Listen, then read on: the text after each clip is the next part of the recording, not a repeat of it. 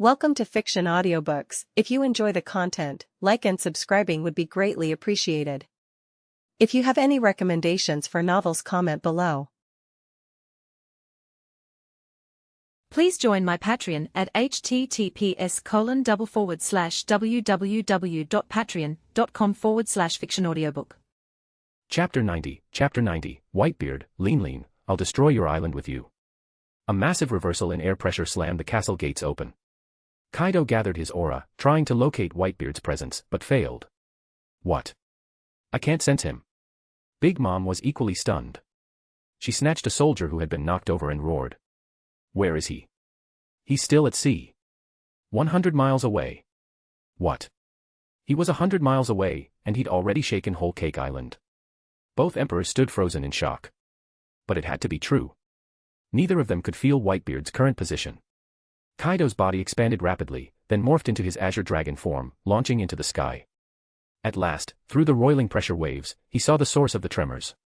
Far in the distance, nearly 100 miles out, he spotted the shadow of a lone ship. Kaido's expression darkened. Lean. It's Whitebeard, he's really here. I see that old bastard ship.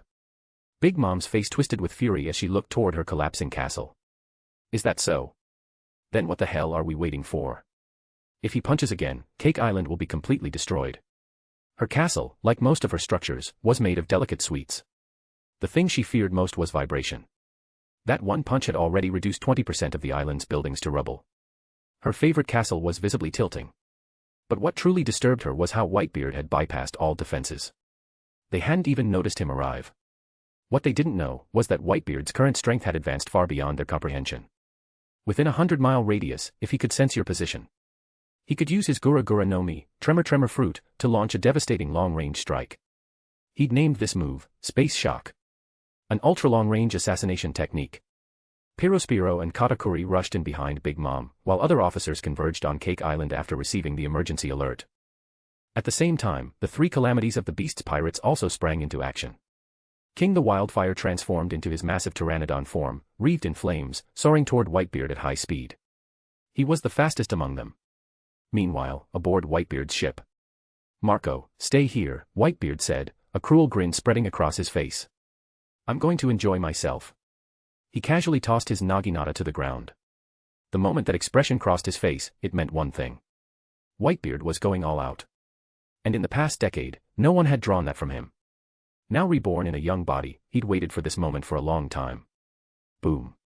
The ship rocked violently. Marco blinked, and Whitebeard was gone. He had leapt over 1,000 meters into the air, hurling himself like a cannonball. The 100-mile distance. Gone in an instant. Sheesh, even powered up, he's still terrifying, Marco muttered, black lines forming on his face as he watched the tsunami swell behind him. The people on Cake Island are not going to enjoy this. Boom. Whitebeard landed with explosive force on the island's coast. Flames roared upward. He glanced up to see King flapping above him.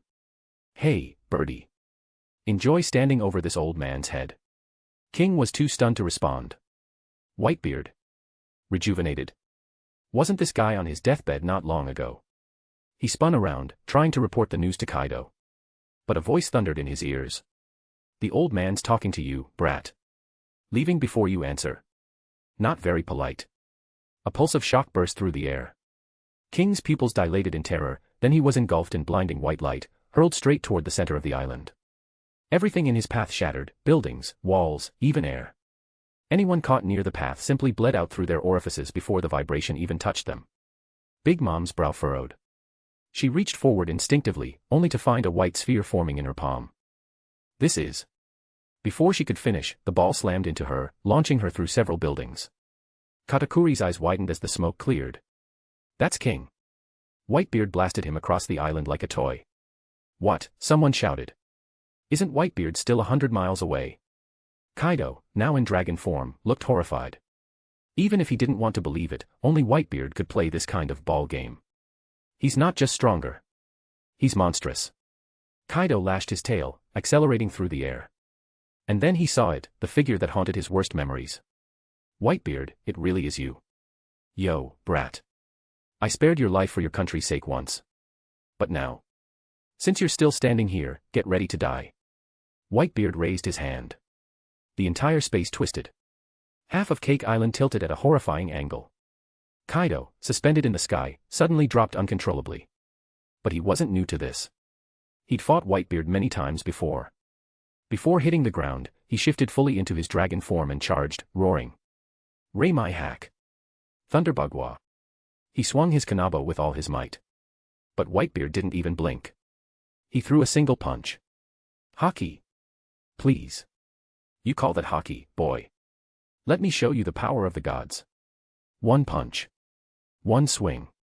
They collided. The sky shattered. Waves rolled back into the sea from the sheer pressure. The ground fractured. Clouds split in half. Kaido's eyes went wide in disbelief. The bones inside his body cracked audibly. His kanabo shattered. Thud. Kaido crashed to his knees. Blood surged from his mouth and pooled beneath him. Why can't I move? Move. Move, damn it. But the more he struggled, the faster his body collapsed. Whitebeard looked down at Kaido, who had collapsed on the ground, and said indifferently. Don't bother struggling. I'm no longer someone you can resist. The power of my vibration didn't dissipate externally, it entered your body, carried by my haki. When your organs and meridians are completely ruptured, not even the best doctor can save you. The power of the Gura Gura no Mi, Tremor fruit, was terrifying in itself. But now, Whitebeard had chosen an Earth-type divine law after merging with the divine realm, making his vibrations even more devastating. Techniques he couldn't use before were now not only possible, but perfected. The four emperors had been left behind ever since the gods descended. The era had changed. Kaido didn't understand Whitebeard's words, he simply writhed in place. But each movement only worsened the trauma inside him. In a matter of moments, blood poured from his heart, and his internal organs, ravaged by the vibrating force, ceased to function entirely. One of the four emperors, Kaido of the Beasts, was dead. Big bro. What did you do to my brother, Whitebeard? Queen broke into a cold sweat the moment he realized something was wrong. There was no more sound from Kaido. Could it be? No, it couldn't be. Just thinking about it terrified him. They had only just clashed. Even if Kaido wasn't as powerful as Whitebeard, he couldn't have died that fast. There had to be a mistake. A couple of deluded fools, Whitebeard sneered. Now that you know Kaido's dead, what are you still standing there for? He threw two casual punches. Boom. Boom. Queen and Jack the Drought were both blasted into the sky, blood spraying from their mouths. Even awakened Zoan users were nothing in front of Whitebeard now. He marched forward without resistance. Anyone who got in his way died. One punch split the sky. Another shattered the ground. He was like a war god, leaving destruction in his wake. By the time Big Mom staggered to her feet, supported by her sons, Whitebeard was already standing in front of her. The entire island was cloaked in smoke and fire. Countless soldiers had died in an instant. Half of Whole Cake Island had already sunk into the sea. Where's Kaido? Why is Whitebeard here? Did he run away? Big Mom's voice was hoarse with rage and disbelief. He promised to fight beside me. And now he's gone. Pyrospiro, still trembling, whispered. Mama. Kaido is dead. His body, it's on the coast. What did you say? That's impossible. Kaido doesn't die, he's unkillable. Big Mom grabbed her son by the collar and pulled him close, her eyes wild. But the fear in Perospero's expression said everything. Kaido's death had left a deep scar in his heart. And it reminded her. Whitebeard had returned to his prime. His strength was now beyond anything they'd imagined. Perhaps, the era of her Tato land was over too. Katakuri calmly adjusted his scarf beside her and stepped forward. Mama, you should run. With Brother Perospero's help, there's still time to escape into the sea. I'll hold him off. Then he turned to face Whitebeard. Stop right there, you old monster. Katakuri activated his Machi Fruit's awakening ability. His arm rapidly expanded, transforming into a giant mace, spinning with brutal force. This was his strongest technique. If this couldn't hurt Whitebeard, then he wouldn't survive the next second. At least let me buy Mom some time. That was his only thought. But reality was cruel. Whitebeard reached out with one hand. Caught him effortlessly. His haki surged. Katakuri's devil fruit ability was instantly nullified. You're brave. For that, I'll let you live. And with that, Whitebeard slammed Katakuri into the ground like a ragdoll. Boom. The impact echoed across the entire island. Katakuri's eyes rolled back. His limbs twitched. He was out cold. No fancy powers. No devil fruit tricks. Just raw hockey and unmatched strength. Whitebeard crushed one of the most powerful commanders of the four emperors. With a single throw. He looked up. Big Mom was already fleeing toward the coast, with Pyrospiro dragging her along. She looked like a frightened dog. Shame. You have such a loyal son. And yet you never cherished him. Then die together, with your island. Whitebeard took a deep breath and clenched his right fist. A surge of azure blue vibration crackled around it. The entire island began to tremble, screaming under the pressure. By the will of the gods. I sentence your nation, Charlotte Lean, to be destroyed. The gigantic sphere of light erupted from his fist. It engulfed half the island instantly, expanding further by the second. It wasn't a battle anymore. It was a divine execution. Chapter 91, the era of the pirates is over, this era belongs to the Eternal Church. With full force, Whitebeard unleashed his terrifying power. His quake-inducing strikes reverberated across the land, spreading violent tremors outward in all directions. Whole Cake Island crumbled beneath his feet. He howled toward Big Mom's retreating direction, his body like a god of ruin. A massive white energy sphere erupted from his fist and instantly engulfed half the island. High-frequency seismic waves began tearing through everything within. Big Mom's powerful physique allowed her to resist the destructive force for a while. But for her children, including Pyrospiro, it was a different story. This invisible vibration was far more terrifying than any physical blow. Gura Gura no Mi, the tremor fruit. Officially a paramecia, but now more divine than any logia or mythical zoan. It no longer merely triggered earthquakes, seaquakes, or airquakes. It generated hundreds of shockwaves per second within a space. How could anyone withstand that? In the span of a few breaths, life turned into blood mist. Even with devil fruit abilities, no one could escape the white void of death. One after another, members of the Charlotte family fell. As the eldest, Pyrospiro transformed into a giant candy monster, but it made no difference. He collapsed to the ground, sweet syrup leaking from his wounds. His vision blurred. Am I dying? What a tragic life. If only Mama had surrendered. His eyes dimmed as he resigned himself to death. Charlotte Lean, Big Mom, knelt on one knee inside the quake sphere. She punched at the air, using her powerful armament hockey to try and escape. But her strength rapidly weakened. Eventually, she collapsed completely. 10 minutes later, the last of the four emperors, Charlotte Lean, was dead. Whitebeard felt her aura vanish and picked up a Den mushy. Reporting in, I've eliminated Lean and Kaido. Next stop, Wano Country. The operator on the other end nearly dropped the receiver. What? You already finished? They'd only received news of Whitebeard entering Tato land this morning. Everyone had expected a long, drawn-out battle. But it ended that quickly. The operator scrambled in a panic before a familiar voice joined the line. Is that you, Mr. Edward? The gentle, cheerful tone made Whitebeard smile. This kid. Kurla, how many times do I have to tell you, don't call me Mr. It's Uncle Edward. You're part of the church. Ah, sorry. I forgot again. Uncle Edward. She laughed. Don't forget to take pictures, okay? It's great for our outreach. Got it. I'll upload them in a bit. Thanks, Uncle. Kurla ended the call with a playful smile. Soon after, more than a dozen photos arrived. Images of Cake Island's destruction. Photos of the fall of Tato land. And clear, undeniable proof of the deaths of 2 of the 4 emperors. The world would shake again. Humph. So, world government dogs. How will you survive this round? Kurla closed the files and turned to her fellow believers. Contact Morgans. Tell him to stop stalling and release this story. And someone tell him, gambling is strictly forbidden within the Eternal Church. Yes, Sister Kurla. That day, the world was stunned. Whitebeard had single-handedly slain 2 of the 4 emperors. The era of pirates was over. Only one power remained across the seas. The Eternal Church. In a matter of months, they had taken over 1/4 of the entire planet. This is bad. Whitebeard took down Kaido and Big Mom. The new world has completely fallen. What the hell do you mean bad? This is great news. The tavern crowd turned to glare at the men who'd spoken in panic. The Eternal Church was the best thing that had ever happened to them. How dare he badmouth it? With the 4 emperors gone, daily life could finally return to peace. Every day now, the news spoke of countries being liberated. And their people. Growing stronger. The most comical was Alabasta. Once ruled by Crocodile, the country had fallen into ruin.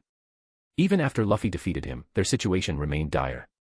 But with the aid of the Eternal Church, although geography couldn't be changed, the strength of the people rose drastically. Pirates didn't even dare dock there now. You step foot in Alabasta, you get mugged by civilians. Simple as that. This was no longer the pirate era. This was the era of righteous domination. The era of faith. In a dimly lit tavern, a white-haired old man sat quietly in the corner. He adjusted his silver-rimmed glasses and held out a few coins. "One newspaper, please." "Thank you, sir," the paperboy replied cheerfully. The man unfolded the paper. The front page shone with clarity. A youthful whitebeard dominated the headlines, glowing with health, no scars in sight. In the background lay the ruins of Cake Island, the mangled corpses of Kaido and Big Mom barely recognizable. The old man's lenses glinted. The power of the Eternal Church. It's too overwhelming. It's already restored Whitebeard's prime. Who could possibly stop them now? He tucked the newspaper under his arm. History was now being rewritten. And it no longer belonged to pirates. It belonged to gods. Now that it's over, a new chapter will surely begin. The pirate era, which had lasted over 20 years, was finally and utterly finished. But the Navy's era, that too was approaching its end. Back at a quiet bar, Rayleigh returned home with a newspaper in hand. This bar, long serving as both residence and hideout, was now a resting place for the old pirate. Shikoyaku raised an eyebrow at him, surprised. "You didn't even get drunk today." "That's rare." Rayleigh gave a bitter smile and held up the newspaper. Whitebeard killed Big Mom and Kaido. The era of the four emperors is officially over. You think I could get drunk after reading that? What? Whitebeard? That's strong. Shikoyaku was stunned. Wasn't he, old and dying not long ago? Rayleigh nodded. Not anymore. He regained his youth. And now? He's stronger than ever. Killed 2 emperors without even a scratch. Yikes. That's really bad news for the Navy. Shikoyaku looked over the paper and sighed. The pirate era is dead. The new world has fallen. The Eternal Church's next step. The 4 Seas, and then Mary Geos itself. Rayleigh collapsed onto the sofa and sighed deeply. That's why I've been thinking. Should I go see them? The Eternal Church was recruiting followers. As long as you weren't a heinous criminal, they would accept you. For an ex-pirate like Rayleigh, they'd likely roll out the red carpet. But joining meant accepting their divine rule. Rayleigh didn't want to be bound by anyone, not even a god. Still, if he joined, he could finally reveal the secrets of the final island. Information that would shake the world to its core. The world government and the celestial dragons were little more than a farce once the truth came out. Shikoyaku saw the hesitation in his eyes and smiled. Why don't I go with you?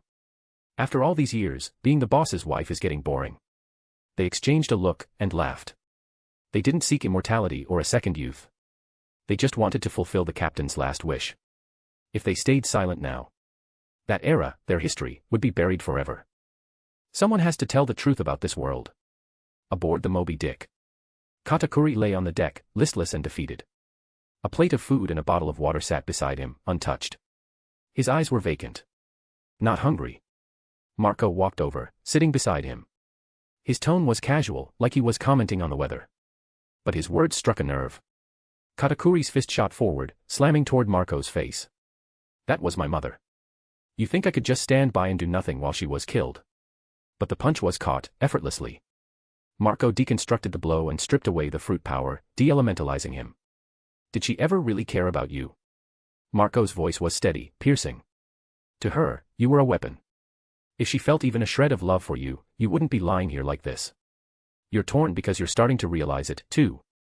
He paused, looking at the men beside him. The bond between siblings, that's the only real thing you had. Whitebeard didn't go after them. He let them live.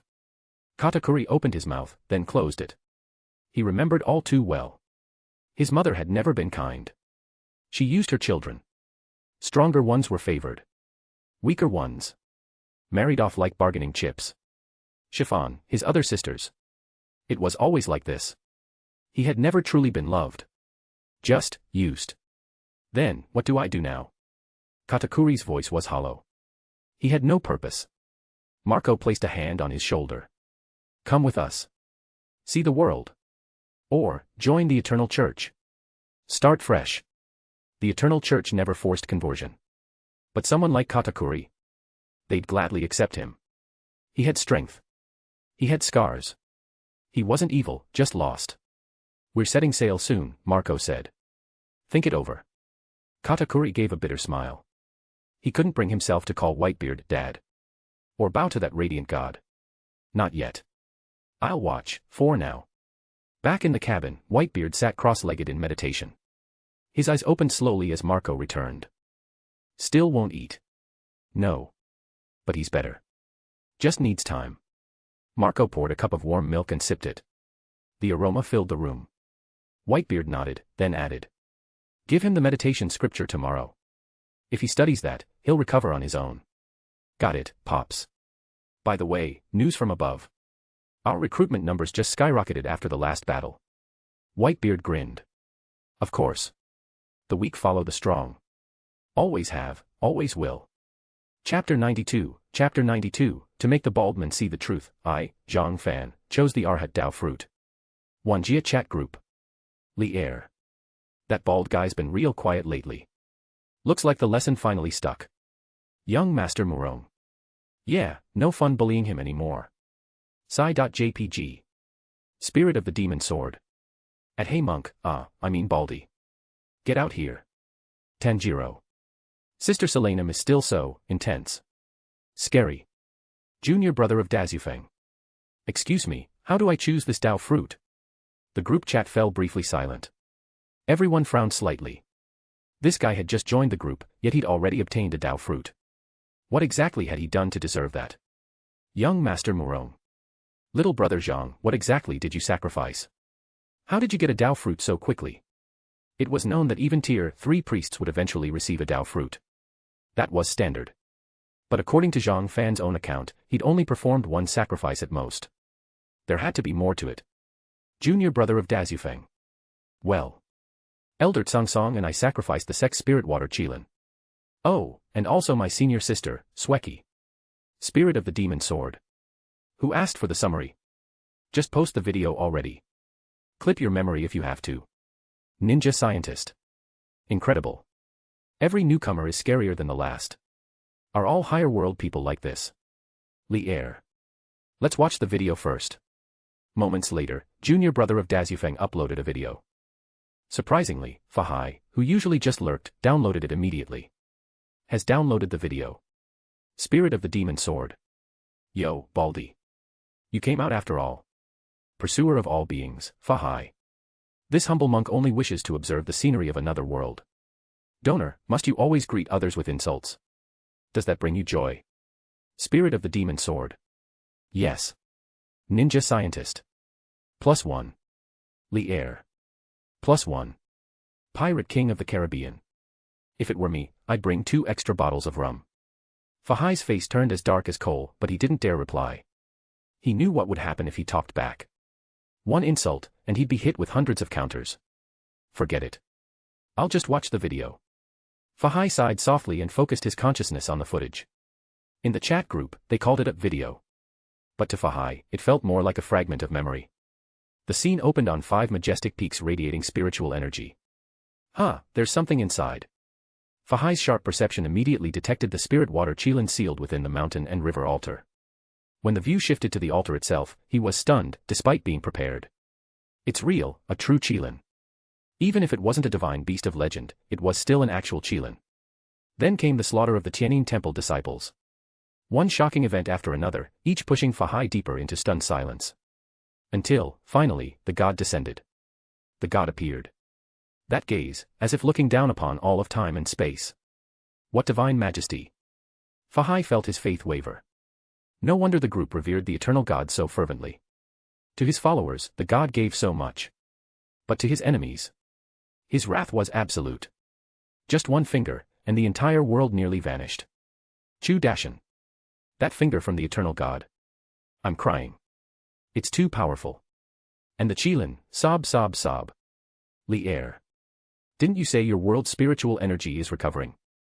Try capturing a phoenix or dragon and sacrifice it to the eternal god. Spirit of the Demon Sword. I'm thinking about it. But honestly, I don't think Zhang Fan got the Dao fruit just because of the Qilin. Young Master Murong. I agree. First, that altar is the strongest one our group's ever seen. Second, Elder Tsang brought in disciples from both righteous and evil sections. Do you realize what that means? It means the entire world's top forces were exposed to the eternal God's doctrine.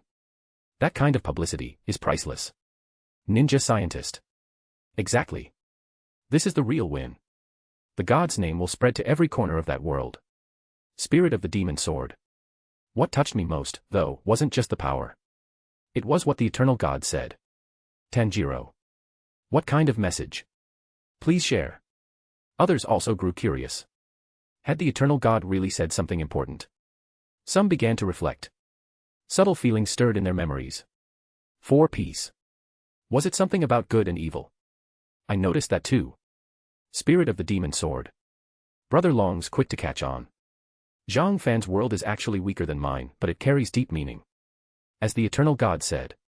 Even a single fairy passing by, dropping a page from a divine scripture, could give birth to an entire world. Good and evil, to the eternal God, it's all just children fighting over toys. She tagged someone.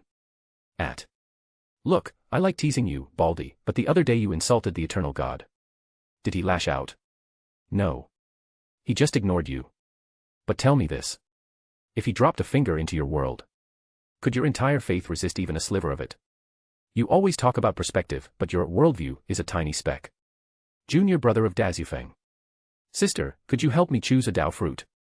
Spirit of the demon sword. List the 3 options you've been given. Zhang Fen closed his eyes and examined the Dao fruits in his spiritual sea. Arhat. Celestial Master. Stigmata. Arhat, cultivate the diamond body. Gain the immortal golden form and unparalleled physical power. Heavenly Master, cultivates the way of the stars, drawing on mountains, rivers, ley lines, the sun, moon, and constellations as one source of power. An indestructible formation technique. Stigmata, a bloodline cultivation path. By obtaining the blood of the vast blue sky, the cultivator can transform into a Qilin and wield a variety of divine magical powers. 3 Dao fruits. 3 different strengths. In Zhang Fan's mind, the most suitable choice was the Heavenly Master. Though there was no sword immortal option, the Heavenly Master's style best matched his ideals. Especially after witnessing the might of the mountain and river altar, he felt a deep resonance with that power. But the Stigmata Dao fruit was also incredibly powerful. It allowed the cultivator to become an auspicious beast, a Qilin, granting an indestructible body. As for the Arhat. To be honest, the eternal God didn't seem to like monks, so Zhang Fan had already mentally discarded that option. White Snake World. Fahai stared at the 3 Dao fruits on the screen. A strange emptiness settled in his heart. I've cultivated for so many years. I've reincarnated. All to become a Buddha. And yet this kid, Zhang Fan, built a mountain and river altar with an elder, and immediately obtained a Dao fruit. Not only that, but divine magical powers were handed to him directly. Fahai glanced over the list of powers granted. Heavenly vision, divine hearing, and many more. Everything he'd once dreamed of achieving was now being given to someone else. Amitba, mere temptation, means nothing to me. He murmured the mantra calmly, but his eyes were firmly fixed on the Arhat Dao fruit. He remembered, hadn't the eternal God left him a scripture as well? If he practiced it, would it surpass his current Buddhist techniques? Dao fruit belonged to others, and envy wouldn't help him. Still, should he try? Fahai hesitated. Meanwhile, the chat group was ablaze. Long Kuei, spirit of the demon sword, was stirring the pot with vigor. Long Kuei. Zhang Fan, why don't you try the Arhat Dao fruit? The physical divine powers are on par with Stigmata. If I remember correctly, it's the one Baldy wanted the most. Junior brother Dazufeng. Sister, don't trick me. The gods hate bald guys. Li Er. You're not bald though. And this is just a branch of the god's power. Try it. Young Master Murong. The eternal God just dislikes bald heads, not the Dharma. This is divine Dharma, bestowed by God himself. He won't hate it. For peace. Exactly. You should prove to the bald one what true Dharma looks like. Let everyone see that the Buddhas of their world are nothing but fakes. Zhang Fen took a deep breath. Everyone was right. If the eternal God truly hated the Arhat path, why would he offer it to me? This must be a chance to reveal the truth. To show that real Buddhism, real divine Dharma, looked like this. Long Kuei was right, too. Power had no alignment, no good or evil, no factions. It was merely a tool. All paths, all laws, were ultimately bestowed by the gods. Fine. Since Elder Tsang asked me to consult the group, I'll follow Sister Long Kuei's advice. With resolute determination, Zhang Fan chose the Arhat Dao fruit. A golden phantom appeared in his sea of consciousness, reciting ancient Buddhist scriptures. Zhang Fan's body ignited in black flames. Though painful, every sense, sight, hearing, touch, grew sharper and sharper. When he opened his eyes for the 837th time, a golden light pierced the sky. Heavenly vision, mastered. Then came divine hearing, telepathy, alaya consciousness. One divine power after another awakened within him. Though he still had hair, and wore a Taoist robe, he now emanated the divine might of a Vajra Arhat. Zhang Fan beamed with joy. As expected. Divine Dharma truly is superior. When I used to practice the great Brahma Prajna, my thoughts always felt clouded. Now that he had accepted the Tao fruit, he naturally wanted to test its power. He stepped outside and soared into the sky. With a single step, golden lotuses bloomed beneath his feet. In the next instant, he had arrived at the far edge of the wilderness. An uninhabited zone, perfect for testing divine magic. He raised his hand and chose 2 spells. Great Thunder Sound Technique and Golden Lotus Rejuvenation. The first, a sonic spell that echoed like the thunders of the 9 heavens. An explosive chant echoed across the land. Mountains crumbled for miles in every direction. Forests disintegrated into dust. Zhang Fan was stunned. Oops. Too much. He quickly activated the second spell. Golden lotuses blossomed across the shattered ground. Everything began to regenerate. He uploaded the video clip into the chat group, and of course, tagged the cute bald monk directly. Long Kuei. Wow, little brother Zhang is incredible. You've really become an Arhat. But, are you a long-haired Arhat, or a bald-headed one? Li Air. We need an answer from our group's one and only real bald guy. Young Master Murong. Careful, he's probably so upset right now he won't even speak. Chu Dashan. You're all wrong. The group paused. Chu Dashan. I bet he's out there, trying to verify something. Whether the eternal God's Dharma is deeper, or if his so-called Buddhist Dharma is worth anything at all. Junior brother Dazufeng. Everyone, I picked the Arhat Dao fruit so the bald man would finally recognize the truth. When the eternal God speaks next, please help me put in a good word. Long Kuei. Don't worry. If Solanum says it, it's as good as nailed in place. Chapter 93, Second Kill, Lu Che vs 10, One-Man Army. Rain drizzled endlessly. The sky was overcast, not a single ray of light in sight. Fahai left Jinshan Temple, following the water veins directly to the Yangtze River. He had seen the latest discussions in the Wanjia chat group. As they said, someone had to step forward to verify the truth of the Dharma. But Fahai didn't dare approach the Bodhisattva, nor the Tathagata. His target was someone that even the Bodhisattva dared not spy on. Ever since realizing he was being monitored, Fahai had developed a crack in his trust toward Mount Lingshan. But today, Long Kuei's words had stirred something in him. For the first time, it felt like the clouds had parted, he could finally see the blue sky. In the heavens, Guanyin was well aware that Fahai had set out. What caught her attention was that he wasn't heading to the cities or temples, but instead straight toward the Dragon King of the Yangtze River. A great power.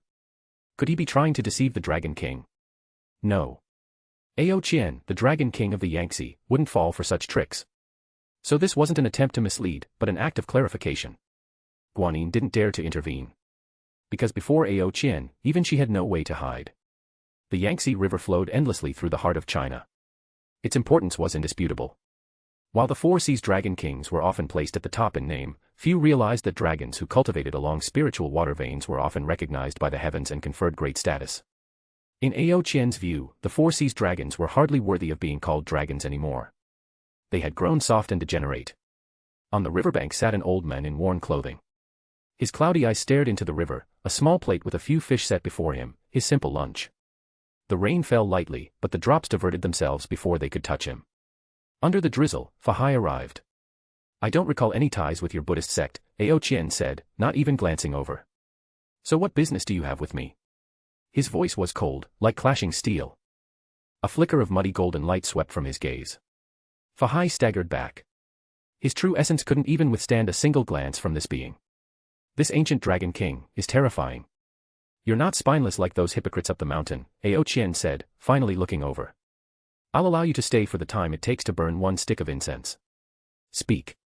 He casually grabbed a small fish from his plate and tossed it, uncooked, into his mouth, chewing with wet crunches. No care for flavor. No grace. Just raw, primal consumption. Rude. Savage. Barbaric. That was Fahai's first impression. But in front of a being unaffiliated with any faction, someone who didn't even lead his own dragon kin, this was power without obligation. Do you believe there are other worlds? Fahai asked slowly. I mean completely different realms, where the laws of cultivation are entirely foreign to ours. It was an odd question. Even Ao Qian paused. A Buddhist monk had come all this way, just to ask this. Now that was interesting. He straightened his spine and asked. Do you know where a dragon goes after it dies? Fahai remained silent. But 4 words echoed in his heart. The dragon returns to heaven. Ao Qian pointed to the sky and chuckled. Just as you think. Before death, a dragon will fly into the ancient starry sky, searching for its ancestral home. But you know what? None of them, not one, has ever returned. So I can't answer your question. The answer wasn't what Fahai expected. But somehow, he understood. They never came back, because they lacked the strength to escape. They couldn't transcend. Not even the dragons. All life, no matter how powerful, was still caged, even the Buddha himself, still bound to this world. So, the eternal God's words must be true. Our inheritance is nothing but leftovers from higher planes. Fahai clenched his fists. He had accepted it now, the eternal God was real. Whether or not his words were absolute truth didn't matter. He was beyond, detached, supreme, unreachable. Why come to me? Ao Qian's voice interrupted Fahai's thoughts. Why not ask your precious Buddha of Lingshan? Fahai gave a bitter smile. If you were born to be a puppet, manipulated by divine strings from the start, wouldn't you be restless too? Ao Qian's eyes narrowed. So you've seen through the illusion. Fascinating. With your strength, I wouldn't have expected it. The old dragon king grew interested. At the end of his long life, he thought there'd be nothing left to surprise him. But here it was, an unexpected ripple. You know about the white snake? Fahai asked. Ao Qian snorted. What's there to know? A rare being from heaven and earth. Descended from Candle Dragon bloodline, if I'm not wrong. The moment she was born, both heaven and Lingshan couldn't tolerate her existence. So what did they do? They worked together to create a trap. He smirked. And you were just a piece on the board. His eyes were filled with pity and mockery. Fahai remained expressionless. I may not be able to break the game myself. But the gods from beyond the sky can. He had made up his mind. He would begin cultivating the divine meditation method. If this world has no true Buddha, then I shall become that true Buddha. If Lingshan dared to play with his life, then he would play Lingshan like a game. Let's see who possesses greater compassion. Fahai's eyes were firm. His mind clear. His first target was the old dragon king in front of him. Ao Qian's face darkened. Gods beyond the sky. What do you take me for, some naive child? If such a sky existed, why haven't our ancestors brought back word of it? The dragon king's fury stirred the very heavens. The clouds churned, and rain lashed the earth. The Yangtze River surged, waves roaring. Thick water vapor filled the air, seething with killing intent. He hadn't moved, hadn't even raised a hand. But Fahai felt it. The illusion of death. The full pressure of the ancient dragon king. Unleashed in silent wrath. This is the true strength of a godless great power. If we're all locked in cages, Fahai said through clenched teeth, we will never see the scenery outside. But the gods beyond can see us clearly. The surrounding moisture in the air suddenly lessened. He continued. I received a divine law. At first, I thought it was from an evil god. But the Tathagata of Mount Lingshan, he isn't even worthy of being called a god. The atmosphere lightened again. Ao Qian looked at Fahai calmly and said, what exactly are you trying to say? Does the Dragon King not wish to see the scenery of another world? Half an hour later. Fahai left contentedly. But Ao Qian remained in place, silently holding a single scroll of divine scripture, just a single page from the eternal meditation scripture. So simple. To him, it looked no different from a scrap of toilet paper. Ao Qian believed that true power was always transmitted by word of mouth, not ink and brush. Yet this piece of divine meditation scripture. It unsettled him.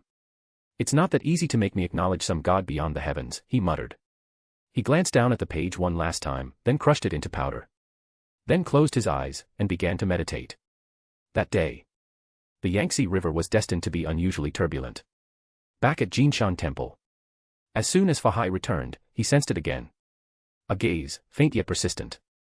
Expressionless, he sat down cross-legged on his futon. He sent his consciousness into the six-turn Golden Body Sutra. 6-turn golden body method. A divine cultivation technique. Each turn represents a transformation of the body and soul. As soon as Fahai activated the technique, the small bit of divine power in his body surged. His every breath carried enormous power. The mana in his body began to convert, one layer at a time, into pure golden divine power. Fahai felt as though his soul had submerged into a golden ocean. It was warm, gentle, overflowing with love and peace. No rules. No restraints. Just pure, sacred meditation. The first turn completed. All of Fahai's prior cultivation, his Buddhist techniques, were swallowed up. In their place, divine energy flowed through him. A glowing, illusory golden lotus bloomed beneath him. Inside Jinshan Temple, the radiant light could no longer be contained. Under the dark and stormy sky, the temple, now wrapped in brilliant golden light, became a beacon of holiness. At the foot of the mountain, villagers began kneeling and bowing in awe.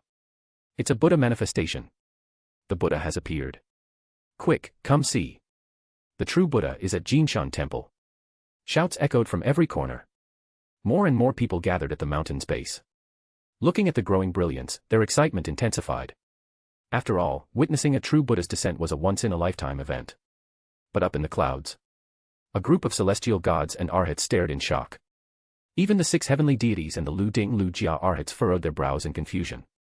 One of them muttered, "Hey, what's going on with Lingshan? Fahai's already become a Buddha, and the script hasn't even started yet. How are we supposed to perform anything now?" Another added, "Yeah. Wasn't Su Xian supposed to fall in love with Bai Sujan first? They've only just met. Now Fahai's reached enlightenment.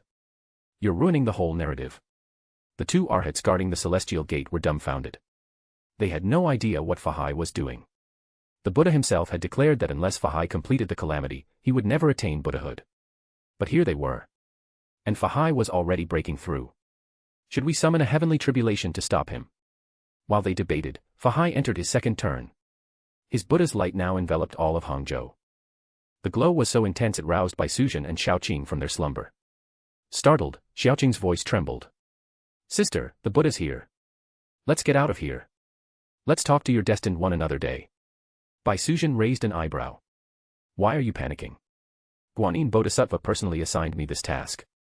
She sighed softly, looking at her frightened sister. "Even if we're on a mission system path, as long as we don't harm anyone, how could a Buddha just smite us?" Then came the third turn. Fahai's figure, seated in the temple, now towered into the heavens. The divine pressure stirred every spirit on the mountain.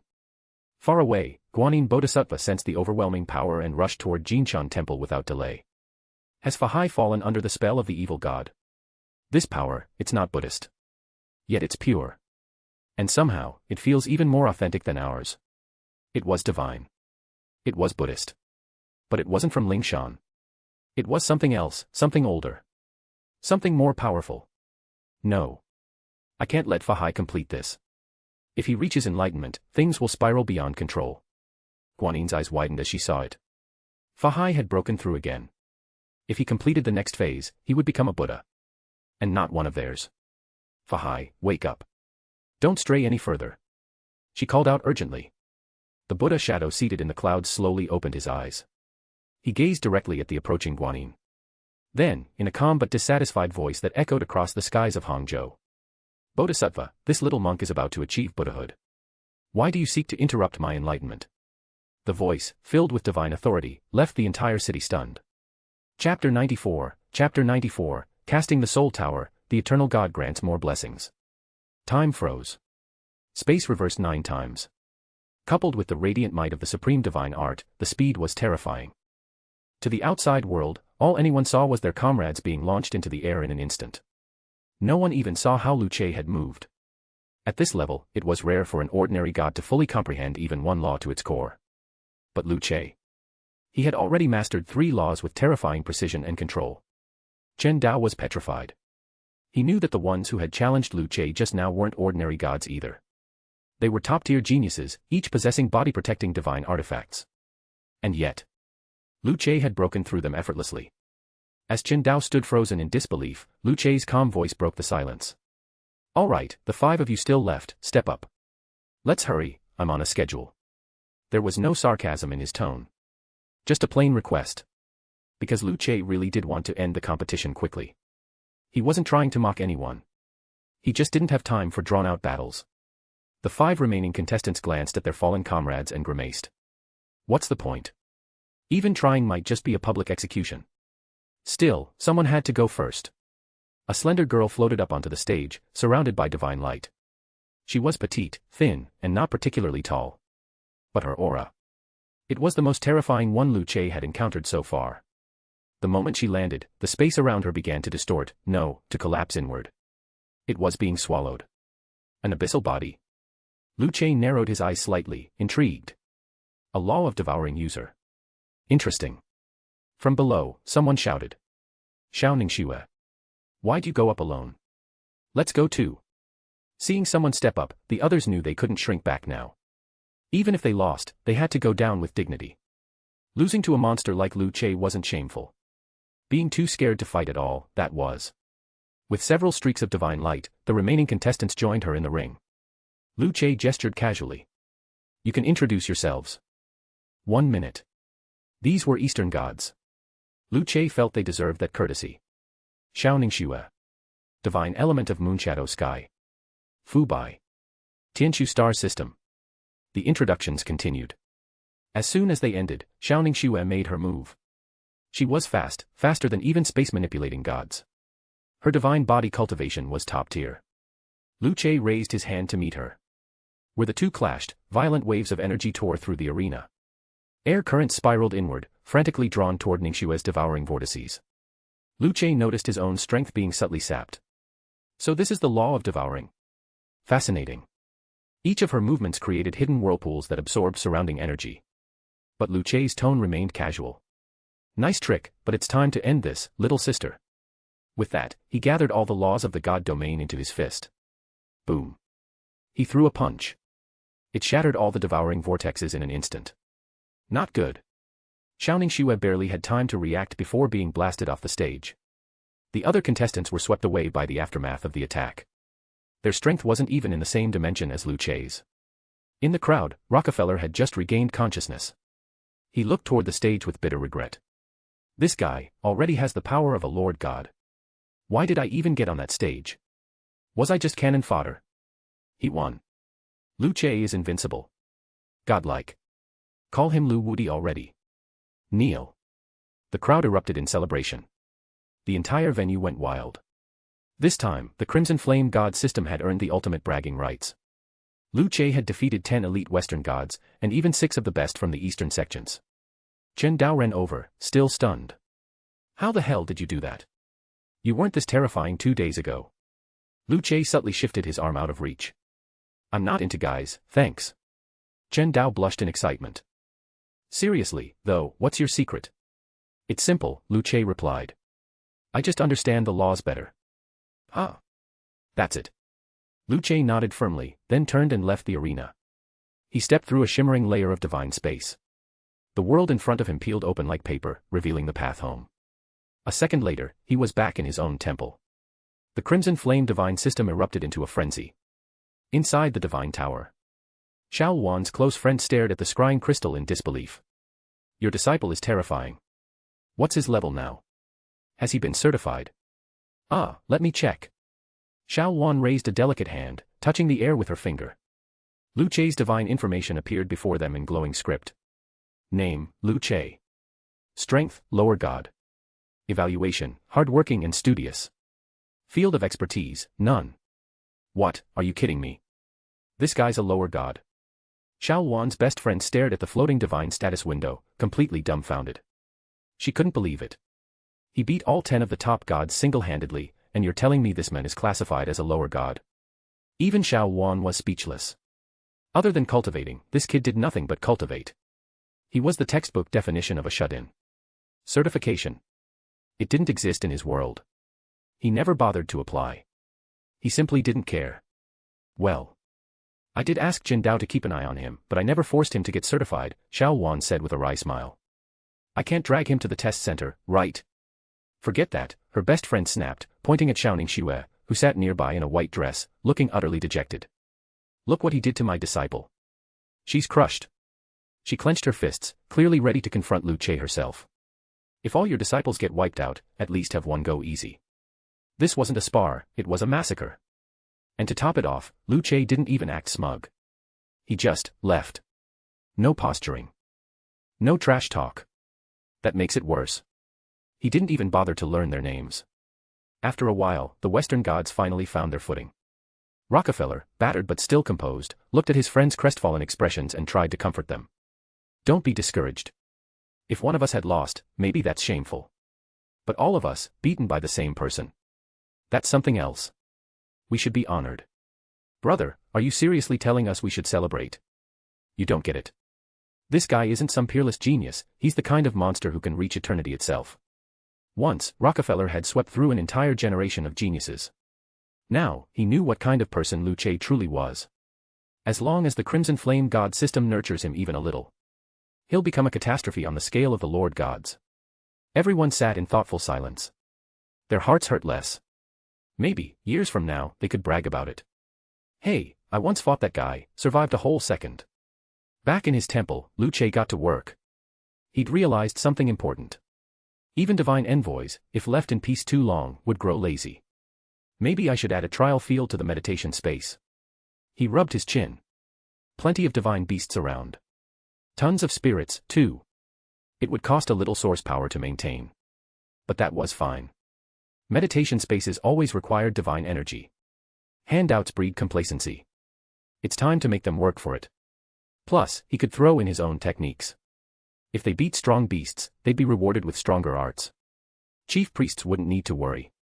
But this would light a fire under every divine envoy. A perfect reminder of who held the power. Luce smiled. I've got source power to spare. Let's do it. He activated his divine authority. In the vast meditation space, his divine avatar sat at the center, acting as the relay station for all believers. This place radiated supreme sanctity. He envisioned the Soul Tower, modeling it after the demon suppression pagoda from the mortal world. Only this time, he infused it with god-level architecture. Each material he used melted into shape like water, bricks, tiles, divine pillars, all manifesting at his will. Though the interior had only 9 floors, each level was divided into trillions of chambers, creating endless challenge scenarios. He filled it with lower-grade divine beasts and retired mythical beings. Then Luce sent a divine message to all his followers. I am the eternal God. I have witnessed the loyalty of my believers and am pleased. As a blessing, I now grant you access to the Soul Tower. The tower contains 9 floors, each a gateway to fortune and growth. If you seek longevity, enter the life domain. If you seek enlightenment, enter the hidden wisdom domain. If you seek power, enter the heavenly armament domain. The divine voice swept across plains, echoing in the minds of all who meditated. All divine envoys were stunned. And when they awoke, they saw it. The image of the Soul Tower now etched into their spiritual consciousness. A gift from their God. Some wept. Others knelt and prayed. The gratitude was overwhelming. Wanjia chat group. Tanjiro. Wah. Lord God gave more blessings again. I'm starting to feel guilty. Young Master Murong. Can chief priests challenge it too? 4 peace. I think so. It says there are 9 floors, and the 4th is where our level begins. Indeed, the Soul Tower had restrictions. Chief priests would start from floor 4. The beasts beyond were terrifying, deadly even to priests. But that was the point. They were geniuses. Difficulty meant nothing, just more time. Murong Fu, once a man obsessed with conquering the world, now had a new goal. He clenched his fists in excitement. Before I conquer the world, let me conquer this tower. Chapter 95, 2 new members joined the chat group. Pursuer of all beings, Fahai.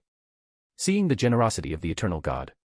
I realize now, I've been deceived for too long. This is what true compassion looks like. Pure grace, expecting nothing in return. Spirit of the demon sword, Long Kuei. Exactly. Look at the Buddhist scriptures you posted before. A good person has to cultivate for 3 or even 7 lifetimes just to reach Buddhahood. Then what? You finally become a Buddha and still get nearly beaten to death. Ninja scientist. So they're nothing but pseudo-Buddhas. Every one of them holds their own selfish desires. Look at the eternal God, we offer sacrifices, and he always gives back. Li-er. True that. Just look at all the blessings we've received. The gods have been taking losses this whole time. Faith, to them, wasn't some holy, untouchable concept. But their eternal God kept giving and giving, without conditions. Fahai sighed deeply. So this is true compassion. To save all sentient beings. Just look at the eternal God. He asked for faith, yes, but he genuinely cared for all who followed him. If he'd cursed the Tathagata Buddha the way he had earlier, he'd have been wiped out on the spot. Junior brother of Dazufeng, Zhang Fan. That's why we have to work harder for the eternal God. Spread his teachings far and wide, let the world rejoice. It's the least we can do in return for his blessings. Young Master Murong. Amen to that. I've already unified the surrounding territories of the Song Kingdom. If their emperor doesn't submit, I'll crush him. Pursuer of all beings. Those who resist enlightenment deserve such fates. Destroying corrupt leaders can prevent endless suffering. Junior brother of Dazufeng. Why do you sound more murderous than usual, Baldy? Spirit of the demon sword. Don't tell me. You've blackened like me. Shi and Chu Xianfeng had coined the term blackened. A term describing someone whose personality had undergone a drastic, often darker shift. Pursuer of all beings. Ami, cough, I only act against those who refuse to accept the truth. Don't make it sound like I'm killing randomly. Ding. Miserable Old Gao has joined the 10,000 Realms chat group. Ding. Uncle Nine, Slayer of Demons, Exorcist of Evil, has joined the 10,000 Realms chat group. The system notification instantly grabbed everyone's attention. Tanjiro. Welcome, newcomers. First rule, tell us your name and world of origin. Trust me, you've just stepped into the luckiest moment of your life. Li Air. Yeah. Get ready to bow down in gratitude. Junior brother of Dazufeng. Welcome. Young Master Murong. If you're lost, check the group files. Watch the intro videos. First, let me just say, the eternal God is supreme. Pirate King of the Caribbean. Fair warning, don't try to fake it here. Liars don't last long. Pursuer of all beings. If you're feeling overwhelmed, it's okay to lurk at first. Everyone starts out that way. Spirit of the demon sword. Think before you speak. That's your only warning. Meanwhile, Uncle Nine, just waking from a nap, sat up with a confused expression. A voice was echoing in his mind. What? What is this? A dream. He rubbed his eyes. He was still in Righteous Village, his familiar home. But in his head, the words 10,000 Realms chat group hovered like a mark etched in thought. Did an evil spirit invade my body? Uncle Nine grabbed his coin sword, muttered an incantation, and smacked himself on the forehead. Unclean spirit, begone. Ow. That hurt. But the chat group was still there. He smacked himself again, this time with a talisman ready. Still nothing. That's when he realized. This isn't a haunting. This is real. Fine, he muttered, rubbing his red forehead. Let's see what this thing is all about. He flopped down on the Kong bed and began reading. The introduction was simple. If you've joined the group, it means your world has been observed by the gods of the 3,000 realms. Offer your belief to the eternal God, and you will be granted unimaginable power. Uncle Nine sneered. Just another evil spirit posing as a god. There are countless righteous deities in heaven. Who's ever heard of an eternal God? But as he read through the chat logs and group files, he saw names. Li Shimin, Emperor of the Tang Dynasty. Long Kuei, the Sword Spirit. Zhang Fan, from a cultivation world. What in the world? He read their bios and achievements, his jaw slowly dropping. These weren't ordinary mortals. They were immortals. He clicked on one of the shared videos. It was Li Shimin, cutting a mountain in half while riding the clouds. Sword chi tore through the heavens. Uncle Nine gasped. Impossible. This is real. He clicked the next video. Then the next. Then another. Each one more outrageous than the last. Until he finally watched Fahai's video. A divine Arhat crushing Guanyin with a single palm strike. Sword Dao fruits. Arhat Dao fruits. A palm to destroy Avalokitesvara. What is this? His hands trembled. Could it be that all our so-called righteous gods and Buddhas were originally created by the eternal God? Uncle Nine looked down at the meditation scripture now hovering in his download queue. He didn't say a word. Just stared. Silent. Shaken. On the other side of the great Qin world, Gao Yao stared at the mysterious chat group interface in his mind, completely dumbfounded. Ever since he'd followed Yi Xiaochuan into this era, not a single day had gone well. He was bullied relentlessly. Beaten. Humiliated. And now, thanks to the scheming of that bastard Liu Bang, he'd even been turned into a eunuch. Not even a man anymore. Every day was torture. If Gao Yao had lived in modern times, he might have understood what a chat group was. But this 10,000 Realms chat group? He didn't know what to make of it. So, cautiously, he began browsing the introductions, remarks, and his own personal profile. What he found stunned him. And then, his eyes filled with joy. I didn't expect to receive a chance like this. This is a miracle. Finally, my suffering ends. It's my turn now. His expression turned fanatical. All of you, every single one of you who humiliated me.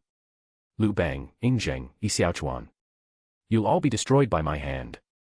Gao Yao had once been an honest man. All he'd ever wanted was to survive. Eat.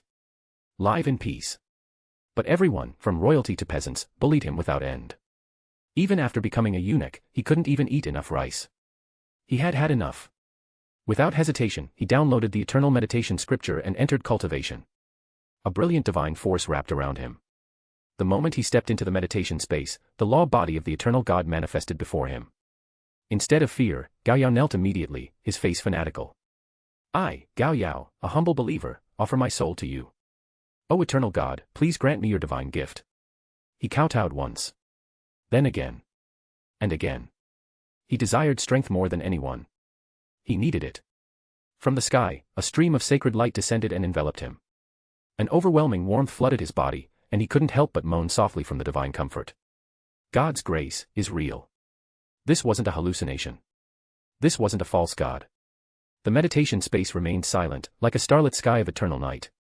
Other than the eternal God's law body radiating holy majesty, there was nothing, only stillness. An hour passed. Gao Yao opened his eyes. A divine light shimmered beneath his pupils. He stood up. Took 2 steps. Suddenly paused, then grinned with wild ecstasy. It's back. My second brother is back. Later that night, his gleeful pacing inside the palace dormitory stirred the others from their sleep. Especially the head eunuch, who glared at him with icy contempt. What are you doing, you mutt? Wandering around at night? Looking to die? The harsh voice woke the 2 junior eunuchs nearby. They got out of bed, scowling. The atmosphere turned tense. The chief eunuch cracked his knuckles. You've got guts now, huh? Feeling bold all of a sudden. Beat him. Break his legs. The others prepared cloth to muffle Gao Yao's screams, just as they'd done many times before. They left no evidence. If someone died, it would be blamed on bad food or sudden illness. After all, no one cared about an insignificant eunuch. But this time was different. Gao Yao's eyes turned cold. He exhaled slowly, then took a step forward. Boom. A punch. A body smashed into the wall. Before the rest could react, Gao Yao rushed into the group like a storm. In under a minute, the room was silent. Everyone was dead. He stood in the center, breathing heavily. Disgusting trash. I've hated you all for a long time. This is just the first bit of interest. He began rummaging through their belongings, looting gold and valuables. Then, he poured lamp oil over the corpses. When the fire began to spread, the nearby soldiers noticed. But by then, it was too late.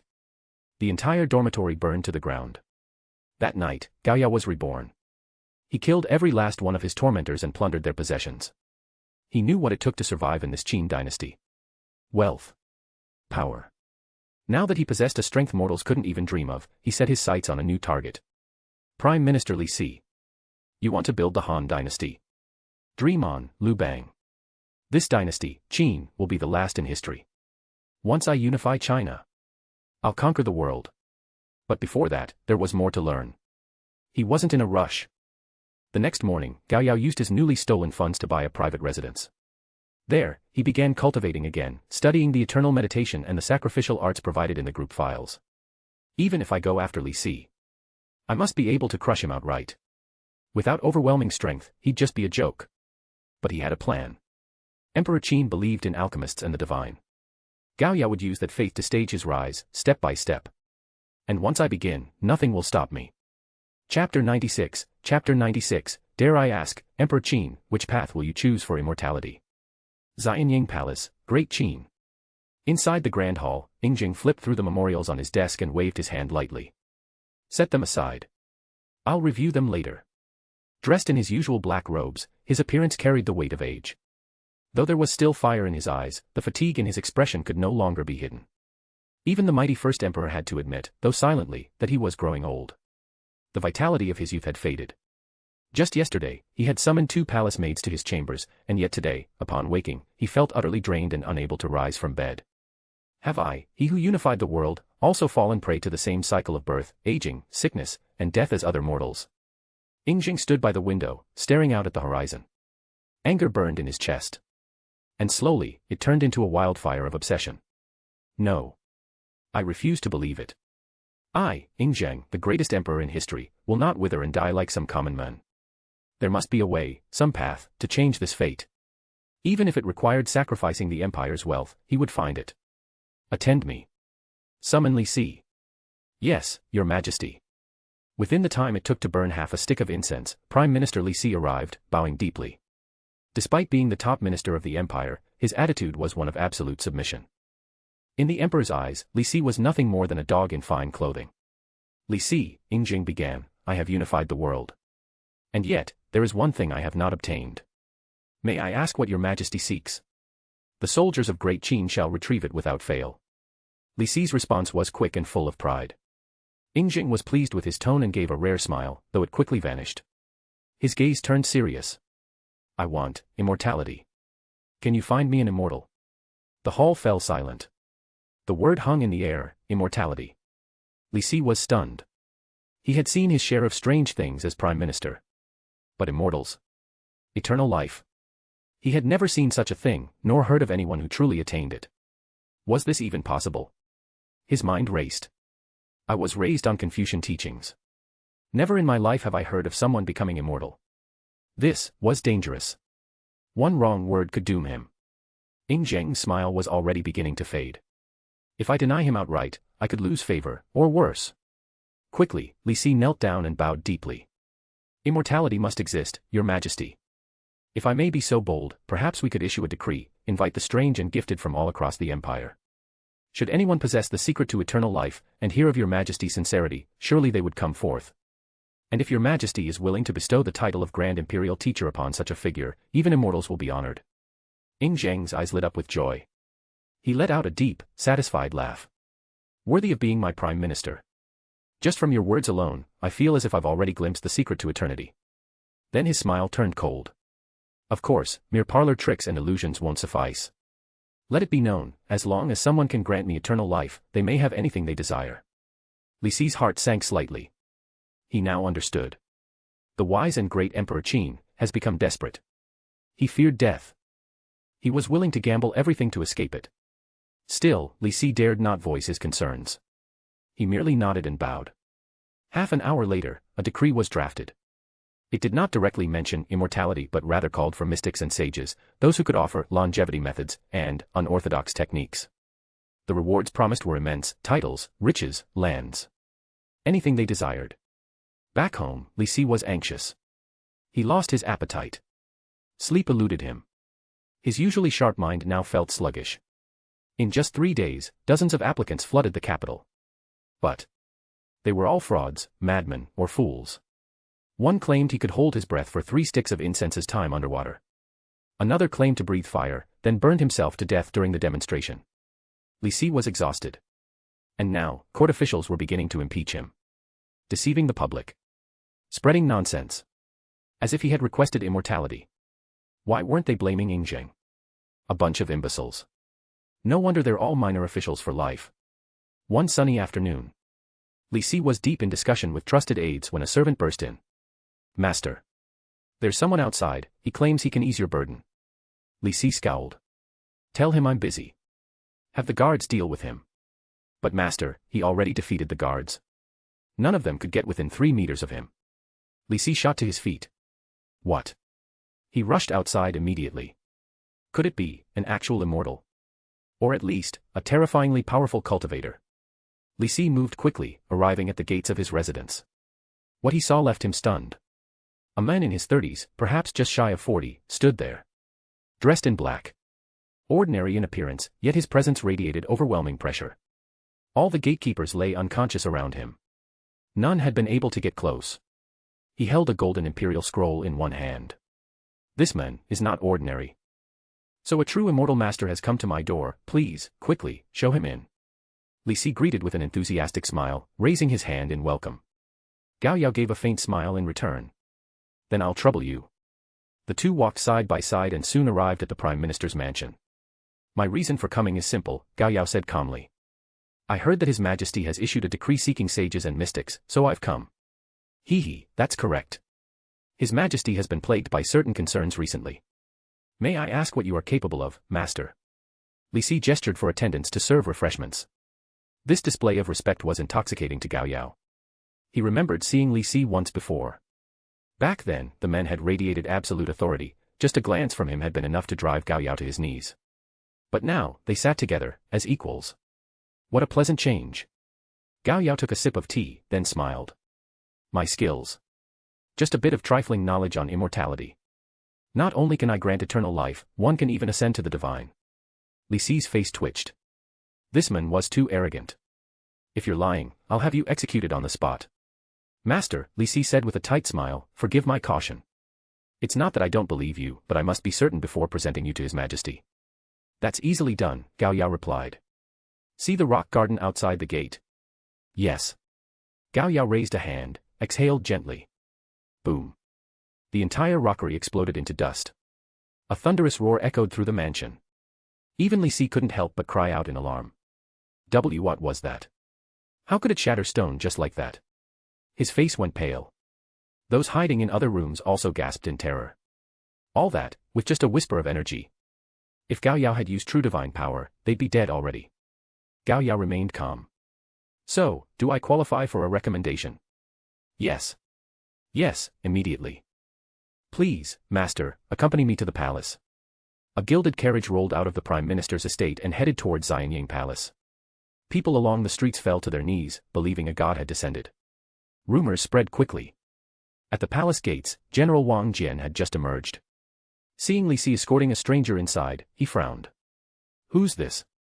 I've never seen him before. Wang Jian had long been annoyed by Li Si's recent antics.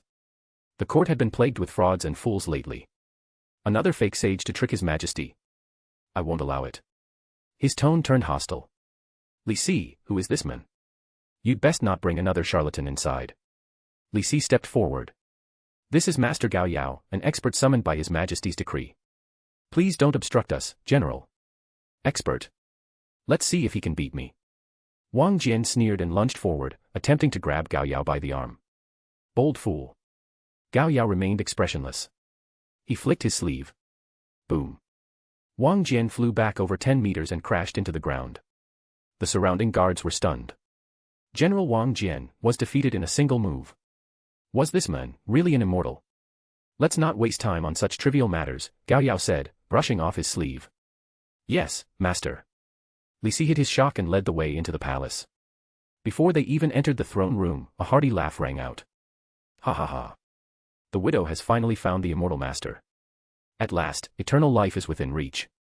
To both Li Si and Gao Yao's surprise, Yingzheng had come out to greet them personally. Even Gao Yao was momentarily stunned. I thought I'd have to display more tricks to be taken seriously. But I've already made an impression. Please, immortal master, enter. Seeing such genuine reception, Gao Yao didn't act arrogant.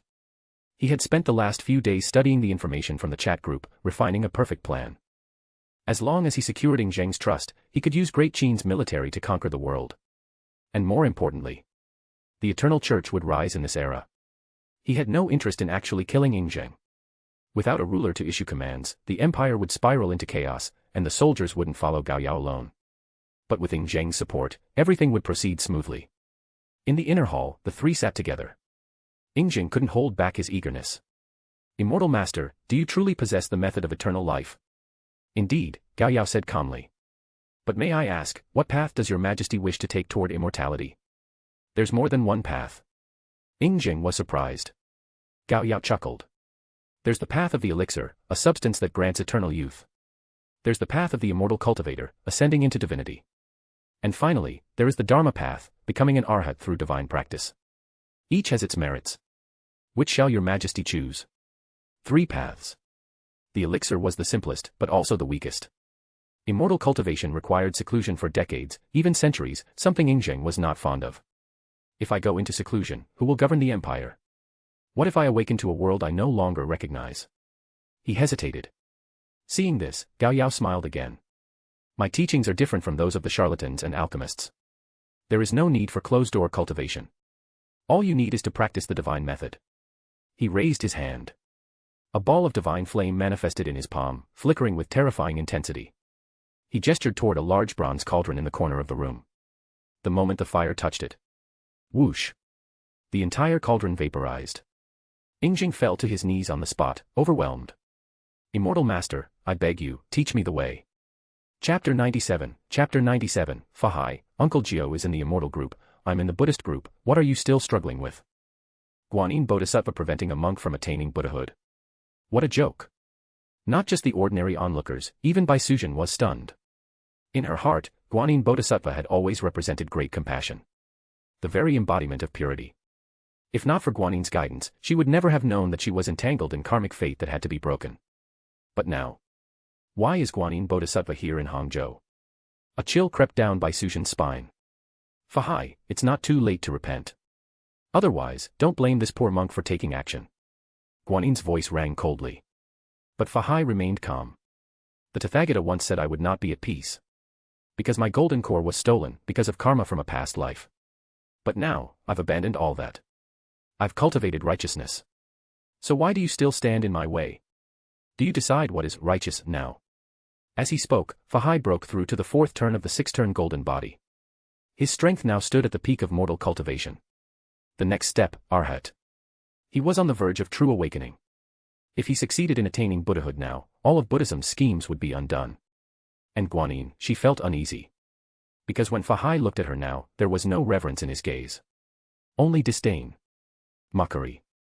Before, even if he didn't respect her, there was always some level of awe. Now. Nothing. Has he been completely corrupted by the evil god? Guanyin's expression grew grim. Fahai, you've strayed from the path, she declared. True enlightenment comes not from borrowed power, especially not from a foreign god. Since you won't listen, I'll take you down myself. And return you to the Tathagata for cleansing. She flicked her dust whisk. A radiant lotus descended upon Fahai's golden Buddha shadow, trying to suppress him. But to everyone's shock, it had no effect. Fahai threw back his head and laughed. Laughed until tears ran down his cheeks. He looked straight at Guanyin's pale face. Is that all your power? I'm so scared. I really am. You manipulate my life. You pretend to care. Should I thank you now? Then he raised his voice toward the skies. Arhats. Heavenly soldiers. Celestial generals. You've been watching from the clouds for so long, have you seen enough? None of the deities responded. But that wasn't the most shocking part. You call yourselves righteous. You wanted the white snake's bloodline, so you plotted for it. 1,000 years ago, you created karmic ties between us. Just to entrap her. In a single city like Hangzhou, you deployed 4 heavenly soldiers, 2 arhats, and sent Guanyin herself to watch. What were you afraid of? That I would let her escape? No, you weren't worried at all. You just wanted to observe. And if I failed to catch her, you were ready to intervene. If I'm right, someone told Bai Sujin to come to Hangzhou in the first place. You're not saints. You're manipulators. Scheming hypocrites. From today on, I, Fahai, sever ties with Mount Lingshan. With the power of the eternal God, I will become a true Buddha. And not even this world can blind me. With those words, Fahai unleashed the great thunder sound technique. Though not as devastating as Zhang Fan's, his voice echoed for thousands of miles. Everyone heard him. Boom. Lightning cracked from the heavens. Heavenly tribulation. Fahai was ascending. He had reached the 5th turn of the 6-turn golden body. To protect Jinshan Temple from damage, he soared into the sky. His golden body glowed so brightly it was blinding. Even Guanyin's power felt paltry next to the purity of his mana. So, you've truly gone mad. Guanyin's voice trembled for the first time. You've ruined not only our grand Buddhist plan, but also the heavenly courts. This can't be forgiven. It was too late to regret. She never should have let him come into contact with the eternal God. In just a few days, everything had fallen apart. And worst of all, he now knew the truth. Boom. Skyfire lashed down on Fahai like a divine whip. He gritted his teeth, letting it strike. But deep inside, he felt a twisted kind of joy. This pain was freedom. No wonder the others in the chat group all joined the eternal faith. No wonder the eternal God hates bald people. I hate them too now. So-called compassion. Nothing but lies. Looking back on his life, Fahai could only think of one word. Absurd. If I don't die today, Fahai shouted through the thunder, I'll spread the glory of the eternal God across the world. Let every false god and hypocritical Buddha see who the real master is. You speak of karma and compassion, but you use people like pawns to feed your power. Shame on you. His words echoed in every bolt of lightning. Guanin's face twisted with rage. For the first time, true anger flared in her eyes. Enough, blasphemous traitor. Your sins have reached heaven. Then come. Fahai roared. Let's see who holds the true path. He was halfway through his tribulation. Power flowed into him like a river. Guanin couldn't let him finish it. If she didn't stop him now, even she wouldn't be able to touch him again. But she wasn't the only one prepared. In her sleeve, she clutched a golden alms bowl, a divine artifact once used by the Tathagata himself. It suddenly activated. From within, a massive golden hand reached out and struck Fahai square in the back. He was knocked from the clouds like a falling star. Boom. The Jinshan temple shattered. Many monks perished, those too slow to escape were crushed beneath falling debris. Even the old Zen master, whom Fahai had revered deeply, died in the collapse. Fahai lay on the ground, face pale as gold-leafed paper, blood pouring from his mouth. He laughed bitterly. So this is your plan all along. Even your gift, the golden bowl, was a trap. You never trusted me. You only kept me alive in case I went rogue. All your talk of cultivation, of karma. It was all a lie. I was your pawn. He coughed again. More blood. Above him, thunderclouds still raged. The heavenly tribulation wasn't done. The golden bowl returned to Guanin's hand. That's enough, she muttered coldly. Forget Baisuzhen. First, we must kill Fahai. Before the evil god uses him to breach our realm. She raised the golden bowl again, channeling all her power into it. This time, Fahai's death was all but certain. Unless someone intervened. In the Wanjia chat group. To save all sentient beings, Fahai. Everyone, I'm about to die. Before I go, I just want to say this. The monk was once innocent. What's truly heinous is the source of all this. Li Er. What are you talking about now? Who's trying to kill you? Spirit of the demon sword, Long Kuei. Baldy, are you going crazy? What kind of nonsense is this today? Chu Dashan. Don't tell me, you got discovered by your own Buddha. Though they often teased Fahai, they still saw potential in him. Especially since Zhang Fan had already become an arhat. Another monk wouldn't hurt the balance. Seeing everyone's concern-filled messages, Fahai gave a bitter smile. He didn't want to die. But now, his golden body had been shattered by a divine sneak attack. The calamity had arrived. Guanin's palm treasure, the golden bowl, was descending. He might only have a few seconds left. To save all sentient beings. It's Guanin. I used the meditation technique granted by the eternal God. I broke through the seal and was about to become a Buddha. But she discovered it. The golden bowl I've carried all along, it hit a fragment of the Tathagata's consciousness. He struck from within. Now my golden body is broken, and I'll be dead soon. Worst of all, the monks at Jinshan Temple died because of me. I hate this. Junior brother of Dazufeng. Then why don't you at the god? Maybe he can still save you. Tanjiro. Yeah. He's omniscient and omnipotent. To save all sentient beings. But I've cursed him before. Will he really save me after that? Pirate King of the Caribbean, Jack. You idiot. Even pigs are smarter than you. We're all children of the eternal God. Mistakes happen, it's normal. Look at me, I got castrated. And yet I still received divine grace. That was true. Captain Jack had been emasculated. But now he was eternally youthful and immensely powerful. Lying in the ruins, Fahai's consciousness blurred. If not for the meditation technique sustaining his soul, he would have already perished. To save all sentient beings. At eternal God. I, Fahai, a humble believer, confess my sins and repent. If I die, this body may be gone, but faith in you will not waver. Your teachings are eternal. Please, grant me your divine grace. Let the hypocritical gods and Buddhas witness your supremacy. In the Wanjia chat group, silence fell. Eternal God, Lu Che. So, you've finally awakened. To save all sentient beings. Yes. A great awakening. I now understand, everything else is false. Only you are real. Fairy gods, Buddhas, they only serve their own gain. They use sentient beings as pawns. Only you, eternal God, care for your believers. Fahai had realized a profound truth. There was no true compassion in the old systems. Only the eternal God had shown real grace. Eternal God. Focus your mind. Meditate on my name. Salvation will come. Luce, reading the group chat, smiled contentedly. He had been waiting for this moment. After all, the human heart is simple. Who wants to live on a leash forever? As Fahai's consciousness brushed against Luce's divine presence, the god closed his eyes, gathered his strength, and activated a thread of power saved in his inheritance. Back at Jinshan Temple, the golden bowl fell from the heavens. The mountain crumbled further. Bright divine light tore through everything. But in that moment, the world trembled. A divine radiance pierced the darkness like a sword through ink. Who dares touch my believer? An ethereal voice shook the heavens. It echoed through the 6 realms. Every corner of existence heard it. Meanwhile, in Qin Dynasty, Xianying Palace, over a dozen men struggled to carry a massive bronze cauldron into the courtyard. But the men before them. He lifted a hand. The cauldron floated gently into place. Then a ball of divine flame appeared, and melted the bronze in an instant. Gao Yao laughed boldly. Fear not, your majesty. As long as you follow my instructions, this entire nation shall become a nation of immortals.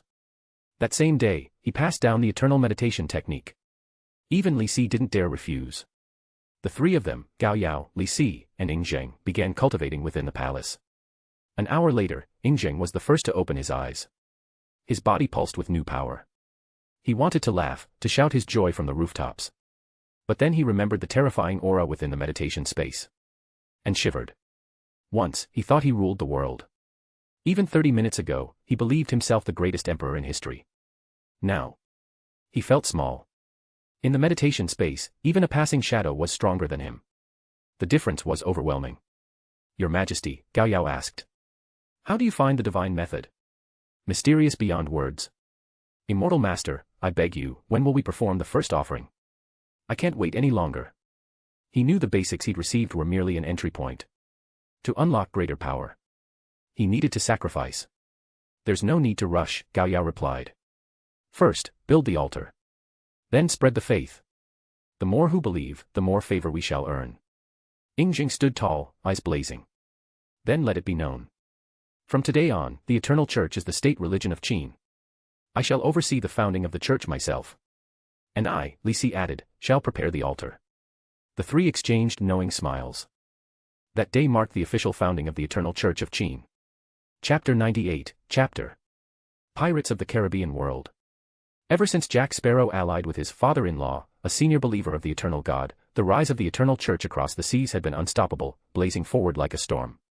It started with outposts and garrisons. Then spread to entire battalions of soldiers. The faith had ignited into a global force. The whole of England had been reshaped by religious upheaval. A brutal war erupted, believer versus believer. Not even the royal family could stop it. At first, everyone believed this fledgling cult would be crushed by the might of Catholicism. But to everyone's shock, it was the Eternal Church that came out victorious. Their believers were terrifying. Some could take on entire platoons alone, unfazed by bullets or cannons. A single man could stand against an army. Within just 2 months, there was only one religion left in England. The Eternal Church. Perched on a wall overlooking the city, Jack Sparrow sat silently, watching thousands of lights flicker in the night below. His heart was calm. Under his personal efforts, the 9 pirate kings, 7 had already submitted. Only 2 remained, and they were said to be able to summon the sea goddess. But Jack wasn't worried. Because to the gods, all that mattered was one thing. Faith. That detestable missionary, upon hearing Jack had taken England, had already moved on to conquer other territories. Rumors said 3 colonies had already fallen. A terrifying man. Thankfully, Jack was smart enough to seize England first. Only then could he catch up. Their sect can't even support itself anymore. They've been purged from the country. Our Eternal Church is stronger than ever, even the Queen has issued a decree. Wherever the banner of the Eternal God goes, so too must his word be spread. Yes, another priest said, but don't let your guard down. That other zealot is moving fast. In this vast world, Jack Sparrow's emotions were like a ship on the high seas, constantly rising and falling. Being a member of the Wanjia chat group was an advantage. But now, with the introduction of the trial tower, his head start had quickly vanished. He didn't dare complain to the gods. All he could do was train harder, spread more faith, and hope that one day, when he performed his sacrifice, he would gain greater divine favor than his rivals. Temporary strength meant nothing. The real contest began during sacrifice. Royal Palace of England. The palace was now a sacred site for missionaries. Even the Queen herself had become a devout believer, treating the eternal God as the one true deity. Guns. Cannons. Meaningless. Why bother when meditation alone could grant you power? Some who had high natural aptitude had already passed early-stage trials, receiving miraculous strength. For example, the captain of the Royal Guard had slain a monstrous beast and obtained the hurricane spear. Infused with divine power, the spear allowed him to summon violent storms at will, and bend the wind to his command. He had since been appointed as the storm envoy within the church hierarchy. When rebels rose up against the church, he was the one who crushed them. With a single strike, he incinerated thousands. Even the explosives they carried were vaporized on impact. There was only one slogan in England now. Join the Eternal Church, begin a new life. Late at night, Barbossa, Jack's trusted ally, returned. He brought with him an entire ship full of treasure, and 2 of the final pirate kings. Hey, old man. Get out here. We brought you the last haul. You'll scare the pets to death, shouting like that. Jack Sparrow flipped through the air with a somersault and landed gracefully on the ground. He looked at the 2 captured pirate kings, and the witch behind them, and smiled. This is great news. Everything's falling into place. The treasure is here. The last few kings are here. All that remains are the believers. Barbossa gave Jack a sly wink. I did good, didn't I? Time to reward me properly. I'm done playing pirate every day. Haha. Fine. From today onward, you are Baron Barbossa. You serious? Of course. England's under my rule now. Who else would dare oppose? Jack beamed with pride. Across the city and the countryside, both nobles and peasants had joined the Eternal Church. The dissenters. All dead. What was a barony at this point? Barbossa took a deep breath. This man moves faster than a storm. So, when will you hold the sacrifice, priest? Soon. We need just a few more believers first. Once the time is right, we'll offer them all up together. All right. I'll be off then. But don't forget about my title. Would I ever? Jack watched his old friend leave, a soft smile on his face. Power and rewards had united them. What about their sins? Did it matter? As long as they spread faith, everything was worth it. Jack Sparrow looked up at the stars overhead. Someday, he, too, would soar among them. And become a force that even gods would fear. Wanjia chat group. Sadly reminded Lao Gao. Hello everyone. I've been busy preparing for the sacrificial rites these past few days, so I haven't had time to chat. Tanjiro. Hello, Mr. Gao. Sadly reminded Lao Gao. Are you from Dongying? Tanjiro. Is that surprising? People from all over end up here. Li Er. That's true. What world and dynasty are you from, Lao Gao? Got anything fun to trade? Spirit of the Demon Sword, Long Kuei. Yes, very curious. Sadly reminded Lao Gao. Don't even mention it. I was originally a modern guy, like Chu Dashan. But I followed a friend through time and ended up in the Qin dynasty. Young Master Murong. Judging by your name, you've had it rough. Don't worry, once you become a disciple of the Eternal God, things start looking up. Good.jpg. Sadly reminded Lao Gao. Rough. That doesn't even begin to cover it. Back home I was just a low-level office clerk. Then I transmigrated, didn't know martial arts, and got tricked by that snake Lu Bang into becoming a eunuch in the palace. He poured out his tragic backstory tearfully. Within moments, the group was full of sympathetic replies. After all, for any man, castration was nightmare fuel. Pirate King of the Caribbean, Jack Sparrow. Brother, I feel your pain. I also got castrated, by divine retribution for deceiving the gods. Sure, the parts are still there, but they're non-functional. Sadly reminded Lao Gao. Hug.jpg. I have no words. Just feelings. Li Er. Wait, Lu Bang. You're in the Qin dynasty, right? Find Emperor Qin and convert him. If you bring him into the Eternal Church, everything will get easier. Sadly reminded Lao Gao. Already done. I've gained Emperor Qin's support. We're preparing the first major sacrifice. But I don't know what we should offer. Qin was a powerful realm, but it wasn't a high fantasy world. There were no top-tier treasures, no epic cultivators. Resources were limited. Chu Dashan. I remember there were records of meteorites falling during the Qin dynasty. Try sacrificing one of those. Also, if you can find any beautiful, virtuous women, offer them too. Remember, sincerity is everything. In the modern world, meteorites were common. But in ancient times, they were sacred and rare. If nothing else, offering a precious heart was the most powerful symbol of devotion. Sadly reminded Lao Gao. Got it. I completely forgot about that. By the way, what happened to Uncle Gio? He joined the group with me, but hasn't said a word. Spirit of the demon sword. He's probably like Baldy. The silent type. Some folks just lurk at first, especially if they already believe in another god. They think their deity is the only real one. But the truth? Their immortals and Buddhas are nothing but small fish in a big pond. They stink. Sadly reminded Lao Gao. He knew who Baldy referred to. A legendary monk from Chinese folklore, Fahai. The monk from the legend of the White Snake. Now, reduced to a meme nickname. Even Guanyin Bodhisattva was smacked down. No wonder people now believe in the eternal God. To save all sentient beings, Fahai. Uncle Gio, you're a Taoist, right? Tell me, how do your heavenly immortals compare to Guanyin Bodhisattva? You've been lurking quietly, but you're definitely watching. We have two kinds of believers here. You, from the Taoist side. Me, from the Buddhist side. Both of us have seen how this ends. What are you still struggling with? Is your final wish to become nothing more than a pile of dust? Chapter 99, Chapter 99, Ordinary Uncle Gio, Extraordinary Ideal. Demon Realm. Uncle Gio stared at Fahai's messages in the Wanjia chat group. Silence. His brush, mid-stroke over a yellow talisman, had frozen in place for a long time. He couldn't help but ask himself. Why have I spent my life slaying demons and exorcising spirits? He had personally witnessed ghosts in the underground palace. He had seen the bodies of celestial masters.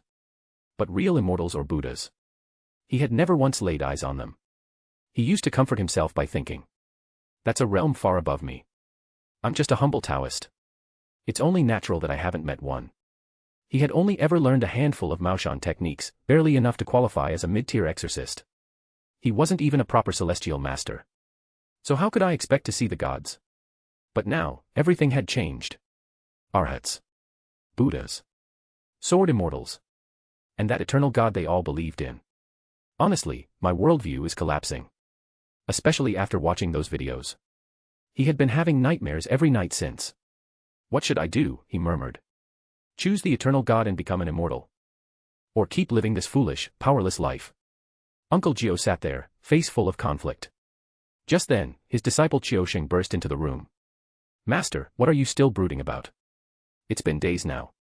Master Ren sent someone to ask again, when will you be free to meet with him? Master Ren was the wealthiest man in town, living in a grand mansion with servants galore. Even his doorkeepers were better dressed than most. Uncle Gio shot Qiusheng a glare. Why are you shouting? Can't you see I'm thinking?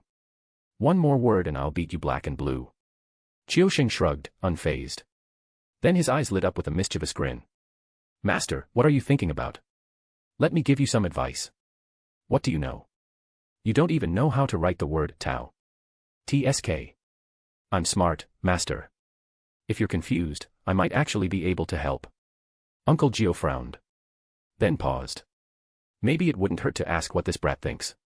Qiusheng cleared his throat. Ahem. Here's how I see it. Master, you used to belong to a small sect, right? Now a big sect is recruiting. It can make you stronger. But you can't bring yourself to switch. You think it's betraying your teacher and your sect. He didn't dare mention the word immortal. That was too absurd to say out loud. So he gave a simplified, understandable metaphor. Uncle Gio's brow twitched. Oh, and what would you do? Easy. Qiusheng said, eye sparkling. I'd go immediately. It's an amazing opportunity. He sighed dramatically. I'm sick of guarding this rundown graveyard. I'm almost 30, and I don't even have a wife. But if you grow stronger, master, I get stronger too. Uncle Gio looked at his disciple, a little helpless. You talk like it's simple. But isn't that betrayal of my ancestors? He had always been a man of tradition. He loathed betrayal. But Qiusheng leaned in and asked softly. Master. If becoming stronger lets you save more people, isn't that better than sticking to rules and saving less? What do you mean? Uncle Gio's heart trembled. Qiusheng didn't miss a beat. It's simple, Master. You've dedicated your life to slaying demons and saving the innocent. You're famous for miles around. People rely on you. But let's be honest, how many people can you actually help? If you grow stronger, if even the province's demons are scared to show their faces. Isn't that real compassion? Didn't you always say a righteous man exists to relieve suffering? Boom. Uncle Gio's mind blanked. Yes. That was it. The heavens are heartless. Everything under heaven is treated as mere tools. He was just a humble Taoist priest, able to help the people in his own town, at best. But if he could gain power like Fahai, if he could wield such divine strength, he could help so many more. There was a saying in the group chat. Immortals are aloof. They look down on mortals. Unless a catastrophe strikes, they rarely intervene. But I'm different. I'm human. Even if I become immortal, I'll never forget what it's like to suffer. So why am I still hesitating? Strength. Status. Sect loyalty. Compared to saving lives, these were all trivial. Looking into his master's eyes, which were finally starting to shine again, Qiusheng couldn't help but grin. Looks like I got through to him. It's done. As long as his master pledged allegiance to the eternal God, Qiusheng could follow him into glory. He grinned mischievously. Master, make sure not to tell anyone about this, especially not that blabbermouth Wen Kai. He can't keep a secret to save his life. Understood. By the way, Master, what's the name of this new sect? The Eternal God Church. Qiusheng blinked. Huh, sounds a bit like one of those Western sections. But since his master was all in, he didn't question it. Wait, you're not saying we joined those foreign religions, are you? Uncle Gio frowned. Why? Don't like the name. No, it's great. Totally righteous. Does this sect have any powerful figures? Plenty. From what I've heard, there are 2 sword immortals, 1 arhat, and even a Buddha. Sword immortals. A Buddha. Master, you're not pulling my leg, are you? It all sounded like something out of a theatrical performance. Heavenly court tales weren't this dramatic. But Uncle Gio simply shook his head. Believe what you want. Either way, I won't leave you behind. Then we have a deal. Oh, and what about Master Ren? We'll go see him tomorrow. Great. I'll let them know. As Qiusheng rushed out excitedly, Uncle Gio quietly downloaded the eternal meditation scripture. Then, he walked back into his inner chamber. He knelt solemnly in front of the statue of the celestial master. His expression was heavy, full of guilt. Master Patriarch, please forgive this unfilial disciple. I admit I acted out of selfishness. But when you first taught me the Tao, you said to cultivate righteousness and save the people. I've studied the way for decades and never strayed. But today, I've switched allegiance. It was not betrayal, it was necessity. Forgive me. He finished the prayer and bowed 3 times. Crack. Suddenly, a burning scent filled the air. Uncle Gio looked up to see the statue of his sect's founder spontaneously ignite. It didn't speak. It simply burned. Tears welled in Uncle Gio's eyes. He dropped to his knees again, and stayed there for a long time. From this moment on, he was no longer a disciple of Maoshan. He was now Uncle Gio of the Eternal God Church. The burning of the Patriarch statue marked the severing of all ties. He would no longer be able to use Maoshan talismans. Could no longer summon the ghosts of the underworld. If the eternal meditation failed, he would be no better than a mortal with scraps of mana. Worse off than Qiusheng. But he didn't hesitate. Wiping his tears, Uncle Gio sat cross-legged. He quieted his heart and activated the eternal meditation. The flickering spark of mana within him, bleak and nearly extinguished, was instantly nourished by divine grace. A tiny golden light lit up inside his body.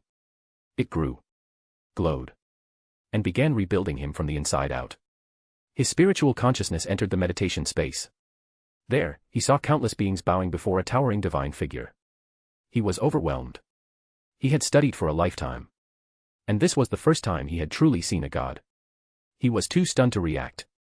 If this eternal God truly ruled the world, there would be no ghosts, no demons. Only temples blooming across every town. And peace.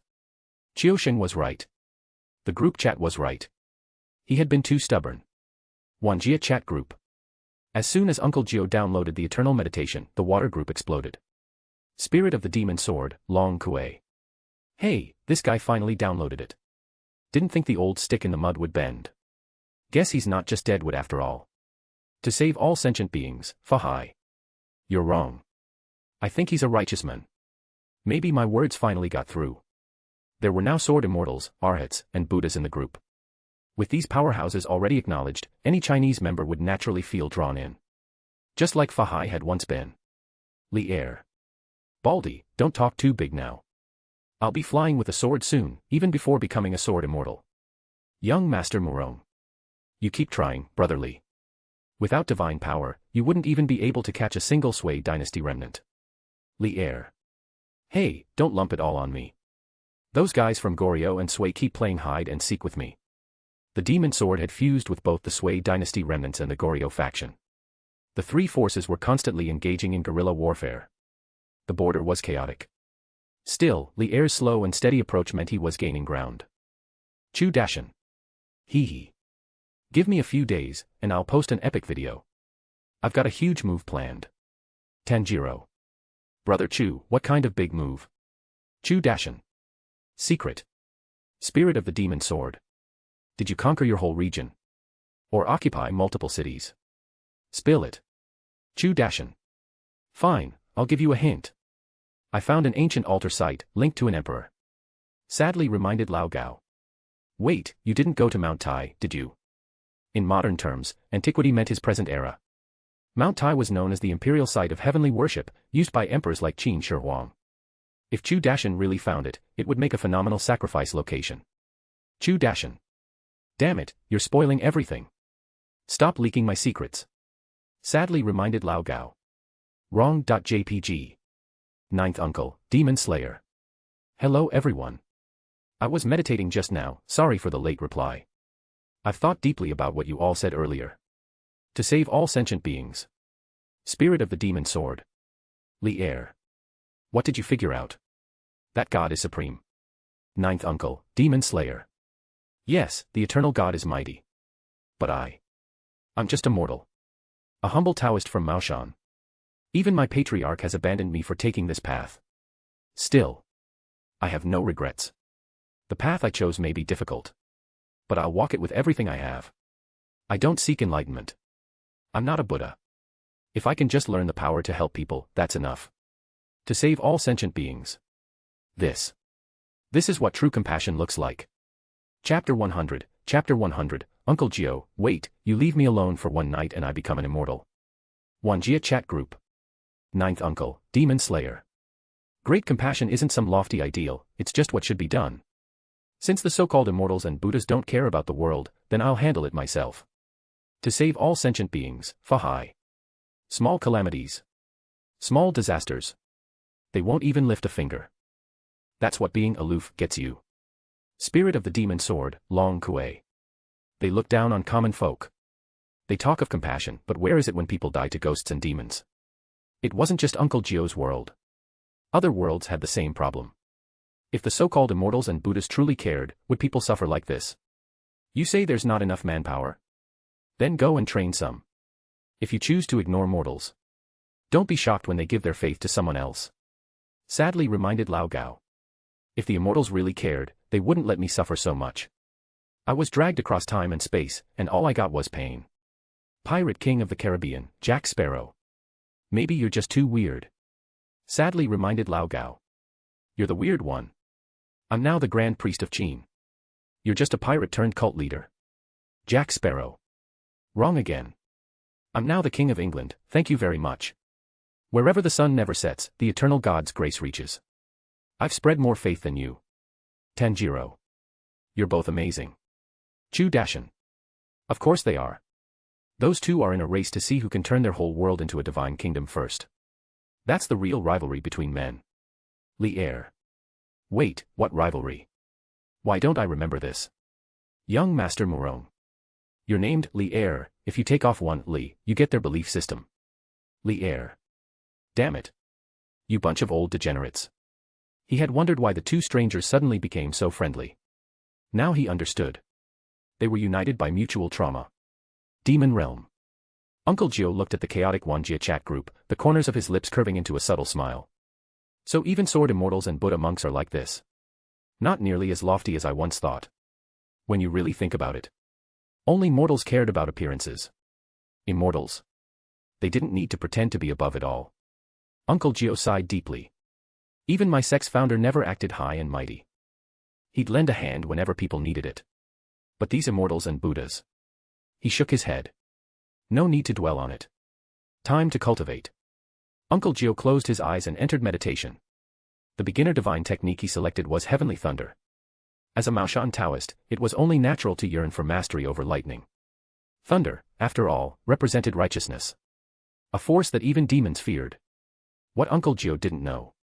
All beginner techniques had equal base power. They just differed in function. Early next morning, Qiusheng rode in on his bicycle like he did every day. He hopped off at the gates of Yizhuang and looked up. There, in the courtyard, a young man was practicing martial arts. Frowning, Qiusheng called out. Hey! Who are you? What are you doing practicing here at our Yizhuang? The man turned calmly. Watch your tone when speaking to your master, boy. Qiusheng blinked. Wait. Master. He rushed forward, eyes wide in disbelief. It was true. Same robes. Same face. Same master. But younger, much younger. Like he had turned back time. Master. Did you become an immortal overnight? How are you so young? Uncle Gio raised a brow, clearly amused. Then snapped. Nonsense. If I became an immortal, would I still need to exercise? How about Master Ren, what's his schedule today? 10 o'clock appointment, Master. Still time then. Don't worry. In the past, Uncle Gio would have rushed over. Now. Let them come to him. With this youthful appearance, just walking down the street would probably give Master Ren a heart attack. He could already imagine the look on people's faces. Hope they don't faint. A while later, when Kai woke up and stumbled outside. The moment he laid eyes on Master, he nearly collapsed. Master. What happened? After some explanation, the truth set in. Their master had broken through. His cultivation had soared. Master, will you become an immortal now? As your disciples, can we ride your coattails? The first thing I'll do when I become an immortal is kill you. You laze around all day, you're only qualified to be my broom boy. Uncle Gio scolded, though his tone held no real malice. Between the two disciples, Qiusheng at least tried to train. When Kai, useless, could sleep through a thunderstorm. Seeing Master's rare anger, when Kai lowered his head and obediently picked up a broom. By 9:30 a.m. Uncle Gio and Qiusheng left the house. Since learning of his master's breakthrough, Qiusheng had quit his job selling rouge and makeup. He now dedicated himself fully to his master's teachings.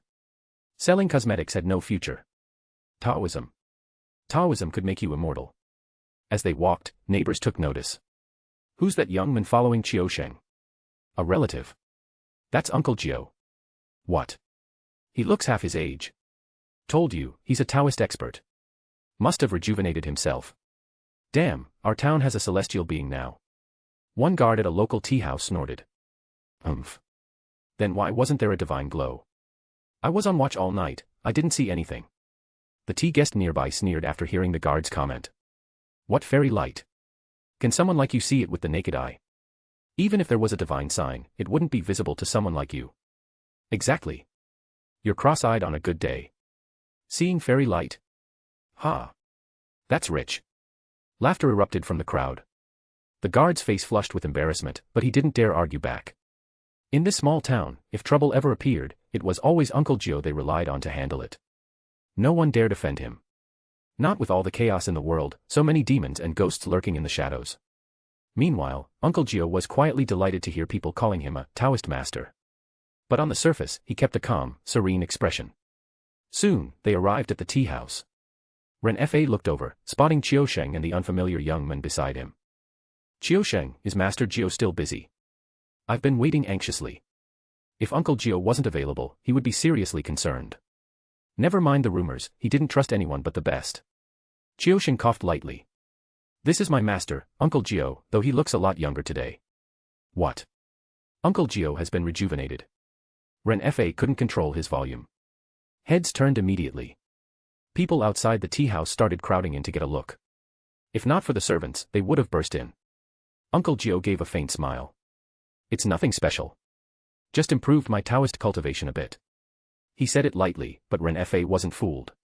With someone like this backing him, his troubles at home would be far easier to deal with.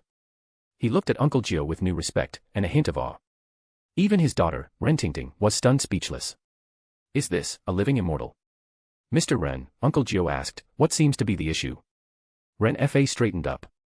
Master Immortal, it's like this. My father passed recently, and we want to prepare the burial. I hoped you could take a look at the feng shui of the site. As for your fee, just say the word. Previously, he would have just called him Uncle Gio.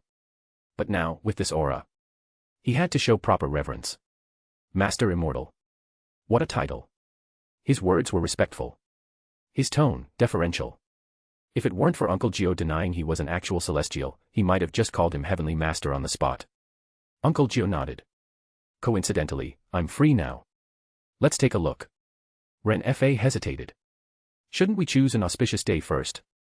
It was traditional. You couldn't just conduct rituals whenever you wanted. But Uncle Gio stood tall and proud. No need for such trivial things. With my Tao, I can do it now. Gasps rippled through the room. He doesn't even need to check the almanac. What a true master. Ren Fa immediately ordered his servants to make the necessary arrangements.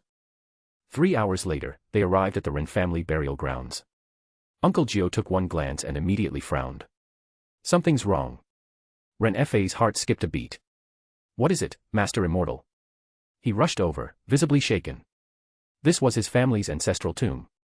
If something went wrong here, who could bear the consequences? Uncle Gio pointed at the grave. You've been cursed. The burial site follows the dragonfly touches water formation, which was deliberately manipulated. Your ancestor's spirit is unsettled. Your father has likely become a zombie. What? No wonder our family's fortunes have been declining lately. Ren Fa's legs nearly gave out. All because of the grave. Uncle Gio explained patiently. In this formation, the coffin head must not touch water. Yet you sealed it with cement, which traps the yin qi inside. It's a breeding ground for disaster. The feng shui master who did this to you clearly had ill intentions. Ren Fa winced. He remembered. His father had bullied and threatened a feng shui master into giving up a particular tomb site. And now, it was all coming back to bite them. Please, Master Immortal, have mercy. We'll pay whatever it takes. Money, money, money, Uncle Gio snapped. Do I look like I'm short on money? Ren Fa winced at the rebuke. He didn't dare say another word. Seeing her father humbled, Ren Tingting stepped forward and bowed gently. Master Immortal, is there a way to fix it? Uncle Gio smiled faintly. Simple. One thunder talisman will do. He had prepared extensively for this moment. Recruiting new believers would be far easier if he demonstrated his strength. He raised a single finger toward the sky. Boom. A roar echoed across the clear blue sky. Thunder crashed down with divine fury. Chapter 101, Chapter 101, Uncle Gio, the ghost cave knocks on my door. Good, I needed a servant anyway. Boom. The sudden crack of thunder sent everyone into a panic. As they looked up toward the sky, they were stunned. An invisible hand appeared to be writing glowing runes in the air. It was a thunder talisman. What level was this? No one knew for sure, but the oppressive awe in their hearts said it all. In this era, thunder still represented divine wrath. To witness someone channel thunder into a talisman. Unfathomable. Ren Fa immediately dropped to his knees, panic-stricken. Immortal Master, please, do not destroy my father's body. The symbol in the sky looked apocalyptic. If it landed, wouldn't his father's corpse be turned to ash? But Uncle Gio remained calm. Don't worry. This is a sealing talisman, not a destructive one. Truth be told, this was Uncle Gio's first time using divine magic. He was nervous. But he couldn't show weakness, not in front of future believers. Heaven's authority. With a shout, Uncle Gio raised his hand. The thunder talisman above them suddenly descended like a comet. Boom. The blinding flash made everyone cover their eyes. When their vision returned, they gasped. The entire graveyard was surrounded by golden thunder runes. The coffin glowed an eerie crystal blue. Inside, Ren Fa's father had been reduced to dry, brittle bones. Immortal Master, is it over? Can we proceed with the relocation? Not yet, Uncle Gio replied. The ley line has been cleansed, but you'll need a new coffin. The malevolence is gone. Your father can finally rest. Before leaving, he looked at Ren Fa seriously. Let me give you some advice, Mr. Ren. Greed is fine, but don't forget your conscience. He gave Ren Fa one last look and walked away with Qiusheng. On the way back, Qiusheng hesitated, then asked. Master, that comment you made, was there a deeper meaning behind it? Uncle Gio sneered. Deeper meaning? The Ren family may appear wealthy and powerful, but they're rotten to the core. The only reason they care now is because the energy of that tomb disrupted their fortunes. You think they care about right and wrong? How do you know that? Qiusheng's face turned pale. That tomb was stolen, Qiusheng. To cover it up, the old man surely committed terrible acts. That's why it turned into a ghost cave. The body didn't rot for 20 years. That's not a good thing. That's a zombie. There are ghosts in the surrounding graves. The entire clan was becoming a ghost family. If they had just stolen the tomb, maybe it wouldn't be so bad. But this is the result of deep, dark karma.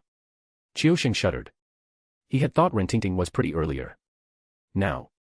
She seemed terrifying, like a flower blooming on a grave. Master, did you destroy everything with that thunder talisman? Of course. Can't leave evil spirits to roam free. The Ren family would have paid for it eventually. Qiusheng's body trembled. The world was far more dangerous than he imagined. And those lavish, noble families. They might be stained in more blood than any peasant could comprehend. When they returned home, Wen Kai had already heard about everything. He floated around the house like a balloon, ecstatic. Master, master. Everyone's calling you an immortal now. Please, teach me a little divine magic too. Uncle Gio saw through his act immediately. He beat him to the ground with one slap. If you don't settle down, I'll kick you out of here. Master, I was wrong. Good. Now go train. And Qiusheng, you too. Qiusheng thought he was going to be scolded again. But instead, Uncle Gio handed him a book. What's this? Divine Law. Qiusheng blinked. Divine, what now? Uncle Gio sat down with a heavy sigh. I lied before. I didn't just change sections. I've joined the eternal God's path. This book, this power, is real divine magic. Wen Kai is too impulsive. He's not ready yet. But you. I'll let you carry the mantle. From now on, I will build the eternal God church. You will be its protector. But remember, if you bring shame to the church, I'll personally execute you. His voice was cold and sharp. Qiusheng shivered and nodded quickly. The next morning, Ren Fa returned, this time with lavish gifts in tow. Immortal Master Gio, thank you for what you did yesterday. If there's anything you desire, just say the word, I'll make it happen. The gifts were symbolic. The real offering was his willingness to serve. Ren Fa was no fool. He'd worked in business long enough to know a good opportunity when he saw one. Uncle Gio didn't hesitate. It's simple. I need you to build a grand temple. I'm founding a new church. To spread the grace of the eternal God. Founding a church. This was a big deal. No problem at all. Ren Fa quickly agreed. My family isn't short on money. We'll get it done. Uncle Gio added casually. Also, your daughter isn't bad. You can send her to the temple, as a disciple. Your sect accepts female disciples. Ren Fa was stunned. But secretly. If I can place Tingting in the master's household. That's as good as a royal marriage. He couldn't say it out loud, but the gears in his mind were already turning. Then their Ren family's future is secured. Uncle Gio sipped his tea slowly, his tone calm. In the eternal God cult, both men and women may enter, so long as their hearts are sincere. But let me be clear, if I catch any of your shady dealings again. Ren Fa felt his chest tighten. They've been stopped, he promised quickly. I already distributed the money yesterday. Please rest assured. Good. Then when the day comes and my God descends, your contributions will be remembered. Uncle Gio gave a mysterious smile. That was enough to make Ren Fa tremble with excitement. He didn't fully understand what the eternal God was. But if his daughter could serve under Uncle Gio, if she became a disciple of a god, then when the divine descended, wouldn't she ascend as well? There could be no greater honor. Word spreads quickly. After Ren Fa left, the rumors spread like wildfire across town. That Uncle Gio had ascended, become a true cultivator, some said a sage, others a god. Ren Fa, of course, added fuel to the fire, boasting that his daughter Tingting had earned Uncle Gio's approval and would soon join the eternal God cult as a disciple. Meanwhile, back at the residence. Wen Kai was green with envy. His junior brother Qiusheng had become as light as a feather and could smash a 100-pound stone with a single palm. Swallowing his pride, Wen Kai rushed to the master and dropped to his knees. Master, please take me back. I beg you. Uncle Gio snorted. You can kneel all you like. With that rash, impulsive temper of yours, you're not fit to cultivate. You want to learn the divine method. Then prove yourself worthy. Qiusheng, hearing the commotion, hurried over. Master, if this is truly a divine art, then shouldn't we at least give Wen Kai a chance to practice? He may not be smart, but he's earnest. Yeah, master. I'll work hard this time. Uncle Jio's face remained stern. Work hard? You. With that unstable nature of yours, even if I handed you the great immortal art, it would end in disaster. Go, Wen Kai. You're dismissed. Uncle Jio handed Wen Kai 10 silver dollars. Then turned his back and walked away. An hour later, Wen Kai really left. It was heartbreaking, but it had to be done. Qiusheng found him just in time to see the wooden gate creak open. Watching his brother, his friend since childhood, leave the sect, he felt his heart sink. Master. Wen Kai. Uncle Jio sighed. I know what you're going to say. But you've seen the path yourself, Qiusheng. The power of the divine method transcends human limits. If Wen Kai's character doesn't change, he'll bring trouble wherever he goes. This isn't like the past, when I could clean up his messes. The God of eternity is merciful, yes, but divine power must be wielded with care. He can be a believer. But never, a divine envoy. He turned away, his voice laced with regret. Qiusheng didn't speak. He only bowed, turned, and went back to his training. Master was right. Wen Kai was too naive. Maybe it's better he lives a peaceful mortal life. Uncle Jio watched him go, heart heavy. I have too much affection for my disciples, but I can't protect them from divine judgment. Enough, he muttered. I need to start preparing the altar. And sacrifices. So far, Rentingting was the only planned offering. But that wasn't enough. He needed more. That night. A harsh wind howled outside. It carried with it a chill that made bones ache. Uncle Jio's eyes snapped open. Ghost energy. How could there be ghostly qi inside Yizhuang? He rose and walked to the courtyard. There, 12 ghostly figures awaited, each wielding a soul-beating rod and cloaked in spectral mist. Humph. So the underworld's errand boys finally show their faces. Good. I was short a few servants. Uncle Jio stepped into the open, smirking. Have you committed a great sin? The lead ghost enforcer asked, his voice as cold as the grave. I wouldn't know, Jioshu replied. You slaughtered dozens of ghosts in the Ren family. You turned your back on Maoshan. You became a renegade. Now you dare kill without permission.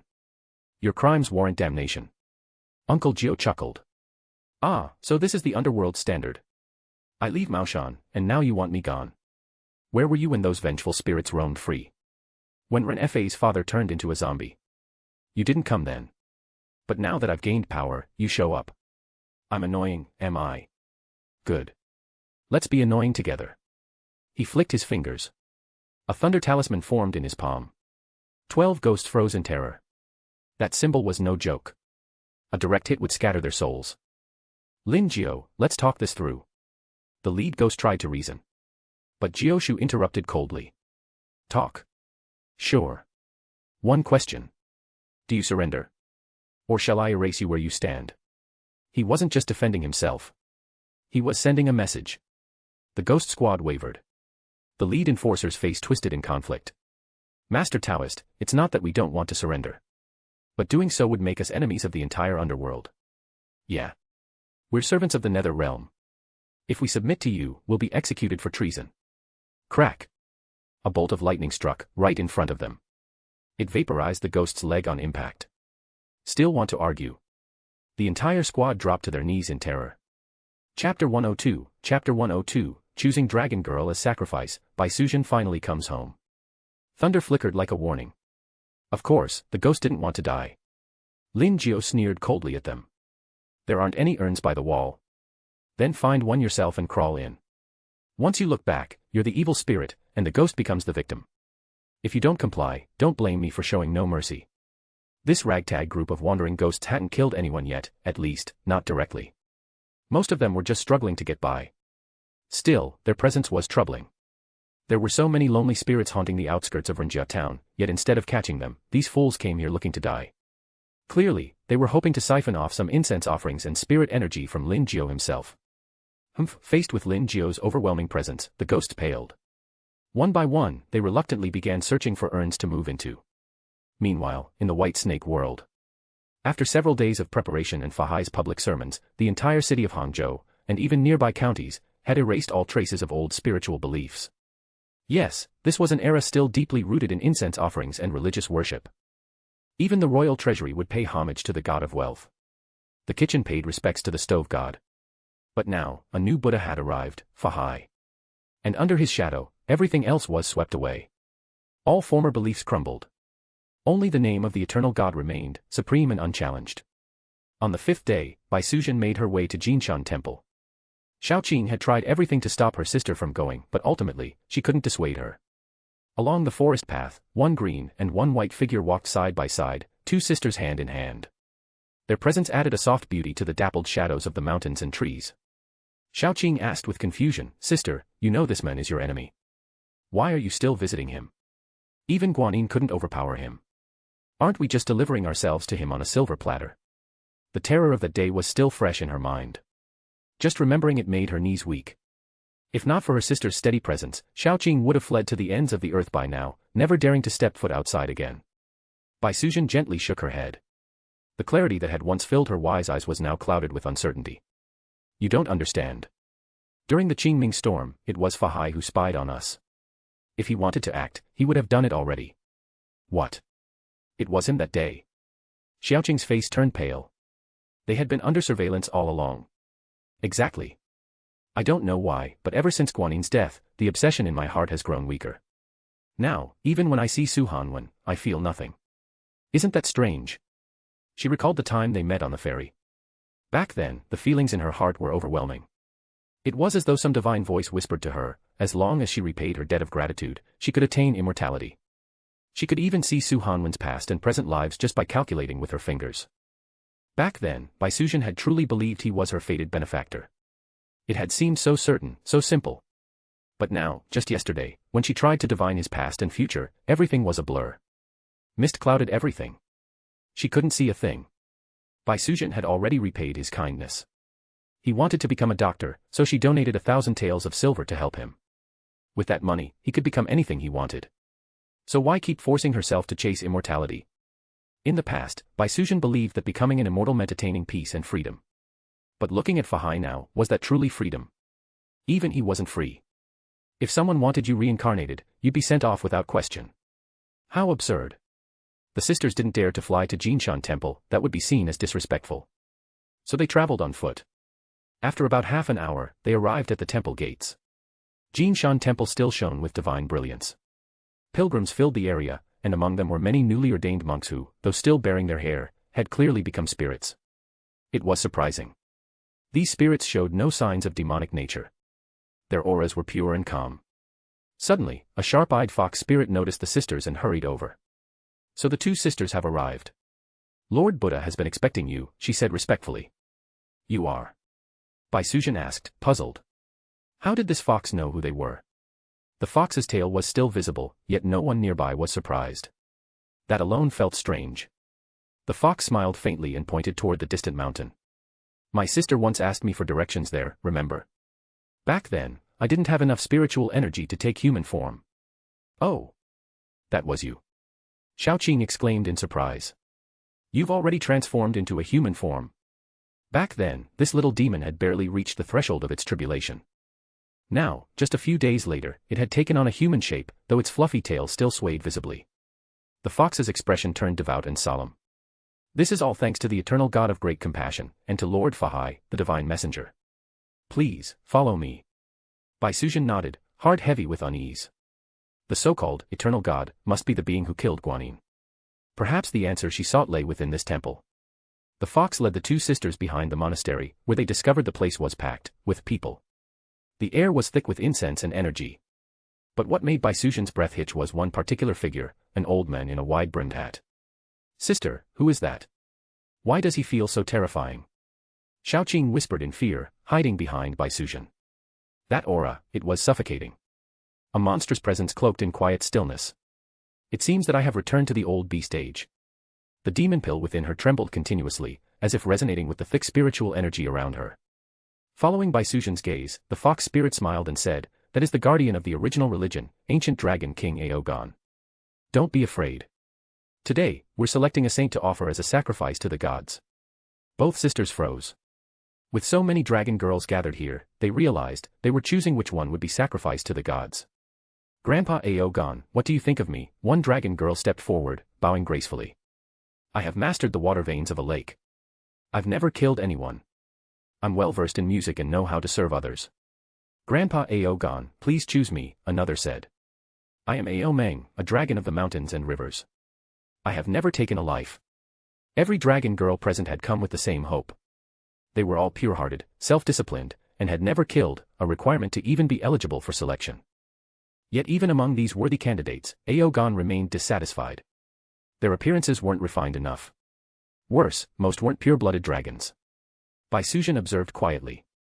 She noticed several dragon girls of similar cultivation being led into the inner Buddhist hall. Meanwhile, Fahai was laughing and chatting with a few of his followers.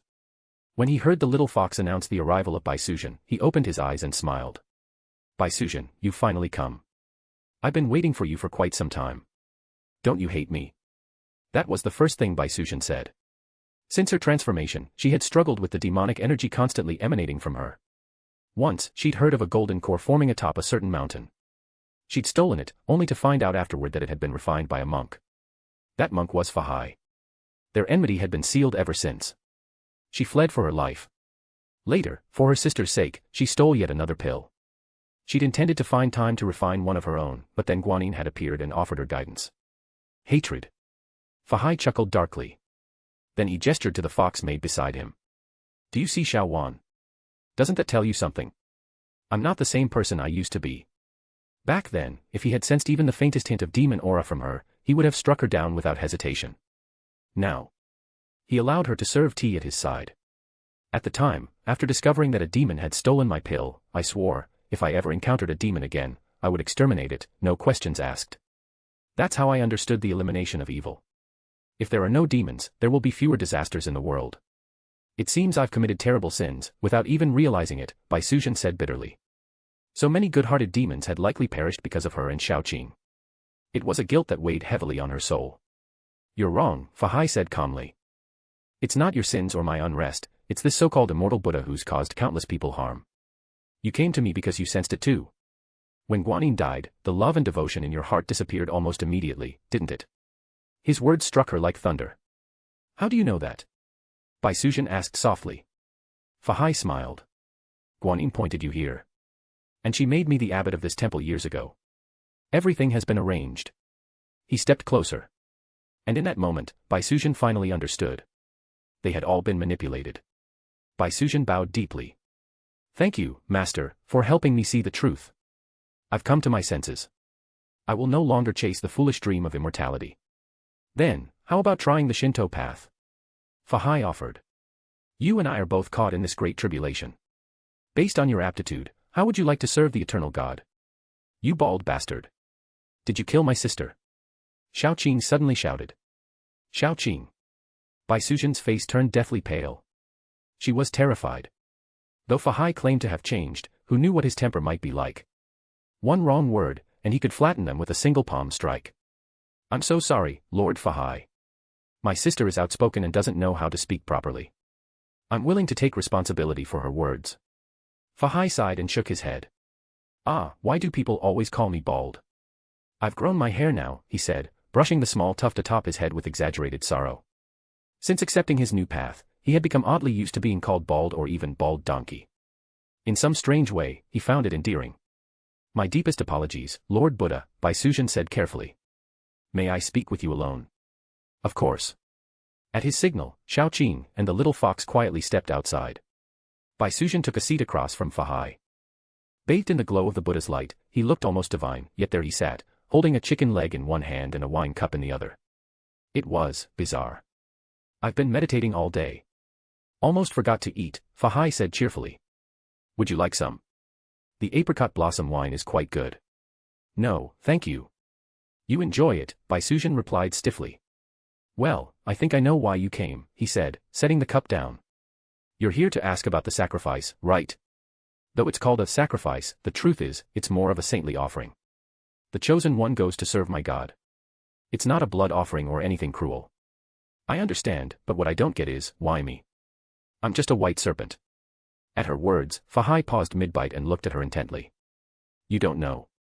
You are the daughter of Zhulong, the torch dragon. You're the only being in this world who doesn't belong to heaven or earth. Do you understand now? His tone turned grim. It's not just the Buddhist sect at Mount Lingshan that has targeted you. The entire Heavenly Court's immortal pantheon wants to erase your existence. Even more frightening, they plan to use your child. The son you'll bear with that scholar. They want to devour his soul. What? The god they assigned to watch over him is Wenkuxing, but even he's been compromised. Bai Suxian's body went cold from head to toe. A terrifying chill crawled up her spine as she realized the full weight of the forces conspiring against her. Chapter 103, Chapter 103, Real Dragon Aogon offers himself as a sacrifice, pleading for the descent of the god. Realm of the Gods. Beneath the towering pillar of Chihuang Liuyan, a group of young, handsome, and powerful divine prodigies gathered, each waiting for a response from Xiao Wan. They'd waited like this 4 times now. Once every 7 days. If there was no challenge issued this time either, it would mark Lu Che as a coward, too timid to fight. So, what do you think will happen today? Heh, what else? I bet he declines again. Same. It's been over a month. No matter how fast a genius grows, there's a limit. And I heard this guy's a civilian, no family backing, no foundation, and barely any real combat experience. Challenging us now. He'd only bring shame to Chihuang Liuyan. Better to wear the label of a coward than be humiliated in battle. Their voices were filled with mocking laughter. Among them stood both Western and Eastern gods. Even the weakest among them held the rank of mid-tier deity. The strongest were already high-tier gods, yet all of them were still young. That's why they were sent. If the older gods had come, it would have been seen as bullying, not sparring. Inside the divine tower, Xiao Wan's beautiful face was frosty and cold. How is Lu Che? Is he ready to fight yet? Master, he's recovered.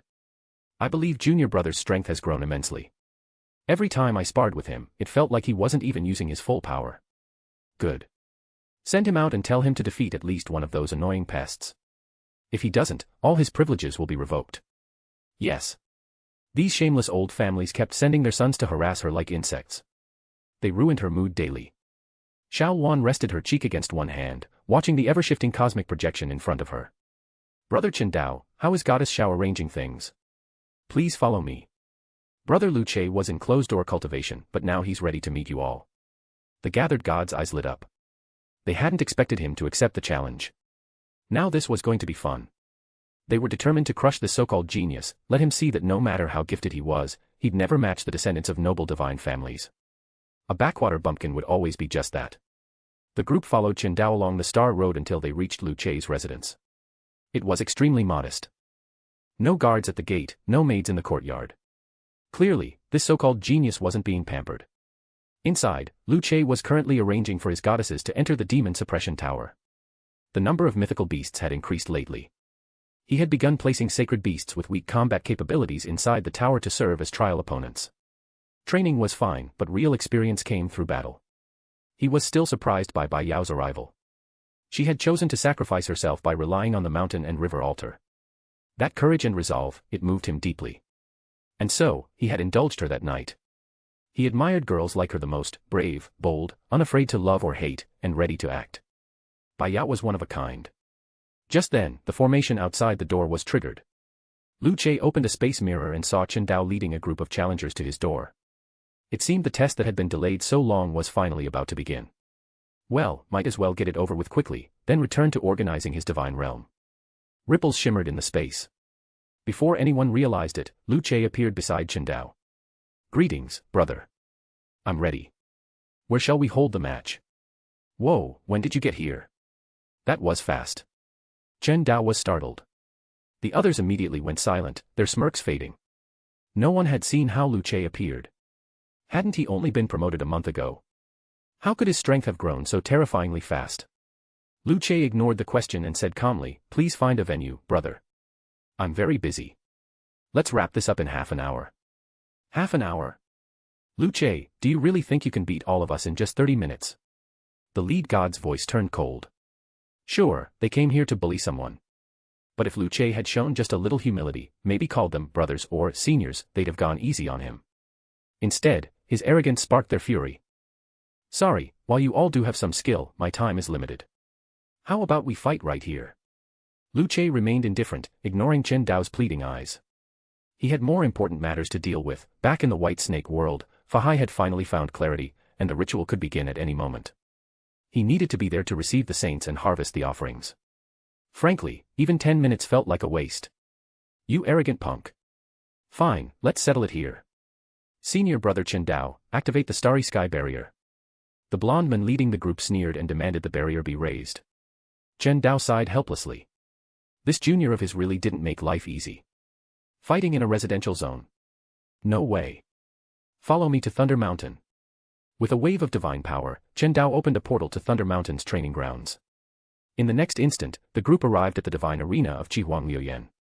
Their sudden arrival instantly drew attention from everyone nearby. After all, this was a place where gods sparred and trained daily. Countless deities came to this arena to test their divine power and challenge one another. If not for Lu Chei's special status, Chen Dao wouldn't have had the time to personally accompany him in combat training. These guys look pretty serious. Maybe other gods are trying to stir up trouble again. Definitely. Didn't you notice senior brother Chen Dao is here? I overheard during drinks the other day that he's been training that genius personally. So, how strong is this junior brother everyone's been talking about? Insanely strong. Senior brother Chen Dao said sparring with him now burns through a ton of divine energy, otherwise, he can't keep up. Everyone around gasped at that. Meanwhile, Lu Chei stepped into an open, unused arena platform and stood tall. All right. All of you, come at once. The previously noisy Thunder Mountain training grounds fell silent. Good gods. There were 16 challengers present. All of them were divine prodigies, Tianjiao from powerful divine families. Even fighting them one-on-one would be daunting. Was Lu Chei seriously asking to take on all 16 at once?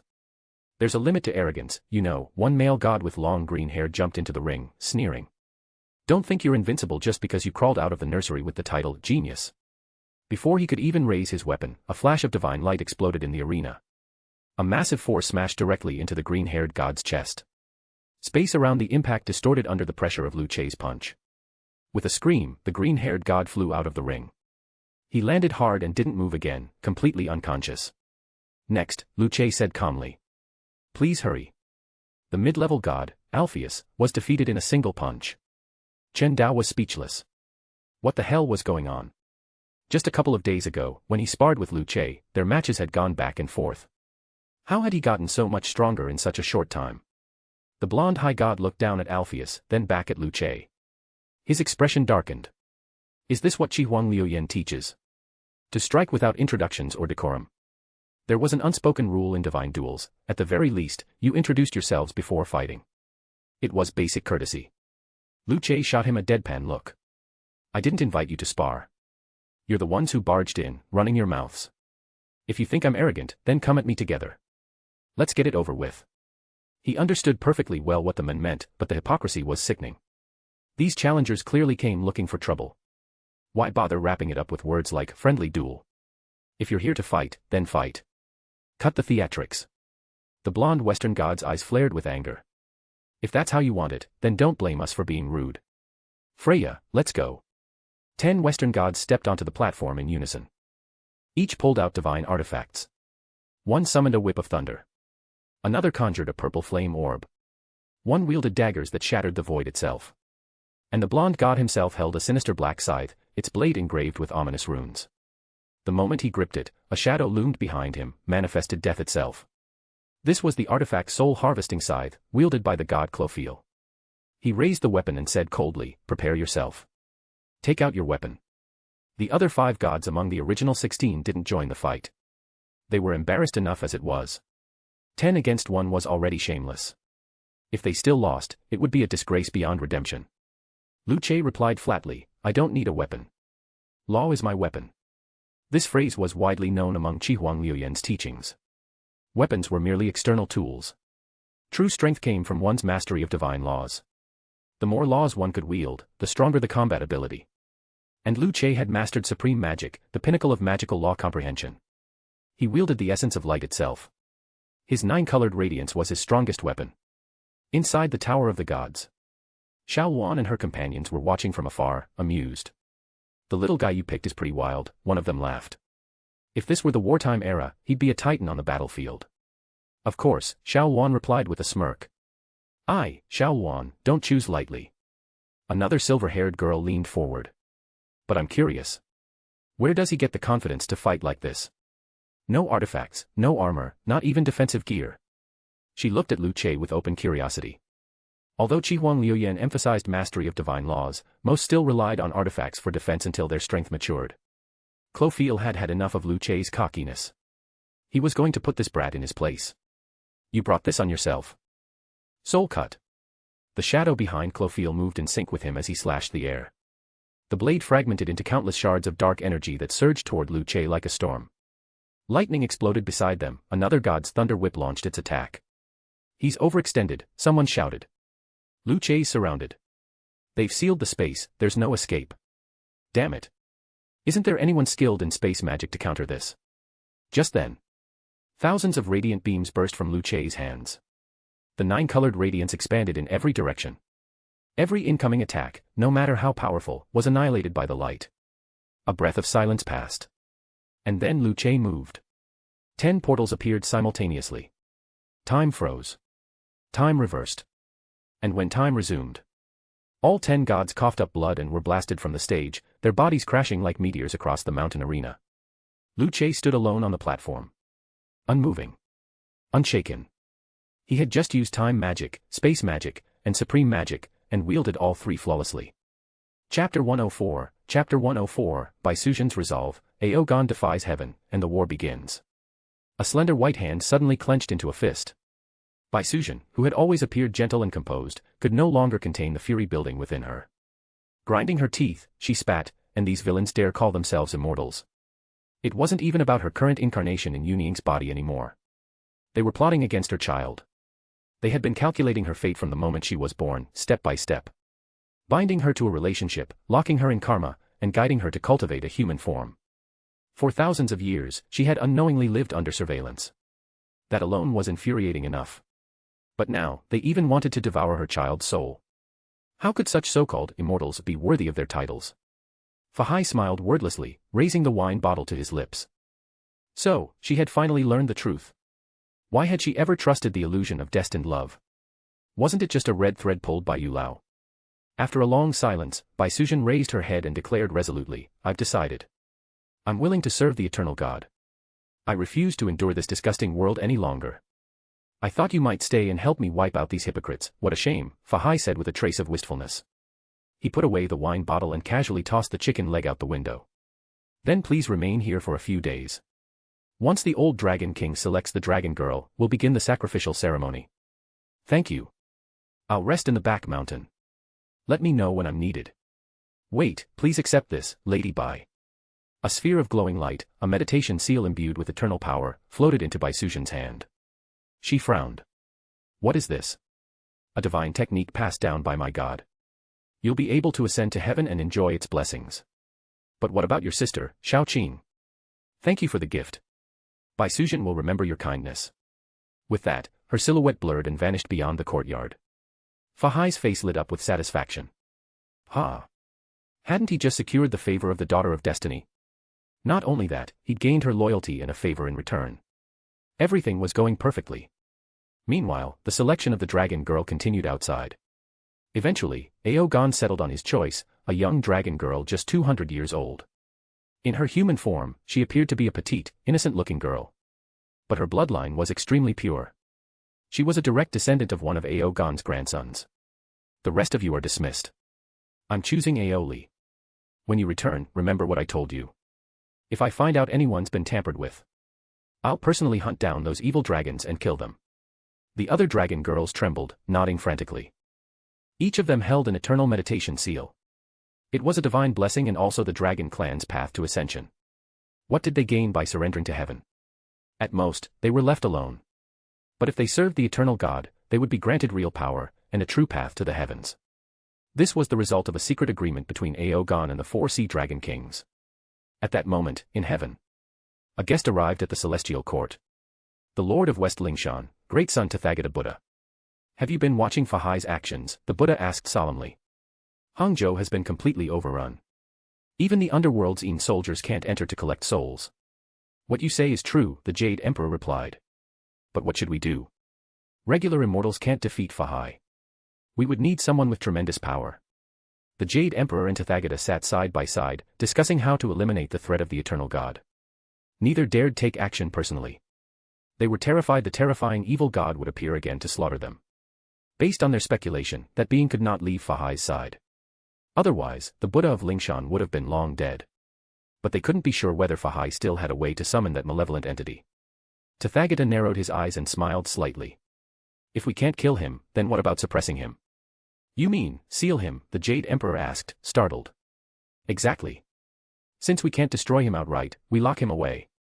The evil god only manifested when Fahai was on the brink of death. But what if Fahai was never allowed to die? What if he was sealed instead?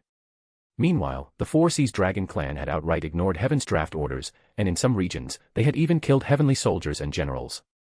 It had been causing the Jade Emperor sleepless nights.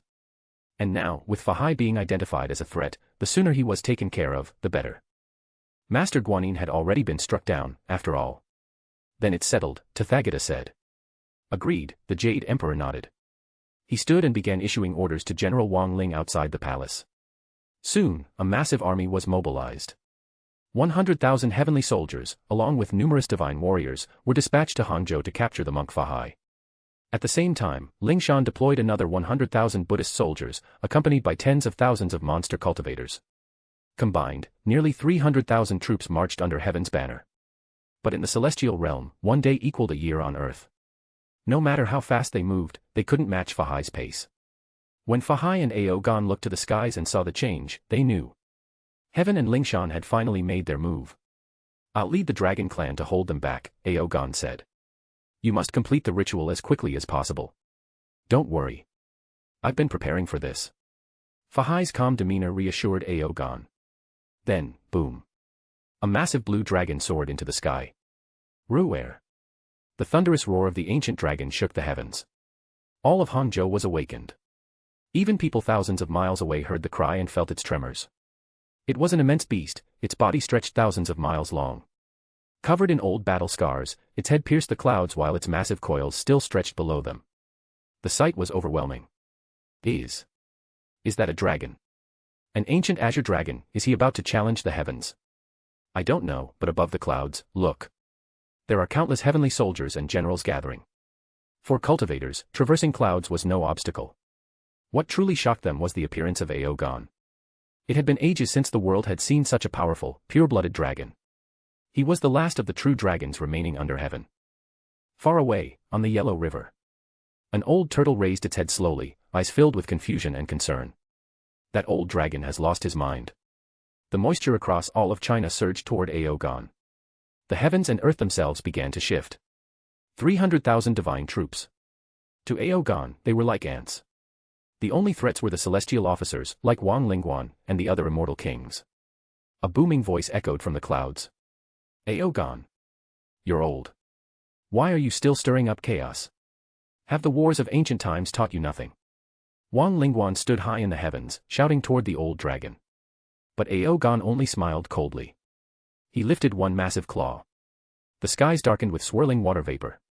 Before the heavenly soldiers could even react, tens of thousands of them vanished. Bodies were instantly frozen by the thick, condensed water vapor, then shattered into minced flesh and exploded. From the sea, Fahai stepped out of Jinshan Temple, his robes billowing with power as he declared the divine name.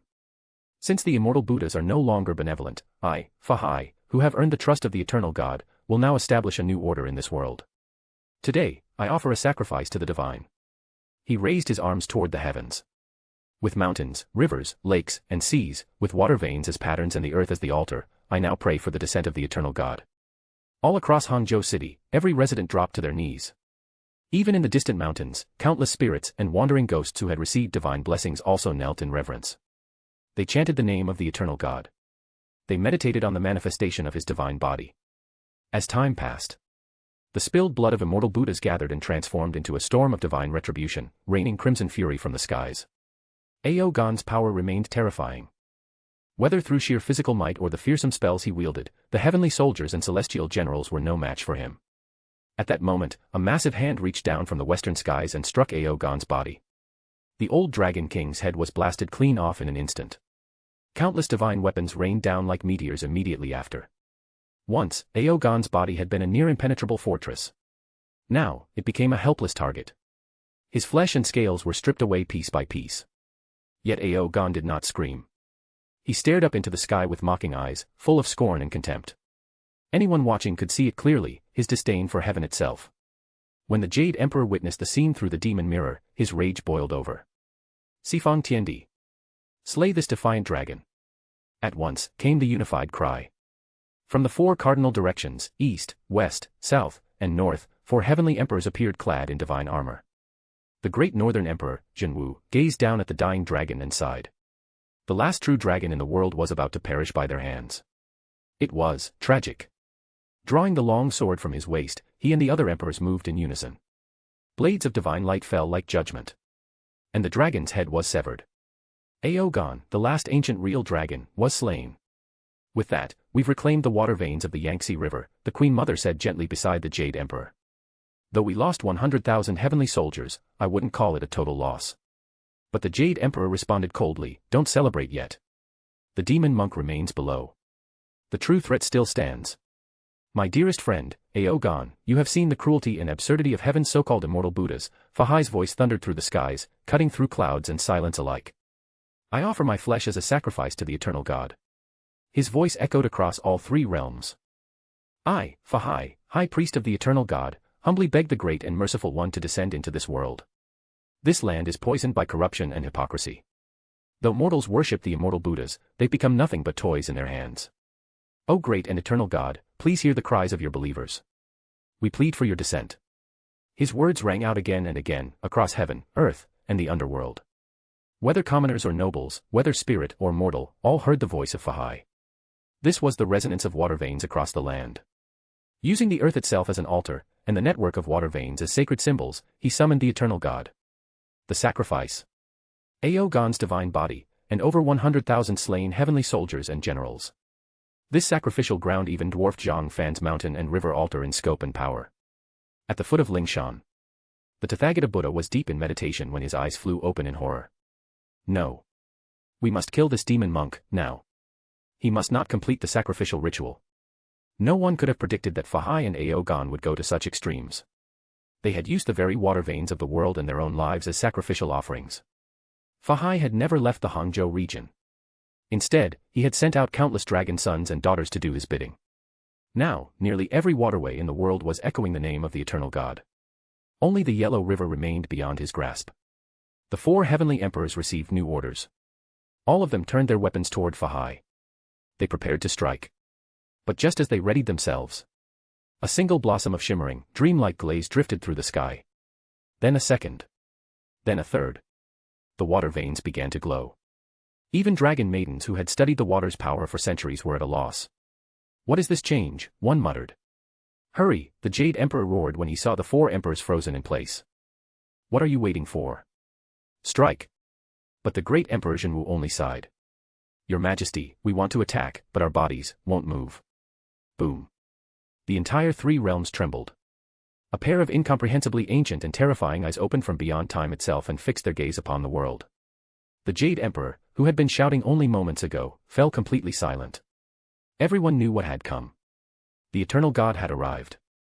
Chapter 105, Chapter 105, Lu Che descends, crushing the heavens with one palm. Those eyes, vast enough to cover the sky and sun, were cold, merciless, and devoid of emotion. At his arrival, both sun and moon dimmed. The 3 realms of heaven, earth, and the underworld trembled. With a loud thud, the Jade Emperor slid from his seat, collapsing to the ground in fear. His face twisted in horror as he looked up at those endless eyes, his heart pounding with indescribable terror. How is this possible? He shouldn't be able to descend. Was it the sacrifice? The Jade Emperor's thoughts raced. Fahai and Aogon's sacrifice, it had worked. He cursed inwardly, furious. If only he hadn't feared this evil god so much. If he had just acted sooner, seized Fahai and sealed him before the ritual was complete, none of this would have happened. Damn it. He wasn't alone. Over on Mount Lingshan, the Tathagata Buddha saw the same changes rippling through the heavens. Without hesitation, he gathered his relics and abandoned the mountain. He didn't even bother to look back at his temple. Ding. Your followers, Fahai and Aogon, have activated the water vein altar. Ding. Your follower, Aogon, has sacrificed himself. You've received, Ancient True Dragon, Corpse, multiplied x 100, 000, reward, Tier 8 Divine Beast plus Pureblood Starry Sky Dragon Lineage. Ding. Your followers sacrificed 100,000 heavenly soldiers. Multiplier x1,000 activated, reward, 100,000 Tier 2 Celestial Troops. Ding. Your follower sacrificed by Sujan, the Daughter of Destiny, gained, plus 40% world luck. Ding. Your followers offered 75% of the world's water veins, gained, plus 25% world luck. Multiplier triggered, reward, domain structure item, Yuli Tianlan Divine Star. Yuli Tianlan Divine Star. Type, Divine Plane Structure. Rank, Magical Grade. Description, in this world, 90% of the terrain is formed by water veins. As such, its water elemental laws are near perfect. Extremely attractive to water elemental deities and spirit beasts. At that moment, Lu Che had been studying the Divine Tao Codex passed down by Xiao Luan. But the string of system notifications echoing in his mind immediately drew his attention. The water veins as divine sigils, the ley lines as the foundation. Fahai and Ao Gan are smarter than I thought, Lu Che murmured with a smile. Still. I didn't expect that old dragon to offer up his own body. What a fanatic. But Lu Che wasn't the type to be stingy with loyal followers. Fahai and the true dragon had proven their devotion. It was time to reward them with a glimpse of true divinity. He had wanted to make the will of this fragmented world suffer for a long time. Now was the perfect chance. A cold, sorrowful smile curved his lips. He cast his gaze directly across the chaos sea, beyond the fractured dimensions. This time, Lu Che did not use an altar. He descended personally. His power at the level of a true god was enough to crush anything in that world. The members of the eternal god's domain. They would soon witness what divine descent truly meant. Lu Che's speed was unparalleled. To him, space was no more resistant than silk, it tore before him like paper. When he reached the edge of the white snake world, he didn't even need to force his way in. He simply pressed down. Through sheer pressure, he infiltrated the world's boundaries. This was the authority of having seized 65% of the world's luck. Had he reached 80%, he could have devoured the world entirely through divine law. But alas, the masses had not yet fully recognized their god. Still, it was more than enough. To the white snake world, the arrival of Lu Che was like a planetary catastrophe. He didn't descend as a mere projection or avatar this time. This was his true body. The very laws of reality around him warped and distorted. His presence caused space to break down. The will of the world, the plane's consciousness, also known as the divine way or heavenly Tao, recoiled instinctively. It responded in desperation. The full might of its thunder tribulation condensed above. Divine thunder surged. It summoned the 9 heavens' divine lightning, feared even by immortal Buddhas, and unleashed it all at once. Bolts of unimaginable power lanced toward the rift in the sky, trying to push back the intrusion. Seeing this, the Jade Emperor leapt to his feet with glee. Ha ha. This evil god is an outsider. Heaven itself rejects him. He's finished. His confidence surged, voice full of arrogance. But the Queen Mother remained solemn. Can heaven truly defeat the eternal god? Her single sentence shattered the Jade Emperor's illusion. They turned their gazes back to the demon mirror. And saw the truth.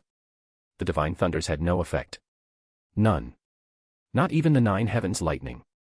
Lu Che raised his hand. A gentle wave. Boom.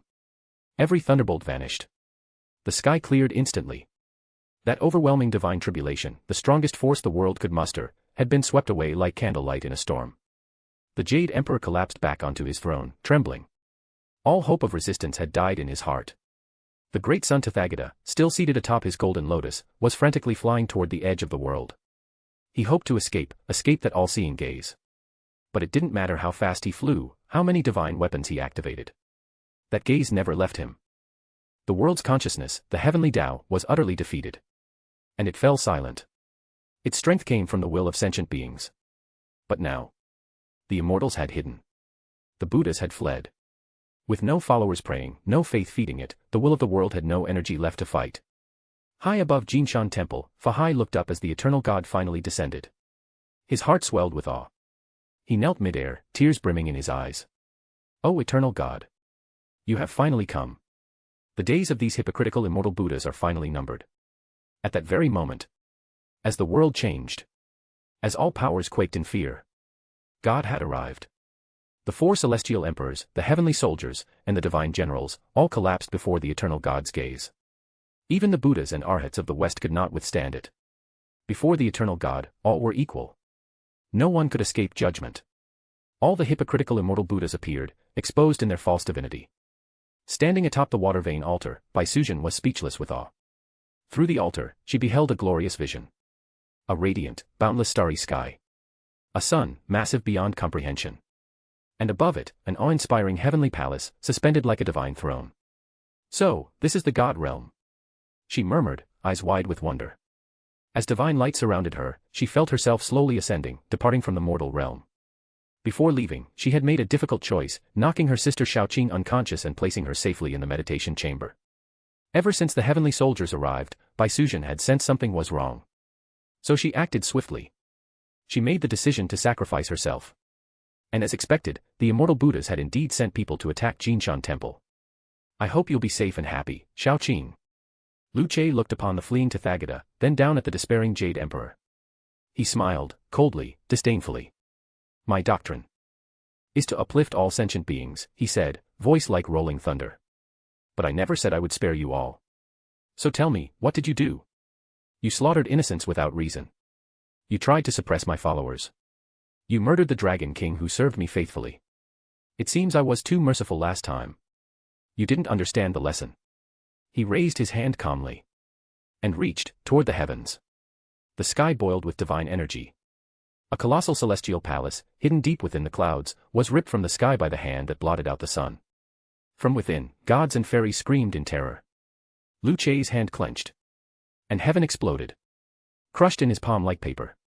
The Jade Emperor, the Queen Mother, and countless divine beings were shredded into pieces by the collapsing space-time.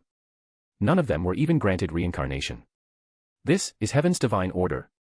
Lu Che's voice echoed across the world. If your only purpose is selfish indulgence, then there is no need for you to exist. The voice of the eternal God swept through all creation, leaving nothing but awe and terror in its wake. Heaven just ended. God's authority was real. The four celestial emperors and the gods guarding sacred mountains and rivers stared up at the eternal God. Their hearts were filled not with resolve, but sorrow and despair. In the face of such overwhelming existence, they couldn't even think about fighting back. Not even running was an option. Heaven, an eternal, mysterious realm said to have existed since the beginning of time, had been destroyed like a toy in a child's hand. Just as Lu Che crushed the heavens, the worlds will responded again. This time, it launched its second wave of resistance. The laws of wind and fire emerged, two of the most powerful elemental rules. Unquenchable heart fire, and the devastating nine heavens gale. The sky burned with multicolored flames that licked at Lu Che's divine form like millions of scorching tongues. From behind, the winds howled with cutting force, like knives from every direction. The heavens ignited in chaos. But Lu Che only narrowed his eyes. A lesson, is it? He said softly, his tone carrying a hint of annoyance. His body suddenly radiated a nine-colored divine light. The moment the light emerged, the entire white snake world was illuminated. And the will of heaven, the consciousness behind the world's order, shrank back in fear. It dared not show itself again. Lu Che turned his gaze toward Jinshan Temple. In the distance, upon a nearby mountain, the corpse of a dragon lay silent and still. It was broken into 1,000 pieces. Yet, above it, Aogan's dragon soul remained, kneeling in the sky, eyes full of reverent admiration. A good believer, Lu Che thought.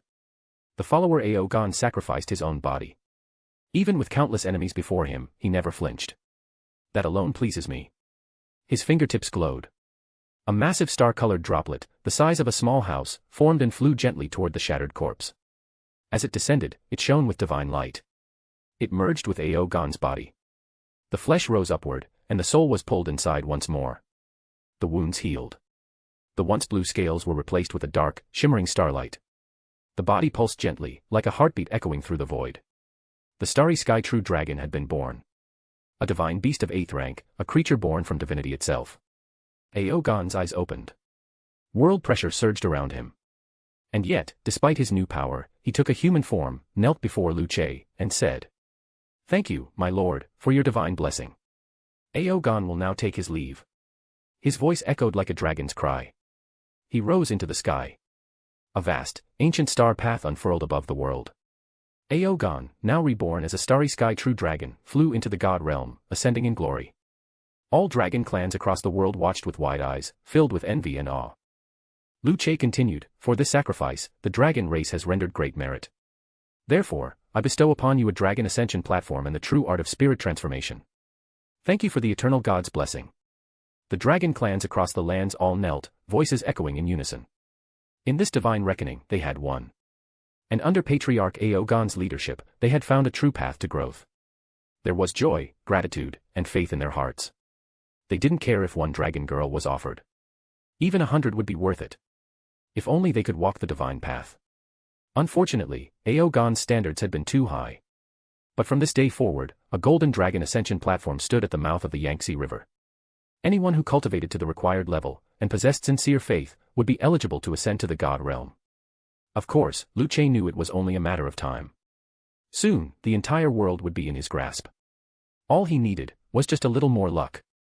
Chapter 106, Chapter 106, Subduing the Emperor, a group member who shook the world. Fahai. Lucian's gaze turned and fell upon his chief priest. Divine power emanated from him like an impenetrable prison. That was how he treated his enemies. But to his followers, his grace flowed as endlessly as the sea. Before the gentle gaze of the eternal god, Fahai's lips trembled with emotion. For a moment, he couldn't find the words. He wanted to speak thanks. But no language seemed worthy. He wanted to kneel and bow. But he felt it couldn't fully express his reverence. You don't need to act like that, Lucian said kindly. As my believer, you should walk the world with pride, spread my faith, and let ignorant creatures feel my grace. Fahai will carve your words into his heart. Facing this divine instruction, Fahai bowed deeply and solemnly. Lingshan had collapsed. The immortal court lay in ruins. Now, he would carry the will of the eternal god to the secular imperial court, spreading divine truth to the world of men. Fahai, as my chief priest, your performance this time was exemplary. You subdued the Four Seas Dragon clan, offered the world's water veins, and completed the sacrifice. I should reward you. My god, please wait. Lucian paused, surprised. What could Fahai possibly want? Looking down, he saw Fahai kneeling with a determined expression. My lord, your gift is already beyond generous. Fahai dares not ask for more. But now that the celestial court has fallen by your hand, only the Lord of Lingshan still lives. If it pleases you, please allow me to personally end him. With that, he prostrated himself, expression firm and unwavering. It was clear he had long prepared these words. Lucian chuckled. He already had a reward in mind. And now, Fahai's request had perfectly matched his intent. You are too humble. Very well. I will promote you directly to a 3-star priest, and grant you a Dao fruit. I hope you'll continue to serve me with such zeal. Hearing the divine voice echo above, Fahai broke into tears. God. Why are you so kind? Why do you give so freely? Each time, they sacrificed so little, yet were rewarded 10,000-fold. How could mortals possibly be worthy? We are not worthy of your grace, but Fahai will never stop spreading your word to all sentient beings. He kowtowed again and again. Then, from the divine radiance above, a golden lotus descended from the sky. For a Buddhist disciple like Fahai, Lucian didn't bother with creating a new profession. He simply used a source of divine power to condense a Buddhist Dao fruit, then injected it into Fahai's body. In that moment, Fahai felt his internal bottlenecks shatter. The path ahead was smooth, bright and boundless. He only needed to cultivate diligently, and the end of the path would be within reach. In his mind, more than 10 new Buddhist doctrines blossomed, each more radiant than the last. It was a grand road, one that dwarfed all the small, fragmented teachings once found on Lingshan. The divine light slowly faded. The world gradually returned to peace. In the Four Seas, in Hangzhou City, and across the newly converted lands, countless beings knelt down in reverence. Their voices rose as one. Glory to the eternal God. Praise the eternal God. 10,000 rays of divine light spread across the land. The sky cleared, and the clouds vanished. Within 1,000,000 miles, spirits and cultivators alike bowed in worship. Because of Lucian's descent, even beasts and wandering souls took on human form. How could they not express gratitude for such divine grace? To repay even a drop of kindness, many were willing to sacrifice everything. Sometimes, spirits are more pure-hearted than humans. Fahai turned to the people below and addressed his congregation. I will now go to the mortal imperial court. All of you, stay and settle the new believers. Begin preparing a temple for the eternal God. Yes, Lord Chief Priest. Most of the current congregation of Jinshan Temple were Dragon Clan descendants. They were wise, disciplined, and extremely devout. Now, they had received the approval of the eternal God and been granted the Shenlong platform. What an honor that was. They would give their all to build the eternal temple and repay divine favor. Fahai stepped upon the golden lotus and turned into a streak of golden light, flying straight toward the imperial capital. As he approached the city, a golden dragon of fate and fortune emerged from the ley lines below, attempting to resist the arrival of a cultivator. Why weren't cultivators allowed to interfere in mortal rule? Because of this golden dragon, manifestation of the Empire's fate.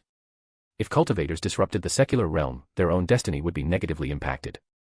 At worst, they could incur the wrath of heaven. But Fahai looked at the dragon with scorn. A mere golden dragon of fortune dares bare its fangs before me. My god can even suppress the heavenly Tao, what chance do you have? He raised a single glowing finger. Tap. The dragon of fate whimpered and shrank back into the ley lines. Without pause, Fahai entered the capital and flew straight toward the palace.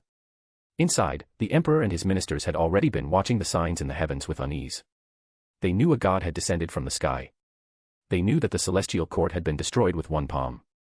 They had seen the divine light spreading across the lands, bringing with it a new faith. But the details, the cause of this upheaval, they did not know. The skies had changed twice in a single day. Some ministers were already preparing to plead for the emperor's abdication, thinking it was heaven's judgment. It's the Buddha. The Buddha has come. The appearance of Fahai caused an uproar in the palace. In that moment, the emperor and all his officials, without exception, fell to their knees. You don't need to perform such a grand ceremony, Fahai said, smiling warmly. My name is Fahai, chief priest of the eternal religion.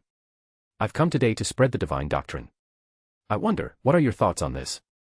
The celestial masters present, many of whom had long cultivated using dragon energy, lowered their heads in silence under his divine gaze. Only the emperor stood up, eyes alight with reverence. Was that mighty being just now the great god you serve? He was, Fahai confirmed. The emperor's joy bloomed across his face. Without hesitation, he declared, from today onward, every town in the realm shall build temples to the eternal religion. All citizens must worship the eternal God. Such a great deity, so mighty that he destroyed heaven itself, and he sought to plant his faith in their land. It was nothing less than a divine blessing. Only a fool would reject it. Although the emperor was not known for wisdom, even he understood the significance of divine power for a nation's strength. This was a chance. Perhaps with the eternal God's favor, his own lifespan could even be extended. Fahai was visibly pleased. The foundation of a theocratic state had just been laid. At that moment, one of the celestial masters hesitantly raised his hand and asked, Reverend Fahai, is it true? Are the gods of heaven truly dead? The hypocritical immortal Buddhas have all been purged by our eternal God, Fahai said coldly. They had no reverence for the grace of heaven and earth. They cared only for their own superiority. Their deaths were well deserved. In truth, the answer was already apparent. Shrines once filled with divine paintings and enshrined idols, whether from mortals or celestial masters, had turned into empty halls. Those once venerated beings were no longer divine. Heaven had fallen. Fahai continued, not only has heaven collapsed, but so too shall traditional Buddhism. Though I walk the Buddha's path, I serve the eternal religion. Everyone gasped in realization. So the eternal God was a completely independent divine being. The old gods and Buddhas had been wiped out. The emperor grinned broadly. Then, would I be allowed to cultivate immortal techniques? Fahai nodded slightly, returning the smile. Indeed. If the entire land of Huaxia joins the eternal religion, then our world itself can evolve, becoming an immortal realm. Shock rippled through the court. Such a thing was possible. In that instant, all hesitation vanished. The officials and celestial masters began lining up to inquire about joining the faith. Myriad Worlds chat group. Group member, Pudu All Beings, has uploaded a video. It was downloaded in less than a second. Spirit of the Demon Sword, my god really is terrifying. Crushed heaven with one palm. That was the Jade Emperor and Queen Mother in there, right? Secondly, I actually went over to look. There were thousands of immortals in there. Young Master Murong, TCH, Immortal Tao couldn't withstand judgment. That bald monk from Buddhism ran fast, if he hadn't, he'd be paced now. Tanjiro, credit to Mr. Fahai. If he hadn't acted, I think Buddhism would have vanished without a sound. Junior brother from Daju Peak, so immortals do exist in the sky, but in front of my god, they're nothing but illusions. Ridiculous. Lao Gao, sadly reminded, wait, my god. Did the Jade Emperor and Queen Mother really die? What about Erlang Shen? Or Toda Heavenly King? Dashan Chu, forget them. All of it is meaningless before our god. Your priorities are too small. Didn't you see the calamity itself? That was the Tao of heaven. And even it got suppressed. For peace, I don't understand half of what you're saying, but it sounds powerful. Pirate King of the Caribbean, +1. Ninja Scientist, could someone upload a full Immortal Tao reference book? I want to study your immortals and Buddhas. Dashan Chu, hold up, I've got files. Group member Dashin Chu uploaded, Intro to Huaxia Immortal Cultivation System. Those unfamiliar with Huaxia mythology eagerly downloaded it. Exclamations followed. For peace, so that's how it works. They really deserve to die. Compared to our god's generosity, those immortals were worthless. Tanjiro, all they ever did was order people around and demand worship. Were they even worthy? Lao Gao, that's the thing about immortals, they seem noble in the stories. But in truth, they're just as corrupt as mortals. Ninja scientist, boiled down, they're just people with more power. Even heaven itself, the so-called Tao, is just the collective will of sentient beings. And yet it served only to protect the immortal Buddhas. No wonder our god crushed it. Pirate King of the Caribbean, your world is insane. We don't have anything that strong. Our sea god once got captured by a bunch of pirates. Junior brother from Daju Peak, that's not a god, that's a joke. Dashin Chu, I've heard of Zeus and the other Western gods. Wonder if we'll meet them someday. Lao Gao, that's a different pantheon, but who knows? At this rate, they might appear eventually. The way our god moves. Demon Realm. Uncle Gio stared at the destroyed heavenly court in stunned silence. He had already accepted the eternal god's dominance. But witnessing the brutal deaths of the Jade Emperor and Queen Mother, one after another, the shock still hit hard. That was divinity. No wonder this god could bestow the power of a sword immortal, and even create a Lohan cabinet. They weren't even in the same league. Chapter 107, Chapter. Although the divine voice wasn't loud, it rang through the soul. Cold, emotionless, yet absolutely overwhelming. Everyone who heard it felt a deep, instinctual fear. Lingshan. Great Hall of the Great Sage. Within the Grand Temple, a host of Buddhas looked around in shock. Whose voice was that? How could it penetrate this sacred space, one of them asked. They all turned toward the Tathagata Buddha. But the Buddha's expression had turned solemn. Clearly, the source of the voice was no trivial matter. Master, a bodhisattva asked cautiously, who does that voice belong to? That is an evil god from beyond this world, the Tathagata said slowly.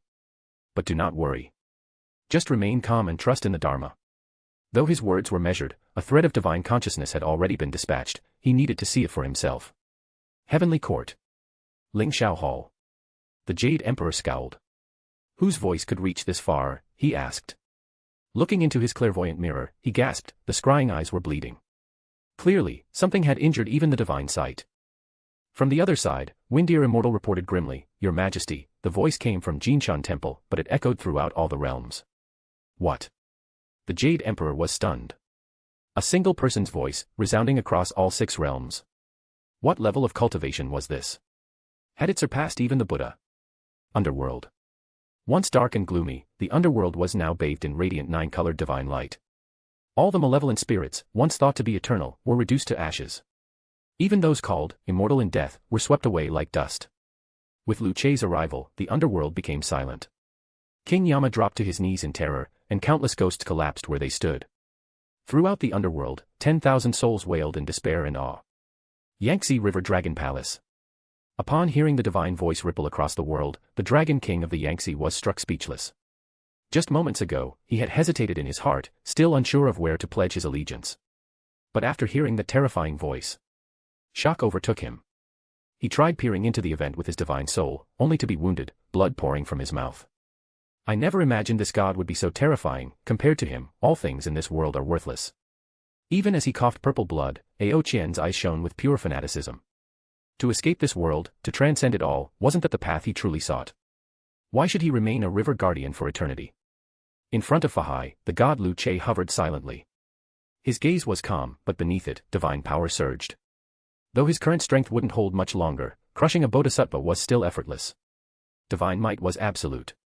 Had he not just broken through to the upper god realm, he wouldn't have had this power. It was equivalent to stealing a world out from under heaven's control. Lu Che's rage simmered beneath the surface. Ah. Lord God. Fahai whispered through a bloodied smile. He lay sprawled across the ground, trying to kneel, but he couldn't move. His injuries were too severe. To recognize your error is the beginning of wisdom, Lu Che said coldly. But remember this, my believers are judged only by me. His gaze shifted skyward. And you, hypocrite standing above my domain, are you ready to die? His words thundered across the sky. Moments later, blood blossoms bloomed in the heavens. Even now, there were those who dared to hover above him. That alone was a crime worthy of death. Guanyin Bodhisattva watched in horror as arhats and gods were struck down with no warning. Her expression twisted in terror. Without another thought, she fled. She didn't dare consider whether he was an evil god or divine being. All she knew was, if she stayed, she would die. Within the city, Bai Suzhen stared at the fleeing Guanyin, completely overwhelmed. Too much had happened today. She hadn't even had time to process it all. And then, the voice returned. Ethereal. Absolute. In front of me, you think you have the right to flee. The words were law. Time reversed. When Guanyin opened her eyes again, she found herself back where she'd been. Still standing in place. This time, she didn't dare run.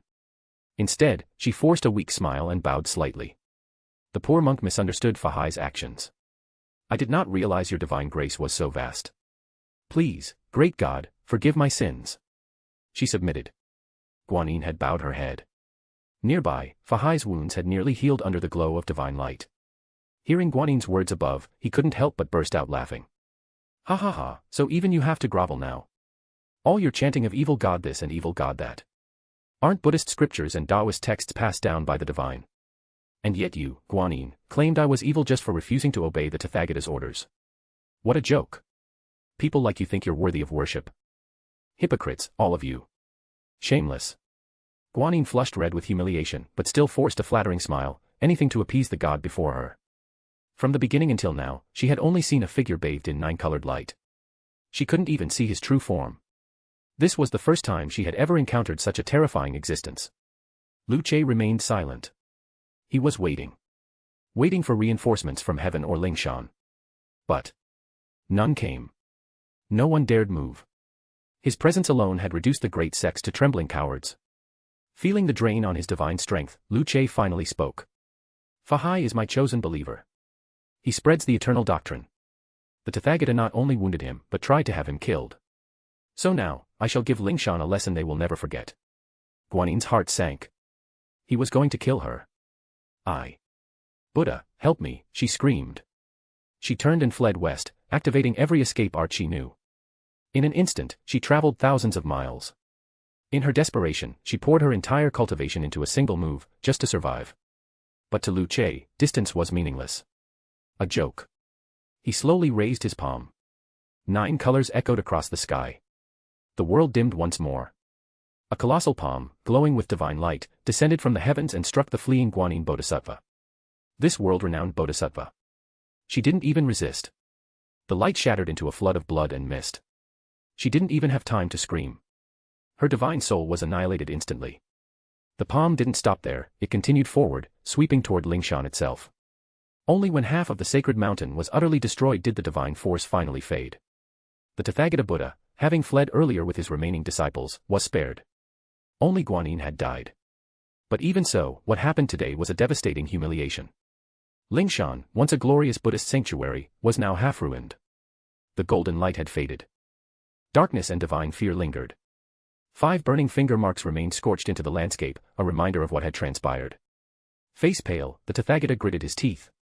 From today onward, recall all Buddhist disciples. We will retreat into seclusion for 10,000 years. Yes, Buddha. We obey. Jianglong Arhat bowed obediently, but his heart was still filled with dread. They had only just escaped death.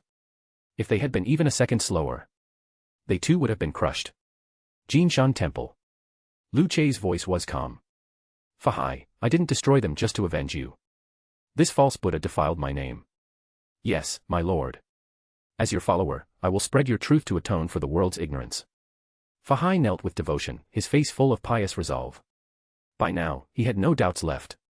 He was no longer just a monk, he was a true fanatic believer of the eternal God. Lu Che gave him a satisfied nod. Then his body dissolved into particles of light and vanished into the air. The world fell into stillness. Then into night. The clouds of tribulation had already been torn apart the moment Lu Che descended. Now that he was gone, silence reigned. But something had changed. Fahai had become a true Buddha. The golden body method, 6th turn, was now cultivated to the 5th level of perfection. After using magic to bury the remains of Jinshan Temple in a quiet hillside, Fahai revealed his Buddha form to the masses below. His voice echoed across the land. Guanyin fell into darkness without realizing it and was judged by my God. From today onward, all temples must be demolished. Monks must either return to secular life or join the eternal faith. In the city, the two snakes, Shaoqing and Baisujian, watched the divine light fade. Finally, they exhaled in relief. Then came Fahai's booming declaration. Shaoqing whispered, "That god is terrifying. He killed a bodhisattva with a single palm. I almost want to join the eternal religion myself. But do they even accept demons?" Baisujian rolled her eyes and pinched Xiaoqing's ear. You just want someone powerful to rely on. At least go ask properly instead of daydreaming. I still have so many questions for that god." She paused. Since Guanin's death, the strange tugging sensation in her heart had vanished. The compulsion to become an immortal, it was gone. Was it just an illusion? She didn't realize that the divine oath spell in her soul had been quietly dissolved. No longer drawn toward Guanin's mission, she was now truly free. Myriad Worlds Chat Group. Spirit of the Demon Sword, TCH. That bald monk didn't even get to scream when he died. Li'er, stop calling him a bald monk. My god gave him a chance to change. Be respectful. Pirate King of the Caribbean, then what should we call him? Mr. Murong, curious.jpg. Spirit of the Demon Sword, +1. Li'er, call him bald. It sounds gentler. Dashin Chu, puffed, actually, bald sounds kinda wholesome. Can't believe I'm saying this. Pudu all beings, Fahai, you can call me bald. If not for our god's grace, I'd be dead already. And the one who insulted me, Lingshan, was punished.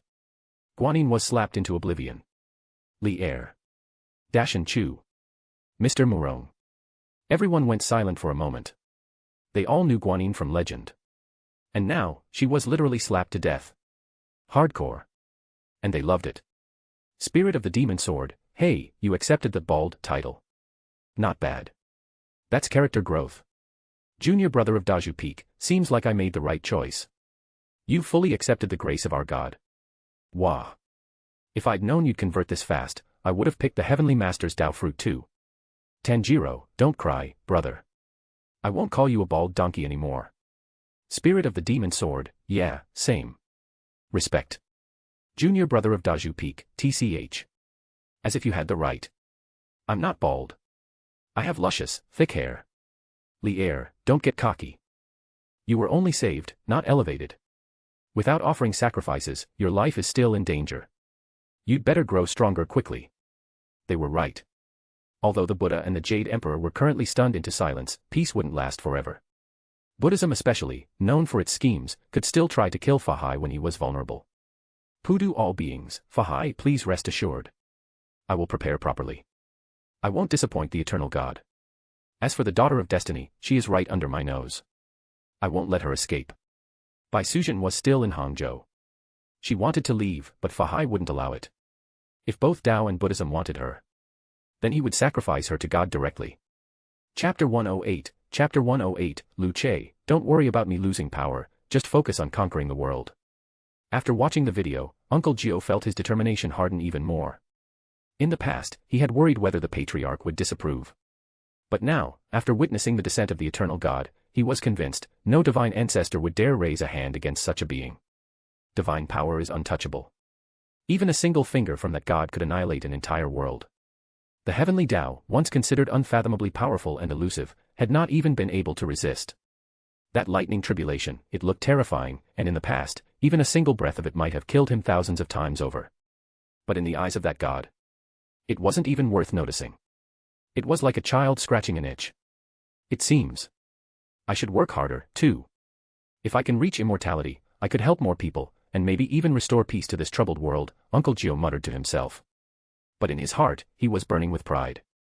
Myriad Worlds Chat Group. Secondly, another one promoted to 3-star envoy. I'm so jealous. Young Master Murong, just wait, you'll get there too. Snicker.jpg. Junior brother of Daju Peak, I think Fahai's truly admirable. No wonder our god chose him, he even turned down a divine reward. If it were me, I wouldn't even be able to speak in front of God, I'd be too overwhelmed. Chu Dashin, at Pudu_all_beings, come out and tell us why you turned down the reward. Pudu all beings, Fahai, there's not much to say. I just feel like every time we give something to God, he returns tens of thousands of times more. It almost feels unfair, like our God is too generous. Lu Che, watching from the divine domain, chuckled softly. If it were any other god, that kind of return would be a massive loss. But he was different. Every transaction, every sacrifice, triggered multipliers. Take the harvest from the White Snake world, for example. He used a total of 107 units of original divine power, including what he spent to suppress the heavens. But the resulting faith power, when boosted by multipliers, gave him over 160,000 units, a net gain of 847 times. Absolutely worth it. And that didn't even include bonus gains from Baisujian, Aoli, and Ao Qian, whose bloodlines were rare treasures. Baisujian had the bloodline of Zhulong, Torch Dragon. Aoli was a pure-blooded dragon girl. Ao Qian had transformed into a starry sky true dragon, an 8th-grade divine beast. If those were listed for sale, they'd be worth millions of original divine power. Even if Fahai was a top-tier follower, Lu Che couldn't just keep handing out gifts endlessly. He still had to prepare for the day when he would confront the great Sun Tathagata head-on. For peace, he's right, maybe it's better to ask for fewer rewards. Otherwise, I feel guilty every time. Spirit of the Demon Sword, agreed. God of Eternity, no need to feel that way. Just focus on doing your part. To me, all of you are like my children. No matter how much I give, as long as you grow strong and stand tall, that is the greatest reward. Tanjiro. I worship you, my God. You are eternal. Spirit of the Demon Sword, glory to my God. Secondly, glory to my God. Young Master Murong, glory to my God. Lao Gao, sadly reminds, glory to my God. For peace, glory to my God. Pirate King of the Caribbean, glory to my God. Uncle Gio, glory to the eternal God. Junior brother of Daju Peak, glory to my God. Pudu all beings, glory to my God. Chu Dashan, glory to my God. Seeing God speak in the chat group made everyone excited. His words touched them deeply.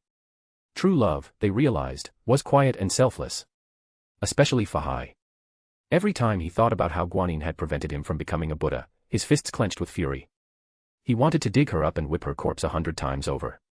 So much for, put down the butcher's knife and become a Buddha. What a scam. The moment she saw someone not following her path, she called them a demon. It was a cult of hypocrisy. And fools actually bought into it. As Lu Che watched the group chat and the reactions, he gave a faint smile. He didn't say much. As a god, his words carried weight. One line of encouragement. One shared miracle. That was enough to deepen their loyalty tenfold. At the same time, they saw firsthand just how powerful he truly was. To subdue the heavens with a single palm. That wasn't just power. It was divine supremacy. And the fusion of grace and might was the ultimate way to win hearts. Meanwhile, Baisujian stepped off the golden light transmission platform and arrived on a bright, radiant planet. The aura here was overwhelming. It far surpassed any spiritual energy she had ever known. Even taking a single breath filled her body with joy, it was as though her every cell was celebrating. So this is the God realm. She carefully observed the world around her. Suddenly, a powerful gust of wind swept across the landscape. She looked up instinctively, and saw a phoenix flying past. Its wings spanned the horizon, casting shadows over the land. It looked directly at her. And then simply flew away, disinterested. Phew. That phoenix was terrifying. I thought I was going to die, said a nervous voice from behind her. It was Aoli, her wide, starry blue eyes still full of fright. Her twin buns were coiled over her dragon horns, and her makeup-free face made her look innocent and childlike. Her soft, pink lips quivered slightly. She clung tightly to Baisujian's robe with both hands. She didn't look like a dragon at all, more like a shy, curious child. And it was true. She hadn't yet undergone her baptism, she was still just a young hatchling. As for Baisujian, she too hadn't received her bloodline evolution. On this powerful God realm planet, both of them were at the absolute bottom of the strength hierarchy. They were the weakest of the weak. Baisujian gently stroked Aoli's head and smiled softly. Don't be afraid. The eternal God won't forget about us. And even if he did, just being able to cultivate here is already enough. The God realm was unlike the lower world. The air alone was filled with divine essence, rich enough to trigger their evolution. Just breathing was a form of cultivation. At that moment, several streaks of light flashed across the sky. A flock of tall, snow-white divine cranes descended gracefully. Two figures leapt down from their backs. They glanced over Baisujian and Aoli, then nodded. You must be Baisujian and Aoli. Yes. And, you are? Baisujian asked politely. My name is Hina, full name Hina Rishiang. I serve as a maid of the Eternal God. I'm here to escort you to the Eternal Shrine. Please, come aboard. Thank you, Baisujian replied, bowing slightly. the girl and the little dragon followed her and boarded the crane. Together, they took flight into the vast, glowing skies. On the way, Hina began explaining the rules. Once you arrive in the god realm, you don't immediately serve the god directly, let alone sleep with him. Every goddess must undergo penance and cultivation trials. This is a rite of passage for all women chosen to serve in the eternal shrine. Only after your strength meets the minimum standard can you qualify for his divine attention. There are also matters of personal conduct. Don't think you can act freely just because you're here. No matter how favored a goddess is, she must contribute. Everyone shares responsibility in the eternal god's service. The place you first arrived at is called the primordial star altar, the first of many such sites. Most goddesses work there in the beginning. Both Baisujan and Aeoli nodded quickly. They didn't dare to be arrogant. In this realm, their power was likely weaker than even a low-grade sacred beast. As for Hina's mention of sleeping with the god, Baisujan blushed but said nothing. As a woman, she naturally felt some inner resistance at the idea of serving a man she didn't know. But this wasn't just any man, this was a god. That resistance quickly faded into silent acceptance. Aeoli suddenly whispered, "Big sister, do you think I could become as strong as that phoenix from before?" Hina turned her head and replied flatly, "That wasn't a phoenix. It was a blue bird. And it's actually food for stronger divine beasts." Baisujan. Aeoli. The god realm's waters ran deep. What had appeared to be a terrifying divine beast was apparently just a snack. As they flew, Aeoli's eyes lit up. "Sister, look. That's my grandfather." Baisujan looked up and saw a massive starry sky dragon, spanning millions of miles, coiling through a sea of galactic clouds. It drifted through the stars like a heavenly serpent, magnificent and serene. "Whoa, so that's your grandfather," the girl beside them murmured. "I've heard our lord mention that one before," Hina said, surprised. "Apparently, he's the strongest beast in the entire god realm. Lots of potential, but a bit of a troublemaker. Loves to roar when he's bored. Even a being as majestic as that was considered childish by the eternal god." It seemed Aochen really had retained his playful nature, even after ascending. Baisujan said nothing. She simply hugged Aeoli and stared at the enormous dragon in awe. Fahai's earlier words echoed in her heart. You carry the bloodline of the torch dragon. Would she one day be stronger than Aochen if she awakened her ancestral blood? Then again, she quickly shook her head. Even if the torch dragon was a pinnacle beast in her own world, that dragon was only a local king. The god realm was an entirely different playing field. The two species weren't even in the same league. Eventually, the four of them reached a grand celestial structure.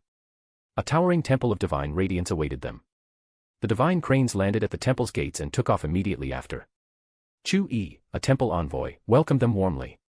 "Come this way. Inside, you'll find scripture halls and inherited techniques. Since both of you carry dragon bloodlines, begin with the ancestral pool. Soak in it first. Your cultivation will advance much faster afterward." "Thank you, divine envoy," Baisujan replied with a bow. Holding Aeoli's hand, she stepped into the eternal shrine. Upon entering the hall, she was surprised to see several other women already present. Each of them radiated powerful divine light. And each one was stunningly beautiful. To her right, a girl in a green dress smiled mischievously. Though young, her eyes sparkled with playful energy. Nearby sat another woman, her cold demeanor subtly laced with seductive charm. Suddenly, a white divine light erupted in the center of the hall. A woman in white sat cross-legged in quiet meditation. She opened her eyes and smiled. "I finally broke through, seems like all that effort paid off. I think I can lower my realm now." Sister Lishuning broke through. "Congratulations. Well done, sister." The other women in the hall were stirred by the momentum and quickly stood to offer their congratulations. Seated next to Lishuning was another divine maiden. Her elegance radiated from a floating white jade sword above her head. "Wait." Sister Shurfeishuan also broke through. No surprise there. Those two are the most diligent of all the goddesses. Always neck and neck, one girl laughed. But Lishuning beat her by a step this time. These two were goddesses from the Datong world, eternally competing with one another in both cultivation and status. Yet despite their rivalry, neither one was willing to fall behind. And now, Lishuning had managed to edge ahead. Chapter 109, Baisujan awakens her bloodline, Lishuning descends to the mortal realm. Congratulations to both goddesses for breaking through the realm. If you wish to descend to the lower world, please proceed to the Ziwei Palace and await instructions, Hina and Rishiang said in unison as they bowed respectfully. Their tone was formal and reverent. Aeoli asked in surprise, "Wait, we can return to the mortal realm after entering the god realm?" She had assumed they'd be living here permanently. The god realm was vast and fascinating, but the idea of being able to return to her home world, it was tempting. Rishiang nodded and explained, the eternal god has decreed that once a goddess reaches 7th tier strength, that is, the 7-star sacred beast level, she may qualify for lower realm missions. But final approval depends on the will of the eternal god. Bai Suzhen's eyes lit up. If she could cultivate to 7th tier, she could return and see her sister again. That alone was motivation enough. Meanwhile, Li Xiaoning and Shi Feishuan both stood up wordlessly and departed toward their own palaces. Their lack of interaction made one thing clear to Bai Suzhen: the goddesses were not a united front. They were in quiet competition, each striving for favor and power. After they left, Chu Yi led Bai Suzhen and Aoli to the ancestral sky pool. This special pool had been created personally by Lu Che, specifically for non-human goddesses. After all, not every goddess could be born human. To save time from performing individual baptisms each time, he had forged this pool with supreme-grade materials and divine medicines. The sky pool floated above the temple. At a glance, it looked small, but within it was a separate pocket world, nearly the size of the moon. Hina stood at the entrance and said to Bai Suzhen, disrobe and enter the sky pool. Once the moon and stars revolve 3 times, I'll come retrieve you. The 2 girls obeyed without hesitation. After removing their clothes, they stepped into the waters. Only after submerging themselves did they realize. The water, which seemed icy, was actually like liquid fire, lava infused with divine medicine. Aoli instinctively reverted to her dragon form. Her white-scaled baby dragon body floated adorably, splashing lightly. Bai Suzhen, too, transformed into her true self. As the divine medicine penetrated her body, it awakened the latent torch dragon bloodline hidden in her genes. Her originally white jade-like scales began to darken. One by one, the scales turned pitch black, glowing faintly like ink polished to a mirror sheen. It wasn't the kind of black that felt evil or cold, it had an eerie, seductive beauty. It was said that the 9-een torch dragon possessed infinite power. Its existence devoured all things. According to legend, the gods once united out of fear and eradicated it. And yet today, that very same ancient might was awakening in Bai Suzhen. Her dragon body wasn't particularly large, only a few 100 meters long. Yet half the sky pool was being pulled into a massive whirlpool by her presence. Hina, watching from above, was astonished. She hadn't expected this. This wasn't just a goddess, this was clearly one of the daughters of destiny. The difference between an ordinary goddess and a true goddess of fate was night and day. The daughters of destiny were naturally blessed with enhanced cultivation speed, absurd talent, and innate advantages. Why had Li Xiaoning surpassed Shi Feishuan so quickly? Because she was the emperor's biological sister. The emperor's fate had been tied to her since birth. Combined with her own cultivation and destiny, she advanced faster than most. Even so, her lead was slight, just a fraction. Below, in the sky pool, the disparity was far more obvious. Bai Suzhen had only absorbed a small amount of divine energy, yet her body was evolving rapidly. Meanwhile, Aoli was still absorbing medicinal essence to stabilize her genes. She hadn't even reached the bloodline awakening stage yet. That was the difference. Inside Ziwei Palace, Lu Che sat atop his divine throne, reading the report from Chu Yi. He had thought those 2 new girls would need more time. But their progress had exceeded expectations. Shi Feishuan, Li Xiaoning. The 2 women appeared before him, dressed in celestial robes. They dropped to one knee. Glory to our God. Rise, Lu Che said. Since your strength now qualifies, you may descend to visit your families. While you're there, assist Li Shimin in unifying the world in my name. The Tang world had remained fragmented for too long. Now was the time to seize it fully. The women glanced at each other briefly. Yes, my lord, they said in unison. One more thing. Since your first descents weren't handled properly, this time I'm sealing 90% of your power.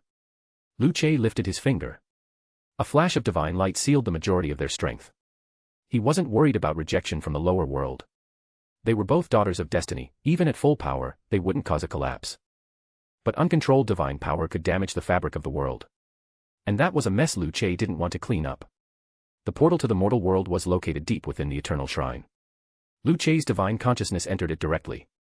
The celestial court has now been renamed the Eternal Shrine. With each passing day, more and more world portals were forming. The 2 women found a shimmering light gate at the far end of the divine corridor. It pulsed with familiar energy. This is the one, right? Li Xiaoning asked. Shi Feishuan nodded. Yes. Let's go together. Of course. Though they often competed, when it came to their home world, they still shared camaraderie. After all, they came from the same place. Datong Double Dragon World. Liaodong region. At this moment, war raged across the region. Forces from the remnants of the Sui dynasty, the rulers of Korea, and martial sects dissatisfied with Li Shimin had all gathered here in defiance. Among them stood Master Yijian, the solitary sword sage. Fu Keilin, Korean grandmaster. Xie Zhishuan, master of the demonic sect. Bai Xian, war sage of the grasslands. These titans had united. Why? Because the stronger the eternal religion became, the smaller their place in the world. And now that heavenly Dao Song Ke had returned, the pressure on them only grew heavier.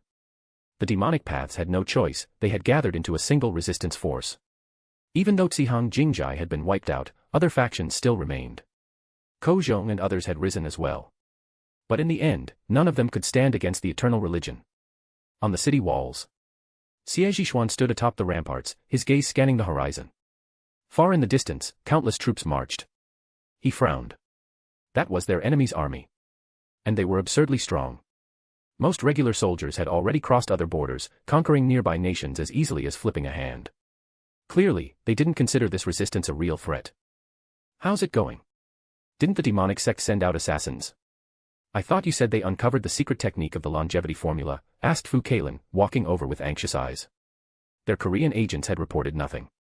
Even the top assassins they'd sent had gone dark. Even his 3 most talented disciples had lost contact, most likely, they were already dead. Xie Zhishuan's expression hardened. Even so, we can't let Li Shimin get too arrogant. If he's allowed to dominate the world, all our sects will be wiped out. Li Shimin now controlled the Central Plains. The aristocratic clans were disbanded.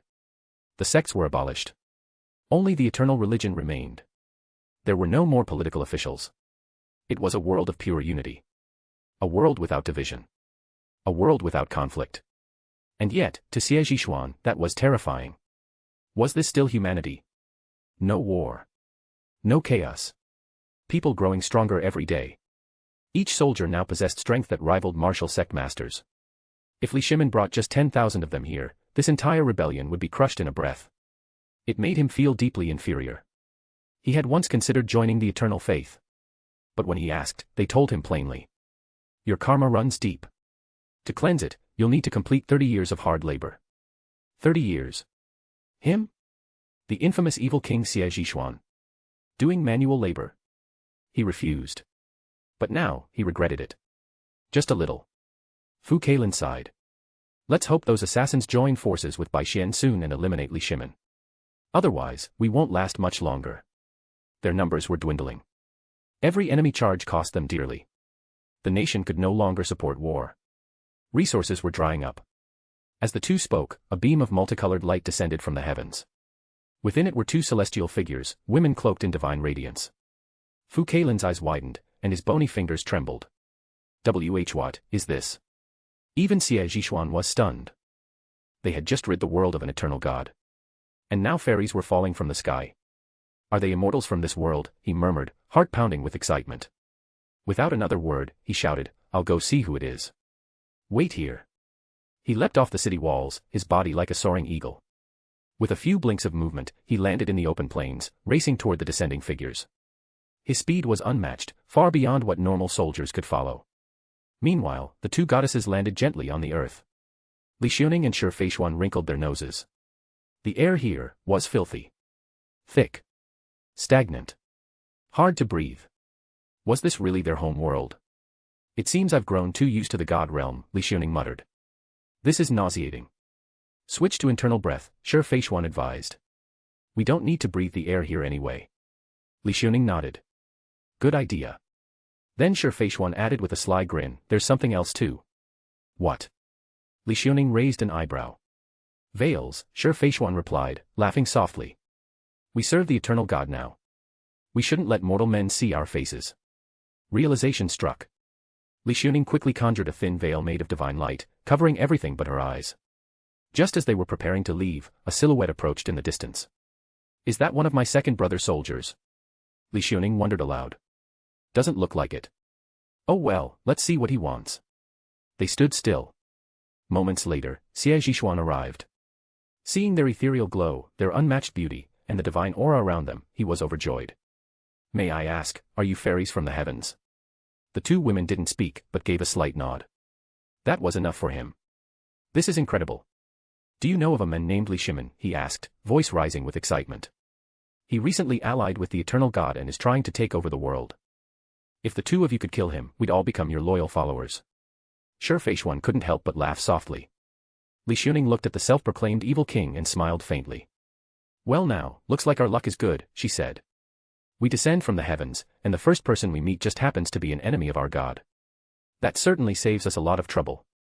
Chapter 110, Sure Feishuan, if Wanwan thinks that way, it's not a bad idea. Let's bring her to the god realm. Sure Jishuan's forced smile cracked. His whole body tensed up. He couldn't stop trembling. Could he really be so unlucky?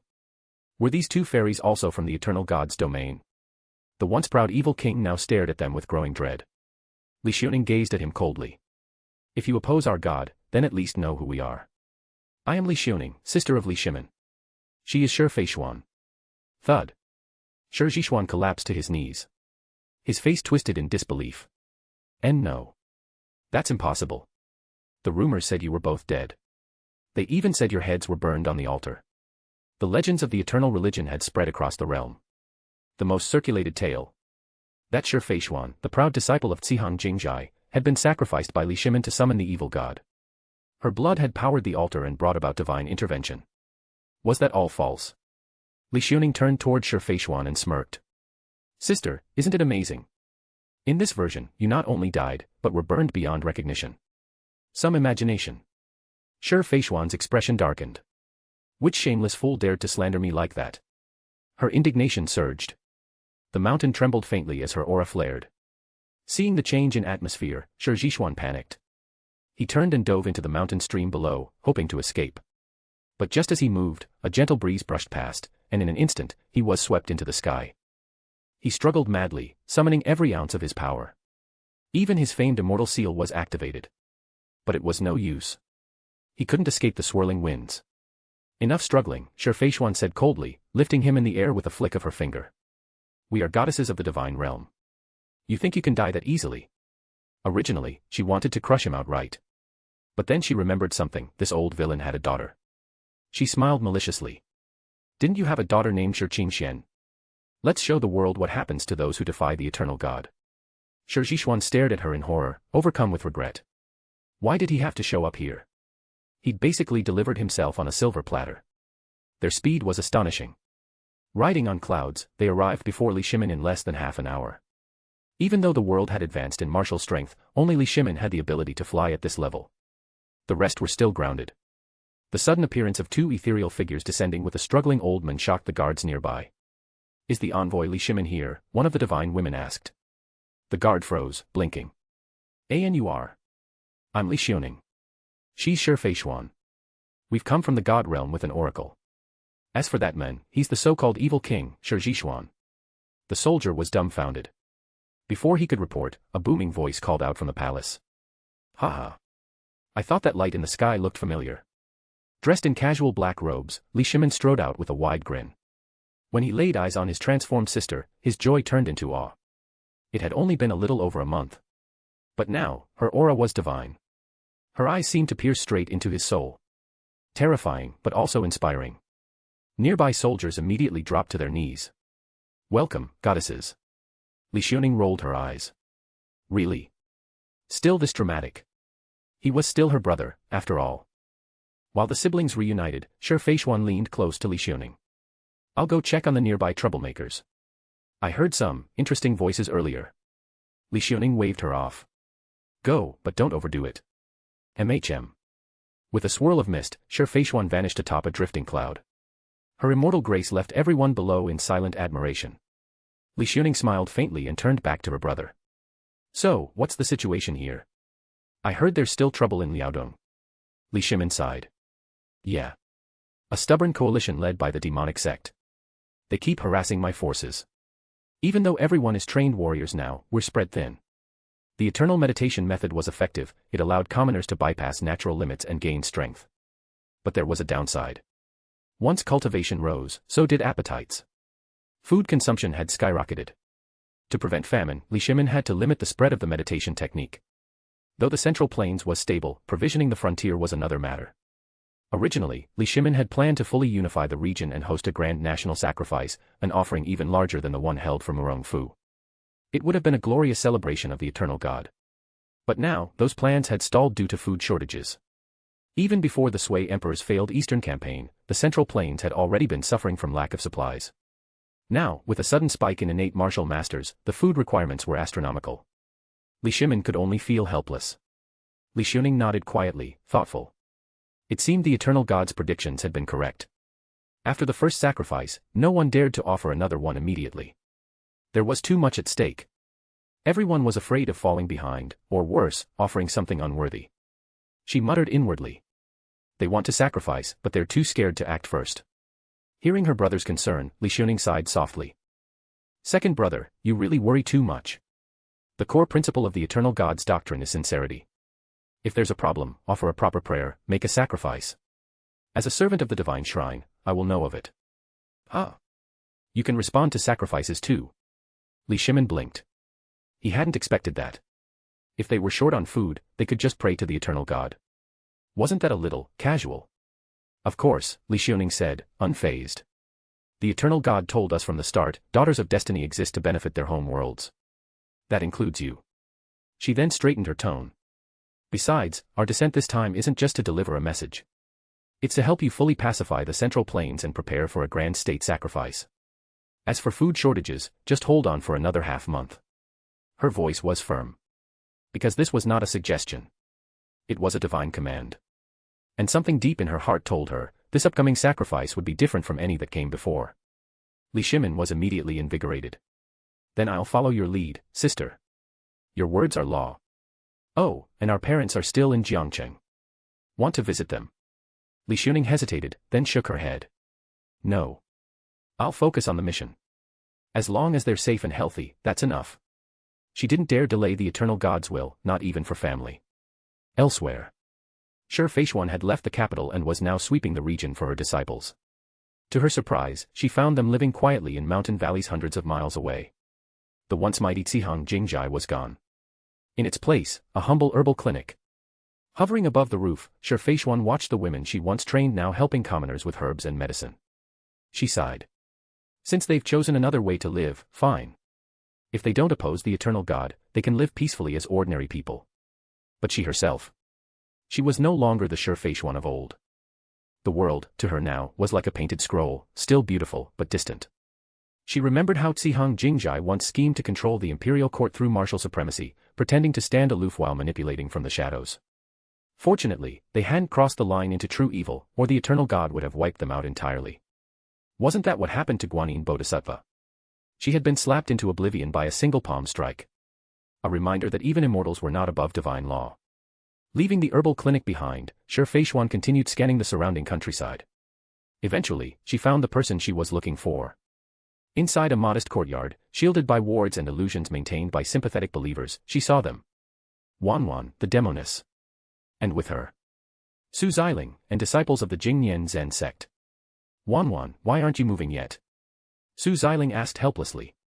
My master has already asked you several times. Su Xiling, now a disciple of the grassland sage Bai Xian, had been captured alongside Ko Zhong in their youth. Since then, he had trained hard, and his strength had soared. After just a month, he could already match second-rate martial artists. Against enemies of equal rank, he was nearly unbeatable. But he still didn't understand Wanwan's hesitation. Wanwan sat on the rooftop in her black robes, legs dangling casually. She stared into the clouds above, lost in thought. If you want to die, go right ahead, she muttered. I'm not interested.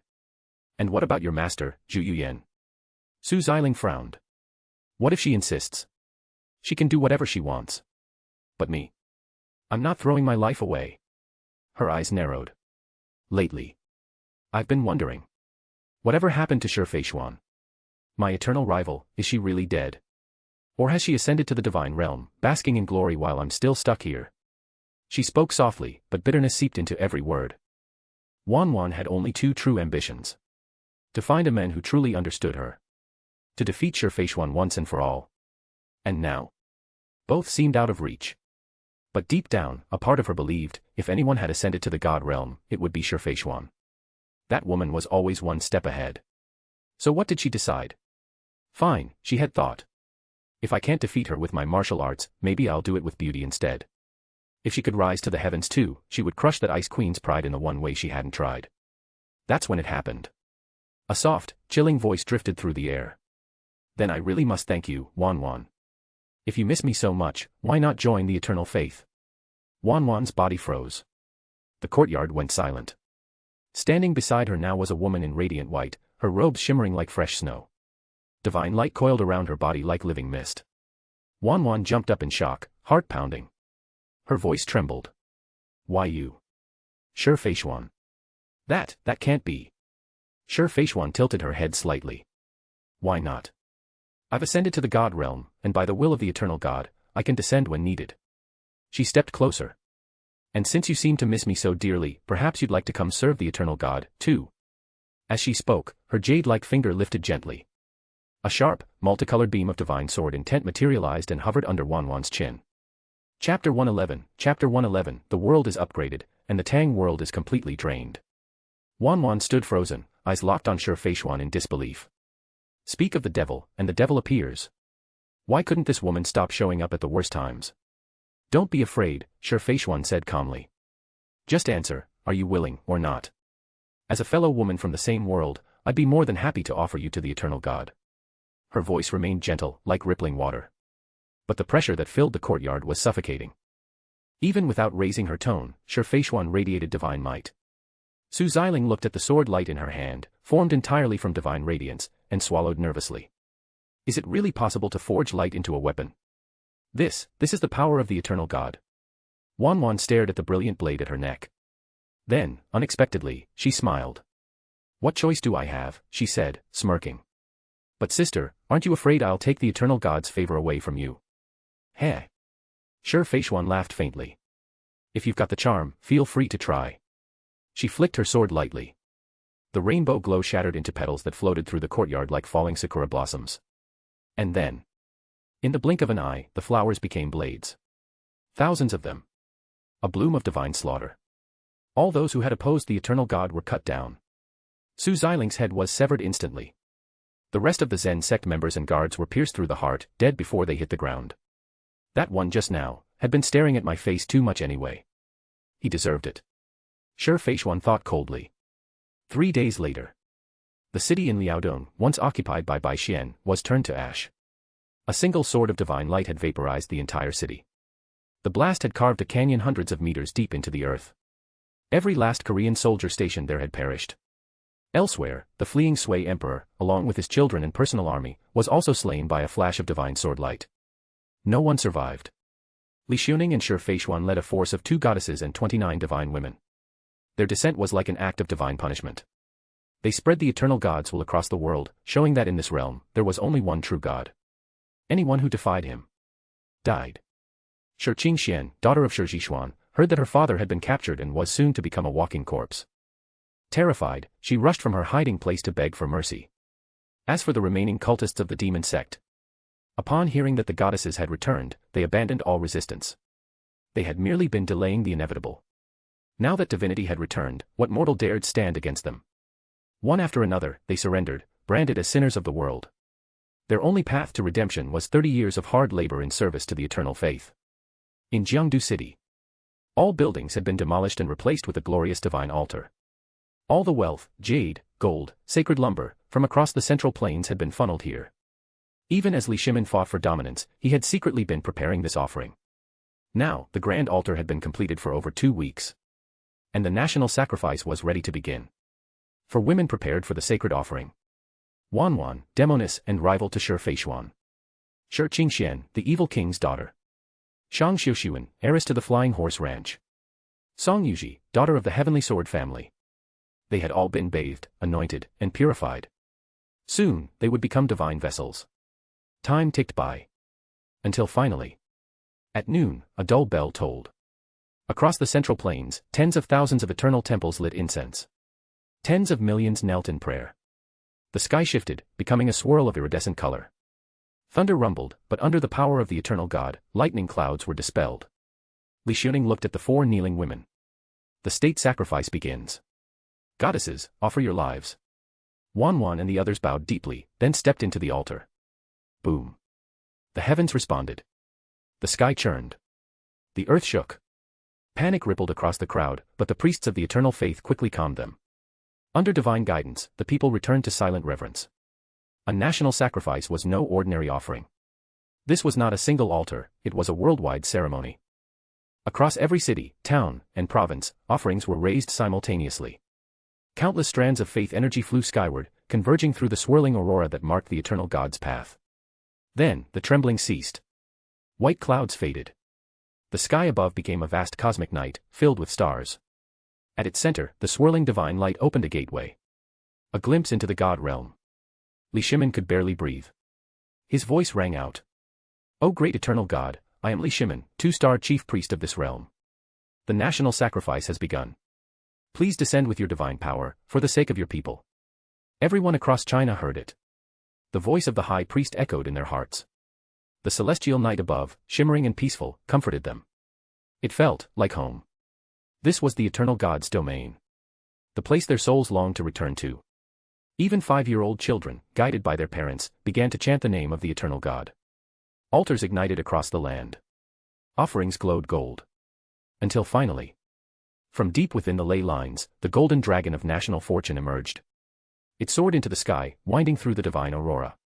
This was the manifestation of the Tang dynasty's fate, and of the world's collective destiny.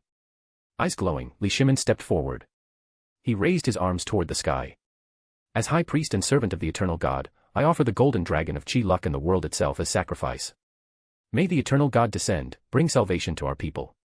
And below, millions chanted as one. "We pray for the descent of the eternal God.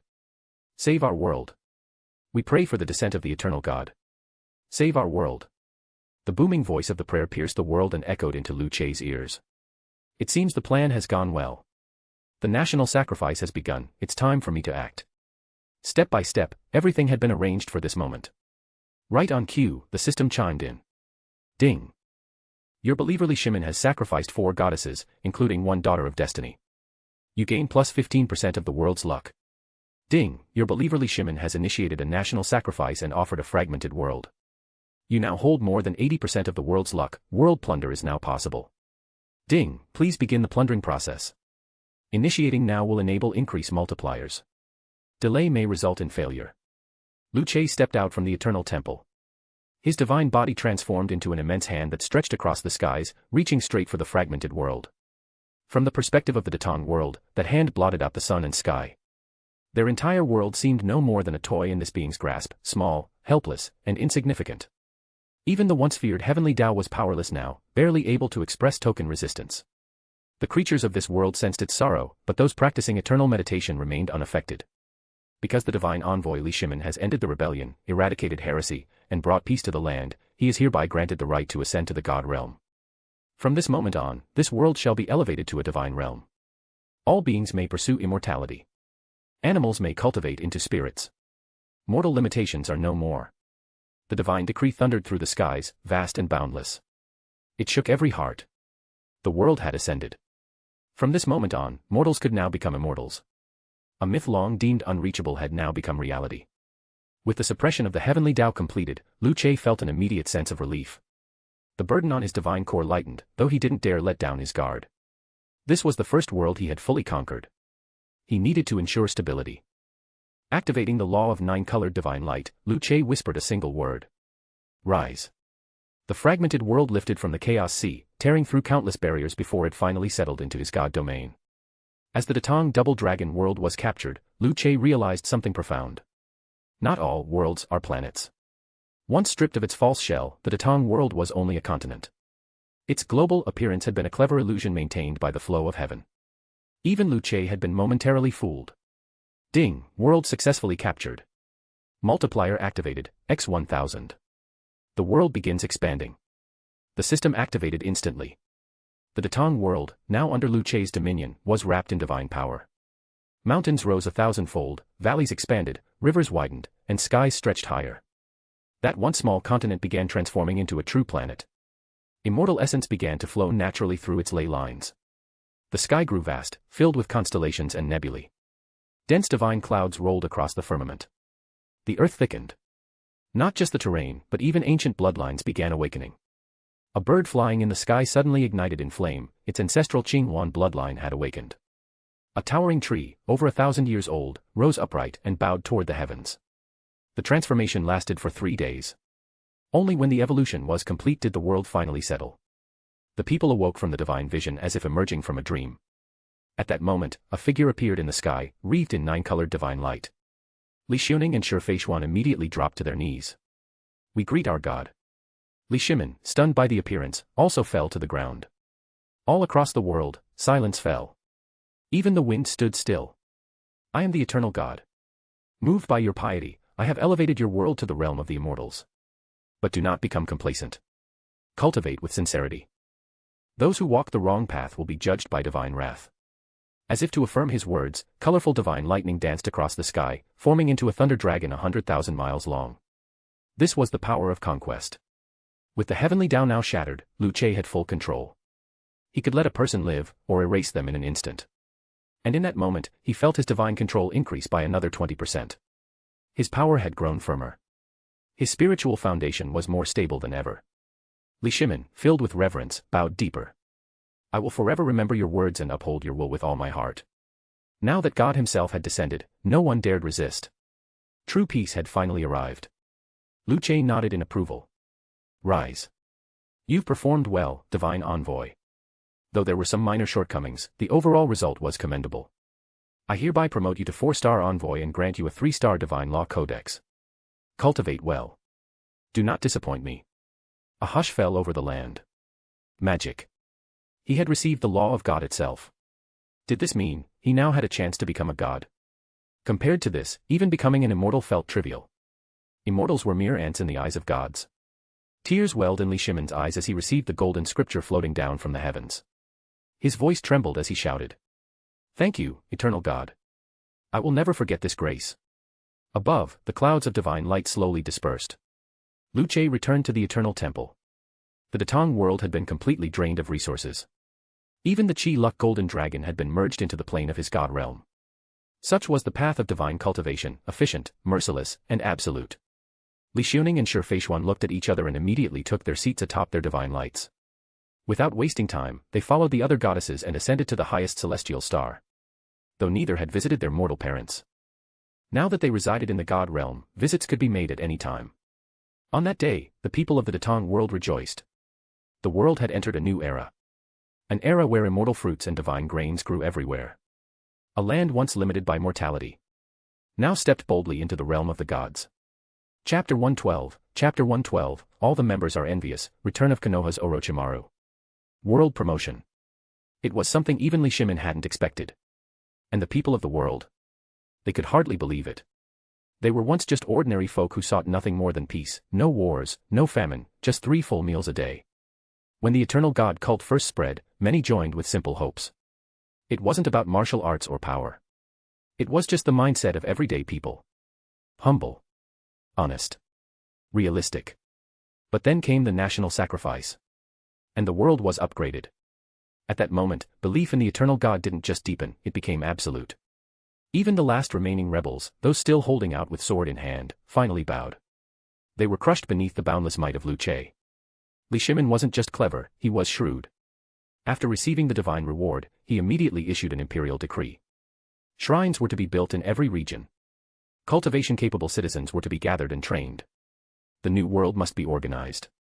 Because now, it was no longer just a world. It was an immortal realm. The changes came quickly. The first to evolve were the beasts. Ordinary animals transformed into spiritual monsters. They could now cultivate, evolve, and grow in power. These spirits didn't attack people arbitrarily. But if their territory was invaded, they fought back. Survival now depended on wisdom and restraint. The more patient you were, the more resources you could gather. More resources meant more growth. This was Lucian's design. After all, 2 trial towers weren't enough to train the entire population. The spiritual beasts became a form of natural test.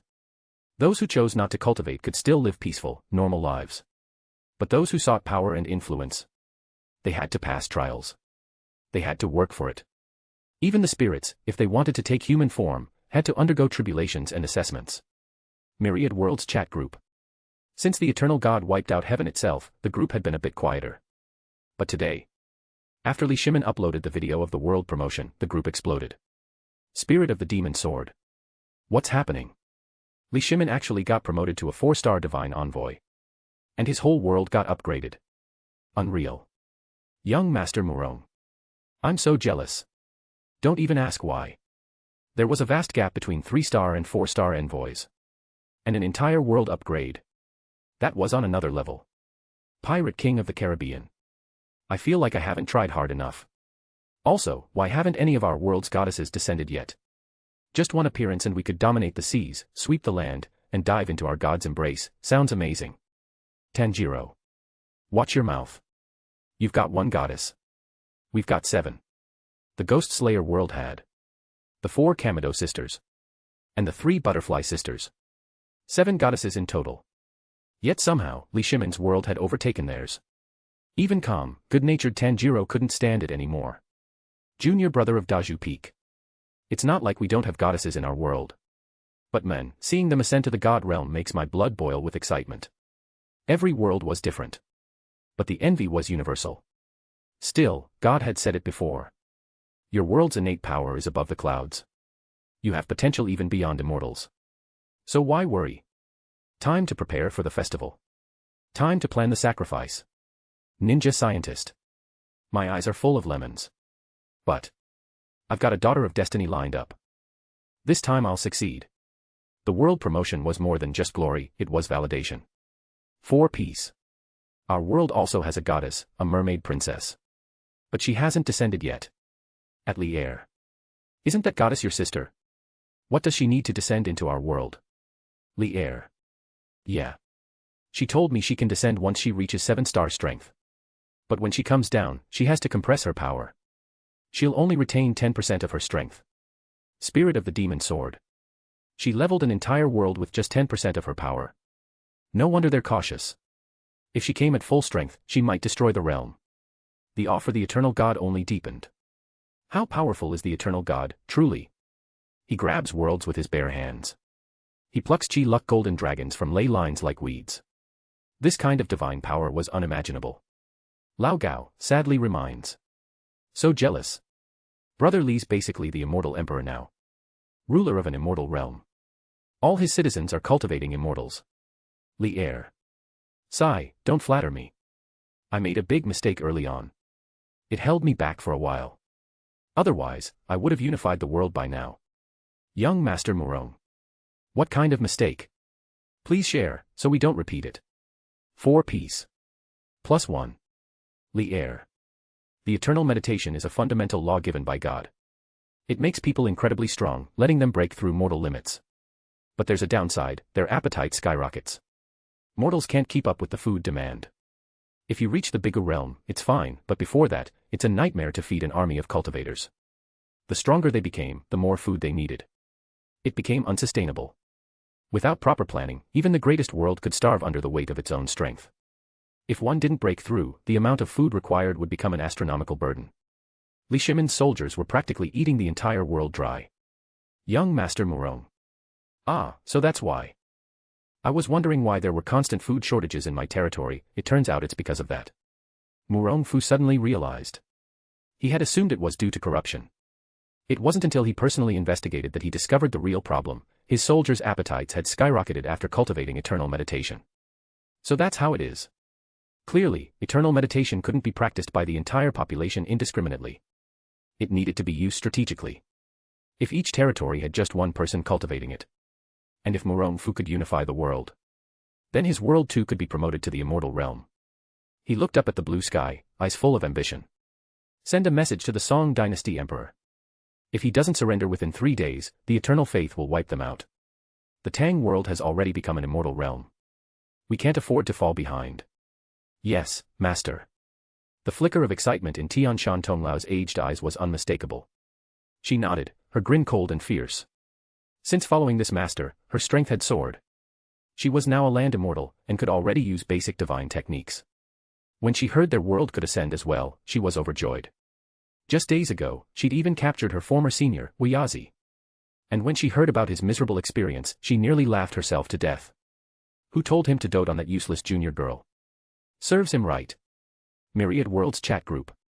Spirit of the Demon Sword. Actually, higher worlds don't have to worry about food shortages. They've got immortal fruits, right? Baldy. Pudu all beings, Fahai. Correct. In our world, we already have a cultivation system in place, and with spiritual energy circulating, breakthroughs happen quickly. Even if the entire population practiced eternal meditation, it wouldn't be an issue.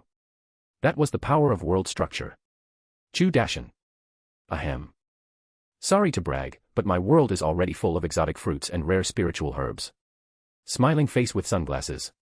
4 piece. Middle finger.jpg. Despise.jpg. Our world isn't that crazy. But at least we don't have a food crisis. Junior brother of Daju Peak. Seems like my world's doing okay too. Oh ho ho. Ninja scientist. Cough, we've got Bingliang pills in our world.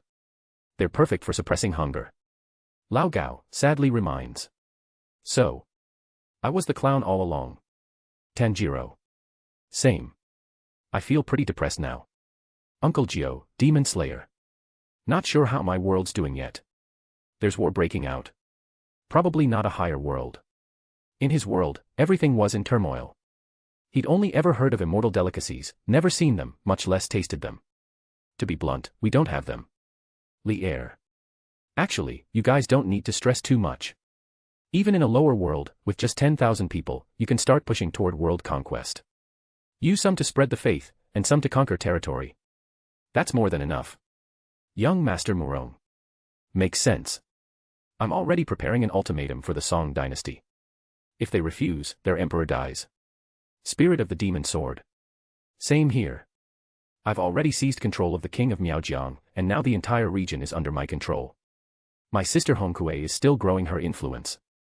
Pudu all beings, Fahai. At Uncle Gio. I recommend forming a formidable army, sweep the world, and secure true peace. That's how you fulfill your duty to the eternal God. 4 peace. Exactly. A man born beneath the heavens should leave his mark on the world. Uncle Gio.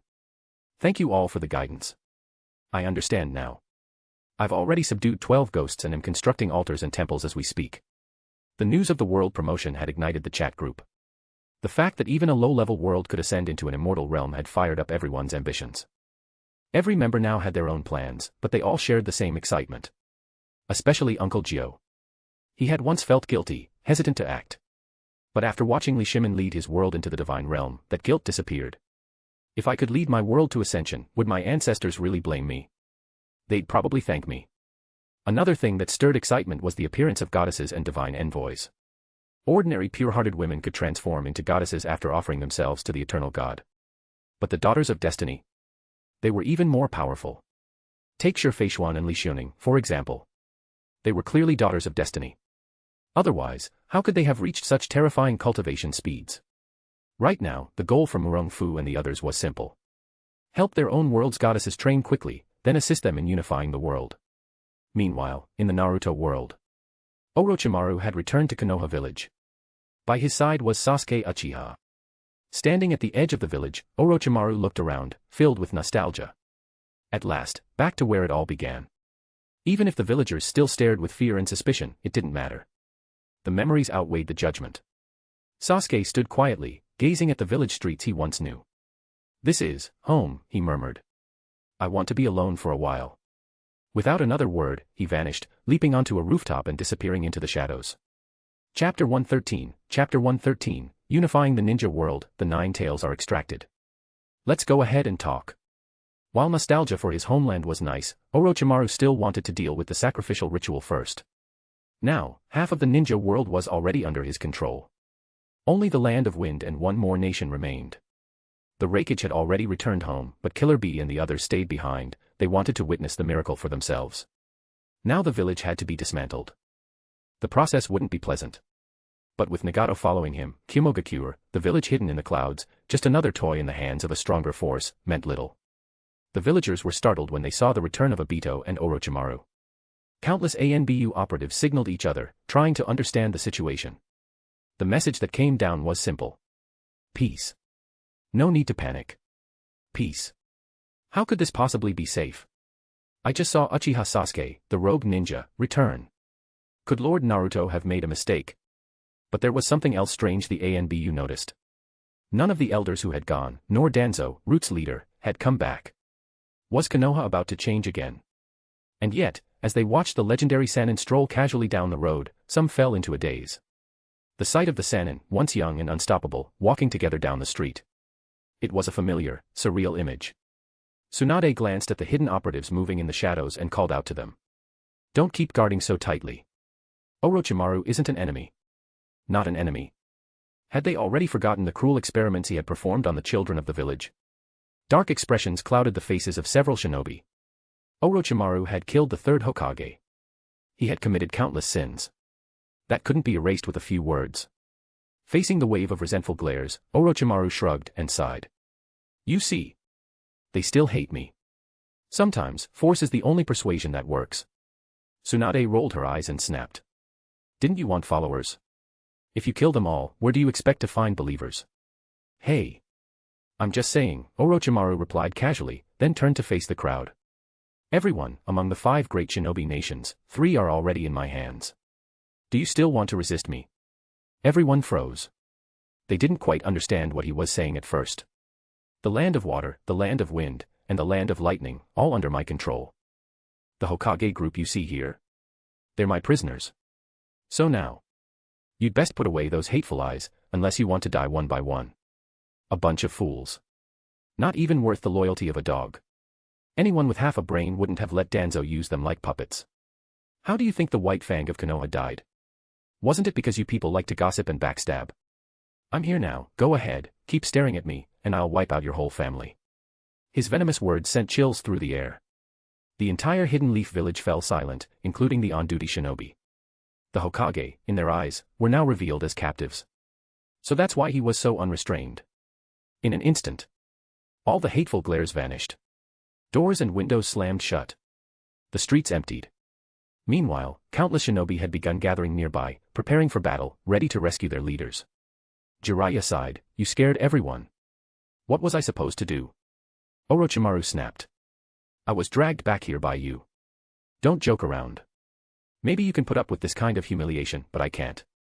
I represent the god of eternity now. I'm the only priest in this world.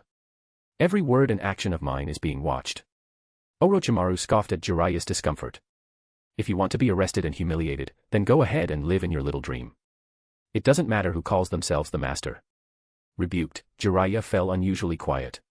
Yes, maybe he could kneel when needed. But Orochimaru was a divine envoy, everything he did carried the weight of a god's will. How could Jiraiya even compare? Alright, let's head to the Hokage's office.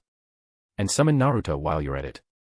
I've been looking forward to meeting the 9 tails sealed inside him. Orochimaru strode off, excitement on his face. As for those trailing behind, he didn't care about them at all. Shortly after Orochimaru left, a group of ANBU operatives gathered quickly in front of Tsunade and the others. Their faces were filled with unease. Lady Hokage, what's going on? Why would Orochimaru say those things? Are you really being controlled? Leading them was Marino Ibiki, followed by the Ino Shikacho trio. Almost every capable Konoha shinobi who'd remained behind had shown up. Tsunade shook her head and gave a bitter smile. You don't need to ask further. Everything Orochimaru said, it's true. The land of lightning has fallen. We've been captured. His strength surpasses us all. He is a divine envoy, blessed with power beyond any of us. Silence blanketed the street. Nara Shikamaru frowned and muttered. Could it be some kind of genjutsu? Or some trick? He's just one man. Stop guessing. Jiraiya cut in, pouring cold water over everyone's thoughts. Kirigakure, Sunagakure, and Kimogakure are already his. Even if all of us teamed up, we couldn't stop him. The others looked toward Kakashi and the remaining elites. But none denied it. The silence was suffocating. The truth was clear. Shikamaru tightened his lips. Then, what does he plan to do now? Publish the doctrine of the gods. Let us fully restore peace, and use the 9 tails as the core of the altar. You'll understand in a few days. Tsunade waved her hand impatiently and hurried toward the Hokage's office. Half an hour later, news about the eternal god spread throughout the entire Hidden Leaf village. It included detailed explanations, along with many classified secrets that were publicly revealed. For example, the true history of Uchiha Obito, the formation of the Akatsuki, the dark deeds of Danzo, and the despicable conduct of the Elder Council. Additionally, the truth about Naruto's father being the 4th Hokage, Minato Namikaze, was made public. Only then did people finally understand why this child, Naruto, had always been treated with disdain. His father was the fourth Hokage. Naruto saw Sasuke again inside the Hokage's office. But what stunned him even more was the sight of Orochimaru sitting in the Hokage's chair. The boy was clearly terrified. Why you, he? Sasuke, what is going on? Wasn't Orochimaru the villain who killed the third Hokage? Why was he now sitting in the Hokage's chair? And why hadn't Lady Tsunade or Jiraiya stopped him? Was this some kind of trick? There were many people present, village elites and powerful figures, but no one seemed surprised.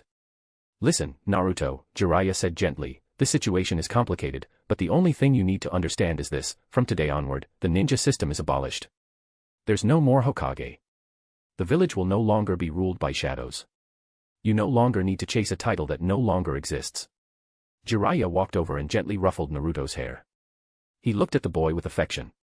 Such a kind-hearted kid. Now completely overwhelmed. I'll explain, Tsunade said solemnly, seeing how disoriented Naruto had become. In short, the world is about to enter an age of peace. There will be no more war. No more missions. Which means, there's no longer any need for ninjas. As for your name, from now on, you can be called either Naruto Namikaze or Naruto Uzumaki. Whichever you prefer. Oh, and the fourth Hokage, Minato Namikaze, is your father. As for why we never told you before, that was a decision made by the third Hokage. I am deeply sorry for all the pain and isolation you've suffered over the years. Naruto collapsed to his knees, clutching his head as tears streamed down his face. As his closest friend, Sasuke Uchiha could only sigh. How many sins had the third Hokage and Danzo committed together? The strong had all been destroyed under their rule, leaving only the old, weak, and corrupt. They truly deserved this downfall. Sasuke turned to Orochimaru. Let me speak to him. You can take care of the other matters. Go ahead, Orochimaru replied. The two young men made their way to the roof of the Hokage residence. Naruto, with tears still glistening in his eyes, suddenly swung his fist toward Sasuke's face. But his sneak attack failed. Instead, Sasuke struck back with a clean punch to the gut, dropping Naruto to his knees and sending him into a fit of retching. Ugh. Why are you so cruel? Otherwise, how would you snap out of it, idiot? Sasuke rolled his eyes, his tone eerily similar to the old days when they were teammates. After a long silence, Naruto slowly sat up, speaking in a low voice. Why are you helping Orochimaru? I thought you wanted revenge, and defected from the village. Talking about the past. Sasuke sat beside him, gazing up at the sky with a sigh. The Uchiha massacre, from beginning to end, it was orchestrated by the third Hokage and Danzo. Even with Obito's involvement, that fact doesn't change. That's why I chose to side with Orochimaru. Do you know why? Because if I dedicate myself to spreading the divine doctrine, the gods can bring my dead parents back to life. Naruto's eyes widened in shock. Resurrect. They could really be brought back. Do you want to resurrect your parents too? Sasuke asked quietly. Naruto stayed silent for a long while. Then, finally, he nodded, hard. He wanted a home too. That's right, Sasuke said. Let's work together. The land of Earth is the last holdout. Soon, the entire ninja world will follow the teachings of the eternal God. That's true peace. A few hours later, the Nine Tails was extracted from Naruto's body. But under Orochimaru's overwhelming power, the beast was completely subdued. All it could do was glare in frustration. It almost looked a little cute. Orochimaru chuckled. Don't be scared, little cutie. All the tailed beasts must be offered to the gods. Kurama shuddered at his words, literal goosebumps rising on his fur. A few days later, with the help of the newly converted followers, the Land of Wind was returned to Gaara's control. As for the Land of Earth, well, that situation was a bit of a joke. Once they learned that Tsunade's group had been defeated, the entire country went on high alert. Then Deidara bombed them. They surrendered immediately. Chapter 114, The Horror of the Golem Altar, Hinata's Transfiguration. The third Tsuchikage, Anoki, stared at the village hidden in the mist, nearly suffering a heart attack on the spot. His aging back couldn't handle it, he collapsed immediately from the shock. Just one slap to the ground had jolted his injuries again, and now he lay in agony on a stretcher. Deidara. I won't stop you from choosing your own path. I can even forgive you for trying to capture a tailed beast, he groaned through gritted teeth. But why do you want to take control of all of us? Among the younger generation of Iwagakure, the only shinobi who had ever satisfied Anoki's expectations was Deidara. No one could rival his ninjutsu prowess. If he hadn't defected, he would have unquestionably become the next Suchikage. Old man, your vision ends here. That's why you can't see beyond your own nose, Daidara snapped. Don't start lecturing me about art again. Don't think I don't know, you just want to preserve the old ways and destroy anything that threatens them. He looked at the fuming Inoki and smiled, calm, cold, and utterly dismissive. You really don't get it, do you? After seeing Hokage and Reikage both surrender, how can you not understand? I now pursue the art of explosions, to serve the gods. Your ignorance prevents you from feeling the greatness of divinity. That is true, eternal art. If I hadn't respected you just a little, do you really think you'd still be alive? Daidara's eyes gleamed with a fanatical light. Everyone who looked at him trembled. This lunatic was more unhinged than ever. No one dared speak up. Everyone feared being used as a sacrifice for one of his divine explosions. Yes, that was the first thing that came to mind when they heard about sacrificial offerings, detonations. Seeing Inoki faint from sheer anger, Daidara curled his lip and turned away, barking orders for the village to begin construction on an altar. He also instructed his team to transport the two-tailed beast back. Kuratsuchi stared after him and asked, Daidara, are you really joining them? If that doctrine spreads, isn't our village finished? You just don't understand. This is true peace. Even I can't go against the will of God. He paused, then added casually, but don't worry, once you experience the enlightenment of sacrifice, you'll understand. Kuratsuchi felt lightheaded. It was over. Everything generations had built, ruined. Meanwhile, things were even more intense in Sunagakure, the village hidden in the sand. There, a bloody revolution was underway. With Gaara's return, the purge began. Anyone who showed dissent was executed. Even elders were not spared. One by one, they were buried beneath the desert sands by Gaara's own hand. You betrayed us. Communicated with outsiders. Killed the heroes of our village. Gaara said coldly. I hate that I didn't eliminate you all sooner. One condemnation after another echoed through the streets. But Gaara didn't waver. With a single hand gesture, he crushed the rebels beneath his sand. Moments later, blood seeped up through the grains. One of the village guards standing nearby felt his heart jolt. I gave them plenty of time, Gaara muttered. But they refused to cherish it. They failed to understand the divine order. In this world, only warmongers reject peace. You've understood well, Sasori said with a rare smile, standing beside him. No wonder the high priest values you so highly. His words were full of praise and approval. Both mercy and authority. When the time comes, even old friends must be dealt with mercilessly. That is what makes a proper divine envoy. Gaara had submitted willingly, he could have killed everyone easily. But for the sake of his people, he gave them 2 full weeks. Still, they clung to their ignorance. Now, they had to pay the price. Gaara turned away and asked. Is the high priest ready? We should begin construction on the altar here. Yes, I've already deployed a significant workforce, Sasori confirmed. News of the 5 great shinobi villages falling reached the 3 great sage lands. Faced with the terrifying power of Orochimaru, they didn't know what to feel. They had originally planned to align with Konoha and gain influence over the reincarnations of Asura and Indra. But now, everything was crumbling. If that god descended again, the prestige of the 3 great sage lands would be meaningless. Worse yet, they might become servants to humankind. The thought sent chills down their spines. Even great toad sage began to feel uneasy. Fukasaku and Shima knelt solemnly in front of him. I can no longer predict the future. Fate itself has been rewritten. The grandeur of the gods is beyond comprehension, the great toad sage said. Instead of becoming relics of the past, it is better to decide now. Fukasaku, go to Jiraiya. Tell him this, if sacrifice is necessary. Mount Myaboku chooses to surrender. The old toad's voice was heavy with resignation. He didn't want to make such a decision, but if that deity descended again, it would not be a negotiation. It would be a massacre. Just days ago, he had tried to divine the future, and was immediately struck down by a flash of golden light. He had been unconscious ever since. Now awake, he summoned the 2 toads who had always interacted with the outside world, and delivered his final decree. Yes, Elder Sage, they said in unison. The 2 toads exchanged a glance, then leapt away into the forest. The tailed beasts had all been successfully gathered. The golem altar was complete. Orochimaru sat at its center and initiated the sacrificial ritual. Citizens of the Hidden Leaf village stood around the altar, their eyes filled with fear. They still trembled in the presence of the infamous Orochimaru, known for his cruelty. However, many of Konoha's former shinobi had been seduced by power. Drawn in by the doctrine of eternal meditation, they gradually became passive believers. Tsunade and Samui were chosen as sacrifices. Upon hearing that such offerings contributed to the world's advancement through divine will, even the Hyuga clan offered one of their own. Yes, Hinata Hyuga, still in the early stages of her development. Great God of eternity, your follower Orochimaru prays to you. The altar, crafted from the body of the Gedo statue, spanned a massive area.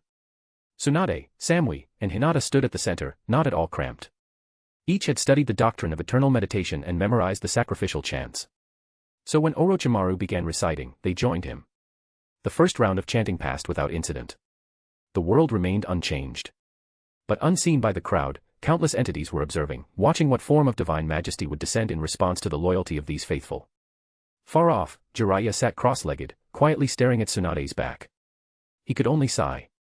The woman he had always loved. Now offered to a god. His heart felt like it was breaking. At noon, all 5 of the great ninja villages initiated their respective rituals. However, the main altar was located in Konoha. Suddenly, following the second sacrifice, the long-dormant golem stirred.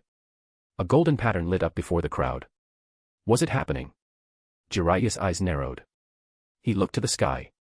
The blue sky, ripped apart by an invisible force. A rumble echoed. What is this? Jiraiya murmured in disbelief, cold sweat forming across his body. This change didn't go unnoticed.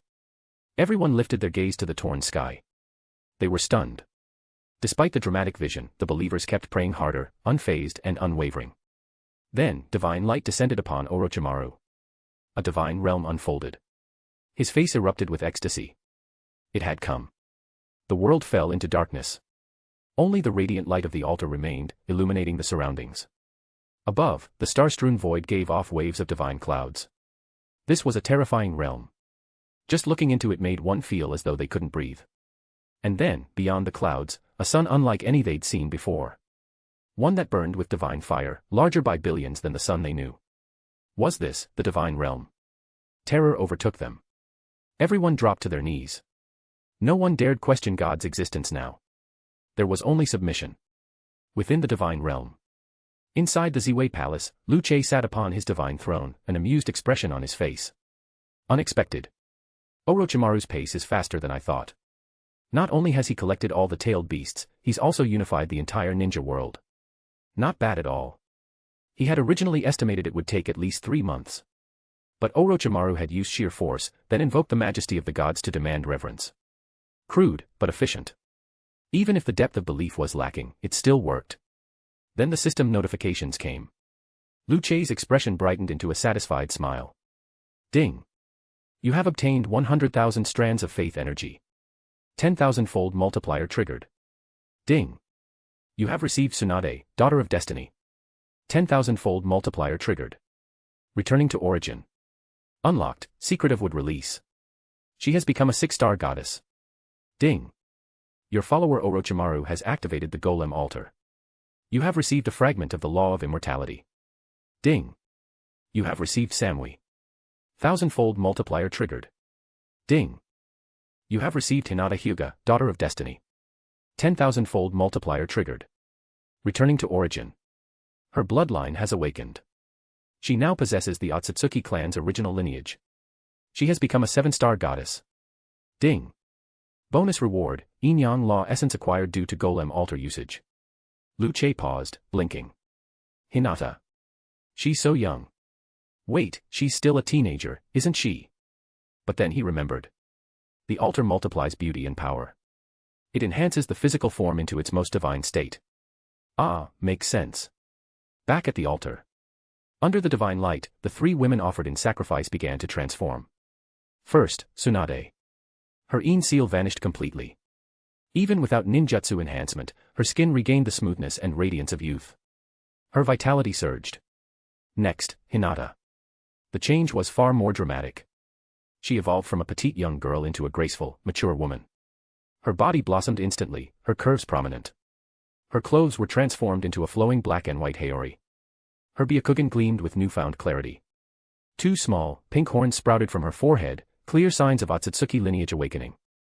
Nearby, Sakura and the others watched in awe. They were overwhelmed with envy. Good grief. They all want to be sacrificed now. This transformation, it's so tempting. No woman could resist it. As for Samui, her change was more subtle. But her power level surged dramatically, roughly the strength of a 3-star combatant. Chapter 115, Otsutsuki Kagaya, the first god is born. Hinata's transformation didn't escape anyone's attention. Compared to the other two women, her change was the most overwhelming and the most obvious. When Hinata lifted her head, her presence alone caused the crowd to tremble. No one dared look her in the eye. She wore a haori and bore small horns on her head. A faint Rinnegan-like Tomo pattern shimmered within her eyes. Orochimaru's heart shook. This is the power of the Otsutsuki clan that God mentioned. No wonder the Divine One had once spoken of beings on the moon. So it was true. From afar, Fukasaku, who was watching through a crystal ball, immediately transmitted Hinata's image back to Great Toad Sage in Mount Myaboku. The moment the old toad laid eyes on her, he nearly choked and fainted. Not entirely surprising, though. After all, Otsutsuki Kagaya had once left a deep scar in his memory.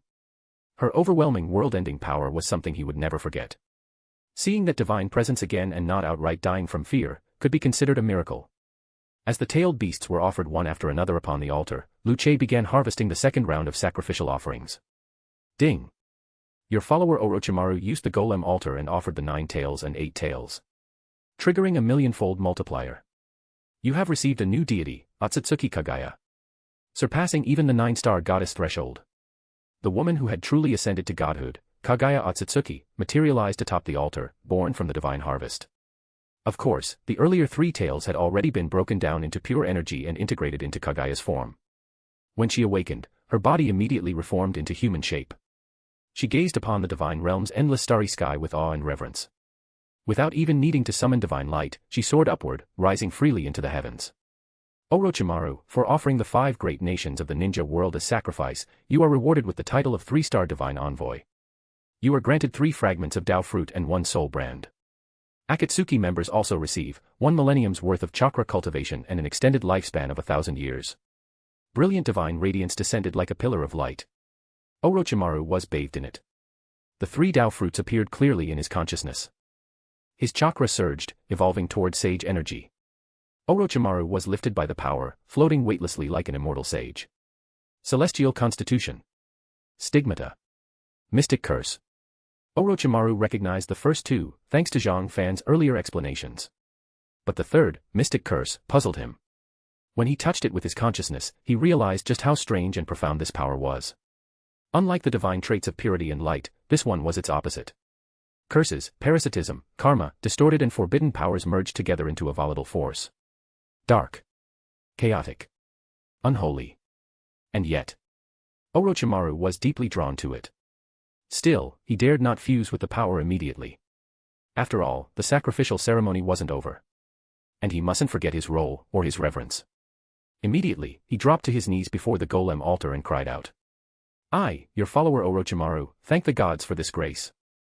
I offer my endless gratitude for your divine favor. Suddenly, the sky trembled. A true dragon made of starlight appeared, soaring across the divine realm's void. Orochimaru could see it clearly. This was the dragon ancestor of one of the goddesses, Ao Qian. After offering his body as a sacrifice to the divine sky, Ao Qian had been reborn as a celestial being, wielding the bloodline of the starry sky true dragons. Now he traversed the firmament of the gods freely. Orochimaru pursed his lips, gazing upward, then saw it. A radiant 9-colored divine light. It carried the 3 goddesses toward the heavens. Just before they vanished, a voice echoed directly in Orochimaru's mind. Do not rely solely on force to earn faith. Learn from this. Orochimaru froze. His knees buckled. He collapsed face first, sweat pouring from every pore. This was a warning from the gods. While his methods had achieved results and met requirements, they lacked polish. His execution had been rushed. Worse, many villagers still did not truly believe. He had focused on the altar, but neglected the hearts of the people. This was unacceptable. He had to make it right. Orochimaru thought long and hard. Eventually, his attention turned to the 3 great sage lands. And the Otsutsuki clan within the stars. Originally, his plan had been to sacrifice the 5 great nations, the tailed beasts, and women like Tsunade and Samui. With all that, surely he'd earn a 4-star divine envoy title. But no, he was granted only 3 stars and scolded for his efforts. Only now did Orochimaru understand one truth. Serving a god is like serving a tyrant. Being high priest granted him incredible benefits. But it also came with unimaginable pressure. He turned, eyes locking on Jiraiya standing in the distance. But Jiraiya's eyes weren't filled with anger or sadness. Instead, he looked excited. "How is it?" Jiraiya asked. "Has the god departed?" "Yes. But he wasn't pleased with my conduct. Otherwise, I would have become a 4-star envoy by now." Jiraiya fell silent, looking around at the masses, many still bowing without understanding. Suddenly, he realized why the god had been displeased. He reached out his hand toward Orochimaru. "Count me in. On the road to peace." True peace couldn't be achieved by humans. Because human lives were finite. Even if someone had a noble ideal, once they passed away, there was no guarantee that those left behind would continue to follow their path without conflict. And conflict bred war. But God was different. Under divine rule, there would be no more chaos. People could live in harmony. True peace was finally within reach. Orochimaru smiled and said, "Then let's begin with the toads. As for the Otsutsuki clan on the Starry Sky Path, we'll take our time cleaning them up." In the distance, Fukasaku and Shima froze completely. Their bodies trembled under the weight of divine pressure and draconic aura. Their blood stopped circulating. Upon hearing the conversation between Jiraiya and Orochimaru, the two of them collapsed into unconsciousness. Former members of the Akatsuki, now reborn as believers of the eternal god. Each received a 1,000-year cultivation base and a millennium of life. Sasuke Uchiha slowly stood up and rushed forward with urgency. "High Priest," he asked, "why didn't the god appear this time?" Instead, a dragon descended. Was something wrong with me? Uchiha Obito and Naruto arrived with him. Each carrying the same question in their heart. They were the ones who wished to resurrect their loved ones more than anyone. Orochimaru glanced toward the altar, then sighed softly. "Ultimately, we were too impatient. Our faith is strong, but many others are not. If we had been calmer, if we'd spent more time teaching and guiding them, this wouldn't have happened." Sasuke lowered his head in sorrow. So that's it. Their devotion was not enough. They had numbers, but not true believers. It was all superficial. The gods could see that. Orochimaru stepped forward, placed a hand gently on Sasuke's shoulder, and reassured him. "Don't worry. Just give it time. You'll offer sacrifices again in the future. Let's focus on stabilizing the shinobi world first. There are enemies both on Earth and on the road to the stars." Uchiha Obito also offered words of encouragement. "Don't be discouraged. As long as we do our part, the gods will see it." After witnessing the divine realm, Obito's heart had been filled with hope. With a lifespan now stretched across 1,000 years. What was there to fear? Time was on their side. Divine realm. Liu Che looked at the three newly ascended goddesses, who stood before him with stiff, reserved postures. Hinata especially stood firm, her stern gaze fixed on the others. She glared at them sharply. How could they look at a god so directly? Where was their humility? "You don't need to be afraid," Liu Che said gently. "There are many goddesses in this palace. Besides cultivating, you're free to walk the divine realm. These girls in green will teach you the rules." His voice was warm and generous, dispelling some of the anxiety in the girls' hearts. Even Tsunade, despite being a 70-year-old woman, felt her cheeks flush with warmth like a bashful young girl. She didn't know why, but the moment she saw him, her face grew hot. She couldn't help but want to step closer. Damn it. I'm not some love-struck fool, she thought. She tried to suppress the fluttering in her chest, but her eyes kept drifting back toward the god. Just then, a girl in a light green dress floated toward them. When she spotted Liu Che, her face lit up with joy. "My lord, I made some sweet osmanthus cakes today. Will you join me in the Ganlu Hall later to try them?" Baguio landed gracefully in front of Liu Che, her eyes gleaming as she blinked up at him. Clearly, she was inviting him to stay the night. Among all the women in the divine realm, only Baguio and Elizabeth had the courage to speak so boldly. The others remained more reserved. "Yes, but I have duties to attend to during the day," Liu Che replied. I'll wait for you then," she said sweetly. She waved playfully at the stiff-faced Hinata before flying down toward the lower levels of the divine realm. Most likely to pick petals for her bath. "All right, you may go," Liu Che said to the three. "Hinata, don't always be so tense. While rules in the palace matter, don't be too rigid." "Yes, Lord God," Hinata and the Hyuga bowed simultaneously. Their expressions remained serious and disciplined. Liu Che then returned to the Ziwei Palace. After all, there was someone special waiting for him there. The very first to bear the title of god. Otsutsuki Kagaya. Inside the inner sanctum, she sat quietly near his seat. Her eyes scanned the elegant architecture of the divine hall with curiosity. When she heard his footsteps approaching, Kagaya quickly lowered her head. Welcome back, Eternal God, she said softly. Lu Che paused before her. Kagaya's heart pounded uncontrollably. Her ears grew warm from embarrassment. Then she heard him chuckle. You don't need to be so cautious. As someone who has ascended to true godhood, I hold you in high regard. Thank you for your praise, she replied. Kagaya lifted her head slowly. Her snowy white eyes glistened with emotion. Lu Che had originally assumed she wouldn't be so pure, considering she'd given birth to 2 sons. But to his surprise, he later discovered. Her children had been created using yin-yang release and her own chakra. They weren't born naturally but forged through divine techniques. Their original purpose had been to repel the army of the Otsutsuki main family. And yet, it was those very sons who were later manipulated by a toad and sealed her away. The current Kagaya had a newly remade body, alongside her original soul. As Lu Che leaned closer, Kagaya panicked, her face flushing crimson, and fainted straight into his arms. Lu Che stared down at her, speechless. So fragile. Whatever. I'll let her rest. We have all the time in the world. The inner hall fell silent. Time's river swirled softly around the sacred space. Deep within the sea of time, Lu Che observed the past. Peering into the history of the original Kagaya, he finally understood why the Otsutsuki main clan never came after her. They had their own civil war. Their internal strife had erupted into a full-blown conflict in their homeland. Chapter 116, Orochimaru complains, shocking the world's 9 uncles. Inside the 10,000 Worlds chat group. Ninja scientist, Orochimaru. Ugh. I messed up again. This is unbearable. I don't even want to eat. The tears just won't stop. Tanjiro. Uncle Snake, what happened to you? Spirit of the Demon Sword. Did someone actually outsmart the old snake? Impossible. Didn't you just say you were about to dominate the ninja world? Lier. There must have been an accident. Was there a problem with the sacrifice? Hiss, if so, that's no small matter. Young Master Murong. Out with it. Let us analyze it for you. Ninth Uncle, Zombie Slayer. Same here, report, Uncle Snake. Junior Brother Dazufeng. Speak quickly. Ninja Scientist, Orochimaru. Sai, Lier hit the mark. I've already unified the ninja world. But that's actually the problem. 4-piece, 1-piece world. What happened? Did you step on a landmine? Ninja Scientist, Orochimaru. Yes. The sacrificial ritual was a success. But I pushed too hard, used too much force to speed things up. As a result, many people didn't even understand the grace or greatness of God. I was harshly reprimanded. And though I received a promotion, I don't even want to talk about how humiliating it was. Young Master Murong. Old Snake, you're way too greedy.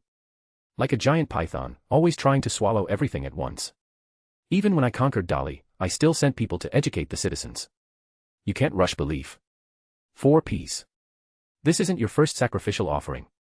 If it were your first time, the gods might have turned a blind eye. But you've made offerings 3 times already, you're a veteran now, a senior group member. No wonder God was displeased. Honestly, the fact that he didn't strip you of your title is already mercy. Sadly reminds Lao Gao, Heavenly Official World. Ah. So that's it. Every single person must believe sincerely. I get it now. We need to prepare thoroughly. No shortcuts. Gao Yao hadn't even begun his sacrificial rites yet. Right now, only Qin Shi Huang was overseeing the construction of a massive altar. But after hearing about Orochimaru's misstep, he didn't dare take any chances. If the eternal god became angry, there would be no salvation. Everyone in the group came to a unified understanding. When building power, never forget to spread faith.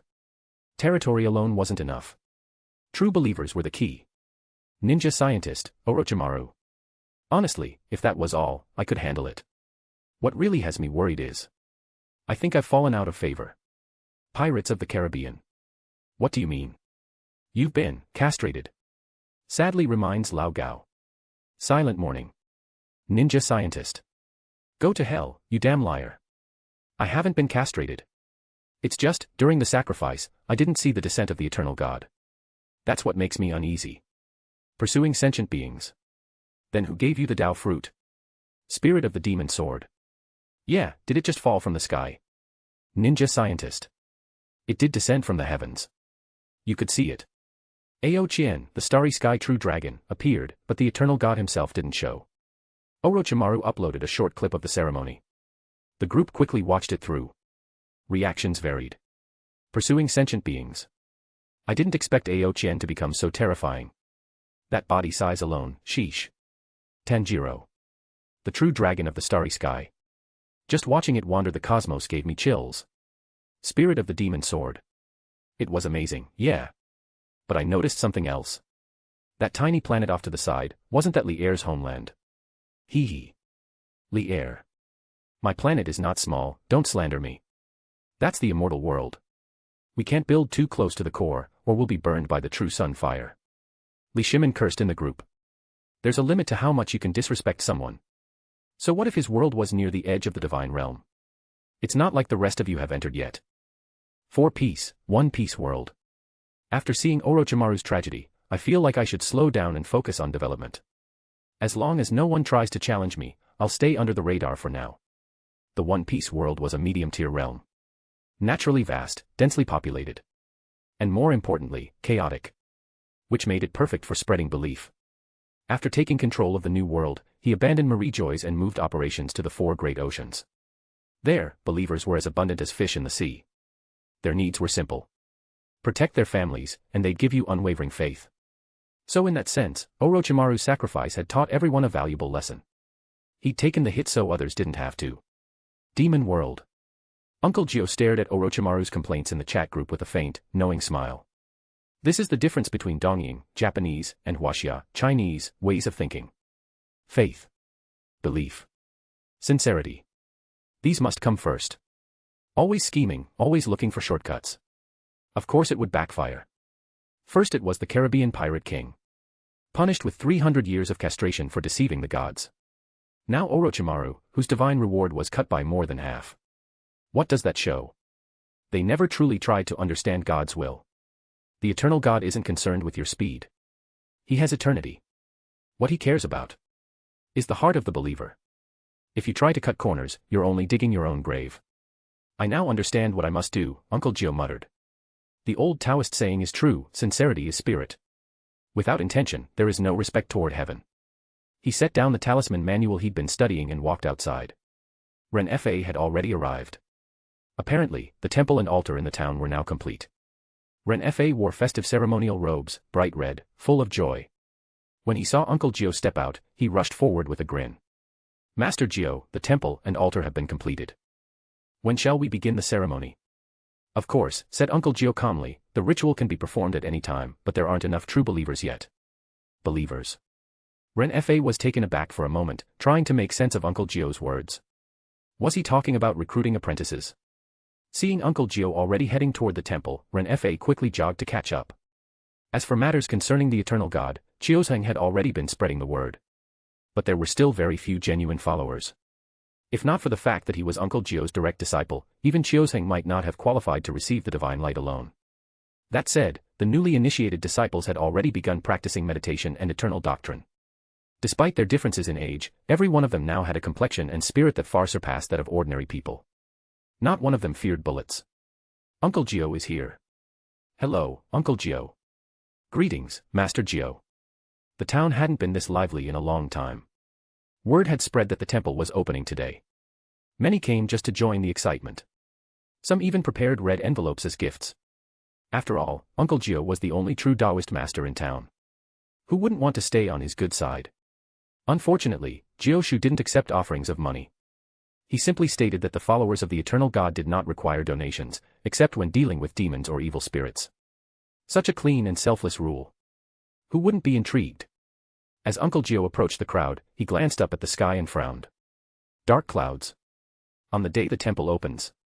Something wasn't right. He pressed his fingers together into a seal. A brilliant white light crackled from his fingertips. Divine art, thunderbolt. Under the shadowed skies, the lightning shot upward like a spear. It exploded above the clouds, then split into 5 orbs of blinding energy, each several meters wide, spinning wildly across the heavens. A moment later. The clouds dispersed. Sunlight returned. Everyone in Rinjia town dropped to their knees, eyes wide with awe as they looked upon the immortal like Uncle Gio. Master. A divine heavenly master. A living immortal. With a single gesture, he had summoned lightning. And banished the storm. What else could he be, if not a god? Jioshu looked upon the awestruck crowd and gave a calm smile. Do not be overwhelmed, everyone. I am no immortal, only the high priest of the eternal God. From today onward, the Eternal Church officially begins recruiting believers. If you have faith in the eternal God, the Church will assist in driving out evil and punishing wrongdoing. If an elder in your family passes away, burial rites will be provided free of charge. And if you have a child with natural talent, they may be admitted to the Church and train under me, just like Chiozheng. At that moment, Chiozheng stepped forward. He walked up to the stone lion statue at the temple gate. With a deep breath, he lifted it one-handed. The crowd gasped. That lion had required multiple people to move during delivery. Yet Chiozheng raised it as if it were a feather. The Eternal Church, is this powerful? The surprises didn't end there. Captain away, it's time. Chiozheng called into the distance. A row of soldiers emerged with rifles, all aiming directly at Chiozheng. Bang. Bang. Bang. Gunfire erupted. His clothes tore from the barrage, but Chiozheng stood unharmed. That moment shattered the last of the town's doubt. The Eternal Church had become an unstoppable force. Even Ren Fa stood there in disbelief. He hadn't realized the eternal faith was this powerful. Captain Away walked over, smiling as he patted Chiozheng on the shoulder. Brother Chio, do you think we'll be allowed to become envoys too? You. Chiozheng smirked, then said flatly. That depends on whether my master approves. These guys had long abused their power, bullying the townsfolk with arrogance. Now they wanted to become divine envoys. Dream on. Jioshu had fully ignited a movement. News of the immortal's appearance in Rinjia town spread like wildfire. At that time, far away, the four-eyed Taoist, a fellow sect brother of Jioshu, heard the rumors while traveling. His heart turned bitter. His brother had changed sections. And didn't even tell him.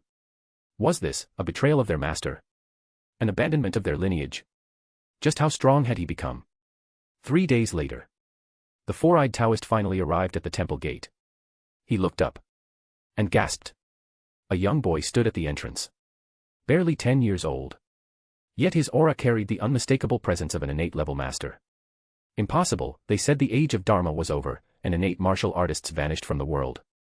I've been cultivating for decades, and I still haven't broken through innate.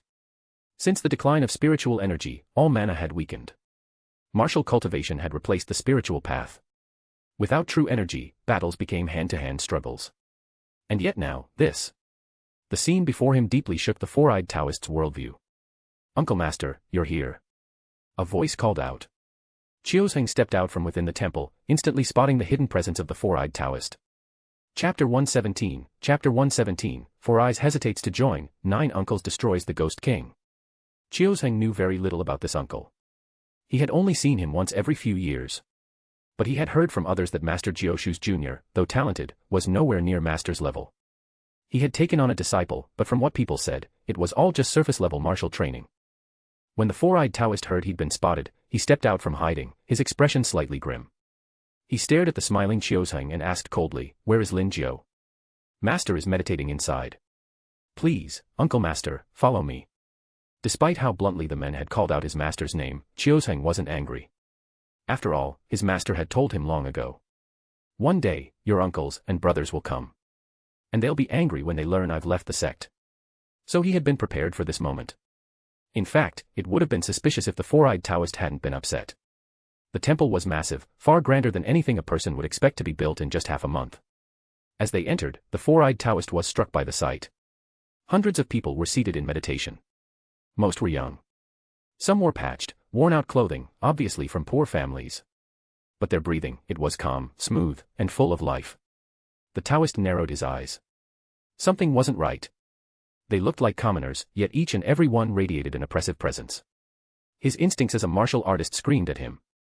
These people are dangerous. They weren't just disciples. They were powerhouses in training. The four-eyed Taoist felt bitter. Back when they were all still under their master, they had competed to be the one who brought glory to the sect. Now Lin Jiao, the one who had left, had raised such a terrifying group of disciples. It was hard not to feel defeated. He only prayed this wasn't some heretical path. "Uncle Master, these are all newly recruited disciples," Chiozheng said softly. "They're deep into meditation, so let's not disturb them right now.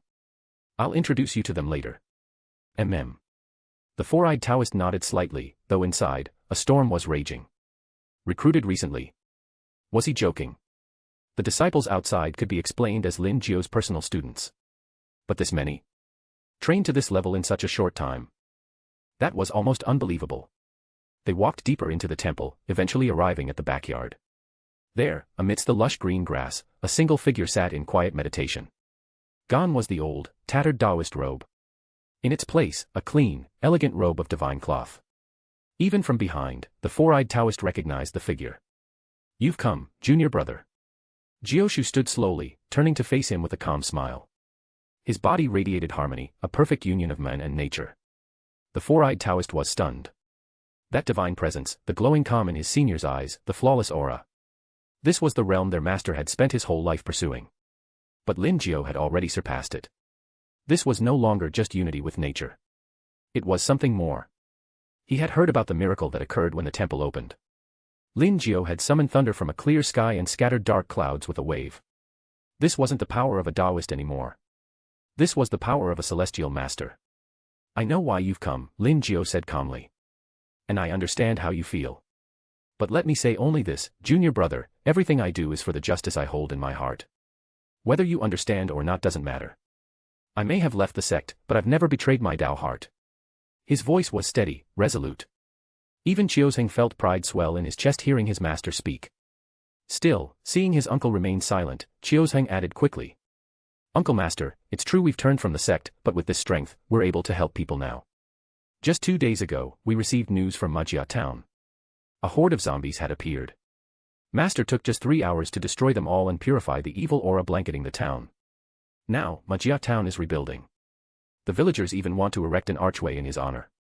Just think, over 30 zombies, including a bronze level 1. Back then, we wouldn't even dare approach such a place. Master is no longer the same as he was. The four-eyed Taoist was silent for a long moment. So you haven't strayed down a wicked path, he finally muttered. That's a relief. Their relationship was like that of Chiozheng and Wensai, brothers since childhood. As long as Lin Jio wasn't harming the innocent, what more could he say? Jioshu noticed his junior's complicated expression and chuckled. You're still too old-fashioned, junior brother. When the spiritual energy of our world dries up, the Taoist arts will vanish. You think I've joined another sect? No. Do you think martial artists could grant this kind of power? He raised his hand slightly. A crackling thunderball appeared in his palm. The four-eyed Taoist took a step back, startled, thinking he was about to be attacked. But the thunderball faded quickly. Jioshu smiled again. This power comes from a god, an existence even greater than immortals. Just a sliver of his strength can reshape the world. I'm not doing this for fame or fortune. I haven't taken concubines, I haven't hoarded money, and I certainly don't chase vanity. But when I was awakened by another believer, I realized. This world is broken. The warlords rule with violence. Ghosts wander the streets. The heavens are silent. The underworld is absent. The world is in chaos. That's why God chose me. Because I have the power, and the will, to save the people. He paused. Junior brother, will you help me? The words were sincere. Touching. The four-eyed Taoist wanted to believe it, but the more he listened, the more he felt like his brother was trying to convert him. Yet. The power was real. And his brother's ambition, truly noble. If we can really bring peace to these chaotic times, wouldn't we surpass even our ancestors? A ripple stirred in the four-eyed Taoist's heart. Can you really bring order to the chaos? You'll know if you start practicing. Jioshu handed him the Eternal Meditation Manual with a calm smile. If you can sway one, you can sway them all. And what's more convincing than an old brother? Just as the four-eyed Taoist hesitated, a ghostly shadow rose silently from the ground behind Jioshu. Master Heavenly Priest, the Ghost King intends to move against you tonight. Please be cautious. You may go. The ghost shadow shot a strange glance at the four-eyed Taoist, then vanished with a strange grin. How could he appear during the day? The four-eyed Taoist looked up at the sun in shock. A ghost manifesting under broad daylight. And what was this? Skeleton Ghost King. Ordinary ghosts can't show up during the day, Jioshu explained. But those who've learned eternal meditation can. They're ghost servants of the eternal God. No need to panic. I'll handle the Ghost King myself. Chiozheng will keep you company in the meantime. The power of the underworld was more complicated than most mortals imagined. Besides King Yama, there were hundreds of ghost kings beneath him, each ruling their own territory. In their region, half the province fell under the skeleton Ghost King's rule. But now, Jioshu's rise had disrupted that balance. He had not submitted to the ghost, and thus earned the king's displeasure. The Ghost King had come to demand an answer. In the past, Jioshu wouldn't have dared confront one of them. He wouldn't have even asked questions. But now, after understanding the truth, he saw what these Ghost Kings really were. Leeches. They consumed incense, accepted worship, but did nothing useful. They let minor evil spirits roam free to prey on humans. Until they grew strong enough to serve under them as enforcers. Cruel. Power-hungry. Wicked. What use did the world have for such Ghost Kings? The four-eyed Taoist watched his senior's back disappear, then looked down at the meditation text in his hand. He gritted his teeth. All right. Let's see just how powerful this so-called God really is. Truth be told, he was moved. Compared to the righteous and straightforward Jioshu, the four-eyed Taoist was more pragmatic. If becoming like his senior meant he wouldn't have to carry corpses day after day. If it meant living better and saving more people. Then why not? Chiozheng chuckled to himself in the corner. Another one hooked. Master Uncle Qianha had already been in contact. Sooner or later, all of them would join eternal faith. May the eternal church spread across the world. Night fell. The moonlight was brilliant, as if the world were bathed in daylight. In Rinjia town, no lanterns were lit. The eternal God's divine light alone illuminated everything.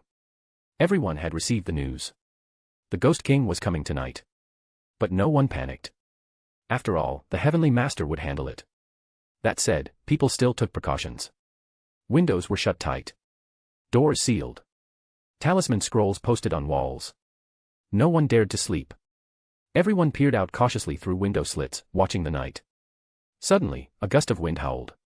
A chilling black cloud loomed over the town. In the moonlight, people saw ghostly warhorses and terrifying ghost generals galloping through the sky. Darkness swallowed half the heavens. At the forefront rode a figure in a black python robe, his gaze fixed on the radiant eternal temple below. The skeleton Ghost King sneered. A mere village priest dares steal souls from my underworld. That is a capital offense. Someone bring me the head of Lin Jiao. I'll do it. A ghost general mounted his steed and charged down like lightning. In his mind, a human priest was nothing. But before he even got close, a bolt of azure thunder struck him midair. He disintegrated on the spot. The speed, the intensity. Even the Ghost King's underlings began to tremble. Some let out eerie, broken screams. And then a powerful voice echoed from below. You wretches feed on mortal offerings, yet never think of serving them. You only indulge yourselves while evil spirits run rampant. In my time guarding this land, I've captured 60 malicious spirits and sent over 600 lost souls to the underworld. And you? You sit idle while your domain rots. The underworld has fallen into disgrace. Today, I, Lin Jiao, acting under the will of the eternal God, will purge you. Even among ghosts, order must be kept. Where were the reapers? Where were the emissaries to guide lost souls? Nowhere.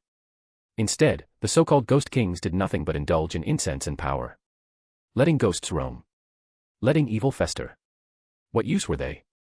At that very moment, the eternal followers scattered throughout Rinjia town acted. A massive divine formation activated, locking the skeleton Ghost King in place midair. Then, an enormous column of holy thunder surged up from the temple. It pierced the heavens. And turned the entire horde of ghostly warriors to ash. A scene beyond imagination. The heavens themselves seemed to tremble. It was earth-shattering. Chapter 118, Gao Yao, in front of God, history is just a toy. Many foreign travelers, as well as casual believers who came to worship, fell to their knees the moment they saw Jioshu's display of divine power. They bowed their heads and began chanting praises to the Heavenly Master in the name of the eternal God. Hearing the waves of cheers from the town below, Jioshu couldn't help but smile with pride. This moment solidified their faith. The Ghost King had been slain on the spot. And the impact was far greater than Jioshu had anticipated. The next morning, the entrance of the Eternal Temple was crowded with people. The line of new believers stretched down the road. Jioshu turned to the now rejuvenated four-eyed Taoist and said, I'll remain here to guard Rinjia town. Junior brother, take some of your disciples and begin spreading the faith to neighboring towns. Your first goal is to bring the provincial capital into the Eternal Church's fold. Understood, Four Eyes replied. Remember, don't rush anything. Everything must revolve around faith. With one more trustworthy brother on the path, the expansion of the eternal faith would only accelerate. And Jioshu had a grander ambition. To purge all foreign devils from every corner of the world. Meanwhile, in the mythical world, Since Gao Yao passed the eternal meditation technique to Li Si and Yingzheng, the entire Great Qin Empire underwent a dramatic transformation. That day, the three sat together in Stardew Palace, discussing the further expansion of their faith. Yingzheng wanted to know how to grow their religion faster. He had heard that a few believers in other worlds had been rebuked by the eternal God, and his initial excitement had cooled with caution. Master, Yingzheng asked respectfully, what is the best way to quickly grow the number of believers? I can hardly wait. Li Si also leaned forward eagerly, awaiting Gao Yao's response. Gao Yao smiled and replied, Your Majesty has already done very well. But belief is not something to be forced. Let it grow slowly and steadily. Besides, you're still waiting for the heavenly star to fall. Sacrifices take time. Without proper offerings, how could a proper sacrifice be made? If they only offered livestock or meager tribute, it would be shameful. Yingzheng laughed. That's true. Ever since the eternal faith was introduced, both the court and the commoners have grown more orderly. Those who once stirred up trouble have all calmed down. Gao Yao was cunning. He knew Chu Xianfeng was still in the modern era. So, naturally, Gao Yao shared resources with him. He uploaded countless pieces of knowledge that far surpassed anything the Qin dynasty had known. Canon blueprints, instant medicines, and more. The reputation of immortal Master Gao Yao had become unshakable. Now, nearly the entire capital had joined the faith. And with the emperor himself promoting it, belief spread like wildfire. Even the temples and altars were built at lightning speed. The faithful worked like superhumans. The remnants of the six kingdoms are fading, Li Si noted. Our legions, with divine blessings, crush the barbarians. As long as divine envoys continue appearing, the number of believers will only increase. Gao Yao added with a smile. Violence can be useful too. When you defeat the barbarians and foreign lands, the local people will naturally convert. And from time to time, let believers show off their powers. Miracles awe the masses, showing divine power and conquering weaker nations. That was the core strategy for cultivating faith. And during this era of Qin's unification, nothing could stand in their way.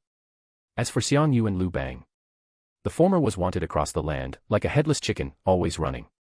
The latter, once captured, had lost control of his bowels in terror. Gone was the pride of Han Gaozu, now he was just a groveling street thug. Didn't Yi Xiaochuan once bow to you? Now I'll make you bow to dogs, live like one, eat like one, and sleep with them. Just remembering it made Gao Yao grin. These men once looked down on him. But not anymore. Unfortunately, Yi Xiaochuan and Xiang Yu still hadn't been caught. But the soldiers of Great Qin were still hunting them. It was only a matter of time. As Gao Yao and Yingzheng shared wine, laughing about the past, Yi Xiaochuan was facing absolute despair. He had followed the original timeline exactly, hoping that helping Liu Bang and Xiang Yu would earn him favor. Instead, he heard shocking rumors. Emperor Yingzheng had been empowered by a god. Gao Yao was now a divine envoy. Liu Bang and Xiang Yu were both wanted criminals. Now he was also considered an enemy. Great Qin's elite cavalry chased him day and night. 2 days had passed, he hadn't eaten. He'd heard that Liu Bang's wife had been captured, locked in a dog cage, and was being publicly humiliated daily by the people. This isn't how history was supposed to go. Yi Xiaochuan shivered in a ruined temple, wrapped in tattered clothes, cold and hungry. Just as he began to fall asleep, the thunder of hooves jolted him awake. Next to him, Xiang Yu also stirred, alarmed. They're here again, he whispered. Let's run. Not again. Yi Xiaochuan dragged his body upright, he could barely move. Just 2 steps later, boom. The door exploded. Dozens of men in black armor stormed the temple like shadows. Overlord Xiang Yu, the mighty warrior, was slammed to the ground like a rag doll. Yi Xiaochuan stood frozen. These men were not like the others. Their presence was overwhelming. Their movements, inhumanly fast. The leader stepped forward, eyes locked on Yi Xiaochuan. What's your name? Yi Xiaochuan. Confirmed. Eliminate all except Xiang Yu and Yi Xiaochuan. Don't.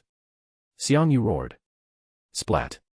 A splash of warm blood struck his face. The others never even had a chance to scream. Just like that, they were all killed.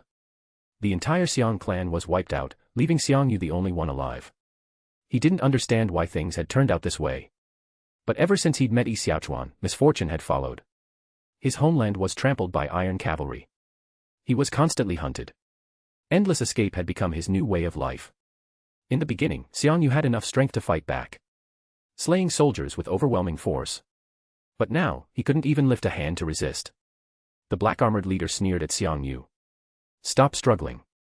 We're believers of God, our strength has long surpassed mortal limits. If we hadn't been ordered to take you alive, you'd have been blown apart by artillery by now. Artillery. Yi Xiaochuan's face turned pale. In his memory, Gao Yao had only been a high school student. How could he possibly have cannons in the Qin dynasty? Wasn't he afraid of disrupting history beyond repair? Yi Xiaochuan was overwhelmed by fear. The wheel of history had completely veered off course. First, there was this so-called God of Eternity. A deity he'd never even heard of in all his studies. Next came the invention of artillery. Which, by his understanding, shouldn't exist until the Ming dynasty. Thoughts raced through his mind, colliding with years of historical knowledge. Before he could process it all, he and Xiang Yu were bound like rice dumplings. Tossed over the backs of black cavalry warhorses, and disappeared into the night. To their surprise, they weren't tortured. In fact, they were well-fed and cared for. But even after eating, Xiang Yu would sometimes lash out violently. Of course, it made no difference. He was tossed around like a joke. A once proud warrior being toyed with by soldiers. Eventually, he stopped resisting. Maybe it was resignation. Maybe it was shame. One night, he even discussed suicide with Yi Xiaochuan. That thought alone terrified Yi Xiaochuan to his core. Several days later, they finally arrived at Xianyang City. The city was peaceful, calm, almost unnaturally so. As the black cavalry entered, people dropped to their knees along the streets. These weren't just soldiers. They were envoys of the gods. And they had returned with spoils. General Wang Jian, the immortal master awaits you at the Star Terrace. Understood. Yi Xiaochuan, still strapped to the horse, was stunned. Wang Jian. The legendary Qin general had been the one who captured him. A short while later. Under Wang Jian's escort, Yi Xiaochuan and Xiang Yu arrived at the Star Terrace. It was a towering building, more than 30 meters tall. At its entrance sat a kennel. Inside were 4 female dogs. And lying naked among them was Lu Bang. Yi Xiaochuan shuddered at the sight. What are you looking at? Move along, unless you want to join him. A soldier barked. Yi Xiaochuan quickly averted his gaze, shaking his head furiously. And no. I'm moving. Finally, under heavy guard, Yi Xiaochuan stood face to face with his old friend. Or rather, the men who used to be his friend. Gao Yao stood before him. Dressed in a sleek, black robe that radiated power and otherworldly dignity. His aura was different now, untouchable, divine. Was this really the same Gao Yao? Immortal Master, your captives have arrived, the soldier reported. I returned to my post. Dismissed, Gao Yao waved. He stepped forward. The two men looked each other in the eyes. Been a while. Yi Xiaochuan, Gao Yao said calmly. Gao Yao, why are they calling you Immortal Master? Do you even know where you are? This is the Qin dynasty. Creating artillery here, don't you realize it could destroy the timeline? History. Gao Yao chuckled, shaking his head. No. You still don't get it. We were never bound by science in the first place.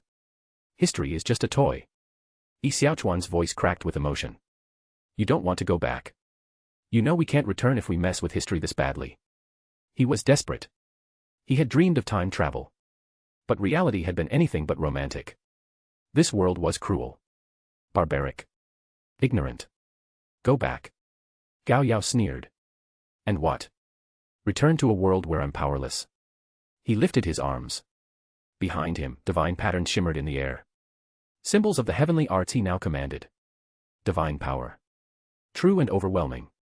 Your. Yi Xiaochuan's voice trailed off. This is the power of God. The God who chose me when I was lost. The God who gave me purpose. Yi Xiaochuan, the history you worship. It's worthless. Lu Bang, the so-called Han Emperor. Gao Yao scoffed. Xiang Yu, the proud overlord of Chu. Bah. Rubbish. Before God, history is nothing but clay, to be reshaped at will.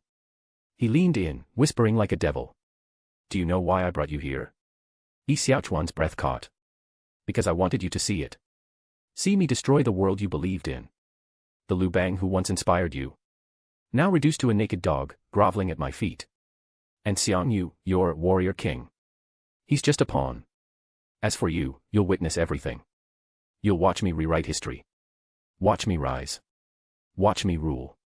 Gao Yao's eyes gleamed with divine madness. This is your gift, Yi Xiaochuan. Watch closely, this is how I conquer the world. Chapter 119, two new group members join.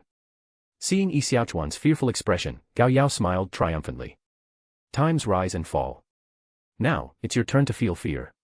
Qin too will die. No. I want it to live forever. Gao Yao didn't bother torturing Yi Xiaochuan, there was no need. Take them away. Break their hands and feet, hang them in the cage. I want them to watch the world change with their own eyes. Yes, sir. Two black cavalry soldiers entered and dragged out Yi Xiaochuan and the defeated Xiang Yu. Miserable screams echoed in the hall. Their limbs were shattered. Gao Yao didn't have them thrown in with the dogs, it wasn't personal. But there was no way either man would ever stand again. God's domain, Eternal Temple. Inside the Eternal Temple, Wan sat cross-legged in the hall, fidgeting and glancing around. She couldn't stay still for even a moment. As one of the newly appointed goddesses, a nearby senior scolded her through clenched teeth. Wan, are you going to cultivate or not? You're in the divine realm now. What's the point of spacing out like this all day? It was no wonder she was angry. Since arriving at the divine palace, Wan had only cultivated the divine method once, on her first day. Ever since then, she'd been either daydreaming or wandering about aimlessly. The other girls in the hall exchanged glances. Though annoyed by Wan's attitude, they were also curious. She was holding sacred divine law in her hands, yet didn't care to use it. Wan pointed toward the glowing wall of training techniques and sulked. These divine arts are good, yes. But they're not my style. I don't like such rigid cultivation methods. She preferred the unorthodox arts from the darker side. Were there no techniques involving charm, manipulation, or mysticism? Shinobu Kocho raised an eyebrow at the goth-clad girl and nearly laughed. This one had guts, daring to criticize divine law as too boring. Tsunade frowned, clearly disliking Wan's attitude. So rude, she thought. Just then, a gentle voice echoed from the Ziwei Palace. Wan, Baguio. Come here. The other goddesses immediately relaxed. Not me. Thank the heavens. Wan, however, paled slightly. She'd been called. She'd be punished, no doubt. Even though she was bracing for it, her legs trembled as she and Baguio made their way to the palace. It was her first time meeting a god. Her first audience with the Eternal One. As the two stepped out of the temple, time seemed to blur. In the next instant, they appeared inside the Ziwei Palace. Kagaya Otsutsuki stood beside Lu Che, dressed in an elegant white gown. Seeing him, both girls immediately fell to their knees. Wan bit her lip and muttered, "It's my fault, Lord God. Please don't blame Sister Baguio. She has nothing to do with it." Of all the goddesses, Baguio was the only one who shared her personality and interests. If Baguio got punished because of her, she'd never forgive herself. What did you do? Lu Che's tone was calm, neither angry nor pleased. Wan hesitated before replying softly. I was being picky. I didn't want to practice the techniques given. They were all upright and proper, and that's not the path I'm drawn to. Baguio broke into a cold sweat beside her. Damn, girl. You really said that out loud. You're not just picky, you said it to a god. Inside the Ziwei Palace, the air grew tense. You want to walk a different path? Lu Che mused. He raised a hand. 10 black orbs of light appeared midair, each pulsing with dark energy. So, Wan wanted to pursue a different kind of cultivation. One rooted in darkness. It wasn't what he'd expected. Originally, he'd intended for the goddesses to build a foundation in orthodox divine law. Only later would they choose their own direction. But if she was already this firm in her beliefs, perhaps it was better to give her that strength directly. After all, once there were too many goddesses, he wouldn't be able to personally oversee every offering and ritual. He needed representatives. Emissaries. Shi Feishuan and Li Xiaoning had already proven effective. With their help, Li Shimin had brought order to the Central Plains. The rest had fallen under his banner, paving the way for Lu Che's divine revelation. If he handled every sacrifice himself, it would cheapen his status. Wan looked up at the 10 black orbs in disbelief. You're not angry. There's no punishment. No blame. You're giving me a gift. Each orb radiated pure darkness. The divine power of night itself. So different from the radiant arts practiced by Shi Feishuan. Lu Che smiled.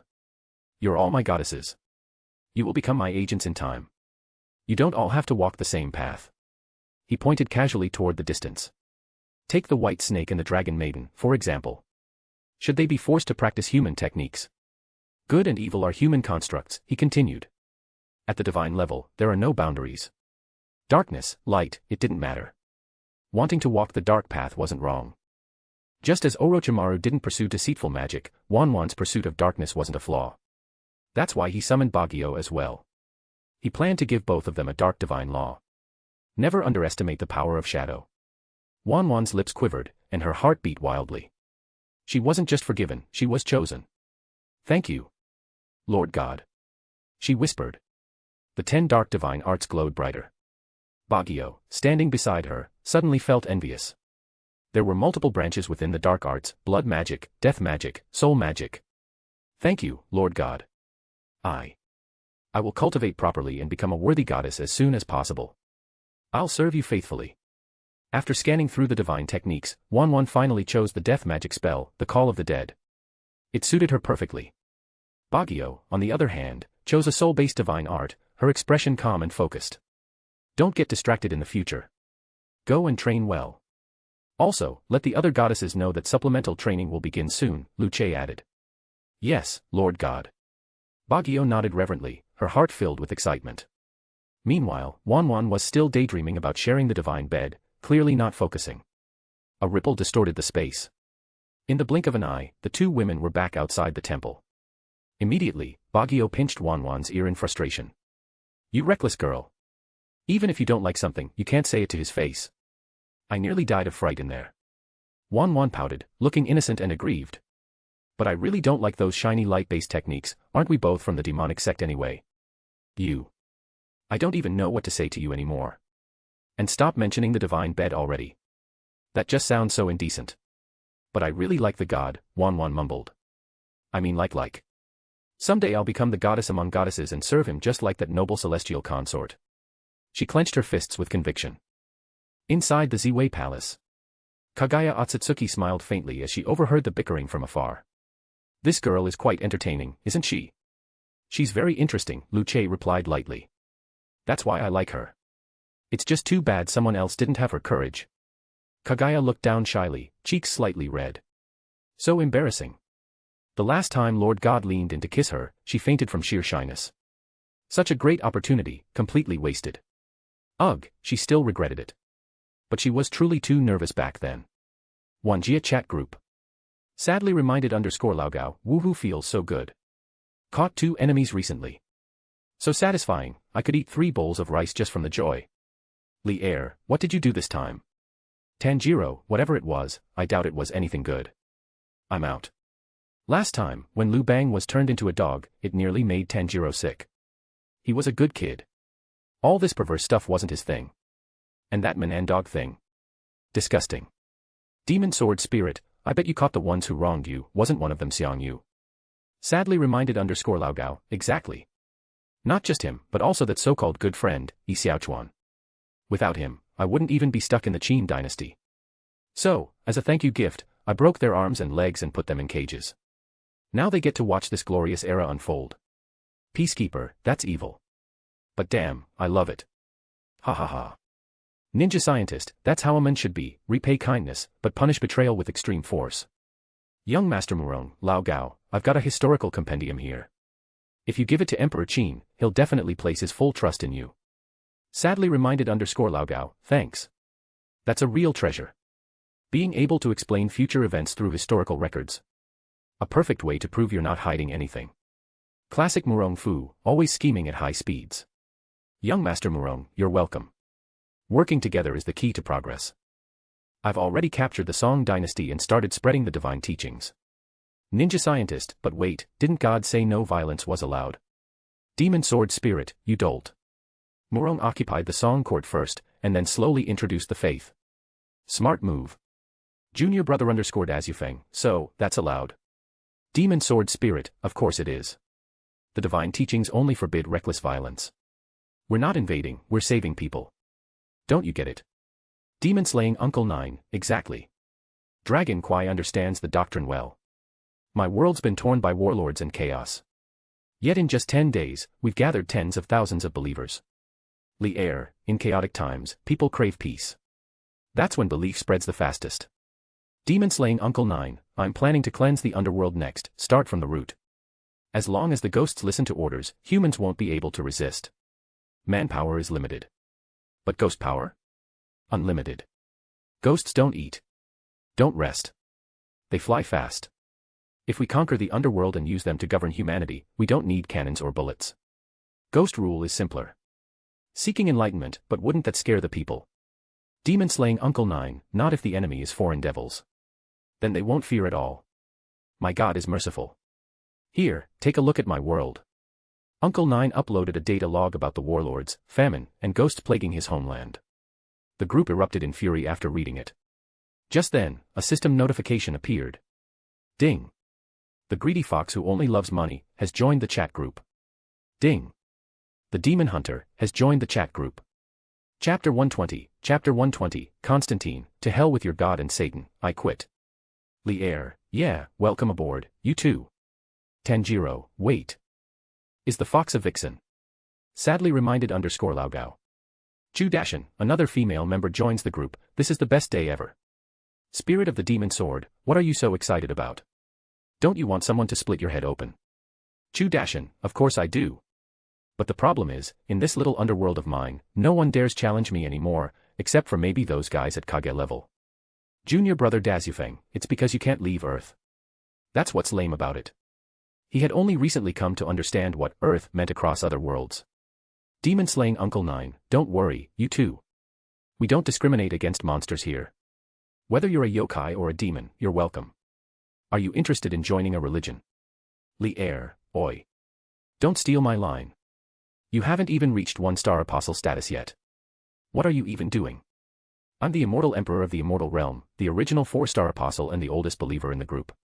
Spirit of the demon sword, you've only been an emperor for, 3 days. I'm still a sword spirit, alright. Pursuing sentient beings, I'm literally a Buddha, and now it's my turn to speak. Junior brother Dazufeng, I'm an Arhat. Hi there. For peace, don't be afraid, you two newcomers. These guys are just a little nuts. But, most of what they're saying is actually true. For peace, for instance, secondly, is Li Shimin. He's already taken the entire world into the immortal realm. The sword immortal, the Arhat, the Buddha, they're all real. Lier, long story short, we're all from different worlds. We're not ghosts or hallucinations. This is a chat group made up of supreme powers across the multiverse. Lier, second, there's a real God in this group, the eternal God. If you believe in him, you'll be saved. Everything you want will be yours. Ninja scientist, immortality, power, authority, everything's here. You just need to devote your faith to the eternal God. Demon hunter, so it's like Satan and God then. Are we supposed to hand over our souls and bodies? Spirit of the demon sword. Tanjiro. Lier. Uncle Nine, what God? What Satan? Never heard of them. Is that some fake god from your world? For peace, probably some made-up deity, like Buddha, maybe. Constantine sat at home, staring at the words that materialized in his vision. His brows furrowed deeply. They didn't even know God or Satan. And weren't Buddhists the ones from over there in the east? A wisp of cigarette smoke curled upward from his fingers as he took another drag. Chu-Dashin, let me break it down for everyone, our immortals and Buddhas belong to the Eastern Pantheon. The God and Satan he's talking about are from the Western one. Chu-Dashin, God rules heaven, rewarding the righteous. Satan rules hell, punishing the wicked. Sadly reminded _Laogao, exactly. But the Western gods are kinda scummy. They don't follow the rules and they're weak. Our eternal God. Now that's real power. Lier, can't argue with that. But why wait until death? Why can't the living receive salvation too? Chu-Dashin, I think that's how it's set up. Don't know the details. In my world, we've got stories of Western angels descending too. Once I finish dealing with domestic affairs, I'm going to wipe them out. There can be only one faith on Earth. Pursuing sentient beings, friend, maybe you should explain it. At Demon Hunter, your world, only you can explain it properly. Constantine saw the tag. He hesitated. Then took a long drag of his cigarette and exhaled slowly. Whatever. He'd say it. Demon Hunter, God rules heaven. Everyone wants to go there, to be redeemed. The soul becomes light. Pursuing sentient beings, buffed. I get it now. This is just like Buddhism, isn't it? Good souls ascend to the Western paradise. Same kind of sales pitch, salvation, deliverance. Heaven is just a kingdom someone else built, and now you're invited to be a guest. Pursuing sentient beings, I realized long ago, brother, you need to wake up. Constantine was cut off. His face darkened. This damn bald monk was infuriating. Why not let someone finish their thought? Didn't he see how hard Constantine was trying? Spirit of the demon sword, Baldy, let him finish his sentence for once. Damn it, you're the worst kind of know-it-all. You're seriously annoying. Angry.jpg. Young Master Murung, agreed. I'm so tired of his blabbering. Give me 10 minutes of peace, please. At Demon Hunter, go ahead and speak. But judging by your name, do you really want to go to heaven? Demon Hunter, yes. I truly want to. Demon Hunter, I have lung cancer, and I've attempted suicide before. I'm scared, terrified, of going to hell. That's why I'm fighting so hard to earn my way into heaven. Tanjiro, why? Is hell really that bad? In our world, hell is kind of like a long river of souls. They even drag people out to play with sometimes. Constantine froze mid-gesture as he saw that last message pop up. His fingers trembled. Then he slowly dropped the cigarette into his half-finished coffee. His heart pounded in his chest. A long river of souls. Forget it. It's something I can't understand again, Constantine muttered to himself. But oddly enough, chatting with them like this made him feel comforted. Demon Hunter, hell is terrifying. Monsters roam everywhere. Satan reigns as its commander-in-chief.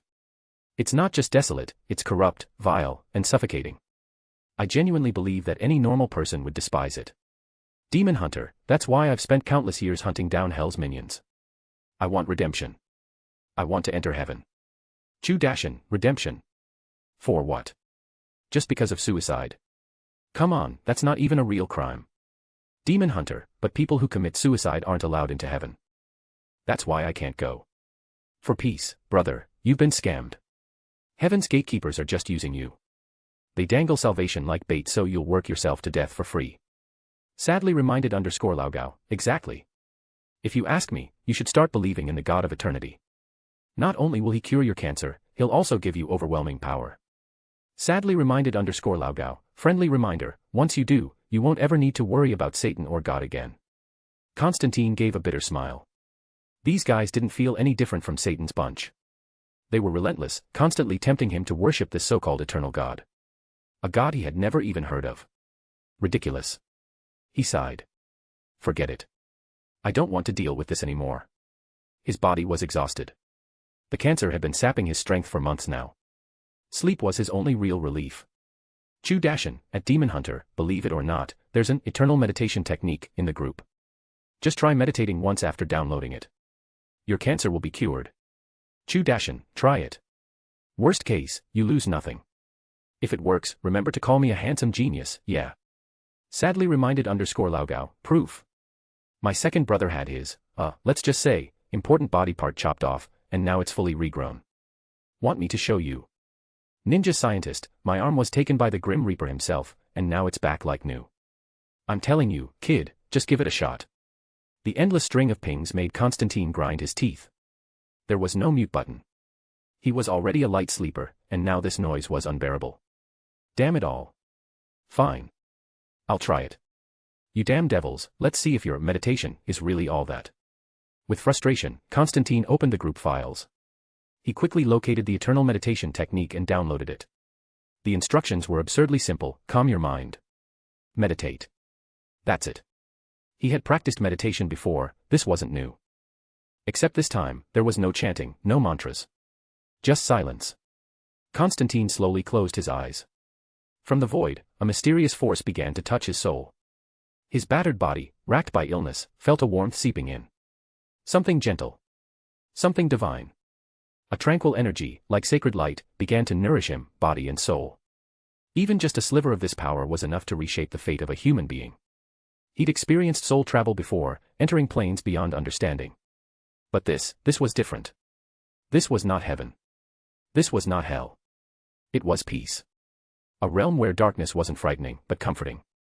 Where the mind could truly rest. So this is the beauty of meditation. He whispered to himself.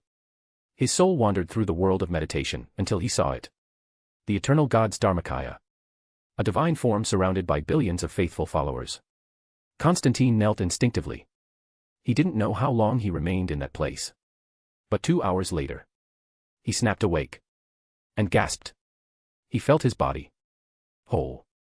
Healthy. He touched his chest, his lungs, his stomach. No pain. No nausea. No fatigue. Holy crap. He muttered, breathless. I feel amazing. He leapt to his feet. Checked the clock. Only 2 hours had passed. And yet, his cancer was gone.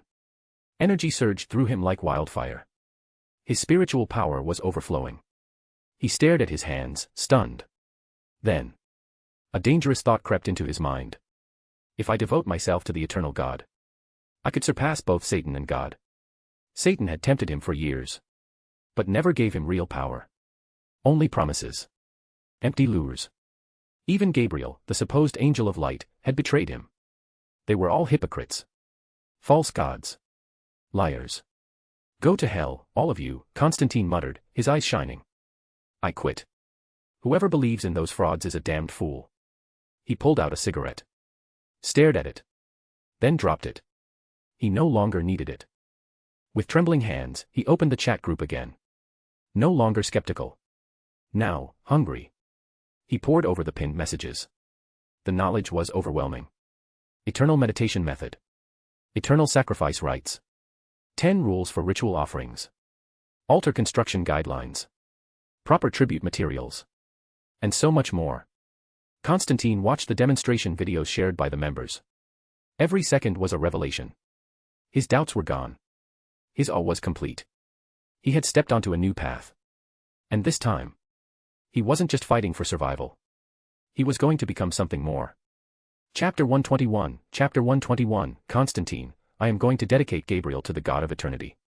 Compared to the rigid, rule-laden heaven, there also exists a realm of forbearance and depravity. But Constantine preferred the eternal religion. There was freedom here, freedom in every breath. The gods of this realm were truly merciful. The eternal God was supreme, a being of immense greatness. To others, the planet was nothing but a plaything. Have you ever seen a starry sky dragon? Constantine had, he saw it today. Compared to Gabriel, who had barred him from entering heaven time and time again, the followers of the eternal God were truly powerful. A single sword could cleave a mountain in two. True compassion versus false compassion. Constantine watched all the footage, then glanced out the window with a scornful smile. Sure enough, they're all hypocrites. Even ordinary mortals can see through their masks. Honestly, I'm beginning to suspect heaven and hell are working together to toy with us humans. He calmly lit a cigarette. Eyes drifting toward the night sky. His gaze was steady, unwavering. Gone was the confusion of the past, only firm belief remained. If they insist on setting layer after layer of restrictions and thresholds, they shouldn't blame humans for abandoning their faith. What's so special about angels? What's so holy about God? What's so beautiful about heaven? The truth is, the world is better off with humans in it. If you're going to ascend, then raise the whole world along with you. The people in the online forums hadn't lied, those so-called gods were all hypocrites. Constantine didn't go out and preach immediately. Instead, he returned to bed, slipping into a meditative state. To overthrow 2 false gods. Strength was everything. And what better sacrifice than Gabriel herself? Losing an angel, that would hurt heaven. A lot. Constantine chuckled darkly. The next day, Constantine arranged to meet his old friend, Father Hennessy. A longtime companion and confidant, he'd helped Constantine countless times. He was also a magnet for misfortune. Misery loves company, as they say, and they were no exception. In a quiet cafe, Constantine sat reading a newspaper, coffee steaming in front of him. Footsteps broke through the calm ambience. A familiar figure approached. Hey, isn't this our infamous demon hunter? What brings you here with free time on your hands? Father Hennessy grinned and gave him a solid pat on the shoulder before sitting across from him.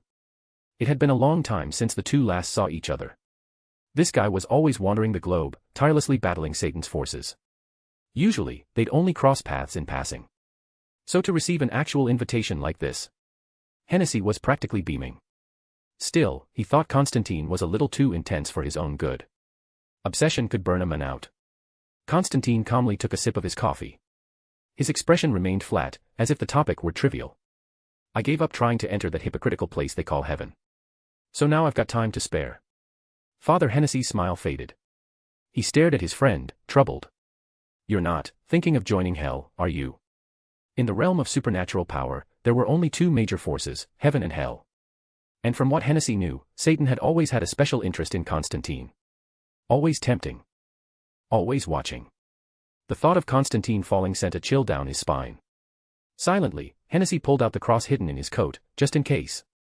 Because if Constantine truly fell, his life would be next. Constantine noticed the tension and sighed, shaking his head. There's a better place than either heaven or hell.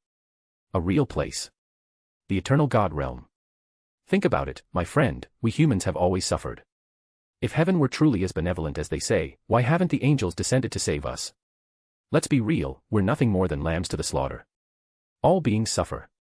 Only a select few ever make it to heaven. And that's only if someone sacrifices everything, just like his mother did. Devotion. Faith. Pain. What difference is there between that and hell? Only the aesthetic. And they dare call that heaven. Father Hennessy frowned at his friend. The eternal God realm. Never heard of it. What is that? An immensely powerful God who imposes no restrictions. Who only wishes for humans to live better lives. One who grants us strength. Tell me, wouldn't you believe in such a God? Goddamn right I would. Hennessy slammed the table, drawing the attention of half the cafe. Realizing the scene he caused, he laughed awkwardly and quickly sat back down. All right, out with it. What happened to you? I know I'm a priest and all, but let's be honest, I don't really like the way the church handles things either. The God of eternity created the eternal church. Only one envoy exists in each world, and I'm the lucky one. In just 2 hours, my cancer was gone. My strength returned. I've never felt more alive. Constantine grinned, radiating pride and power. And Hennessy. For the first time in a long while, he felt a spark of hope. He too suffered from chronic illnesses. He prayed, just like everyone else. But received nothing in return. Not even Gabriel, an angel walking the earth, had ever answered his calls. Was it because humans were too insignificant to deserve salvation? The two hit it off immediately, their convictions aligned. Together, they began planning the first sacrifice and preparing to recruit more believers. Their prime targets. The sick. The terminal. The forsaken. Under the gaze of the eternal God, all were healed. Faith came easily after that. And it was growing rapidly. Father Hennessy, for his part, recruited people from his own religious community, selecting those most weighed down by suffering. Together, they were unstoppable. And very, very busy. Fox Demon Realm. Tushan. On a massive tree trunk, Tushan Yaya lay sprawled out, her legs lifted lazily in the air. Her fluffy ears twitched occasionally, making her look absurdly cute, even though her usually cold eyes were filled with surprise. Fox demons were known for their caution since ancient times. So when she first joined the chat group, Yaya immediately chose to lurk. But after experiencing an overwhelming barrage of messages, she quickly made up her mind. This was no illusion. Nor was it some soul-binding spell or illusionary trap. This was a true, terrifying reality. Sword immortals. Arhats. Buddhas. Immortal emperors, and the God of eternity. One after another, beings of overwhelming power appeared before her eyes. If this were a nightmare, she wished she'd wake up. But it wasn't. Those videos, those terrifying, surreal clips. Covering the sky with a single hand. World elevation. Starry sky true dragons. And here she was, just a fox demon who loved money and acted a little naive. The best she could do was cast some karmic spells. There was no way she could keep up with this kind of madness. Destroy the Buddha. Erase heaven.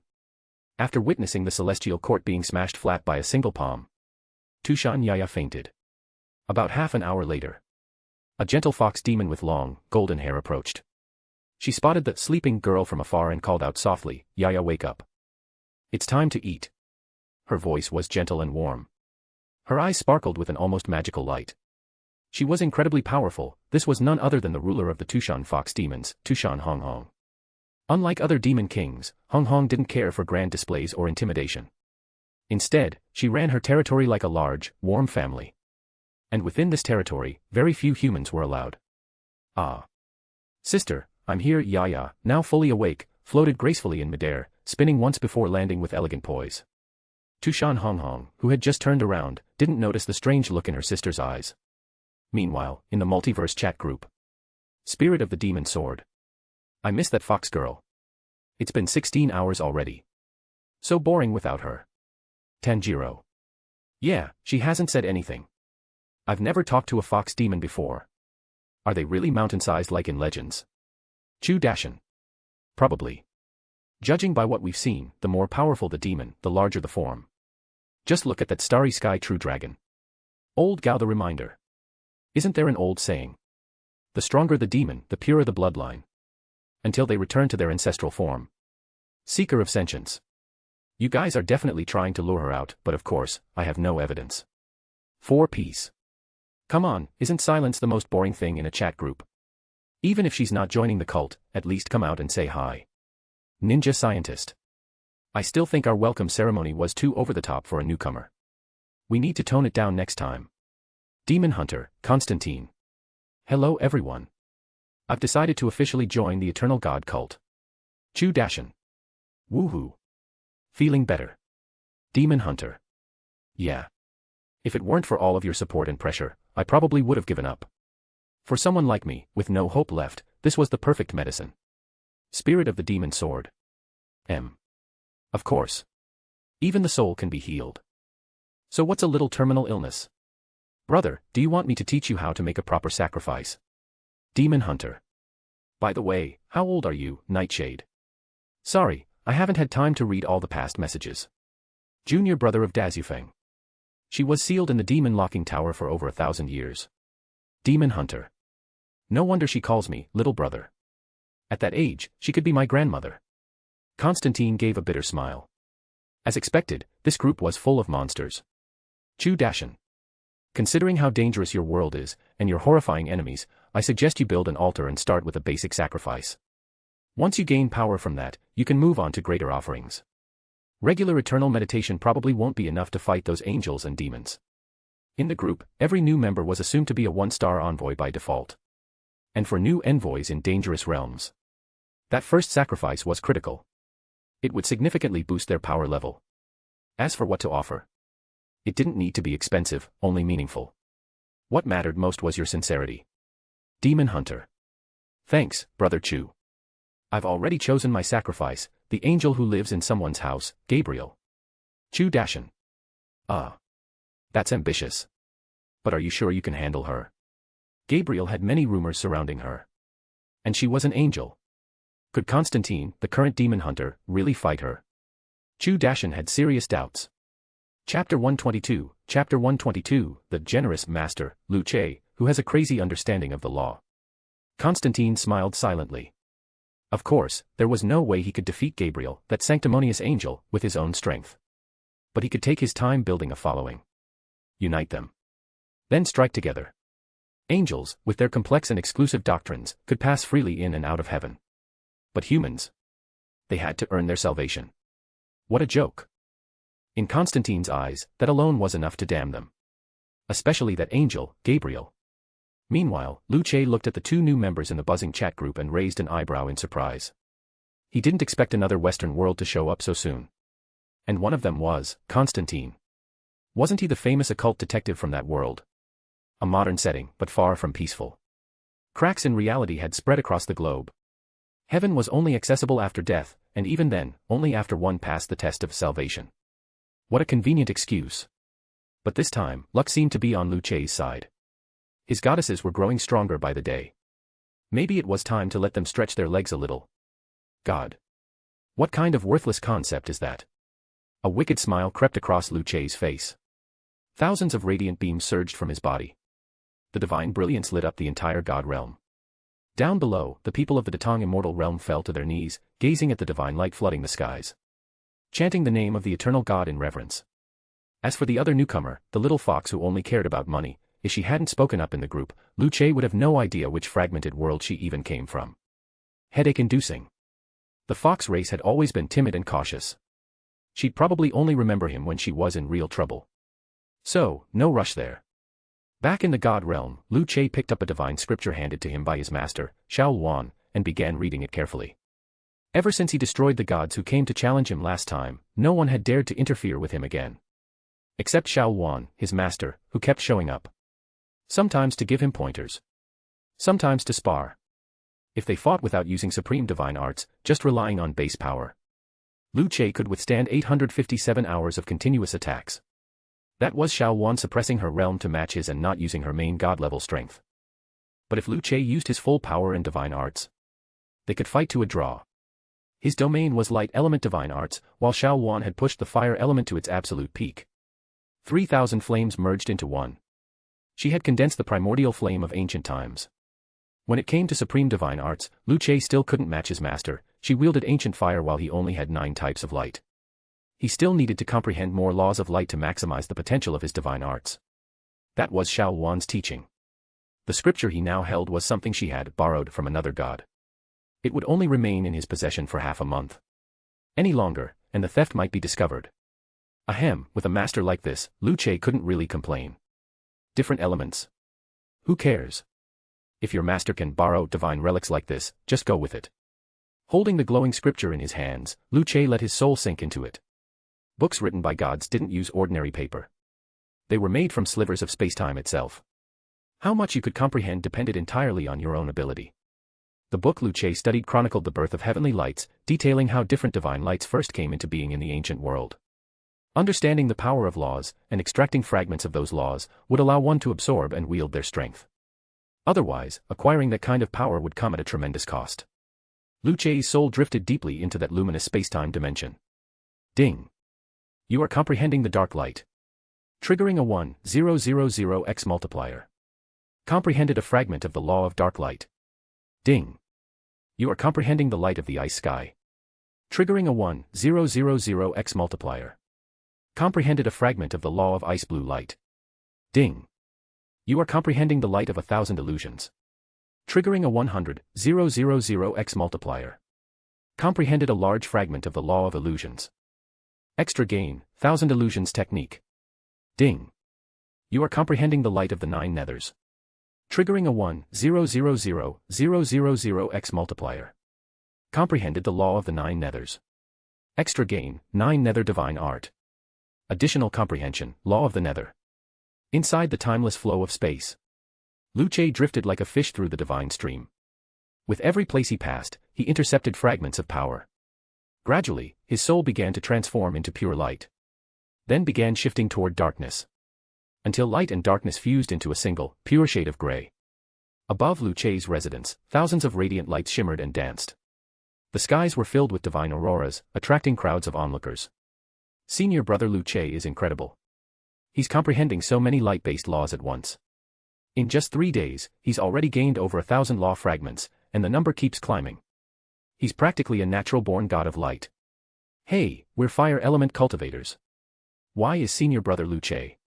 A junior disciple said, looking genuinely puzzled. Only to be met with blank stares and silent judgment from those around him. What an idiot. High-level powerhouses don't care about your elemental alignment. Their gods didn't only worship fire-type deities. Theology was just a convenient umbrella term. The real treatment depends on personal strength. The current overseer of this realm, Xiao Wan, was a fire-type god. Yet ironically, her junior sister specialized in ice. How could you even describe this situation? Right now, the Qihuang flowing flame god system was in complete uproar. Everyone was watching, eagerly observing how many laws of light that monstrous genius, Luce, could comprehend. But of course, this massive disturbance attracted attention from beyond their system. After all, it was exceedingly rare for someone to comprehend such a vast number of laws at once. Far away, in a starry domain, a woman with golden hair, golden eyebrows, and angelic wings suddenly opened her eyes. Her divine senses flared instantly. She realized her treasured divine book had been stolen. Xiao Wan, you thief.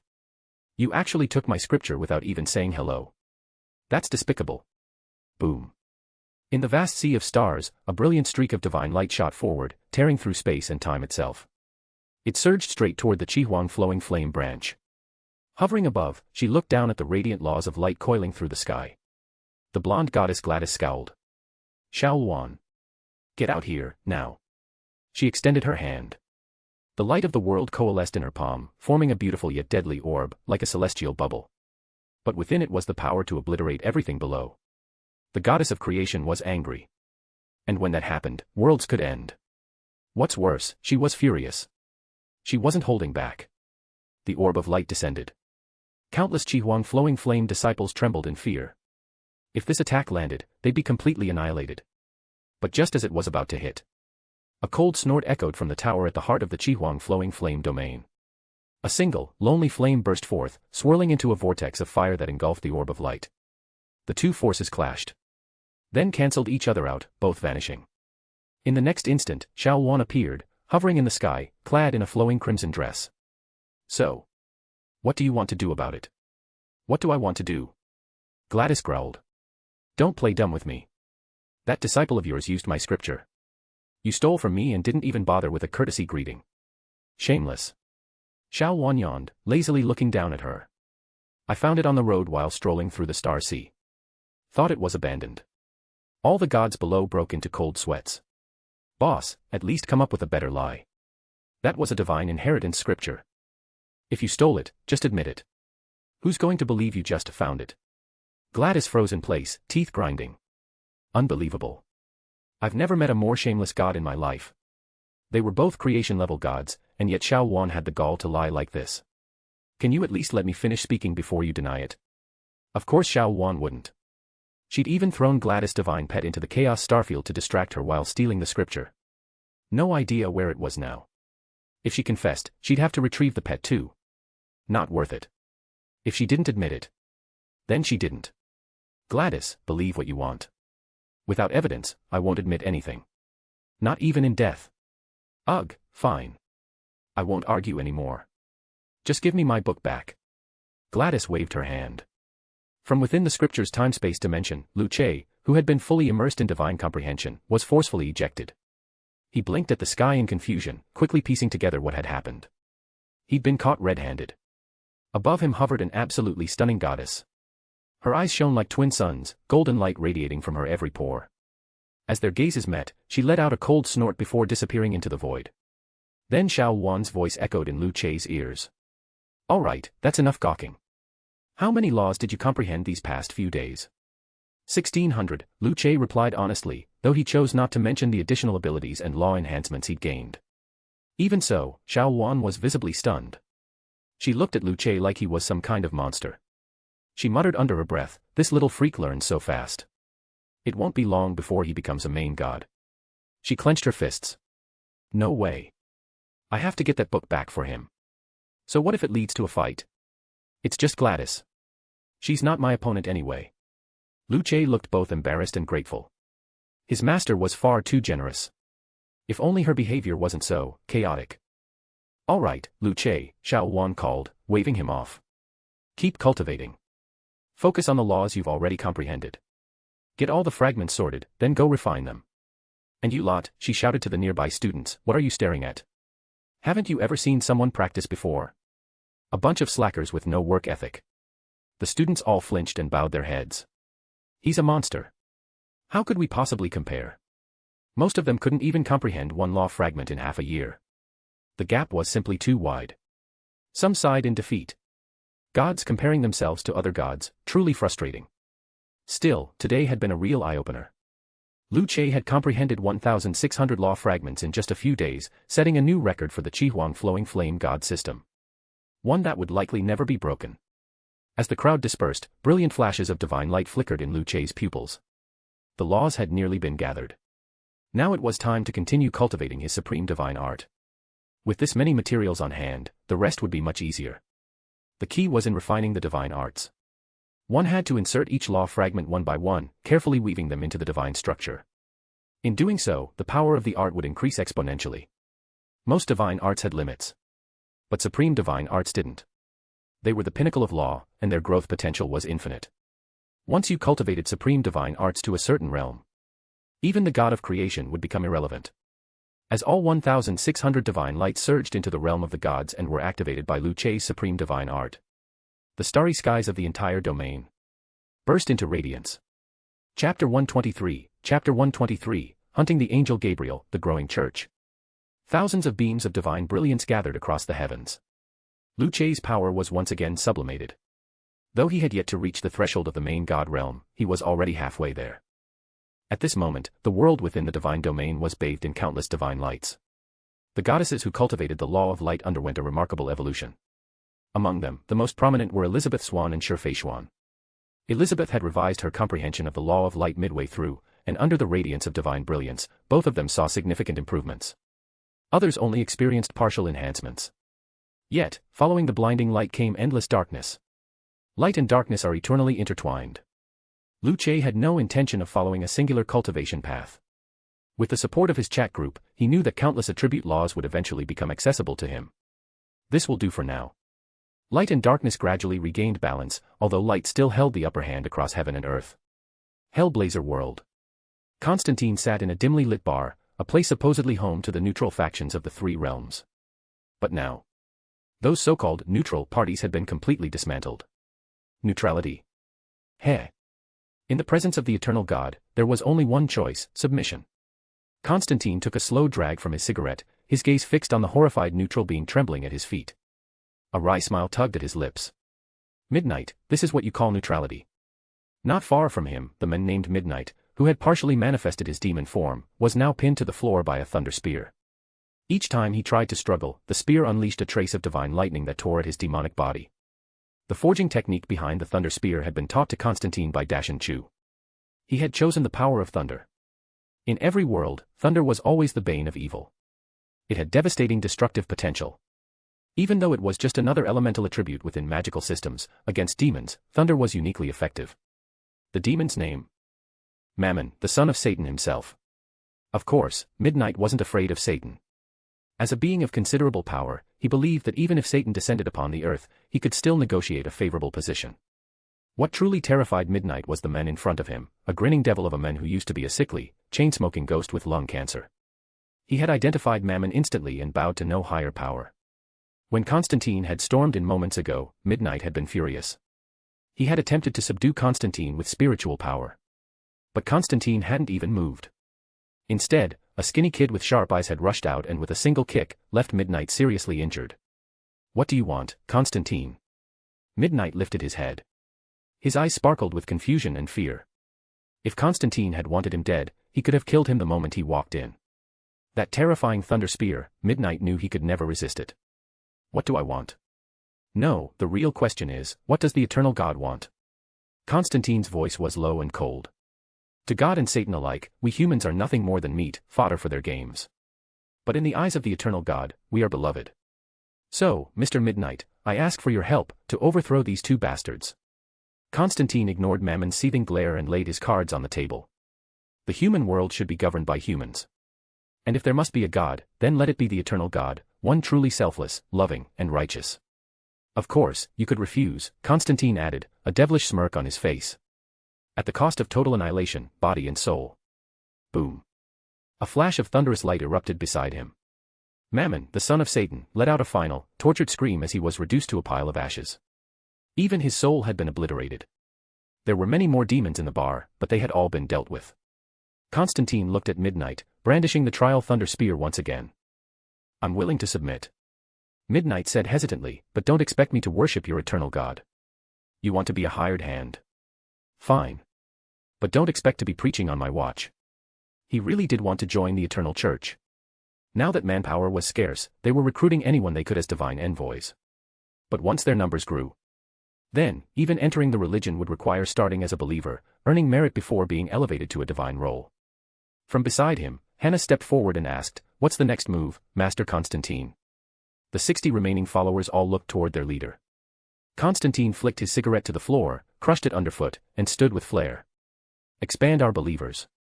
Build our strength. And prepare to hunt down God's messenger, Gabriel. In today's world, injustice and evil were everywhere. With the rise of the Eternal Church, countless people had taken notice. Many of its earliest followers came from hospitals. For those teetering on the edge of death, any power offering salvation, even that of an evil god, was something to cling to. But it wasn't just patients. Doctors, too, joined the faith. Even the most unskilled physicians still carried the will to heal and save. Many of them had once believed in God, thinking good deeds and selflessness would earn them a place in heaven. Now, the Eternal Church proved all of that to be nonsense. No more lies. No more vague promises. The Eternal Church had proven, time and again, that its blessings could cure all diseases. Real miracles, visible, measurable, and replicable. Time after time, undeniable proof emerged. It was a dark and stormy night. A fierce wind howled across the land. The brilliant white moon was veiled by ominous black clouds. On the rooftop of a towering skyscraper, an angel stood high above, overlooking the world. In the building across from her, thousands had already joined the eternal religion. Initially, she believed that after forcing Constantine into retreat, he would wallow in despair for a few days. But to her surprise, the world had chosen a third option. A strange god, one whose power defied all logic. What kind of abomination dares to intervene in the human world? Let me see it for myself. The blonde angel stepped forward. Her 6 wings spread behind her as she descended directly into the building. Boom. The glass cracked as the floors trembled violently. The power of an angel was on full display. Waves of pure white brilliance exploded outward, striking the nearby believers. For ordinary people, or even demons, such an attack would have been fatal. But to the followers of the eternal God, it was merely a minor inconvenience. They couldn't avoid the blasts entirely, but at most, they suffered surface-level wounds. Dozens of people pushed themselves up from the floor, glaring mockingly at the pale gray wings floating above them. Then, footsteps echoed behind them. Constantine, Midnight, and Hannah stepped forward, facing Gabriel head-on. Hey. So this is God's so-called messenger. All pure on the outside, but pitch black within. TCH, Hannah, you don't get it. She's deep undercover, can't wait to throw herself into Satan's arms. Look around. Heaven and hell are nothing but illusions crafted by hypocrites. Neither is fit for us. The eternal domain, that is the final haven for humankind. Constantine's voice roared with conviction. His body blurred into an afterimage as he surged toward Gabriel. With one punch, the fallen angel was sent flying. Gabriel caught herself midair, wings fluttering to stabilize her. Her face was full of shock. Constantine. How did you become so powerful? Did the eternal God give you this strength? It hadn't even been 5 days. And yet the men before her wielded terrifying power. Of course she was shaken. Standing on the shattered remains of the building, Constantine sneered coldly. The greatness of the eternal God surpasses those 2 mongrels you serve. He extended an arm toward her. And you are my first offering to him. Whir. Thousands of metallic nails launched from the building's windows and walls, swarming Gabriel like a cloud of steel.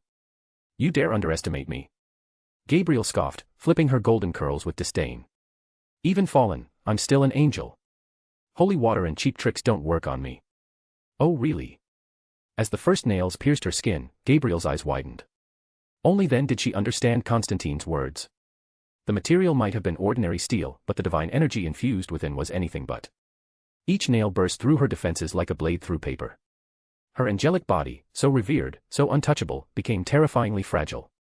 No. You can't do this. God will punish you. Satan won't forgive you either.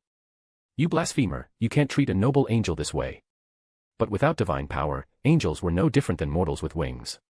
Constantine watched her horror grow and chuckled. You're not noble. You're just a filthy pawn. He raised his hand. A steel crossbow took form in his grasp. Aiming carefully at the falling Gabriel, he slowly pulled the trigger. Whoosh! The steel bolt, trailing a rope, pierced through her shoulder and slammed her into the wall behind. Pinned like a specimen. The followers behind Constantine erupted with excitement. Whoa!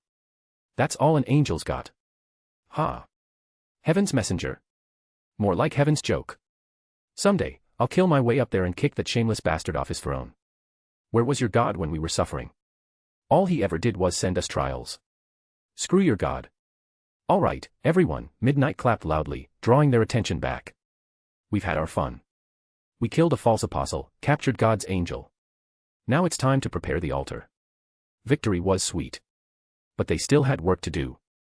Meanwhile, in a government facility a kilometer away, Hannah smiled at a group of stiff-faced officials. So, gentlemen.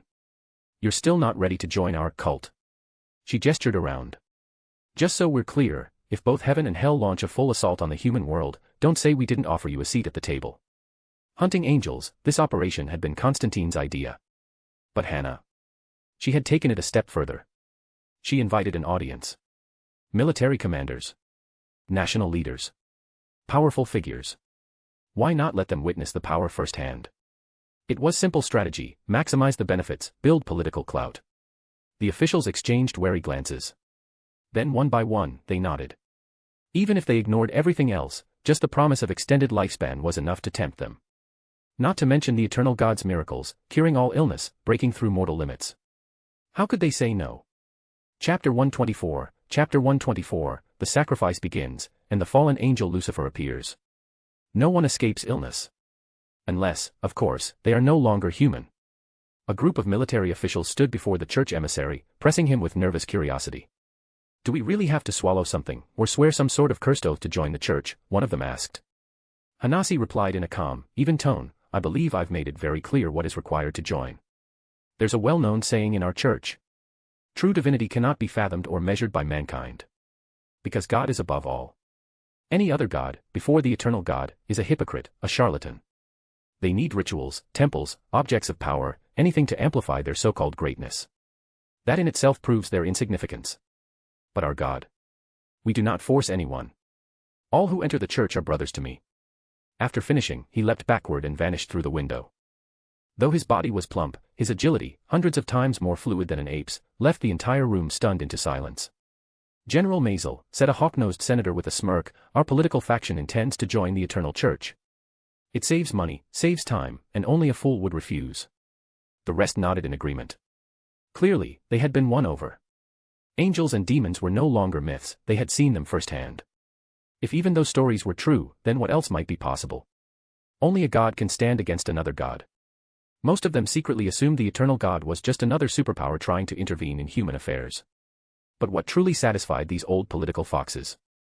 The Eternal Church didn't try to take their power away. And when guns and bombs were no longer effective against heresy, well, what other option was left?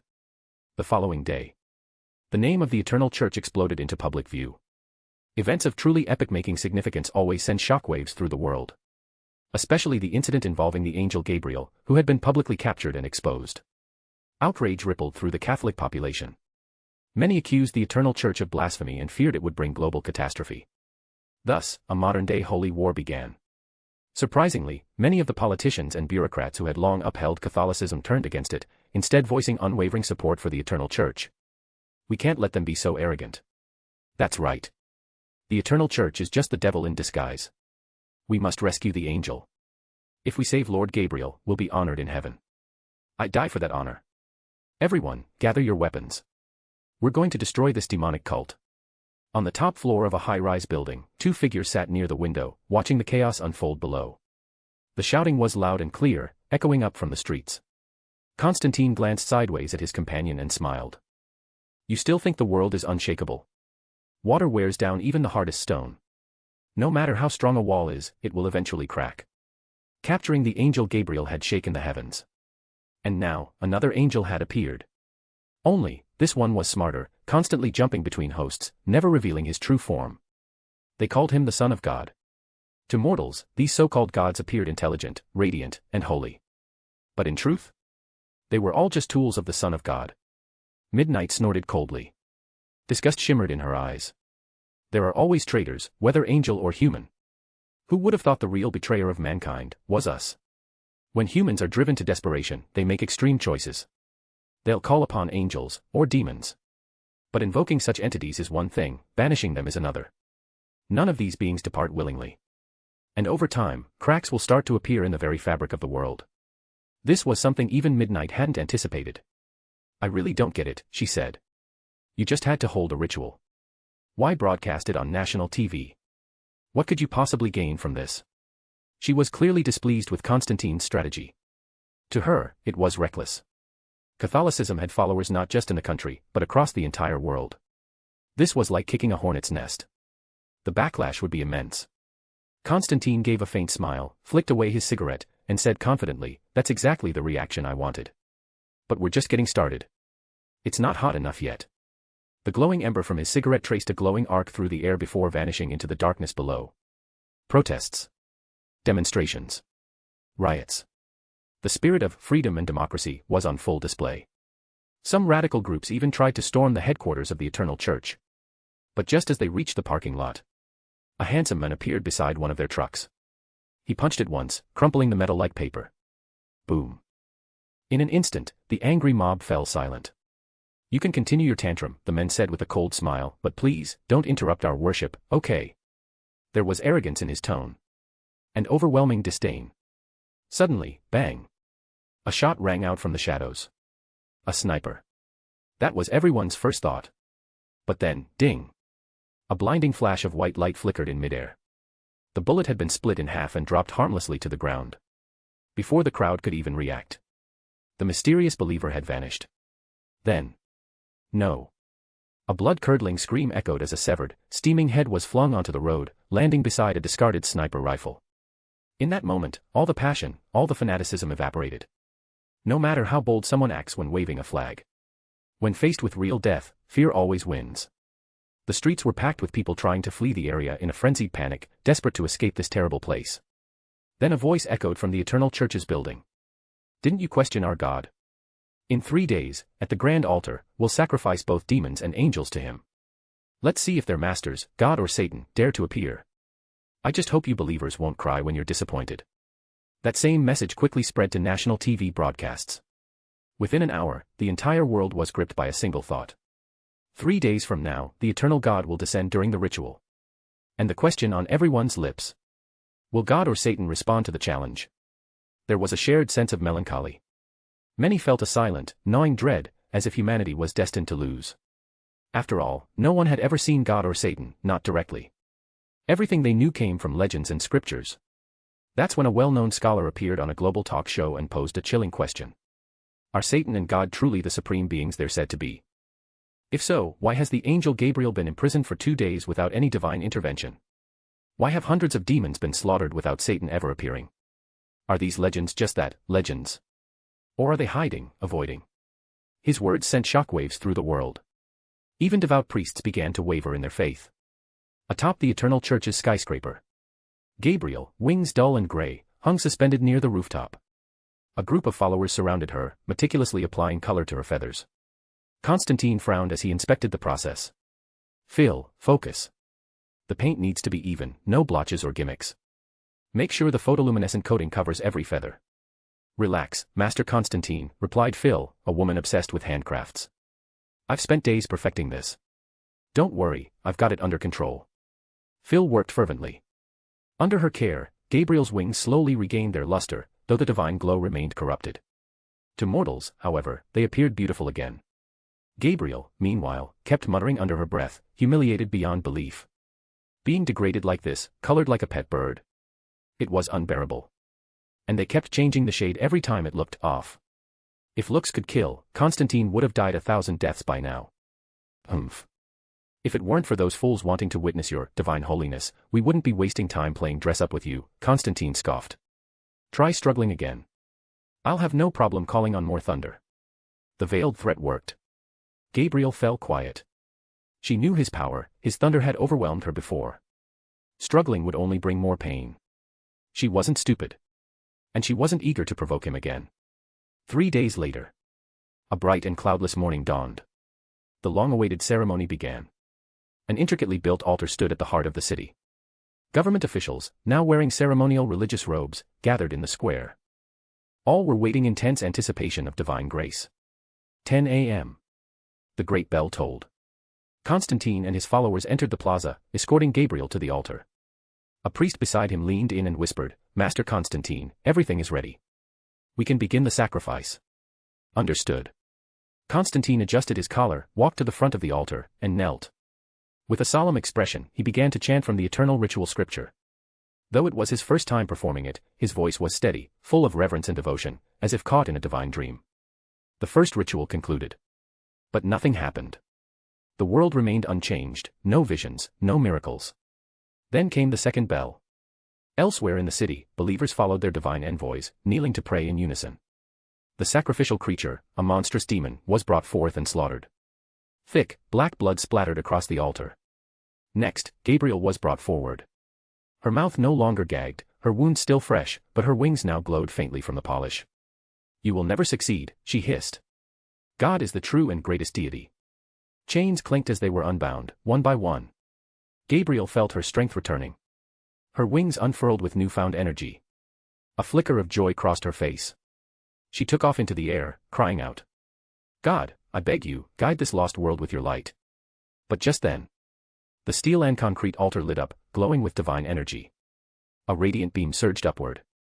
Gabriel froze midair. Her eyes widened in horror. She couldn't move. Time itself seemed to stop around her. Then, from within the crowd, a tall man in a crisp white suit stepped forward. His golden hair glistened in the sunlight. He looked first at Constantine, still kneeling in worship. Then at Gabriel, suspended in divine light. His lips curled into a cruel smile. Well, well, two old friends. It's been a long time.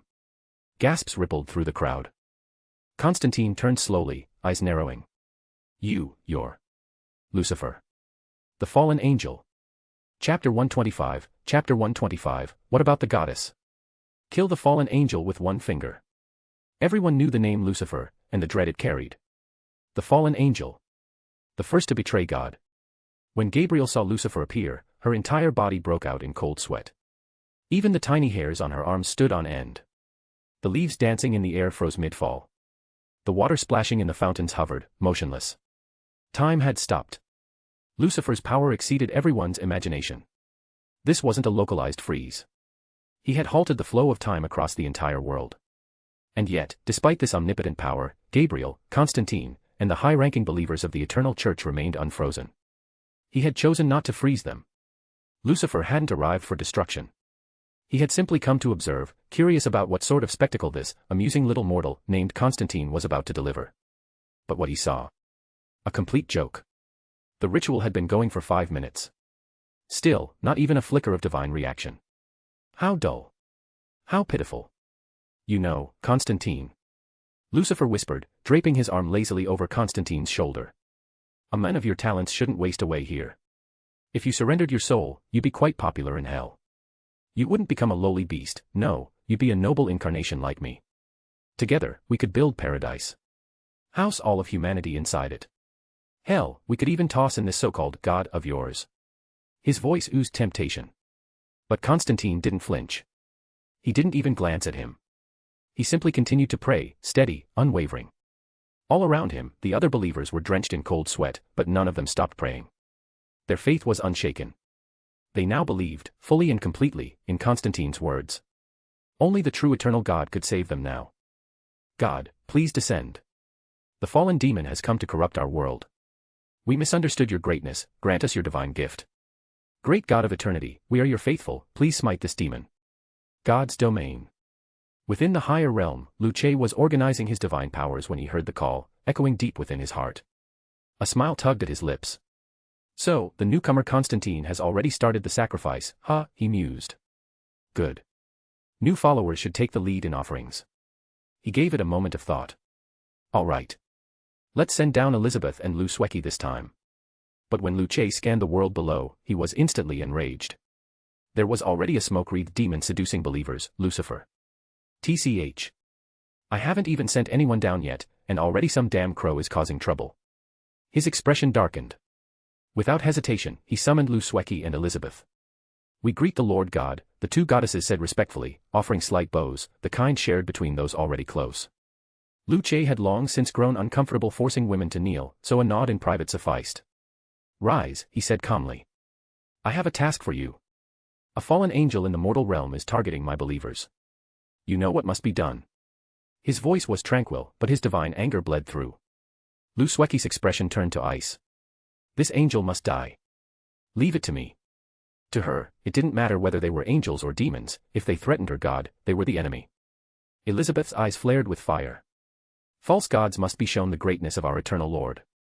I will make them understand. Back on earth. Lucifer stood before Constantine, reaching out toward his soul, preparing to consume it. When? Boom. The sky split open in blinding radiance. A divine light, vast and absolute, poured down from the heavens. A light older than time. More powerful than even God's highest angels. In an instant, Lucifer's disguise dissolved under the glare. His flawless form crumbled. His once holy body withered like an ancient husk. And there he stood, exposed. Time shattered. The entire world trembled. People watching the global broadcast spiraled into madness. Oh my God, what is that? He has black wings, is he the devil? No, that's not the devil. That's a fallen angel. A beam of divine light split the sky. The world darkened beneath it, as if the heavens themselves were being rewritten. No barrier. No spell. No enchantment could stop the glory of the true God descending. Lucifer looked up, jaw clenched, as he beheld the white, star-filled sky. Within it swam a massive, celestial serpent, coiled through the galaxy. It turned to him, and looked. That gaze alone was enough to rupture his essence. Ugh, aghhh. His body trembled violently. No, it cracked. Snap. The right half of Lucifer's form fractured and fell apart, unable to withstand even a glance from the divine serpent. What the hell is this? Lucifer howled in agony. He, the arch-fallen angel, once the most beautiful of heaven. And now, unable to endure even a look. Above, the divine light began to fade, lest the world itself collapse beneath it. Lucifer, breath ragged, finally caught a glimpse of the divine form. A celestial serpent with horned head, star-patterned scales, and a body that coiled through galaxies. It radiated power so dense, so ancient, Lucifer didn't even dare peer into its soul. Each pulse of its aura surpassed his own. Perhaps only Satan himself could compare. Constantine slowly raised his head. Tears welled at the corners of his eyes. He picked up the microphone, and his voice rang out, not just through the city, but across every broadcast screen around the world. Do you see now? This is the realm of the true God. Satan, Lord of Hell, where are you? Lord God of Heaven, why haven't you come? Where are your miracles? Where is your power? Do you dare to show yourselves before us? You cowards. You weak-willed, trembling executioners who toy with human fate. The God of eternity has come. And you? You're nothing. Constantine's words reverberated across the world, echoing through televisions, radios, and the hearts of billions. They even pierced the veil between realms, reaching heaven and hell. The two supreme lords of those realms felt it immediately. They sensed the arrival of a new divine realm, the descent of the God of eternity. But they didn't move. Couldn't move. Since the day they ascended to godhood, their domains had become fixed. God resided in heaven. Satan reigned in hell. That was the natural order. But now, there was a third. A new God, one bold enough to descend directly into the human world. Such blasphemy. Such shamelessness. Lord God, what should we do? Asked a group of angels gathered before the heavenly throne, faces twisted in fury and humiliation. Their creator had been insulted. As divine messengers, it was their duty to erase that stain. But God simply watched with cold eyes. What can I do? He said bitterly. Just watch. We can't descend anymore. He was more anxious than any of them. Because if the situation in the mortal realm couldn't be brought under control, everything would collapse. What made it worse? Satan's domain had more vulnerabilities than heaven's. Falling was easier than rising. Corruption always spreads faster than purity. In the mortal world, Constantine's broadcast spread like wildfire. Riots broke out across cities and nations. People who had once been faithful believers began to fall into doubt, then into rage. The God of eternity appeared. Why hasn't ours? If he doesn't appear now, isn't that proof he's fake? A God who hides isn't a God at all. Screw it. I'm renouncing my faith. Our priest is a fraud. It wasn't just words. In the very nation Constantine called home, protests turned violent. Angry crowds ripped religious robes, burned holy texts, and even urinated on the Bible in public defiance. This trash is only good for toilet paper. I'll never believe in that false God again. Thanks to Constantine's explosive actions, public sentiment reached a boiling point. Faith shattered. Rage took its place. Then, as if answering the cries of the people, two divine lights fell from the heavens. One white. One blue. The lights condensed into two radiant female figures suspended in midair. Lucian gazed down at the blonde man below with a cold expression. Her voice rang clear and commanding. The God of eternity has spoken. A demon walks the mortal realm. We, the divine envoys, Lucian and Elizabeth, have descended to punish him. Foul creature, are you ready to die? Her voice was like a blade of ice. Her face was a holy sculpture. Light gathered around her in waves. The emissaries of the eternal God were greater than any god known to men. Below, Constantine looked up in awe. He didn't fully understand, but it made sense. Perhaps the eternal God was busy, so he sent goddesses in his place. Fine. As long as they helped, that was enough. When Lucifer heard that the eternal God hadn't appeared personally, he suddenly burst into laughter. Ha! So he can't descend either. How ironic. I thought the eternal God was something special, but he's just as restricted as the others. So, if no true God would intervene, Lucifer had nothing to fear. With a twisted grin, he turned into a whirling black tornado and charged at Lucian. But before he could reach her, Elizabeth calmly raised a single finger and pointed. That was all it took. One finger to end a fallen age. Lucifer's advance came to a sudden halt. The same law of time that he had once controlled was now used against him. The difference? Elizabeth's power was far greater. Lucifer's corrupted body, already weakened, ignited in an instant. Light-based divine fire exploded across his form. In the current divine realm, unless a goddess was a being of pure darkness, she would have cultivated the law of light alongside her other powers. And Elizabeth? She was a master of it. Her divine light burned directly into Lucifer's soul. Black smoke rose in thick plumes as his very essence was scorched away. Lucifer let out a tortured scream. No. This light. It's purer than God's. What the hell is this? Satan. Master. Save me. Please. He writhed and flailed within the holy flames. But nothing worked. Time stop. Useless. Spatial warps. Shattered. Dark magic. Burned away on contact. No spell could survive that divine radiance. Constantine watched, wide-eyed, as the once mighty Lucifer disintegrated before him. Then he understood. This was true power.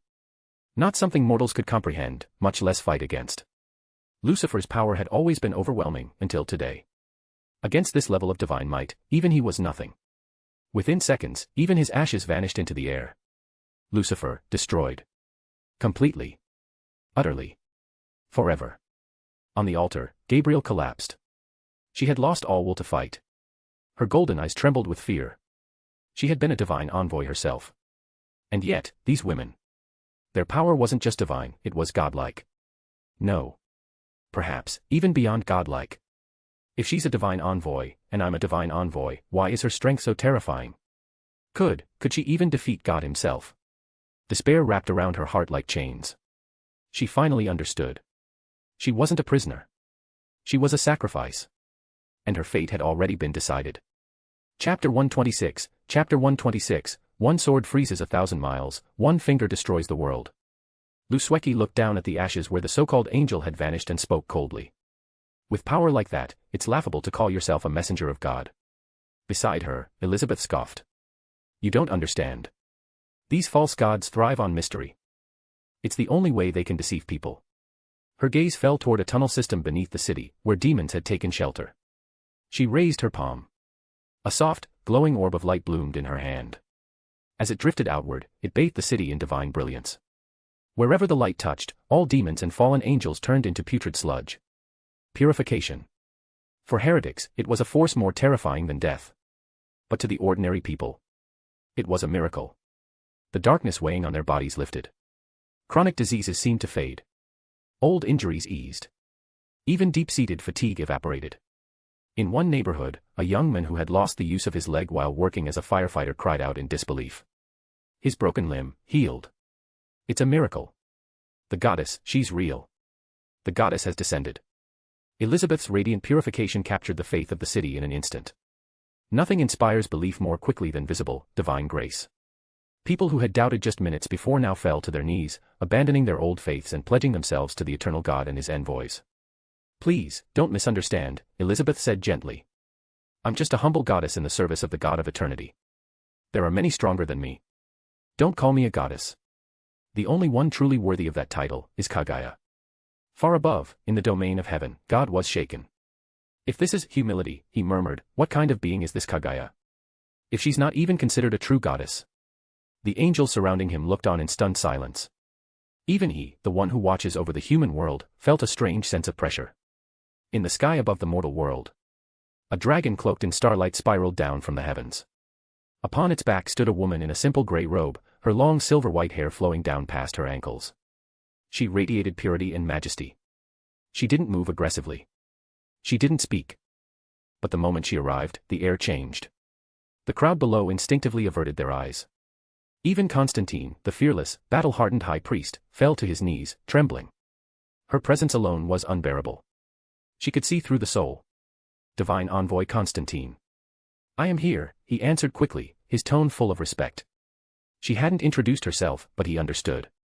This woman, more powerful than any goddess he'd seen before, could only be one thing. A direct servant of the eternal God. Construct a new altar and complete the angelic sacrifice, said Kagaya, her voice calm but absolute. By the order of God, you have earned merit. You are now promoted to the rank of 2-star divine envoy. You shall receive the power of thunder, and the body of light. With her decree, 2 orbs of divine brilliance floated gently downward. They merged into Constantine's chest, and a wave of impossible warmth surged through him. His vision brightened. He could feel the law of light integrate into his soul, pure, undying, and capable of extinguishing souls. Especially effective against divine entities like God and Satan. Simultaneously, the power of thunder fused with his original abilities. Before, he could barely conjure a small orb of energy. Now, his attacks were divine bolts of lightning, infused with divine light, lethal even to archangels. Constantine didn't feel pride. Instead, he was filled with humility. He knew, without the goddesses, he'd already be dead. A broken puppet played by powers beyond him.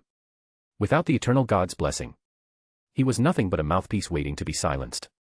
As the divine envoy of the eternal God, I dare not be arrogant, he said, bowing deeply. I swear to carry out his mission. I will spread his faith across the entire world, and I will obliterate the false gods, both heaven and hell. Kagaya's expression softened. You have the heart. I'm pleased. However, this world remains dangerous. There are still trials ahead that you cannot overcome alone. So, the goddesses shall remain by your side for one day, to help you handle the worst of what's to come.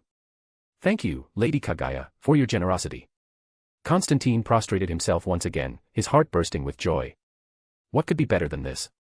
If Li Shimin could unify the central plains with divine support, then surely he, with the blessing of the goddesses, could unite the entire world. As divine light coalesced around her, Kagaya's figure slowly faded, retreating into the eternal God's realm. Just as Constantine prepared to ask how he might further expand the faith, he saw it. The two goddesses, Elizabeth and Lusweki, took flight. One shot off to the left. The other to the right. In opposite directions. Ah. Wait, what? Constantine stood there, dumbfounded. Multiverse chat group. Demon Hunter, SOS. The goddess came, wiped out the enemy, then completely ignored me and flew off. What do I do? Online now, very anxious. Spirit of the Demon Sword, did you say something offensive? Tanjiro, that's probably it. Demon Hunter, quit joking. I was kneeling the whole time. I wouldn't dare. Tanjiro, hee, relax. I'm just messing with you. Young Master Murong, you need to ask old Lier. He's the real expert. When the goddess first descended into the world, he gained huge rewards. Pursuing sentient beings, another world blessed with a goddess. I'm so envious. Ugh, jealous even. And that finger technique. Ninja scientist, I'm jealous too. Why doesn't a goddess descend into my world? I'm so mad. Dashin Chu, you don't understand the will of God. Otherwise, your world would have been upgraded by now. Slayer Ninth Uncle, at Demon Hunter, explain your situation more clearly. Send the video over. You only said she flew off, we don't know what actually happened. Ding. User Demon Hunter has uploaded a video. A few moments pass. Slayer Ninth Uncle, ah. So the Eternal God didn't come in person this time. Looks like he's busy. Still, the power of the goddess is terrifying. I remember Lady Lu and Lady Elizabeth are both newly ascended gods. They represent his authority.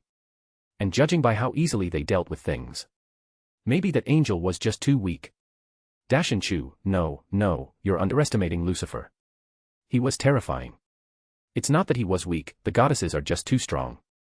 Didn't you notice? Time itself froze. Even if just for a second, it was absolute. Cemetery of Saints World.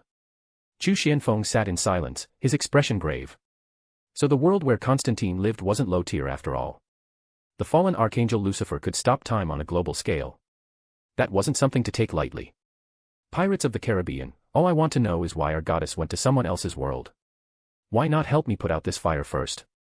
6 hours, tops, and I could level the whole map. Pursuing sentient beings, buffed. That's adorable. Keep dreaming. Spirit of the Demon Sword, seriously though, have you not figured it out? The goddess descends where the world is at a tipping point. Your world still runs on swords, muskets, and cannons.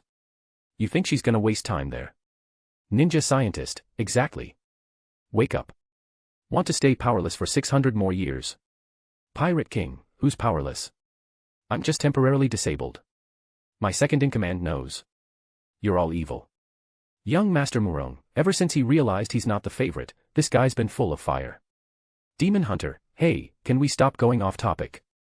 I just want to know, how do I call the goddess back? Slayer Ninth Uncle, call her back. For what? You got something urgent. Demon Hunter, of course I do. I need to understand God's will, how I'm supposed to develop next. This is serious. That was indeed Constantine's biggest concern. Lier, you still don't get how the eternal church works, do you? The will of God was already made clear to you, spread the faith.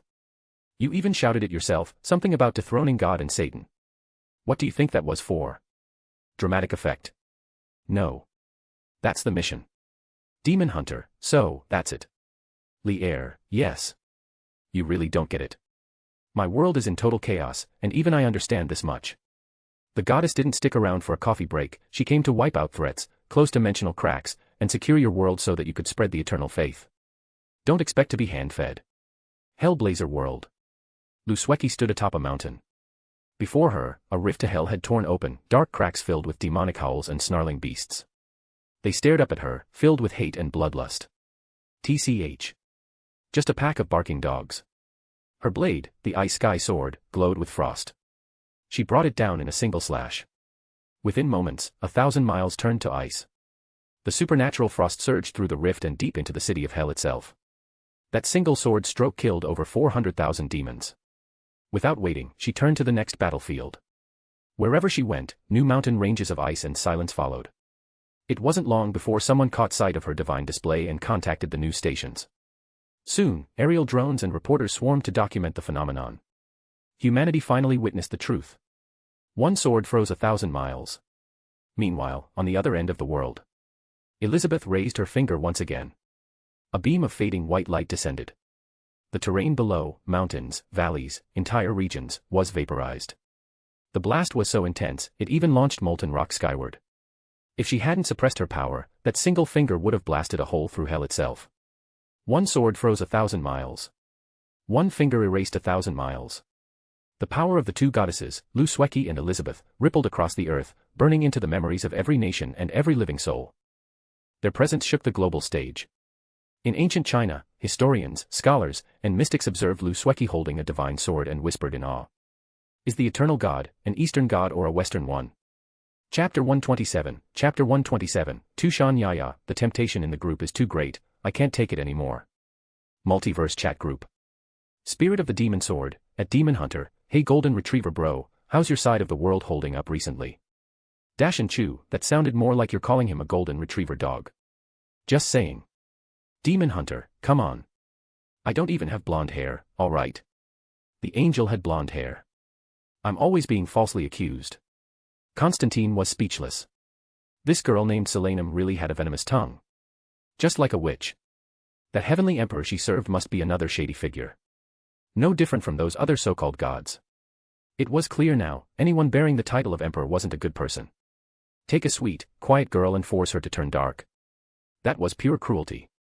Ninth uncle, demon slayer, in our eyes, foreigners usually look blonde and blue-eyed. But yeah. I guess he's really not blonde. Demon Hunter, guess. Are you blind?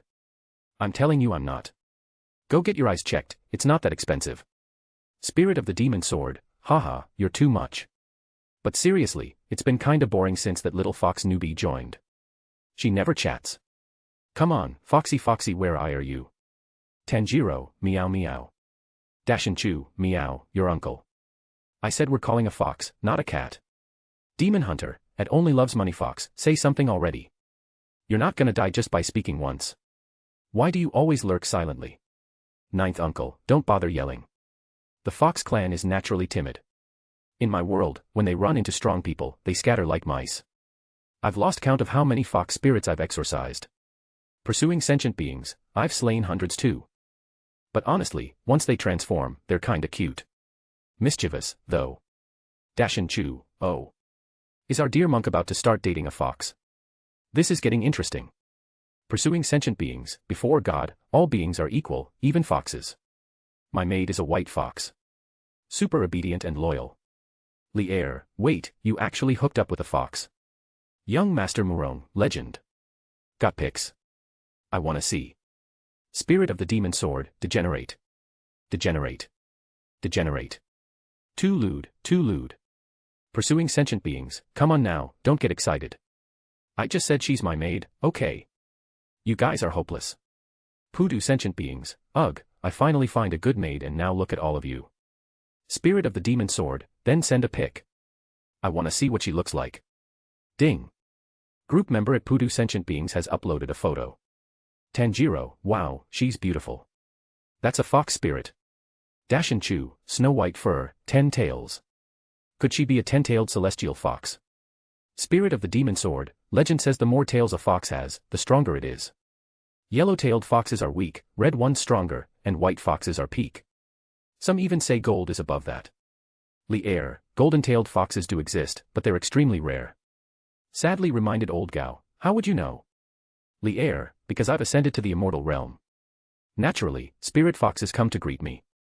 I've seen one. Ding. Group member at Li-air has uploaded a photo. A golden-haired fox with 12 shimmering tails lay gracefully on a cloud. It looked like a celestial kitten, soft, radiant, and adorable. Spirit of the demon sword, it's so cute. I want one. What girl didn't love foxes like this? Even a celestial fox. Li-air, if you work hard and your world gets promoted, I'll send you a 12-tailed fox. Spirit of the demon sword, deal. Ninth uncle, 12 tails. That's incredible. No wonder she's called a celestial fox. Dashin Chu, 12 tails already. That's insane. Wasn't the legendary 9-tailed fox who bewitched an emperor already considered top tier? Fox Demon World. Tushan Yaya sat on a cliff, idly browsing the chat log, her ruby eyes full of jealousy and longing.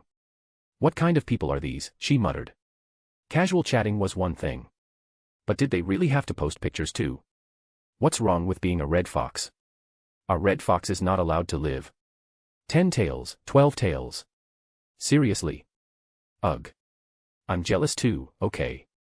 A group of evil degenerates, showing off all day. She pouted, arms crossed, as the mountain breeze ruffled her long wine-colored hair. Then a gentle fragrance wafted past. Yaya, you've been looking a little down lately. A warm hand ruffled her hair. It was Tushan Honghong, as calm and loving as ever. She was like a sister and a mother wrapped into one. Yaya's gaze softened. She looked up and asked seriously. Sister, do you believe in gods? She had been thinking hard about it. If she couldn't figure this out on her own, maybe she could ask her sister. Wasn't that what Tanjiro and Zhang Fan did? They always had someone stronger to guide them. And her sister? She could judge everything clearly. Hong Hong frowned slightly, wondering where the question came from. Gods. She'd encountered many so-called gods in her life. But most of them were just monsters in disguise. Spirits. Ghosts. Humans in costume. Why do you ask something like that? Well. Tushan Yaya spilled everything. Her recent experiences, her concerns, her confusion, and even uploaded the videos from the chat to her sister. 3 hours later. After watching all the videos, Tushan Honghong fell into rare silence. Tushan Yaya noticed the shock and fear in her sister's usually serene eyes. In the past, Tushan Yaya would have never believed her sister could be scared of anything. But now. She understood. The god of eternity was just that overwhelming. Terrifying. And yet, compassionate. It made sense that even her unshakable sister would react this way. After a long pause, Tushan Honghong finally spoke. Yaya, please lend me that eternal meditation technique. I want to try cultivating it. Tushan Yaya's eyes widened in surprise. Sister, you're not afraid of that god? Of course I'm afraid, Tushan Honghong admitted. But this is an opportunity. If you never take risks, you'll never know what might be possible. Tushan Yaya didn't understand her sister's deeper intentions. She simply thought her sister wanted to resurrect the young Taoist priest from her past, a soul she had once taken by her own hand. But that was only part of it. Tushan Honghong carried a far greater vision in her heart. She wanted to build a world where humans and demons could truly coexist. A real harmony, like the one Master Fahai once described. To create such a world, she needed power. And now, that power had appeared. If she could gain even a portion of the eternal god's favor, she could change everything. And yes, if she could also bring back the young priest she'd wronged, she would. Fox demons treasured emotion. They never forgot kindness or guilt. Multiverse chat group. Meanwhile, the group's top-ranking troublemakers continued trying to lure It Only Loves Money Fox into speaking. By now, this had become their favorite pastime. And there was an unspoken agreement between them. Why had Fahai posted a picture of his fox maid? Why did Li Shimin keep uploading images of spirit foxes? Simple, tacit understanding. It was how they baited new members into action. Then came the moment they'd been waiting for. It Only Loves Money Fox has downloaded the eternal meditation technique. The chat exploded. Spirit of the demon sword, whoa. She moved. She moved. Air, oh yeah. I totally deserve credit for this. So proud. Insert smug.jpg. Pursuing sentient beings, I knew fox demons couldn't resist tail upgrades. Little sis, I have tons of secret techniques for you, just don't forget to make offerings to my god. Dash and chew, wahahaha. You guys really were tempting her. Young Master Murone, what do you mean, tempting? This is called enlightening. Tushan Yaya, this group really has no shame. Still, she had to admit. Those techniques. They were kind of tempting.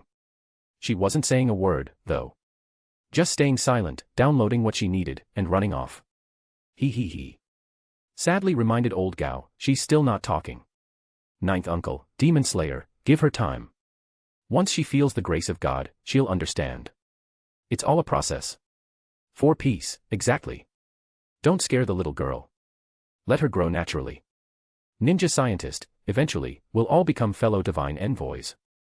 I'm already a 3-star, by the way. Let me know if you need help. Fox Demon World. High atop Tushan Mountain, the 9-tailed celestial fox, Tushan Honghong, sat cross-legged, meditating on the eternal meditation technique gifted by her younger sister. At first, nothing seemed to happen. But within 30 minutes, thunderclouds began to gather over the mountain. Tushan Yaya looked up in alarm. Her refined face paled with fear. Lightning tribulation. She's breaking through. The dark sky churned. All of Tushan was blanketed in thunderclouds. Thousands of fox demons across the region whimpered in terror, the power of the heavens pressed down like a mountain. Even for ancient monsters, heaven's wrath was not something to take lightly. Especially not for those who hadn't shed their demonic nature. Then, suddenly, Tushan Honghong opened her eyes. A blazing column of flame erupted from her body, shooting straight into the heavens. It burned through the thunderclouds in a single breath. Wah! Sis, you're amazing. You just blew away a lightning tribulation. Tushan Yaya's eyes sparkled with stars. Her face was full of awe. With a sister like this, she could walk sideways through the world. Tushan Honghong blinked, slightly dazed.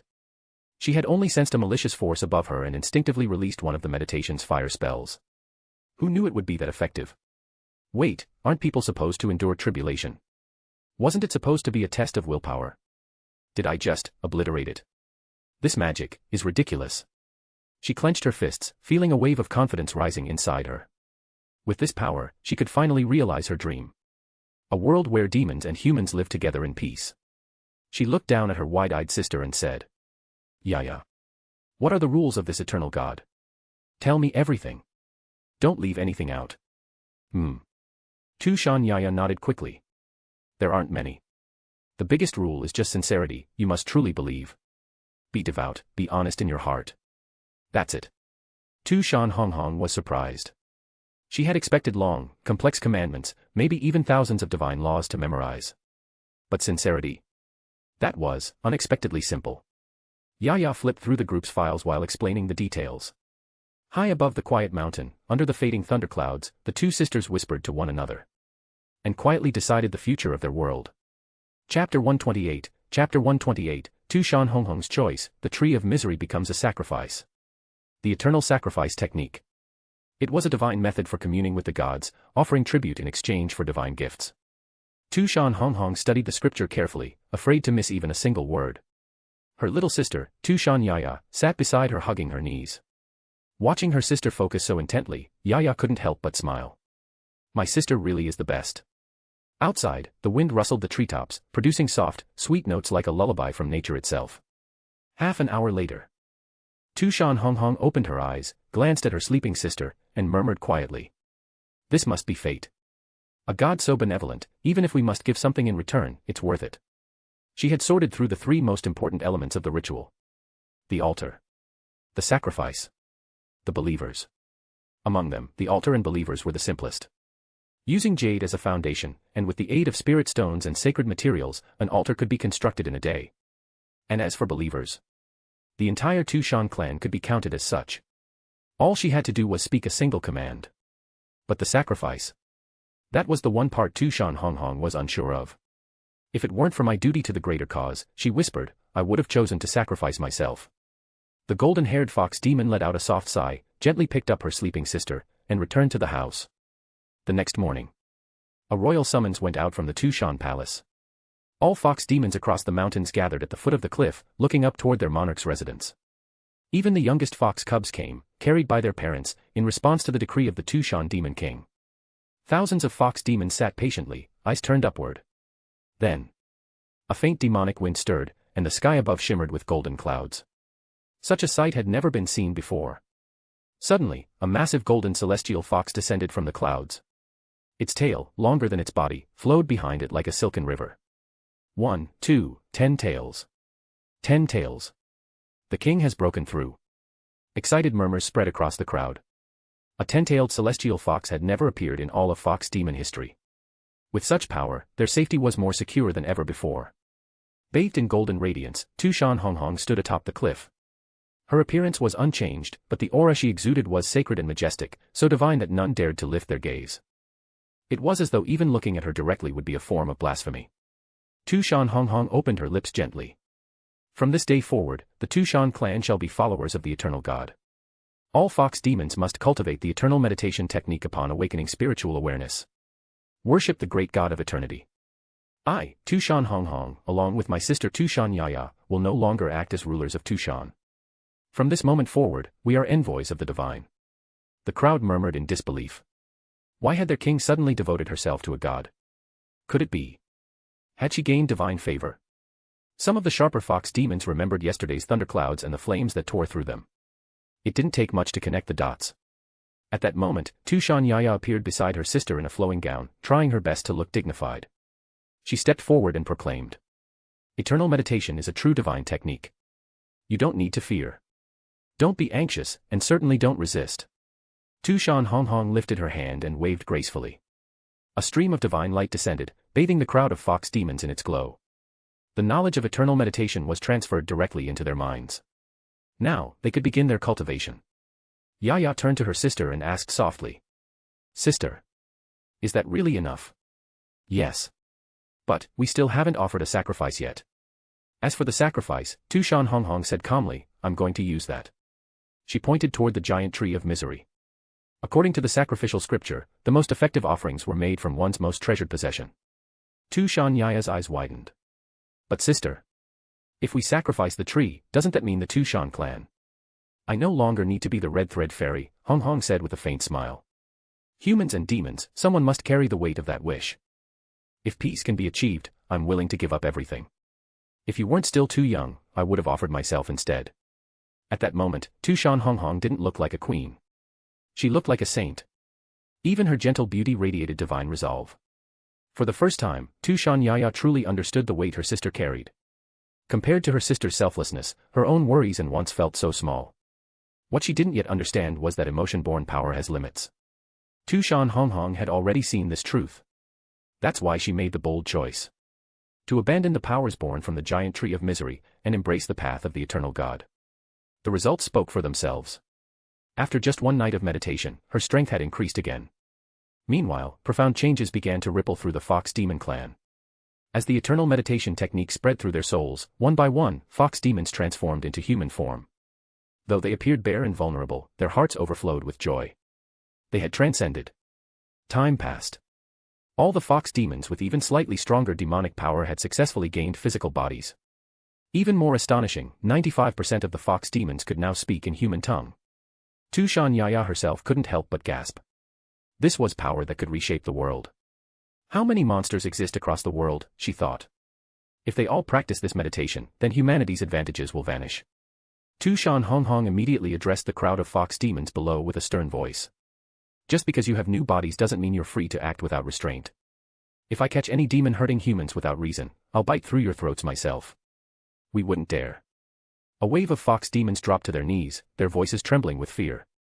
The joy of their recent transformation was instantly overshadowed by the presence of their powerful demon king. No one dared test her resolve. Tushan Honghong finally allowed herself to relax. Seeing the tribe's transformation, she whispered to herself. So be it. No one will blame me for sacrificing the giant tree of misery. This tree may be the foundation of Tushan, but letting it go means leaving behind the powers of the red thread fairy. 1 Jia Chat Group. Spirit of the Demon Sword, another day missing the little fox demon, oh la la la. Tanjiro, same here. I miss her too. Fox who only loves money, Hello everyone. My name is Tushan Yaya. Li'er, brother. You finally surfaced from the trench. So. How's the eternal meditation technique? Awesome, right? Tushan Yaya, of course it's amazing. My sister directly broke through the nine-tailed stage and became a ten-tailed celestial fox. Pursuer of sentient beings, little fox, do you understand now? The eternal God does not discriminate between humans and demons. The moment you received the invitation, it meant you were chosen. Spirit of the demon sword, little sister, from the way you speak, sounds like you're pretty young. Tushan Yaya, hee hee. Chu Dashan, no need to be afraid now. As long as you stay devout, no one can hurt you. Sad old Gao, exactly. Have you ever seen a god so merciful? That bald guy over there cursed at the eternal God early on, and he was still forgiven. Pursuer of sentient beings, Fahai, hey, stop bringing that up. I've already repented. Even sages make mistakes. I, Fahai, once went astray. But now I walk the righteous path. Tushan Yaya, at pursuer of sentient beings, wait, did you really curse the eternal God? Fahai, ahem. I was young and foolish. Spirit of the demon sword, puffed, at your age, calling yourself young. You're absolutely shameless. Back in the fox demon realm, Tushan Yaya giggled as she scrolled through the group chat. She hadn't expected the group to be so lively. These divine envoys weren't as uptight as she thought. Even the Buddha made jokes. The emperor liked to curse. They're all kind of interesting. Li'er, at Chu Dashan, hey, bro. Any progress on your end yet? Didn't you say your power was terrifying? Haven't attacked that mountain yet. Chu Dashan, don't even mention it. The world is suppressing me, I can't get in. My power's sealed. I'm just standing here looking at the treasure mountain, unable to take a single step. So frustrating. Spirit of the demon sword, still stuck, huh? Chu Dashan, yeah, but I've changed my approach. I'm heading for Longhu Mountain, the Taoist ancestral grounds. This time I'm certain I'll break through. Taishan is too big. The concentration of luck there makes a direct assault unwise. Retreating now is a better move. Pursuer of sentient beings, Fahai, smart. You can also scout out Buddhist heritage sites. If you run into anything tricky about Dharma, you can ask me. Junior brother from Daju Peak, count me in too. Chu Dashan, thanks, everyone. Meanwhile, in the world of the Cemetery of Saints, Chu Xianfeng stood at the foot of Longhu Mountain, backed by hundreds of elite cultivators. Among them were demons, martial masters, and a strange black loach. The loach had once called itself a member of the South Sea Dragon clan. But after a beating, it didn't even recognize its own mother anymore. Now it followed Chu Xianfeng like a loyal dog. Boss, can we break through this time? Asked the loach. He had taken human form, a 10-year-old boy, but was already second only to Chu Xianfeng in power. After battling in the meditation space recently, he even absorbed the genes of a thunderhall beast, giving him the combined might of wind and thunder. Even creatures from forbidden realms had reason to fear him. Chu Xianfeng narrowed his eyes and scoffed. A place like this.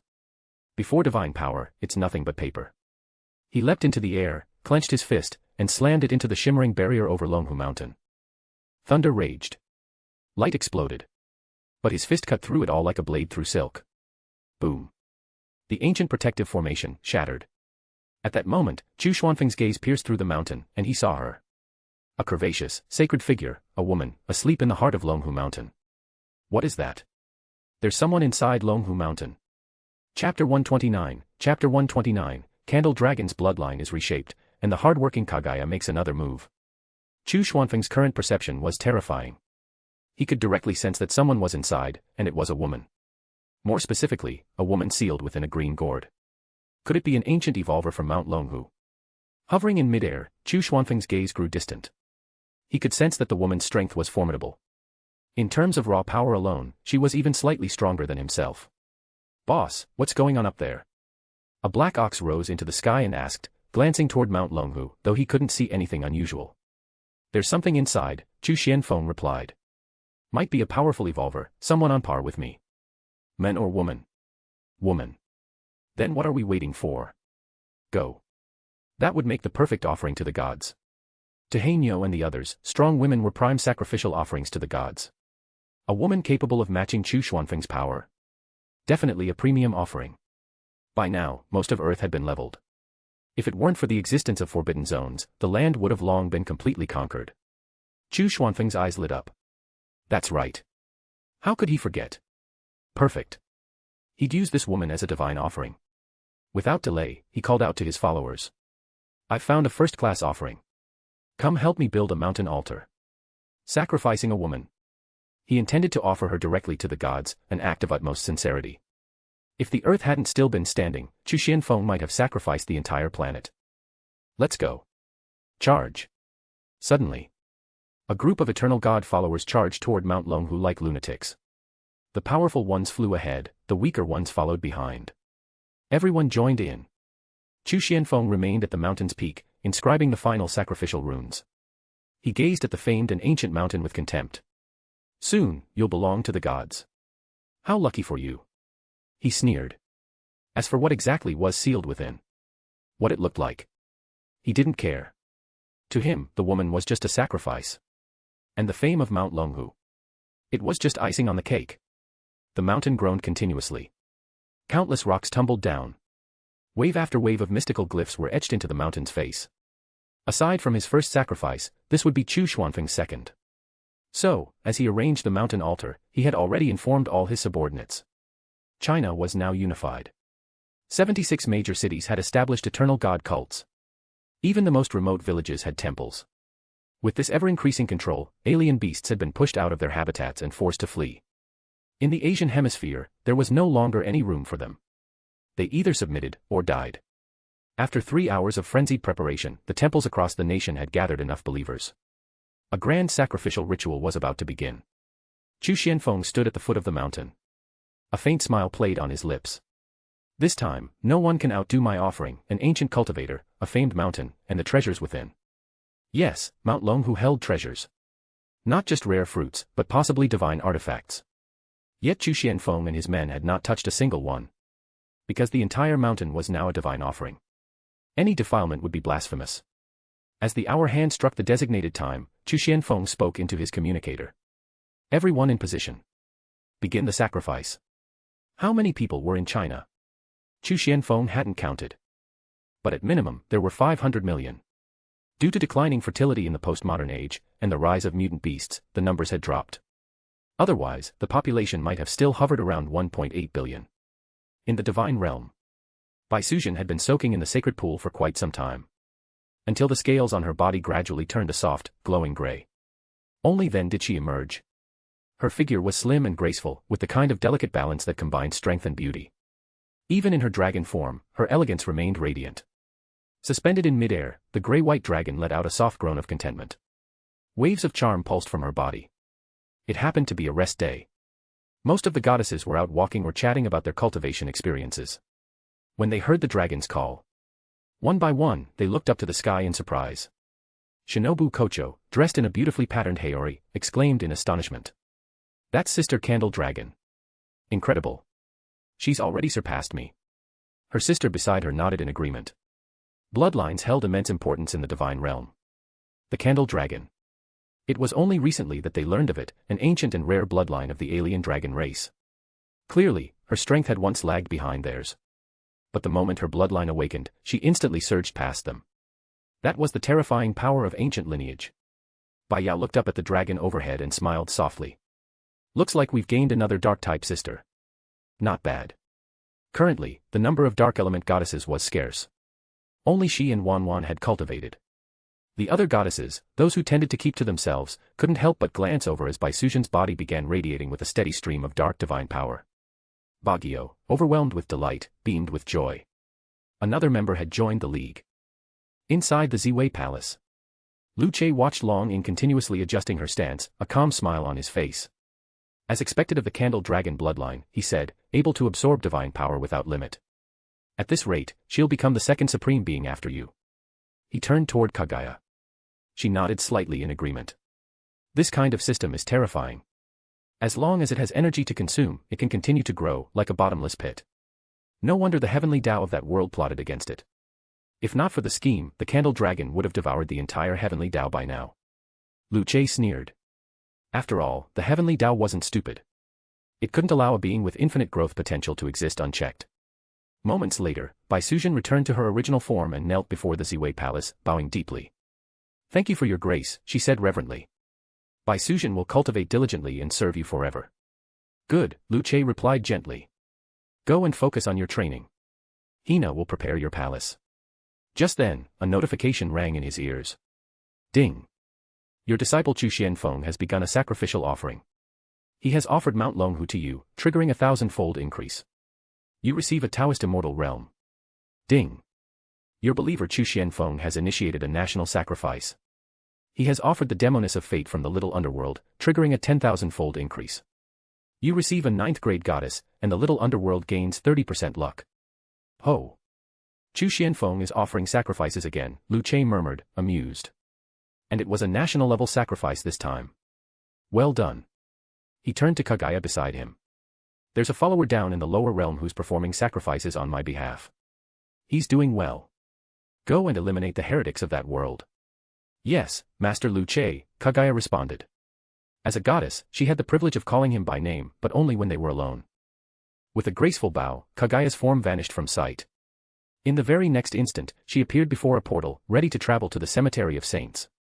The angel Constantine's earlier sacrifice had empowered Lu Che significantly, but he wasn't fond of the Western pantheon system. So, he banished the famed angel to the poultry star, to feed chickens. Hey, definitely not because he found the angel's appearance unsightly. The sacred flock of divine chickens was notoriously unruly. They needed a winged goddess to manage them.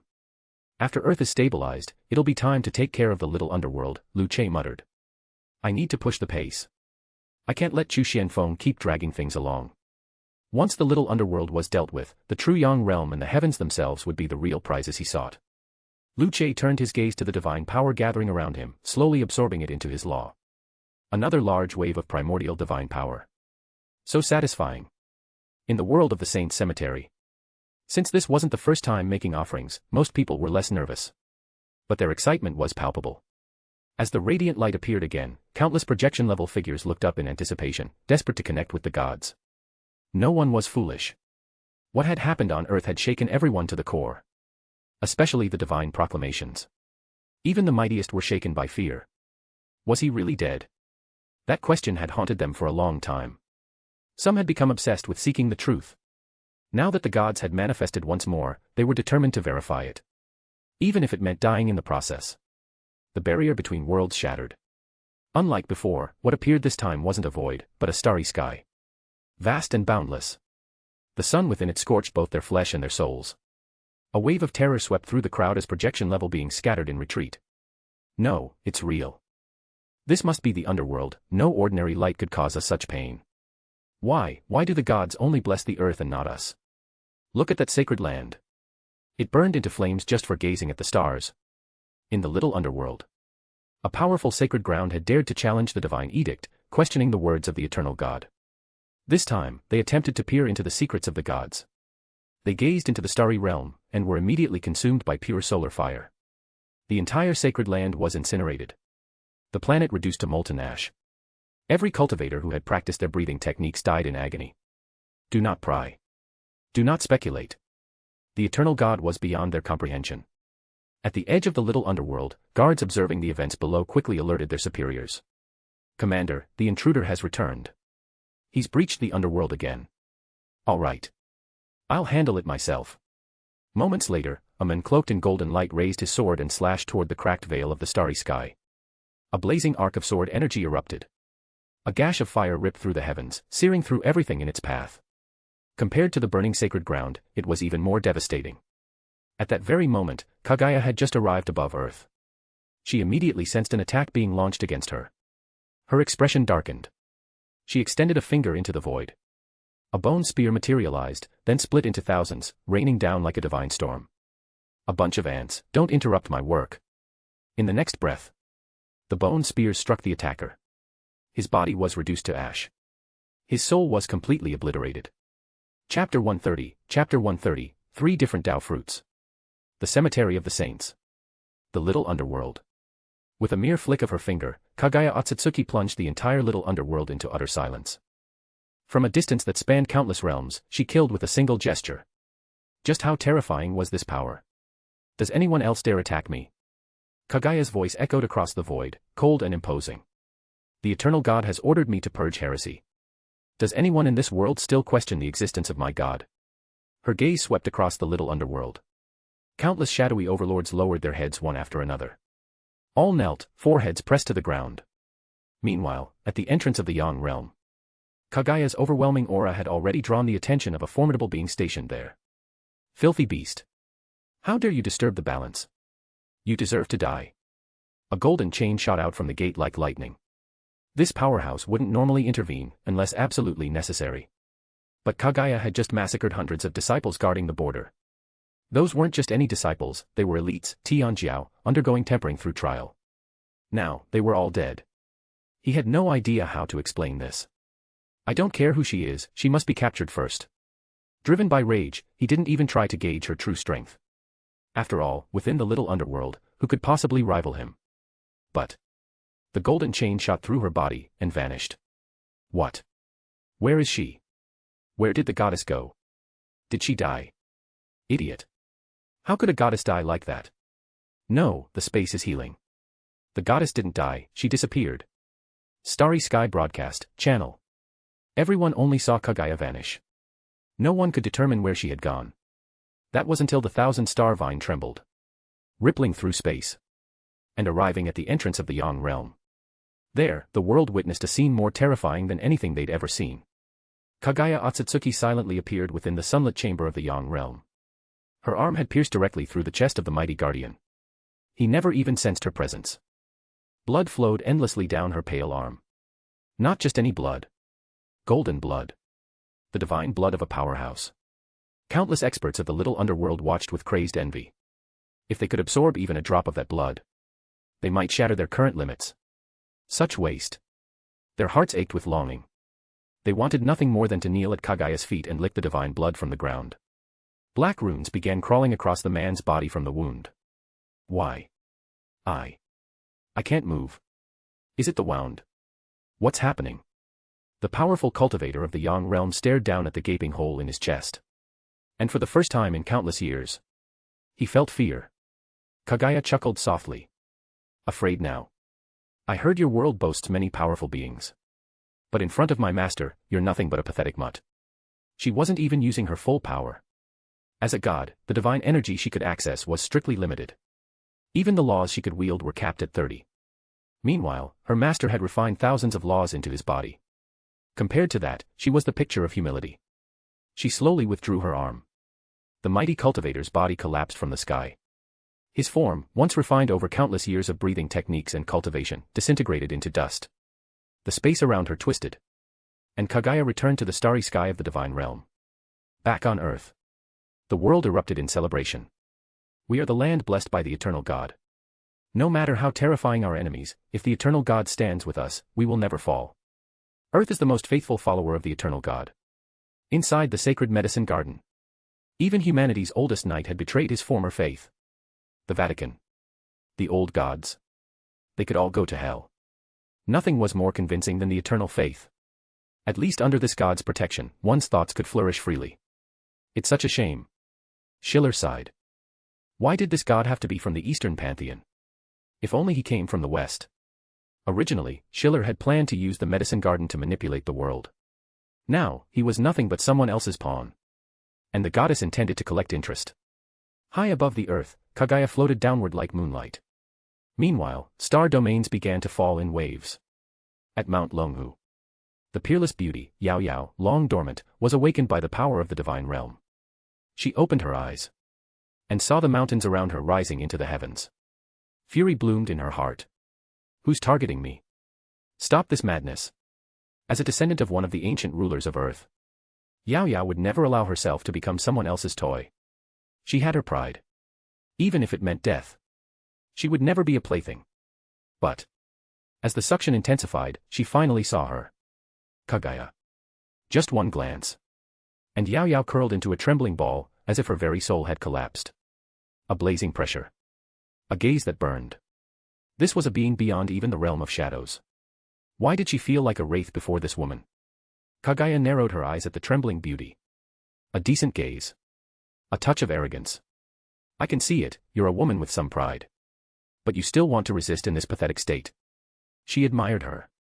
Kagaya always enjoyed watching mortals in the lower world struggle with dignity before being crushed. Kagaya Otsutsuki smiled faintly, enjoying the fear in the other woman's eyes. Yao Yao asked with a trembling voice, "Who are you?" Why have you captured me in the sky? My name is Otsutsuki Kagaya, she replied calmly.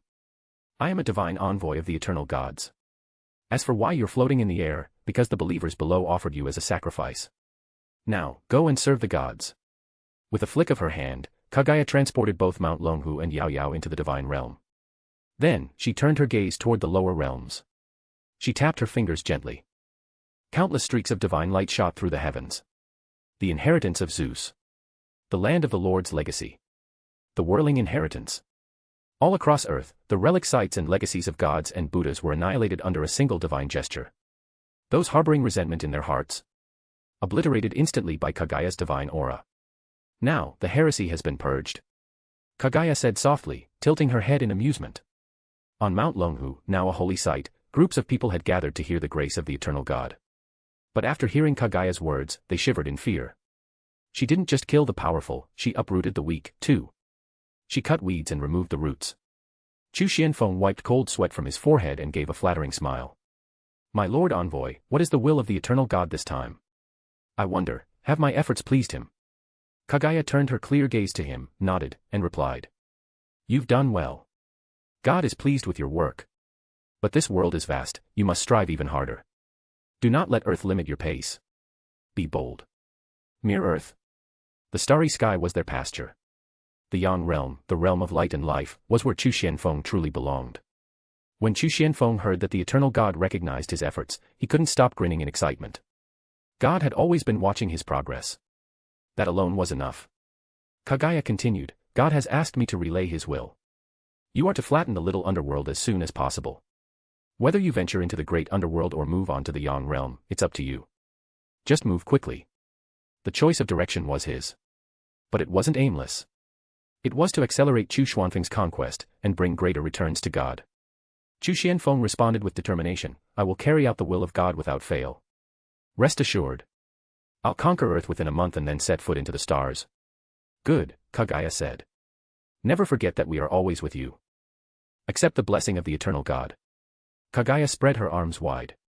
3 Tao fruits floated gently into Chu Xuanfeng's mind. At that moment, a vast divine voice echoed from the starry sky above. Envoy Chu Xianfeng has rendered great merit. He is granted 1 Tao fruit, a juvenile purple jade python, and the title of 3-star envoy. Praise the eternal God. Praise the eternal God. The crowd of believers erupted in unison, their faces brimming with excitement. Why were they so ecstatic even though only Chu Xianfeng received the gift? Because it followed the hierarchy of eternal faith. The higher a priest's rank, the more advanced divine arts the believers could learn. Ordinary followers could only study first-level divine magic. But once the high priest advanced, they gained access to higher-tier divine techniques. And the right to challenge more powerful soul towers. The more Chu Xianfeng rose, the more benefits the entire world enjoyed. These were the hidden blessings of the eternal faith. Kagaya looked at the zealous believers across China and smiled seductively. How adorable they were. Why not reward them a little more? She raised her hand toward the sky, and a brilliant, multicolored orb of light formed in her palm. It burst, transforming into a radiant rain of light that showered the earth below. This is my gift to you, as the envoy of God. I hope you live joyfully under the rule of the eternal God. Having completed her task, the diligent Kagaya flew into the skies once more. Light rain continued to fall. All across China, the people grew stronger, their physical stats increasing by more than 20%. The black ox, kneeling beside Chu Xianfeng, felt the power pouring into his body and exclaimed. The power of the gods blesses the land of China. Truly worthy of being the eternal God. Ha, of course. Didn't you see how she annihilated that Yang realm powerhouse? The guy didn't even have time to react. The Black Bull King smirked proudly. As if he had done it himself. Meanwhile, Chu Xianfeng stared silently at the 3 Tao fruits that had appeared in his mind. In his understanding, Tao fruits should typically correspond to professions or divine paths. But what he saw now didn't match anything he'd known before. Death. Devour. Life. Why are these different from what others get? Is it because of this world? His head began to ache. He focused his consciousness into the Tao fruits. And sure enough, even the descriptions were completely unique. Yin-Yang Death Tao Fruit. Grants dominion over death. Transcend life and death. The soul becomes immortal. Yin-Yang Devour Tao Fruit. Allows the user to consume the origin of all things. Enhances physical form akin to the body of a gluttonous beast. Yin-Yang Life Tao Fruit. Bestows overwhelming vitality. Even death cannot keep you down. Possesses terrifying self-healing capabilities. The stronger the battle, the stronger the recovery. This. Can I choose them all? Chu Xianfeng nearly burst into tears. He really wanted them all. But he knew it was impossible. He could only choose one. Unless he became a god. Only then could he wield multiple Dao fruits simultaneously. Thinking of Kagaya's divine power just moments ago, his heart burned with ambition. Why are gods so powerful? Because they receive more gifts. And control more Dao fruits. And as he looked at his own, Chu Xianfeng realized. His Dao fruits were stronger than any other divine envoys. A wicked grin curled on his lips. He couldn't help but want to mock a few of those stuck-up friends from his group chat. Bro. I'm about to dominate. Chapter 131, all around the world, begging to join the eternal cult. Chu Xianfeng originally wanted to open the chat group and brag a little. Unexpectedly, the moment Lady Kagaya, goddess of the eternal gods, departed, a wave of global requests for allegiance came flooding in. And it wasn't just from ordinary people, but leaders from every corner of the world. The Black Bull King approached him and reported, "Boss, Thor from Northern Europe says he wants to join our religion. He's asking if there are any prerequisites." "Yes," Chu Xianfeng replied proudly. "Tell them to destroy their old gods and purge all previous beliefs. Our planet, no, the entire underworld, shall have only one faith, and that is in the eternal God." But in his heart, he muttered coldly, "At least you know what's good for you. Otherwise, when I personally make the rounds, you'll all be nothing more than pitiful servants." "Boss, the Olympians also want in. They now firmly believe that Zeus is merely a crude imitation of our God's divine power." "Fine," Chu nodded. "Send someone to instruct them on how to build a proper temple in our name." "Boss, the bald monks from the whirling sect want to join too. They burned their temples and smashed their Buddha statues. Damn it. Tell them to recast those Buddha statues into images of the eternal God. Don't waste the material." "Understood." Over the next hour, Chu Xianfeng was swamped with requests from every corner of the world. And it wasn't just humans anymore. Even organizations of alien beasts were preparing to convert. The reason was simple. There were enemies beyond the stars, immensely powerful beings. And yet, these cosmic threats didn't dare challenge the eternal God. In fact, they cowered within their own sanctuaries, afraid to even show themselves. What did this prove? It proved that no force in this world or beyond could rival the might of the eternal God. More than that, it was clear that God had shown special favor to Earth. After all, of the countless powerful planets and holy realms scattered throughout the cosmos, why did the eternal God choose Earth alone? Anyone rooted in Earth's lineage with even half a brain would convert without hesitation. Faith. Faith alone meant nothing. Only belief in the eternal God led to true survival and salvation. And people were starting to realize that if God truly intended to rule the entire world, then those who aligned themselves early might one day become kings of their own realms in the underworld. Far more glorious than whatever pathetic influence they had now. Just when Chu Xianfeng thought the flood of requests might finally end, a dragon from the East China Sea arrived in person. It was a sacred beast, one of the descendants of the ancient dragon clan. Though its body had evolved with time, it still bore fine scales across its face. "Greetings, Great Master," the dragoness said respectfully. "I am a representative of the East China Sea Dragon clan. We have heard the holy name of the eternal God and humbly wish to join the divine faith. May we be accepted?" "Of course," Chu said with a benevolent smile. "So long as you sincerely believe in our God, you are family." The dragoness's eyes sparkled with relief. The tension on her face melted away. So smooth. So effortless. It seems our Donghai clan is safe now. 10,000 Realms chat group. Chu Dashan, everyone, ahem. Please allow me to introduce to you the rise of a brand new 3-star envoy. Tanjiro. Young Master Murong, bro, I thought you were gonna say 5-star. 3 stars old news now.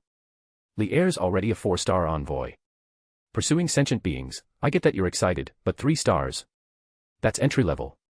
Any priest working overtime can reach 3 stars. Li Air, little bro, you're falling behind. I've got 4 stars already. Chu Dashan, 4 stars. Ha. Let me tell you what I did. I hosted the grand ceremony of China for the eternal God. Even if our God hasn't descended in full form yet, today we witness the terrifying majesty of divine power. Demon Hunter, you mean Lady Kagaya? Chu Dashan, yes. At first, I thought Master Kagaya was simply an incredibly powerful goddess, but still within the bounds of reason. But today, I realized something. Chu Dashan, those who can serve beside the eternal God, are far beyond human comprehension. For peace, wait, what happened? Judging by your tone, the Lord of Gods did something crazy. Chu Dashan, more than that. I believe she could destroy our entire world with just a gesture. Tanjiro. Spirit of the Demon Sword. Sadly reminds old Gao. Li Air. Group member Chu Dashan has uploaded a video. It was the longest video ever shared in the group, nearly 20 minutes long. It captured everything, from the moment Kaguya descended, to the fear she struck into the underworld, to her shocking actions in the mortal realm. Her divine presence filled every frame. The power she unleashed was far more terrifying than when she annihilated the fallen angel, Lucifer. From hundreds of millions of miles away, she raised her hand and obliterated hundreds of sun guardians, then twisted time and space to destroy the core of solar power itself. The entire sequence took less than 5 minutes. Every movement was seamless and decisive. Strike equals death. Whether it was her bone manipulation techniques or her mastery of space. Everyone in the group was left speechless. Li Air, now that I've become emperor, I thought I was strong, but next to Lady Kaguya, I'm nothing more than a pathetic reptile. A slightly taller one, maybe. Pursuing sentient beings, she moved before I even noticed. One moment she was there, the next, hundreds of thousands of miles away. That's not a goddess, that's the Buddha. The true Buddha. Junior brother of Dazufeng, and what about me? I'm still stuck at Arhat. Spirit of the Demon Sword, you idiots. Don't forget, the moment a god descends, they must suppress their divine power. That wasn't even her full strength. Young Master Murong, I remember when Li Air's martial realm suppressed his powers by 90%. And the goddess wasn't even fighting seriously. So how much do you think the eternal god is suppressing? 95%. They had almost forgotten, the goddess had also suppressed her divine power when descending to the lower realm. Now that they thought about it, they understood, it was foolish of them to measure a true god using their own limited standards. This was the authority of a true god, not some pretender. Lu Che gazed at the flood of messages pouring through the chat group, emotion welling in his heart. He couldn't help but laugh. In truth, Kaguya had only used around 30% of her full strength. After all, this was a vast world, and even against something like the Solar Overlord, she still needed to exert some effort. But even in a realm as massive as the Cemetery of the Saints, the world's laws were meager and poorly developed. There were barely any true laws present. Still, this appearance would serve its purpose, it would strengthen the group's faith. The eternal god, traversing the cosmos, had extinguished the power of the sun with a single hand. That alone was enough to shake even the most skeptical. Lu Che then glanced at the fox spirit known for her love of money, a smirk tugging at his lips. Ah, the Tushan clan. What a delightful world they had. He was curious, what would Tushan Yaya offer as a sacrifice? Surely not her sister. Fox demon world. Tushan Honghong was in the middle of carving an altar when her fox ears suddenly twitched. A sigh escaped her lips. Sister. Sister. Not good. Not good. Ah. No, I mean, someone in the group offered a sacrifice. And it worked. The god actually responded. She looked at the flustered girl dashing toward her and sighed again. Can a fox demon like this really serve as the chief priest? So careless. So impulsive. Had the gods made a random selection? No, this wouldn't do. She'd have to train her properly, at least help her become more mature and composed. Putting on her sternest expression, Tushan Honghong said, Yaya, you're now the chief priest of the eternal cult. You can't keep panicking like this. If you act this unsettled, outsiders will doubt our faith. She continued, frowning deeply. If we want to attract true believers, we must also project dignity. Our aura must be strong. If you keep acting so flustered, people will think we're just a bunch of scheming fox spirits. That's dangerous. It affects our reputation, and the entire cult. In fact, she was even considering hiring a few elderly masters to train her sister in proper etiquette. Graceful walking, radiant posture. Proud and cold before others, like a queen. But before the eternal god. Humble as a maid. Tushan Yaya's fluffy ears drooped instantly at her sister's scolding. Yes, sister. Yaya understands. Good. Now, tell me what happened in the group. Well, the chief priest Chu Xianfeng held a grand sacrificial ritual across all of China, using Mount Longhu as the central altar. He offered up the immortal veins of the mountain peaks. Then the Lord of Gods descended. Anyway, it was super amazing and terrifying. Tushan Honghong frowned. What do you mean, terrifying? Describe it properly, please. Forget it. I can't understand a word you're saying. Just show me the footage. What she could understand was that the faith had now spread across all of China. That was impressive enough. Then, with a flick of Yaya's finger, the image played before her. And in that moment, Tushan Honghong understood what terrifying meant. This wasn't ordinary fear. This was power that could erase the world with a wave. The power of the sun, burning with golden radiance, looked like it could annihilate anyone with a single breath. And yet, before the eternal God, it was as fragile as a sheet of paper. One blow. Gone. Tushan Honghong fell into deep contemplation. She kept watching. Eventually, she shifted her focus to China itself. She was shocked. That region was 10 times larger than their entire world. Impressive, isn't it? She said aloud. Yes. But sister. Tushan Yaya tilted her head and gave a puppy-eyed look. Sister, since you know how amazing this all is, can you please work harder? Look how others are growing their faiths. I don't even know how to start, and you won't teach me. Stop tilting your head and trying to act cute, her sister snapped. You can't just charm your way through this. You're the chief priest, remember. She gave her a light smack on the head with her delicate pink fist. Tushan Yaya yelped in pain and fled the room in tears, holding her forehead. In the 10,000 Realms chat group. Money-loving fox. Ugh. Big brothers, big sisters, may I ask for help? I'm just a fox spirit and don't know much about spreading faith. Please share your wisdom. Spirit of the Demon Sword. Goodbye, sweetie. I have a whole strategy guide for you. Pathead.jpg. Tanjiro. Don't listen to Sister Lonkue. She'll just tell you to conquer the world with brute force. Money-loving fox. My sister just punched me for being too unserious, now I've got a huge bump on my head, it hurts so bad. Pursuing sentient beings. Spreading faith is actually quite simple. Let me teach you. Chapter 132, Chapter 132, Ghost Cook, Uncle Jio slays Shurjian. The fox who only loves money. Brother Fahai, please guide me. Pursuing sentient beings. Finally, someone in the group stopped calling me bald, tearful eyes fine. I must teach you properly. Pursuing sentient beings. But before I start teaching, you have to describe your own world, whether it's high martial, Xianxia, or a dominator-era world. The worlds they lived in were wildly different. Each world required a different method of spreading faith. For example, in the modern world where Chu Xianfeng resided, you could simply convince top federal officials, or display a miracle, and instantly convert large numbers of believers. Constantine had also taken advantage of that method. In ancient high martial worlds, one only needed to win over the emperor. But in a Xianxia world, things got more complicated. You had to raise your own cultivation level first, influence your sect or faction, and then slowly expand your reach to the entire world. That process took time. Just like in Zhang Fan's world, without support from his uncle Tsang Song, spreading faith would have been nearly impossible. The fox who only loves money. Well, our world has immortals and monsters, along with some mysterious powers like Taoists. My sister and I are fox demons from the Tushan clan, and we hold considerable influence. Right now, our fox demon subordinates are training hard in meditation. Pursuing sentient beings. Sounds similar to my world. But from your tone, it doesn't seem like your world has top-tier beings, so that makes things easier. Li'er. If your world doesn't have figures on the level of Tathagata Buddha or Guanyin Bodhisattva, then it's simple. Just recruit a few major powers and absorb them into your faction. The fox who only loves money. Ah, that. Actually, humans and monsters don't really get along. Even though we fox demons have been working hard to improve relations. Pursuing sentient beings. Same as mine. If you're not of the same race, harmony is basically impossible. The spirit of the demon sword. Little fox sister, listen to Li'er. Let your sister handle it. Start with forces you're already familiar with. The spirit of the demon sword.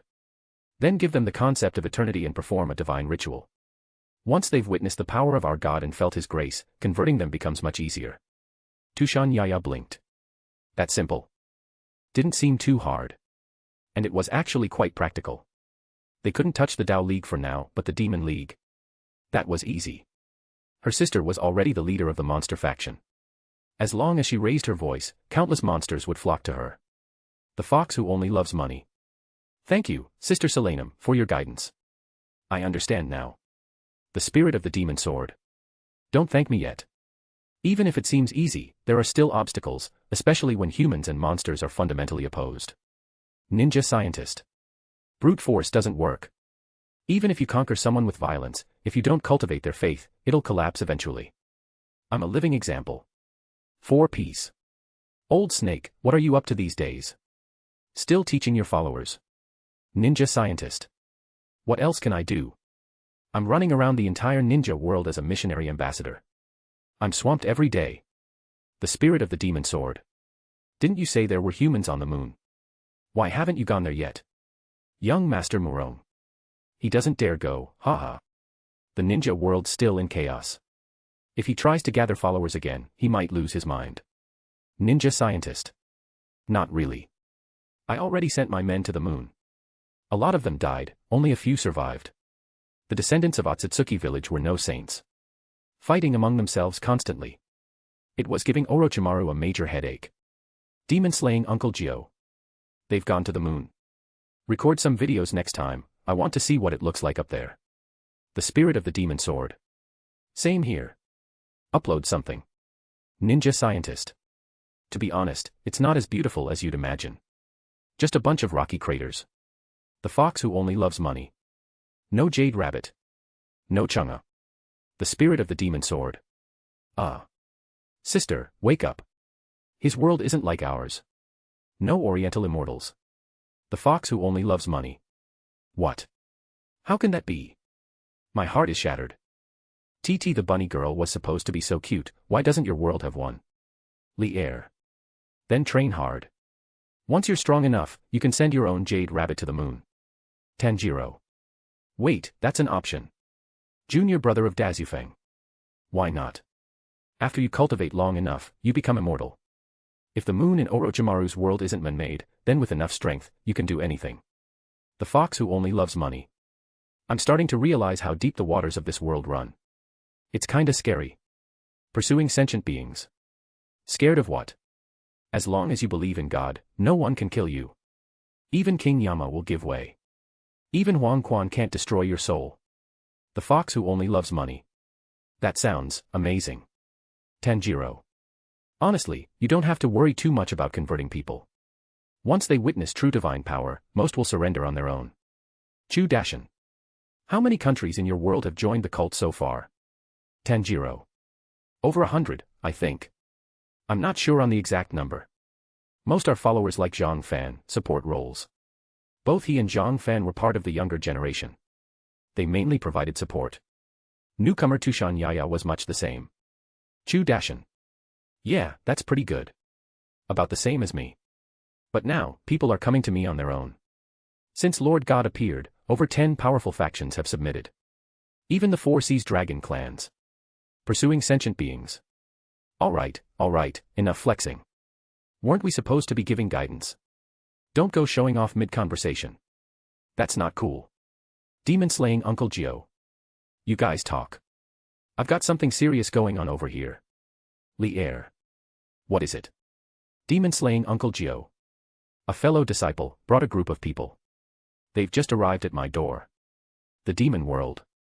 Ever since Uncle Gio had taken control of the provincial capital, his influence had continued to expand. Eventually, his name reached the ears of Shijian. As a senior disciple of Maoshan, Shijian had always looked down on Lin Jiao. Now that Lin Jiao had, in his view, betrayed his master and defiled his ancestors by joining the eternal cult, it gave him the perfect excuse to eliminate him under the guise of righteous justice. At that moment, Shijian was standing at the entrance of the eternal temple, shouting furiously. Lin Jiao. You who have betrayed your master and dishonored your lineage, come out. Today, I will cleanse Maoshan of your disgrace.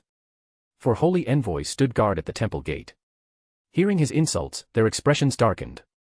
They wanted to kill him on the spot. How dare he cause such a ruckus in front of the temple? Suddenly, a calm voice broke through the tension. You brought so many companions just to say that. Uncle Gio emerged slowly from the temple, dressed in a flowing black robe. Trailing behind him was his disciple, Qiusheng. At that moment, Uncle Gio radiated an extraordinary aura. Just by standing there, he gave off the sensation of unity between men and nature, a perfect harmony. Damn. Lin Jiao has already broken through to the realm of reality. I'm afraid Shijian is no match for him. We shouldn't have come along this time. It's all right. With the numbers we brought, we should be fine. Besides, I heard the Eternal Church doesn't kill indiscriminately. Amidst the murmuring crowd, Uncle Gio narrowed his eyes and sneered. Wen Kai, since you've come with your uncle, why are you hiding? Why not come out and face me? Qiusheng's eyes widened in surprise. He hadn't expected that Uncle Wen Kai would also be involved. As the crowd parted, a slightly older young man appeared before the two masters. It was none other than Wen Kai, another disciple of Uncle Jiu. Shi Jian smirked. What? I can't call out betrayal when I see it. Come, Wen Kai, your uncle's here now, don't be afraid. Yes. Wen Kai murmured. The timid man stepped to Shi Jian's side, avoiding Uncle Jiu's gaze. But the hatred in his eyes was clear. Uncle Jiu calmly said, I admit that I left Maoshan and abandoned its teachings. But tell me, what evil have I done? You bring a crowd to my doorstep. Do you mean to attack me? So what? Shi Jian snapped. You, Lin Jiu, murdered the Ghost King under Yama, and now you've stationed your raised ghosts in the provincial capital. You've disrupted the balance of both realms. Today, I come under Yama's orders to arrest you. Just as Shi Jian finished speaking, a gust of Yin wind swept through from the distance. It was the dead of night. Ghostly winds were not unusual. But Uncle Jiu simply chuckled. So, senior brother, you've become a lapdog for that useless King Yama. How disgraceful. But, are you sure your ghosts are up to the task? The Taoist cultivators who came with Shi Jian began to frown. Despite the arrival of the ghostly wind, no ghosts had appeared. Shi Jian's expression darkened. He shouted, Ghosts! Why haven't you shown yourselves? Everyone, prepare to take down the traitor Lin Jiu together. A mocking voice echoed in response. Stop barking, you old dog. Your ghosts. Our brothers already ate them. I devoured mine the moment we entered the provincial capital. Ghosts and ghouls. Those fragile scraps are no match for us. More and more voices joined in, full of mocking laughter. Shi Jian and the Taoists turned toward the sound, and their eyes widened. A group of powerful ghosts stood before them, sneering coldly. Each of them was holding a struggling little ghost in their hands. The captive ghosts trembled with fear, their faces full of desperation. Then, one by one, they were swallowed whole. Devoured. These were all spirit beings. Yet they were eaten like candy. Shi Jian, Uncle Jiu said coldly, stepping forward with a peachwood sword in hand, pointing directly at Shi Jian's forehead. I could forgive the others. But you. Never. Lightning flashed across the blade. A flash of thunder. Shi Jian died in a single blow. Thud. Thud. One Taoist after another dropped to their knees before Uncle Jiu. Tears streamed down their faces, mixing with snot. Master Lin. This was all Shi Jian's doing. We had nothing to do with it. Yeah. It's all that bastard's fault. We've said it ourselves, ever since the true master appeared, peace has returned to the provincial city. But he refused to listen. Chapter 133, Chapter 133, Tu Shan Hong Hong, if I wanted to destroy your southern kingdom, it'd be as simple as flicking my finger. When Shi Jian died, everyone began to shift the blame, desperate to wash their hands of his actions. Among them, Wen Kai even collapsed to the ground, his face contorted with terror as he stared at Uncle Jiu, instinctively wanting to run. But his legs were as soft as noodles, he simply had no strength to escape. Uncle Jiu looked at his wayward disciple and sighed. How did we end up here, Wen Kai?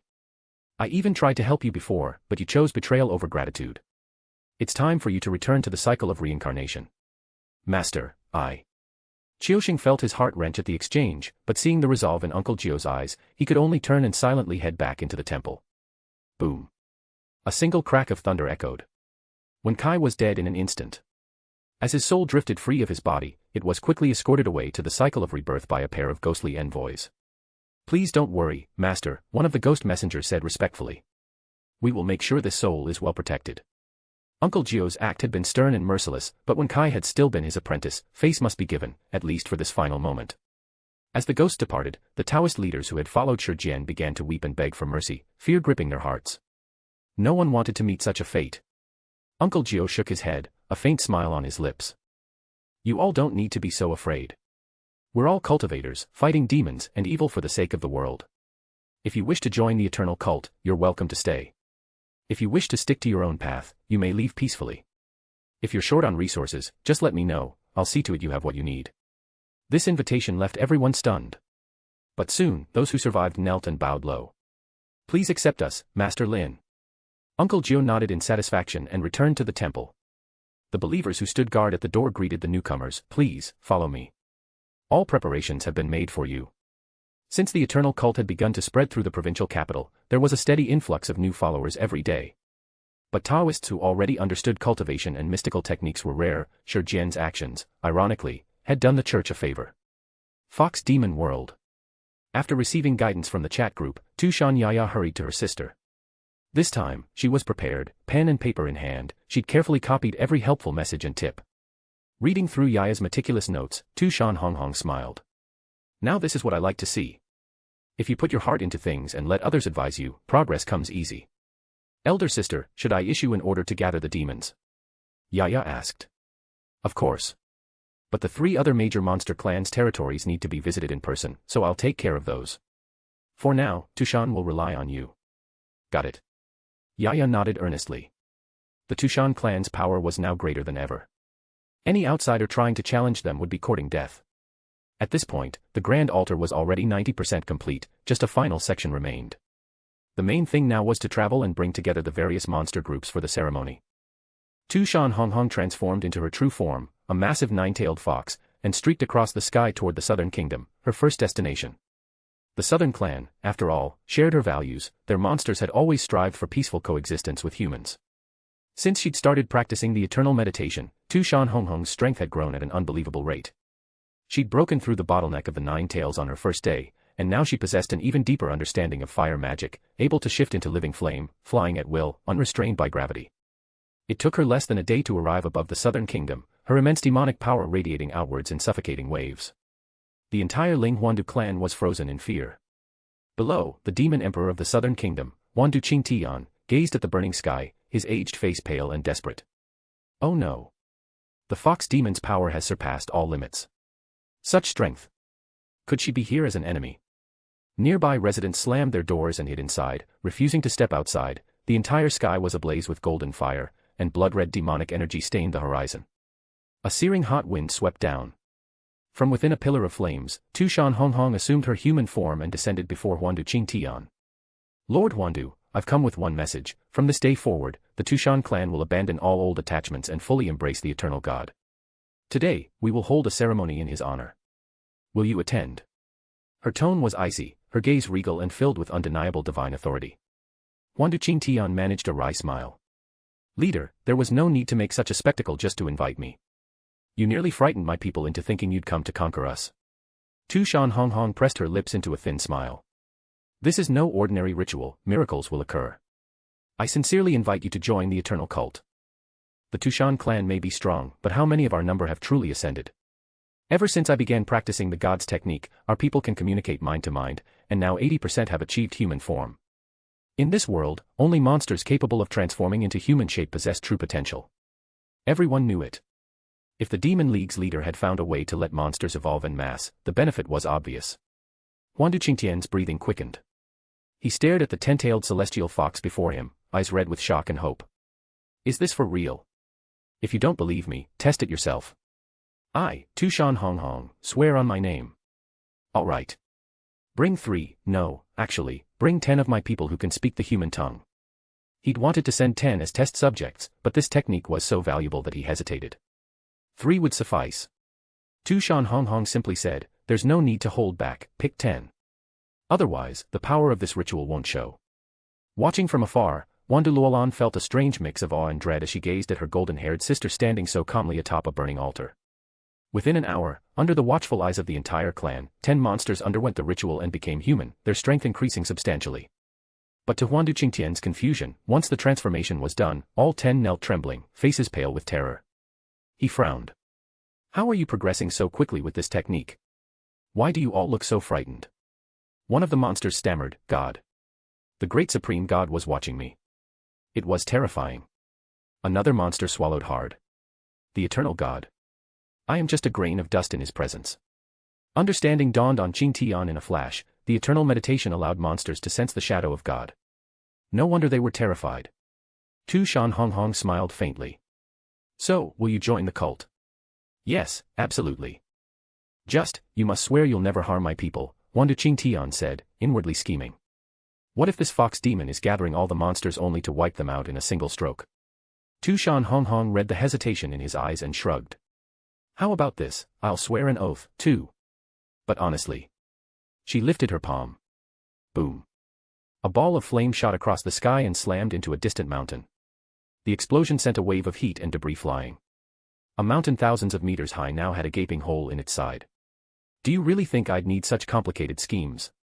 If I wanted to destroy the Southern Kingdom, it would take no effort at all. Her smile was dazzling as she looked down on the stunned Southern demons. With just that one display, the resistance of the Southern Kingdom evaporated. Several elders whispered that perhaps they should simply join the Eternal God cult. It was far better than pointless defiance. Gazing at the fading golden clouds, Qing Tian muttered coldly, "What do you take the Southern Kingdom for? Lapdogs. At least have some pride. Otherwise, even in the cult, you'll just be a useless nobody." The elders exchanged glances. If becoming lapdogs meant survival and prosperity, maybe it wasn't so bad. After Tushan Honghong left the Southern Kingdom, she set her sights on the Western regions. The Western regions, home of the Sand Fox clan. Although Tushan Honghong had visited the Western regions twice before during her years of training, it had been decades since her last journey here. The Southern victory had boosted her confidence. She'd come to deeply appreciate the benefits of divine power. Though the divine energy within her was tiny, a mere fraction of her own demonic might, the quality was on another level, millions of times purer. Transformed into pure flame, she soared across the sky, relishing the thrill of her newfound strength. With this power, I can fulfill the dream in my heart.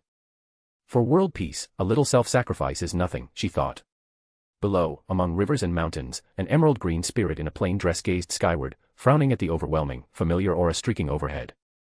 How did the Tushan clan grow so strong? Judging by the direction she's heading, something major is about to happen in the western regions. Cui Yuling's body became light, and she followed Tushan Honghong, rushing toward the western regions.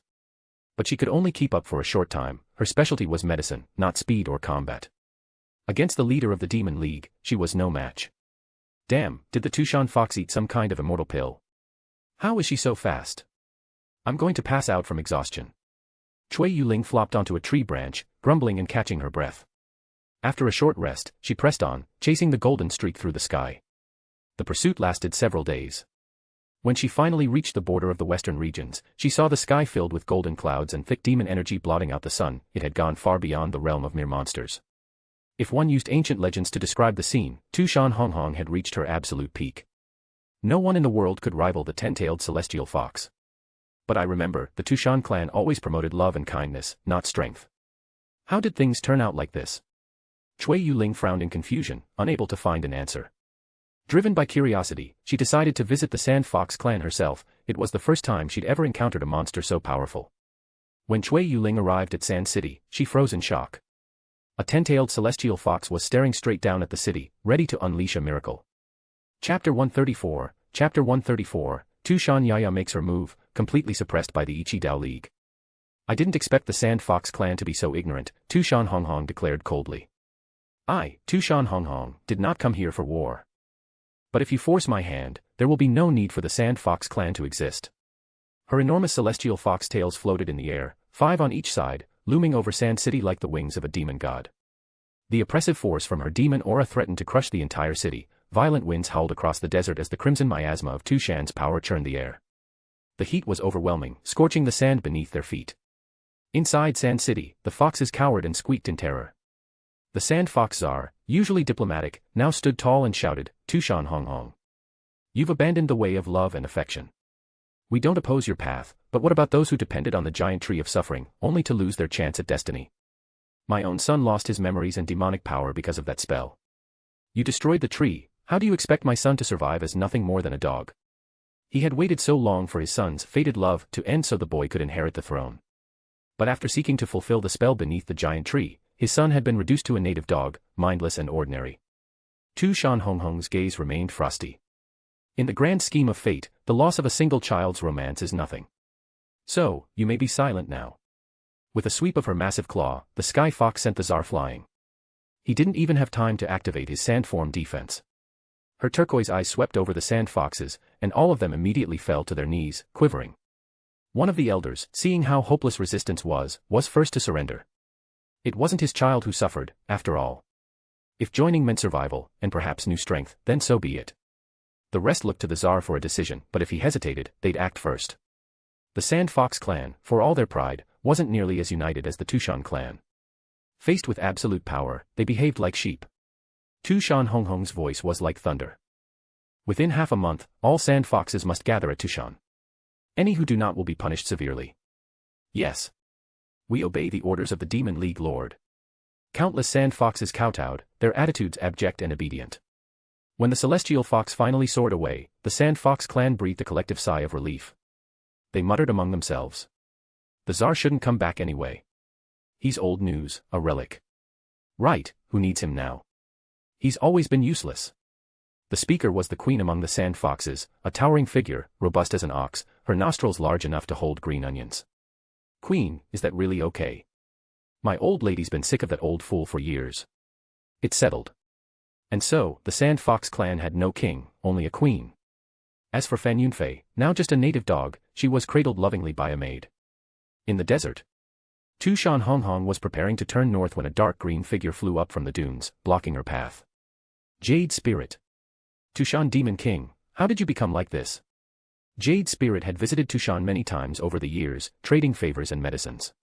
Their relationship wasn't deep, but they were more than strangers. In the past, Tushan Honghong always seemed melancholy, her strength tempered with softness. Now, the ten-tailed celestial fox before her radiated awe-inspiring might, golden light streaming from her form, more immortal than demon. As a healer, Jade Spirit was especially attuned to changes in aura and life force. She could sense this transformation was more than just growing another tail. This is what it means to be bathed in divine grace, Tushan Honghong replied. Tell me, Jade Spirit, will your Leech clan join our faith? Jade Spirit found the new Honghong both amusing and intimidating, a missionary, but one who could level cities. What faith? The eternal god cult. Here, a token for you, I expect you'll come find me at Tushan soon. A thin booklet on eternal meditation dropped into Jade Spirit's arms as Honghong flicked her fingers. The next moment, a hurricane swept the sky, Tushan Honghong was already gone, vanishing at a speed Jade Spirit couldn't match. If Honghong wanted to kill her, it would take only a single strike. A terrifying new demon king. Jade Spirit whispered. The dark green hem of her dress fluttered in the wind. She looked at the slim booklet in her hand, smiling bitterly. The world is about to change. I only hope this demon king chooses mercy. Major changes in two great demon clans couldn't escape the notice of the Ichi-Dao League and the watchful eyes of humanity. Careful investigation revealed a chilling truth. The current leader of the Demon League, Tushan Honghong, had achieved 10 tails, a level of power unprecedented in living memory.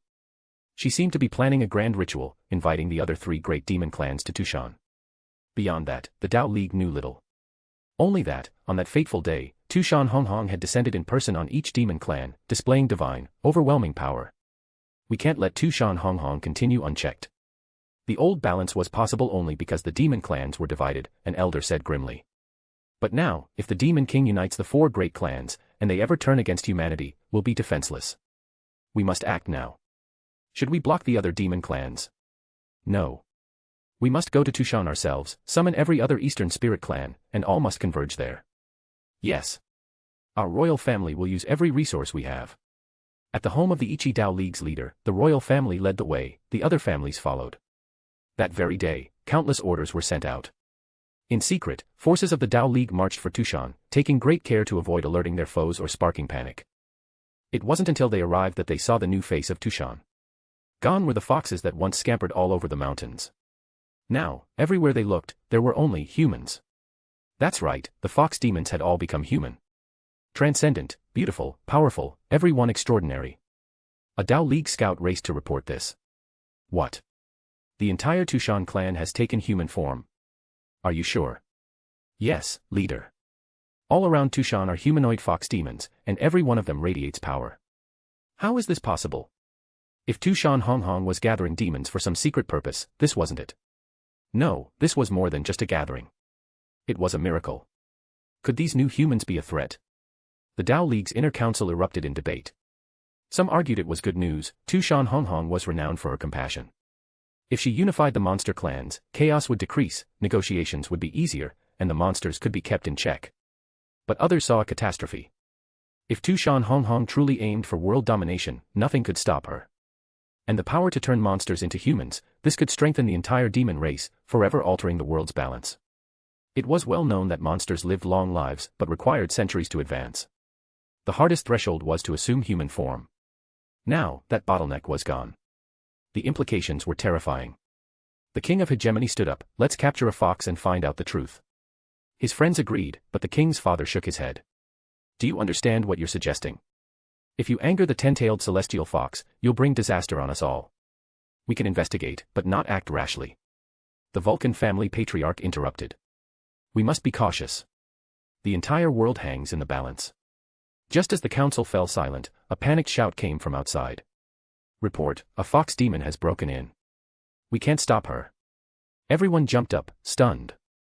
The council had laid countless wards, but somehow, a fox demon had slipped through them all. Moments later, a graceful figure in a red dress stepped through the entrance, Tushan Yaya, followed by a chorus of childish, echoing voices.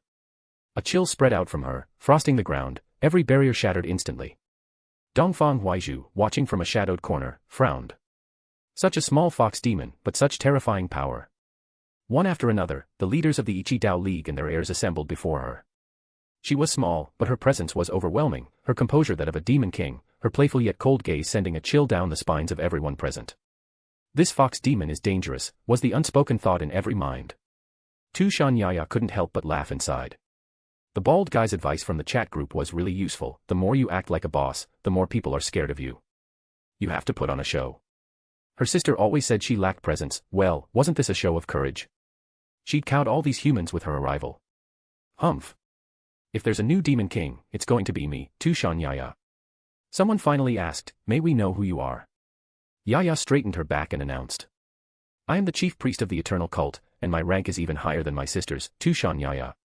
Chapter 135, Tushan Yaya turns dark, instantly kills King Hegemony, captures the Ichi Dao League. Tushan Yaya stood with her head held high, radiating an air of utter confidence. Though surrounded by numbers, her gaze was fixed only on herself, she cared little for the many eyes watching her. Wangquan Hegemony, dressed all in white, stood braced against the wind, his eyes fixed on the ice spreading beneath his feet. A solemn expression clouded his features. Within a 10-mile radius, everything was frozen solid. The intensity of this icy power made it clear, none present could hope to match this fox demon. Is she really telling the truth? But what, exactly, was a chief priest? Based on the current information, Wangquan Hegemony could only guess, these fox demons must be preparing to perform some sort of ritual. That meant the little fox demon before him, the chief priest, must be the one to oversee the ceremony. Slowly, a sly smile formed on his lips. The little fox might be strong, but he trusted in his father's abilities, and in the elders of the Ichi Dao League, especially those from the Shenhua family. As long as they combined the demon-slaying pure sun flames with divine fire, they should be able to subdue this Tushan Yaya. The demon king, Tushan Honghong, was still away. If they captured her sister now, they'd have the leverage needed to negotiate with the monsters. This was their only chance. As Wangquan Hegemony looked up, he caught Dongfang Guiue's gaze, both understood each other instantly. Their plan was set. Meanwhile, Tushan Yaya remained blissfully unaware of the imminent danger, relishing the fear and awe reflected in the Ichi Dao League's eyes. No wonder everyone loves being king.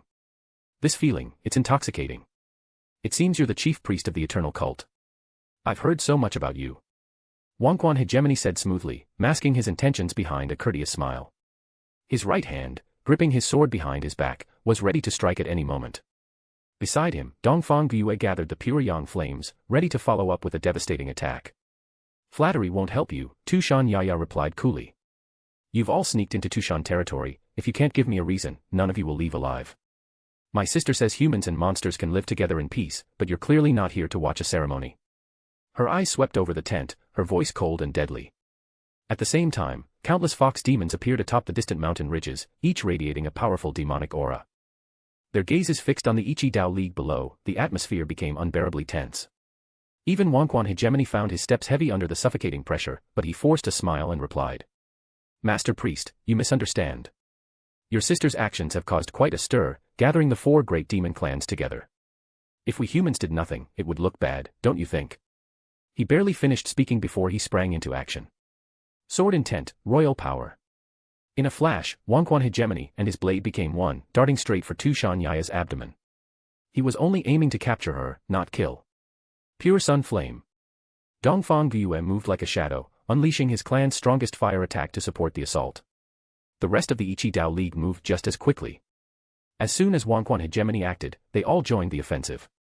Tushan Yaya was stunned. Weren't these people terrified of my power? Why do they dare attack? Searing sword energy and burning pure sun flame, each attack deadly to monsters, converged on her. Stop.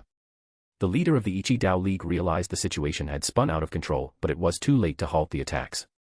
Nearly 100 strikes rained down on Tushan Yaya's small frame, enveloping her in smoke and flame.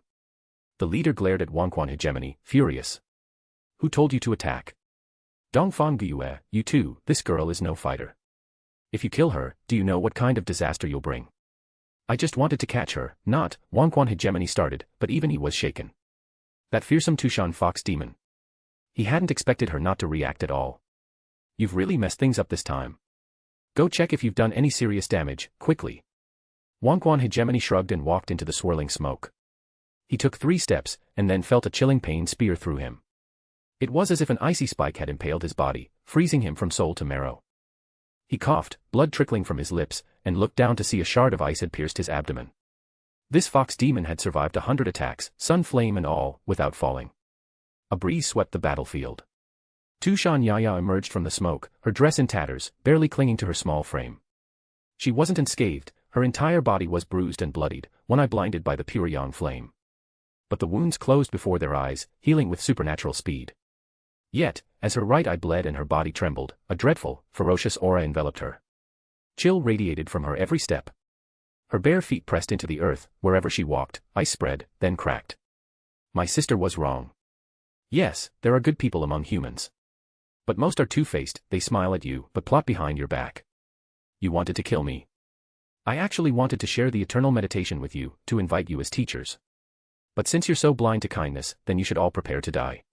Tushan Yaya's voice, once soft and sweet, was now harsh as a midnight wind. She turned to Wangquan hegemony, who stared back in terror, and clenched her tiny fist. Don't, he pleaded. With a click, the ice consumed him, shattering his body into thousands of frozen fragments. Before you worry about others, you'd better consider your own life. In a blink, Tushan Yaya appeared before the leader of the Ichi Dao League, the Divine Frost technique pushed to its absolute limit. One by one, members of the League turned into ice sculptures. But this time, Tushan Yaya didn't kill them outright, she froze them solid, holding them captive. She now resembled an ancient demon goddess of ice and snow, and everywhere she passed, everything turned cold. No spell, sword, or technique could touch her.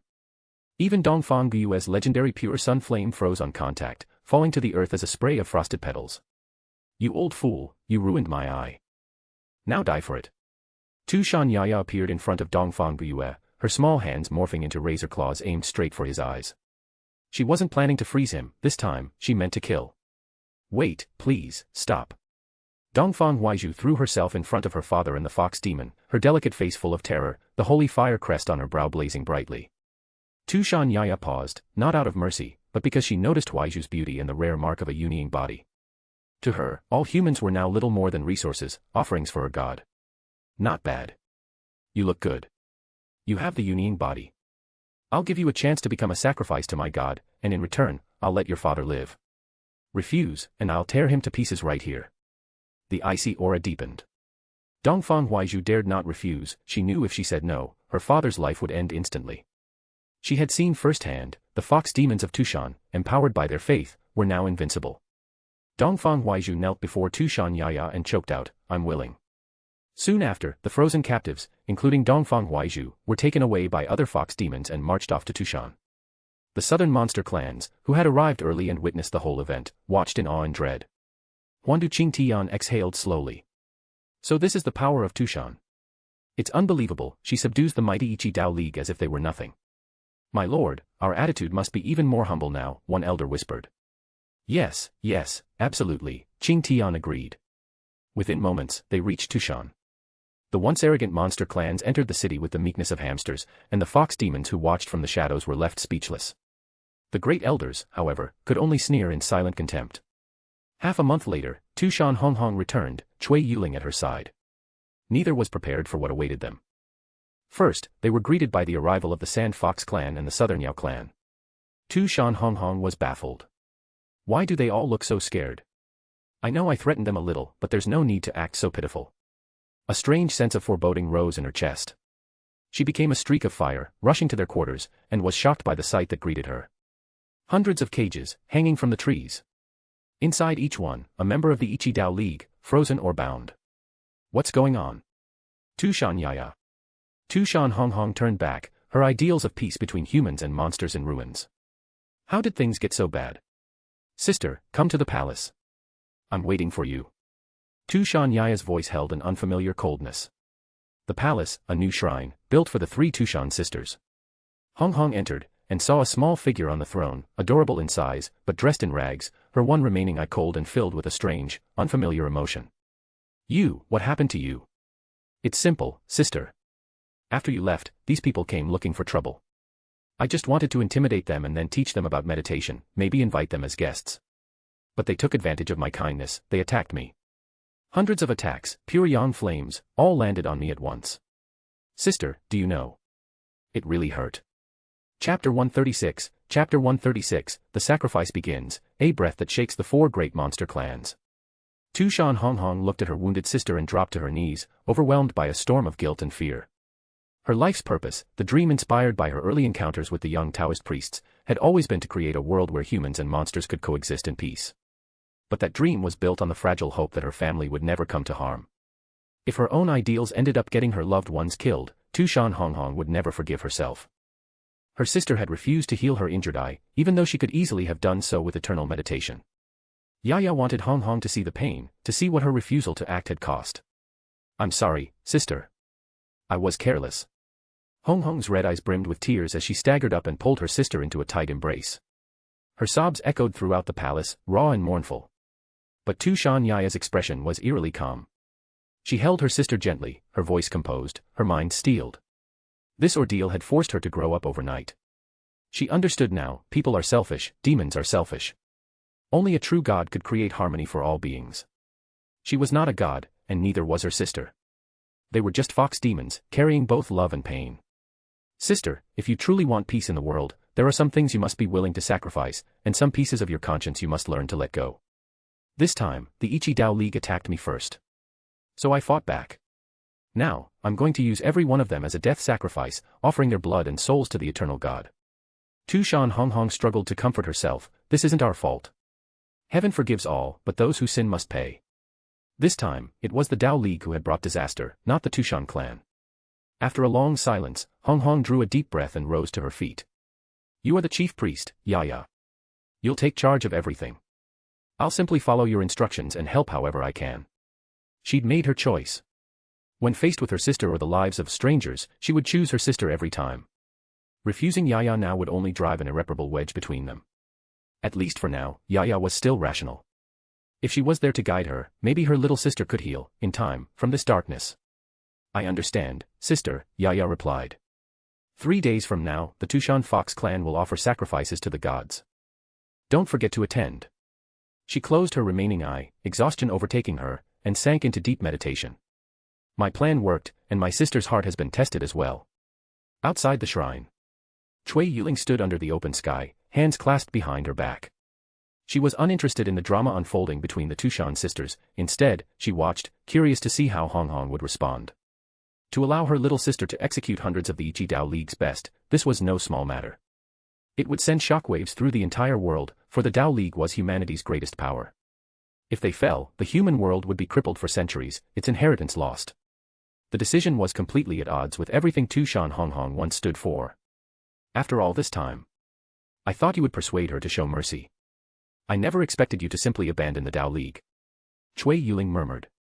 Wrong, Honghong answered gravely. I just don't want my sister to fall into the abyss. She's still young. If I refused her just now, the whole world might have been destroyed. Honghong explained, her sister was the true chief priest of the eternal God, and a member of the 10,000 Realms chat group. The power of 10 tails that Honghong had gained was only because she basked in her sister's light. The real decision-maker was Yaya. Cui Yuling's eyes narrowed. Is it really that serious? Honghong nodded, voice weary. She's the one chosen by God, not me. If I defied her and she left in anger, I'd be powerless to stop whatever happened next. She imagined the awful scenario, Yaya gone, angry, and alone. If that happened, the whole world could be wiped out by the followers of the eternal God. Honghong thought of the group chat stories, even the goddess Selenum Nigrum had once been sweet and innocent, until her brother was killed before her very eyes, shattering her heart and twisting her nature forever. She didn't want her sister to suffer that fate. Now Cui Yuling finally understood just how terrifying the chief priest of the eternal cult truly was. As long as God willed it, Yaya could not die, nor could anyone threaten her. Even if she lost a battle, she'd always rise again, her divine status guaranteed. And if anyone tried to threaten her, the god would send down an even stronger goddess to wipe them out. This cult is terrifyingly protective.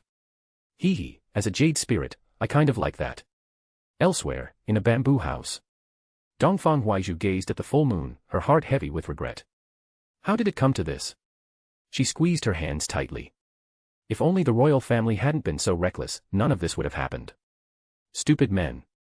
Now, hundreds of her fellow Taoists, elites, friends, were caged like animals. She herself was to become a living sacrifice, an offering to the gods. The rage in her eyes faded, replaced by fear. Her family, the Sacred Fire clan, was down to only herself and her aging father. If she died, what would become of them? Tears ran down her cheeks. What girl doesn't long for spring, for love, for a future? But if I refuse the sacrifice, my father will die. I have no choice. No one slept well that night. The return of Tushan Honghong. Hope briefly flickered in the hearts of the Ichi Dao League when Honghong returned. Surely the Demon King would save them. But that hope died almost instantly. She vanished into the temple without even looking at them. Even the other monster clans, Shi Quan, the Queen of Shahu, Qing Tian, were uneasy as they observed the caged Taoists. The Shahu Queen, once so bold, was now anxious. I really can't tell if this is a blessing or a curse. That little one, she's scarier than Tushan Honghong herself. She really captured those people by herself? Shi Quan asked. You saw it. Even pure yang flames couldn't touch her. Who else could resist? Qing Tian, remembering the scene, still shuddered. Pure yang flame, fire that monsters most fear, froze into snowflakes before her. How could that be? I've heard, Shi Quan said quietly, that the sacrifices will begin in 3 days. We'll learn the truth then. But, does the god really exist? Someone whispered. 3 days later. A bright, cloudless sky stretched over Tushan. Tens of thousands of monsters gathered for the ceremony. The captives of the Ichi Dao League were tossed to the ground by fox demons, their bodies, bound by ice for days, had already begun to decay. Kill. Offer spiritual blood as a sacrifice to the god, came a cold voice. The 3 sisters of Tushan stepped onto the stage, Yaya in the lead, Honghong on the left, Rongrong on the right. Blades of wind shimmered in the air. From afar, Dongfang Gyue could barely stand to watch. The finest of the Dao League were being executed en masse. Blood poured across the ground, but instead of soaking in, it was drawn by mystical forces toward the altar, swirling and glowing.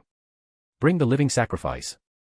Dongfang Huaizhu emerged from the crowd, her face pale, yet she walked with dignity. She knelt before the altar, surrounded by the headless corpses of her friends. Tushan Yaya faced the great, withered tree of affliction and raised her voice. The ceremony begins. The 3 sisters stood in their appointed places, directly before the altar. Today, the Tushan clan offers the afflicted tree and the women of the Eastern Spirit clan as living sacrifices, and the dead of the Dao League as blood sacrifices. We offer everything to the eternal God. As her voice rang out, monsters all across Tushan fell to their knees, not daring to look up. Great eternal God, hear the voice of your servant Tushan Yaya. I offer these sacrifices, yearning for your arrival. You are greater than all, older than time. You are eternal. Her clear voice carried into the heavens. The entire altar began to glow, faint at first, then brighter and brighter. The 3 great monster clans exchanged anxious glances. Is it really so simple to offer a sacrifice? No incantations. No elaborate spells. This was nothing like what they'd expected. Suddenly, the world changed. A violent hurricane roared out of nowhere. Black lightning streaked across the sky, the sun itself grew dim. All the world's light gathered into a single point in the heavens. Flame, frost, darkness, every possible vision of elemental chaos danced across the sky. All the monsters felt a fear that came from the soul itself, an instinctual terror that made even the bravest shudder. If their bodies weren't frozen in place, every one of them would have fled. What? Why is the starry sky shining in broad daylight? No, this isn't the starry sky we know. What is that? Is this the realm of the gods? I saw a dragon. My god, it's bigger than any monster I've ever known. Cui Yuling knelt nearby, her 3 eyes trembling in awe and terror. So this is the world of the gods. No wonder the Tushan Demon King said divine power was invincible. Just a breath from that world, and all monsters lose the will to fight. Chapter 137, Dongfang Gyue, should I just send my youngest daughter up now? Huandu Qing Tian was already dumbstruck. The Sand Fox clan was so frightened, they had nearly buried themselves in the ground, desperately trying to resist the pressure radiating from the heavens, yet the oppressive force only grew, layer by crushing layer. Only Shi Quan managed to maintain some composure among the 3 great clans, but even he was barely holding on. At that moment, a single thought filled the hearts of all monsters. We must join the eternal cult. If not, we'll be swept away by the tides of history, erased, like dust. Far away, Dongfang Gyue had long since collapsed to the ground, paralyzed by the terrifying visions in the sky. He nearly fainted from fear. Such divine might, but why does it favor the monsters? The old man wept as the world changed before his eyes. Ziwei Palace. Kagaya Otsutsuki sensed the opening of a new world channel and asked in her gentle, melodic voice, "God, do you require me to go?" Her tone was soft and enchanting. Lu Che opened his eyes, a gleam of light flashing within. So this is the world of the fox demons. There's no need. For this first sacrifice, I want the world to witness my power. I also want to see just how deep the waters here run. Yes, Kagaya replied, quietly a little disappointed. She always felt uneasy if she couldn't be of service to her god. Lu Che glanced at her, smiling. Actually, you can come with me for a while. Really? Her previous gloom immediately blossomed into joy. Really? Come on, let's go. With a gentle smile, Lu Che wrapped his arm around Kagaya's waist, and together they descended to the world of the fox demons. The world below was divided into several realms, but none matched the legends of Lu Che's imagination. Aolai country existed, but its strength was mediocre, immortality was attainable, but no one had reached true heights. It was far weaker than the world of Fahai. How disappointing. I thought this might be a corner of the journey to the west. He remembered stories of the fox demon world, Aolai, legendary immortals, even hints of westward journey. But the truth was far less spectacular. Kagaya simply blinked, acting as the perfect silent companion. Below, the three Tushan sisters continued their ritual, oblivious to the two divine figures appearing in the sky above. When I was born, the world had not yet come into being. When I slept, the world did not exist. A vast, ethereal voice echoed from eternity itself, resonating with every soul. All monsters shuddered as the sound rolled over them. Within the strange, starlit sea above, two figures emerged. One blazed with divine light, majestic, noble, and untouchable. Even a second glance felt like blasphemy. With the greatest effort, one could only glimpse an outline before their eyes burned with holy fire. Shirquan, in the midst of the crowd, looked a moment too long and felt his very soul sting as if pricked by countless needles. The Tushan sisters lifted their heads, hearts pounding. Behind the divine figure, light gathered. Countless golden lotuses rained down. The monsters of Tushan gasped in awe as their bodies were transformed by divine grace. This is God's blessing. Yet none dared move, all could only prostrate themselves, trembling. Tushan Yaya, overcome, nearly broke down in tears at the sight of the divine. She wanted to pour out her grievances, but before she could even move, her sister, Tushan Honghong, quickly spoke. "Thank you, my lord, for your arrival." She remembered, Constantine himself had never received such an honor. To see the god in person during a sacrifice was exceedingly rare. Yaya raised her head, voice cracking, "Thank you, lord, for descending. I don't know what to say, let me just kowtow to you." Her forced calm and icy facade melted completely before Lu Che. She wept as she prostrated herself. Lu Che couldn't help but smile. Tushan Yaya was adorable, far less cold than she tried to appear. Tushan Yaya. Your servant is here. God's voice was as lofty as the heavens, as ancient as eternity. Just hearing it filled Yaya with elation. Lu Che looked at her and spoke with calm authority. Your efforts, and those of your sisters, are known to me. All living beings are my children. Such devotion gives me peace of mind. Your sacrifice, the tree of affliction and the abandonment of attachment, is a wise choice. Love can bring power, but it is a trap for the Tao. Humans and monsters fall for love, but remain bound to reincarnation. Only detachment leads to the immortal world. You must strive for this goal in the days ahead. The three Tushan sisters kowtowed together. All the monsters, and the Dongfang father and daughter, felt the weight of the words deeply. How difficult is immortality? Even living as a person is hard enough. Tushan Honghong stood and bowed low. My lord, how can this world be elevated to the immortal world? Is it the same as in Li Shimen's world? She had glimpsed the memories of Li Shimen, the entire world had risen together, all beings shining in the divine radiance. What glory, what unity. Lu Che gave her an approving look. Yes. When all living beings believe in me, the world may be raised up. Upon hearing this, the monster's heart surged with hope. The future is bright, there is something to strive for. The three Tushan sisters exchanged glances and shouted as one. Thank you, Lord, for your divine grace. For your offering, you are worthy of reward. To Tushan Rongrong, two-star envoy of Tushan, I grant the bloodline of the immortal fox, 10,000 years of cultivation, an immortal technique, and a jade bottle. To Tushan Honghong, two-star divine envoy, the blood of the immortal fox, 10,000 years of cultivation, an immortal level technique, and the treasure moonbow chasing stars. To the chief priest, Tushan Yaya, 2-star envoy, the blood of the immortal fox, 10,000 years of cultivation, an immortal skill, and a pair of moon wheels. Bathed in divine grace, the three Tushan sisters felt their power swell. Their bloodline leapt from common to immortal. Their bodies grew, childish features replaced by adult beauty, their temperaments were now otherworldly and captivating. Behind them, 12 illusory tails shimmered and swayed. 3 immortal treasures landed at their feet. Thank you, Lord, for your gift. I will carry out your commands without hesitation, even to death. Thank you, Lord. I will never forget your teachings. Thank you, Lord God. At that moment, the Tushan sisters' power reached its pinnacle. Unless the world itself was elevated, only their understanding could deepen further. The assembled monsters looked on, green with envy. 10,000 years of cultivation, the blood of the immortal fox. No wonder people are desperate for this faith. Luce smiled and spoke one last time. Remember, I am always watching you from the god realm. With that, his figure faded away. The tree of affliction vanished without a struggle, taken to the divine realm.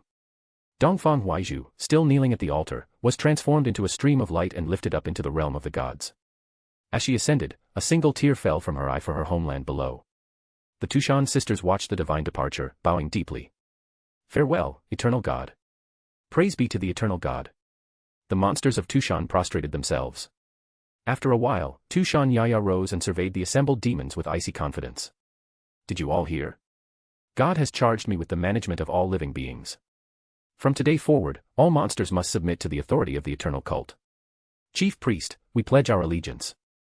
Don't worry, anyone who dares refuse, I'll wring their neck myself. Same for our Sand Fox clan. After witnessing divine might, what monster dared rebel?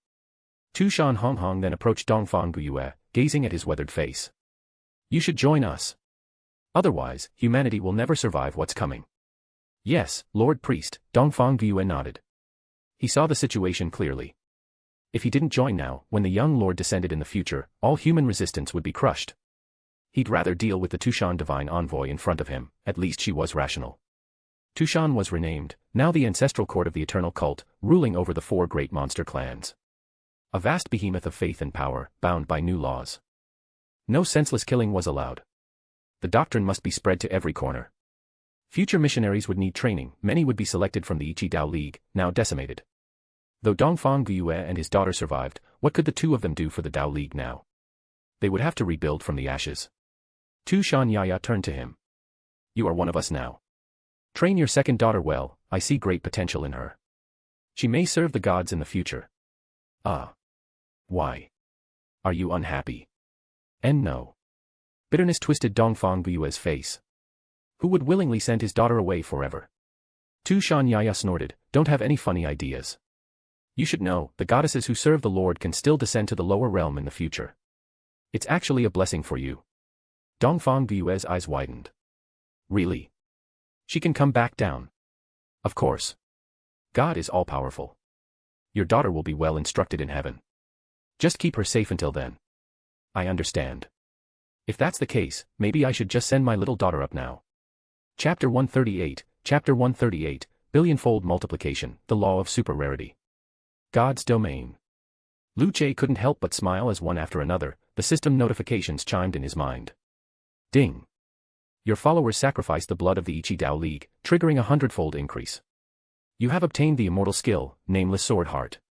Ding. Your followers sacrificed members of the Ichi Dao League, triggering a 1,000-fold increase. You have obtained the magic technique, Jylan Ice Cloud. Ding. Your followers sacrificed members of the Ichi Dao League, triggering a 1,000-fold increase. You have obtained the magic skill, Heaven Destroying. Ding. Your followers sacrificed the Daughter of Destiny, Dongfang Huaizhu, triggering a 10,000-fold increase. You have obtained the Blood of the Spirit Race, additional reward, the Supreme Divine Art, 6 Paths of Dry Flame. Ding. Your followers sacrificed the Giant Tree of Misery, triggering a 1,000,000-fold increase. You have obtained the super rare law, the Way of Love. Remark, the Giant Tree of Misery, once a world-supporting pillar, absorbed the power of love for countless years and has finally transformed. The Way of Love. A law never before seen in the divine realm, now merged with the body of God. You are the true master of the Way of Love. There are no more restrictions, no other beings can even glimpse the depth of your divine power. Luce's pupils widened with excitement. A complete law. I actually acquired a full law, unbelievable. In the world of the gods, what is truly most precious? Not fragments of worlds. Not even devout believers. Not magical power or supernatural ability. It's the true laws of reality. As worlds grow and collapse, countless gods rise and fall. But the few who stand eternal, the true lords atop the mountains. Every one of them has a single trait in common. They each possess a law that belongs to them alone. Take, for example, the law of light. Although Lu Che had mastered the supreme divine arts, he never possessed the complete law itself. Legend said the full law of light was shattered at the very dawn of creation, its fragments spread throughout the cosmos, nearly impossible to gather. But now, a complete law, in my hands. He stared at the way of love, a luminous, pink orb the size of a peach, brimming with warmth and unimaginable power. It looked innocent, almost cute. But the force within was unlike anything Lu Che had ever encountered. Whole. Complete. Pure. If anyone else knew, they would wage war for this alone. Everyone longs for transcendence, and this law is the very key to breaking through. As the way of love fused into his being, God's domain itself seemed to pause. Time stopped. Space itself froze. In an instant, divine power surged, spreading through every corner of the world. God's domain expanded, clouds of infinite divinity rolling across the heavens. Thunder rumbled. The realm grew vaster still, now developing into distinct layers and realms. The sun above blazed with new intensity, for Lu Che now wielded a second supreme divine art, the element of fire itself. Not only that, but the transparent current of the way of love spread throughout God's domain, establishing itself as a fundamental rule of the world. When the transformation ended, God's domain spanned tens of thousands of solar systems.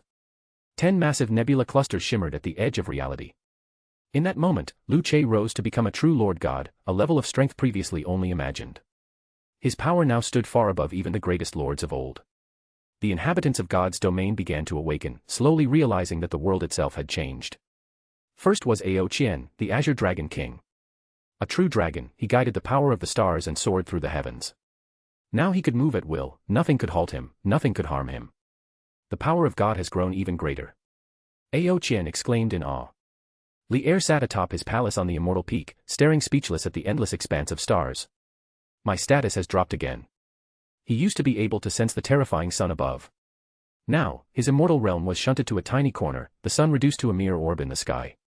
That orb was a golden crow, born from the fire magic of the Lord God. Since Li Shimon's world could not withstand the eternal flames of the Lord's stage, it had been relocated to the periphery. Not only that, Lu Che had gifted him a newborn golden crow. This was the road of creation.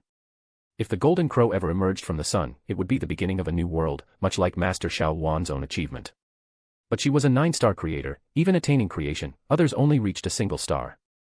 Such was the difference in power.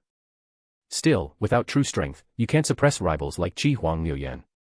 Outside, in the infinite realms. Because Lu Che now held the law of love, the starry sky of all God's domain was suffused with fragments of that law. But these were only scraps, not the real thing. Xiao Wan sat atop the infinity tower, staring at the shimmering heavens. The laws resonate. Someone has mastered a complete law. How is that possible? Her beautiful face was filled with shock. A complete law was impossibly rare, even among the greatest gods of Qi Huang Liuyan's lineage, only a handful possessed one, and those who did could break free from this layer of existence. They were the true masters, high above, gazing down on all beings. Xiao Wan, trembling with excitement, tried to peer through the haze of love energy, searching for the new master. All the 9-star creators in the dimension did the same, calculating and divining. But all anyone saw was a pink radiance, beyond that, nothing. Nothing could be discerned. Damn it. This power is beyond my ability to fathom. She opened her eyes, defeated. The law's power was too concealing, too perfect. It could not be probed, nor approached, nor predicted. So this is what it means to stand at the top. Feeling a blend of excitement and despair, Xiao Wan slumped back on her bed, lips drawn into a sulk. She was so frustrated she could hang a bottle from the corner of her mouth. Forget it, I'll just mind my own business.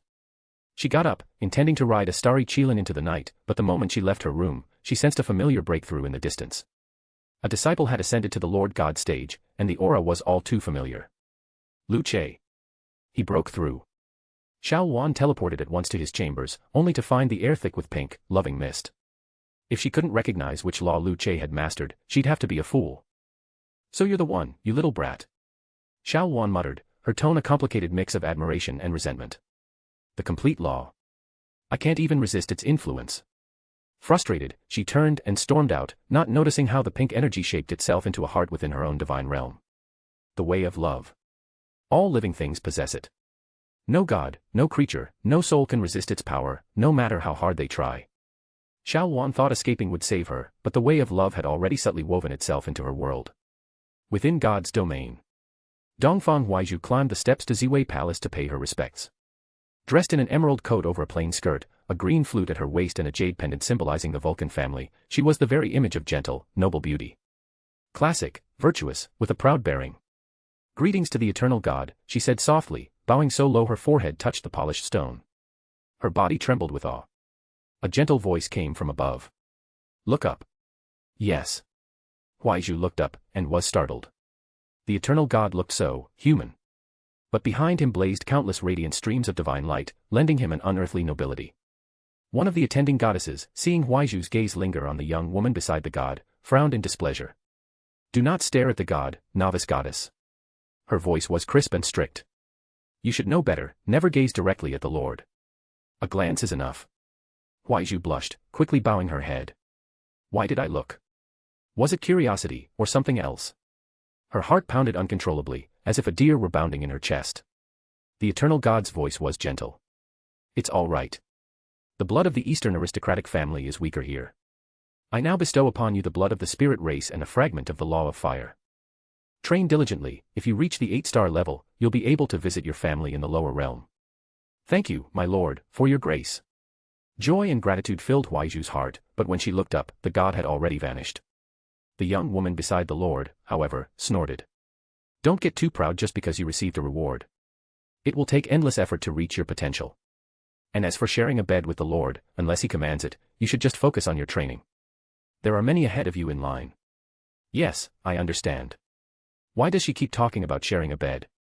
Huaizhu wondered, embarrassed. So inappropriate. Soon, she was led to the training ground. Along the way, Huaizhu saw many goddesses, some graceful as celestials, others strange as demons. Just being among them made her anxious. She whispered, are there really evil powers here in the god realm? Her companion, Hina, paused and eyed her with faint contempt. What is justice, and what is evil? She asked pointedly. Huaizhu pondered this deeply, realizing there was more to the question than met the eye. Before she could respond, Hina continued. The eternal God is unique. All things come from him. Your shallow notions of good and evil are meaningless here. Light may seem holy, darkness may look demonic, but in the eyes of God, they are both his own creation. You still have much to learn. Chapter 139, Two Worlds Prepare for Ascension, Tanjiro takes the lead.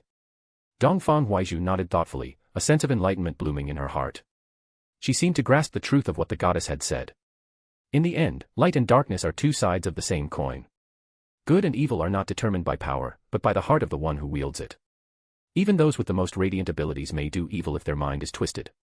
1 Jia Chat Group. The Fox Who Only Loves Money, ahem. I officially announce that our group has gained another 2-star divine envoy. Show yourselves and pay your respects. Spirit of the Demon Sword, eat dirt, you little fox. What's so great about being a 2-star envoy? You dare to brag in front of us. The Fox Who Only Loves Money. Hee hee, Sister Selenum, you're so scary. Pursuing sentient beings, so, little fox, did the sacrifice succeed? Upload the video, we all want to witness the majesty of the gods. Chu Dashin, I second that. Tanjiro, +1. For peace, I'd like to see it too. Demon Hunter, kneeling for the video. The Fox Who Only Loves Money, ahem. You can watch, but this time the content is a bit different. Some of you, don't cry too much, okay?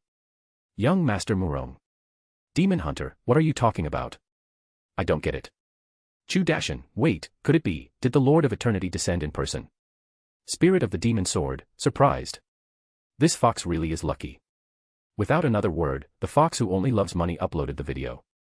In seconds, every group member had downloaded it, the speed almost frightening.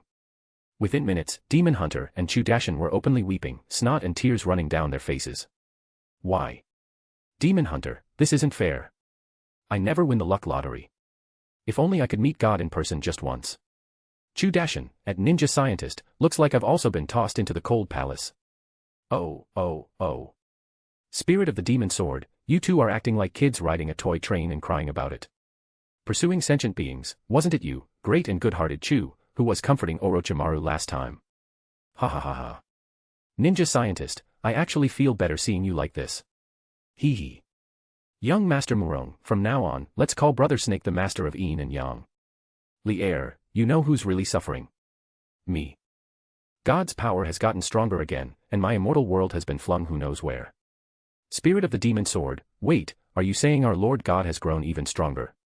If that was the case, everything that had happened before, the appearance of gods, the manifestation of divine envoys, made sense. It was all God regaining his original strength. Li'er, it's more than just stronger. Remember the sun in the divine realm, that massive, blazing thing? Chu Dashin, of course I remember. How could anyone forget something that terrifying? Spirit of the demon sword, what about it? Li'er, it's become a little chick. A photo popped up, uploaded by Li Lao.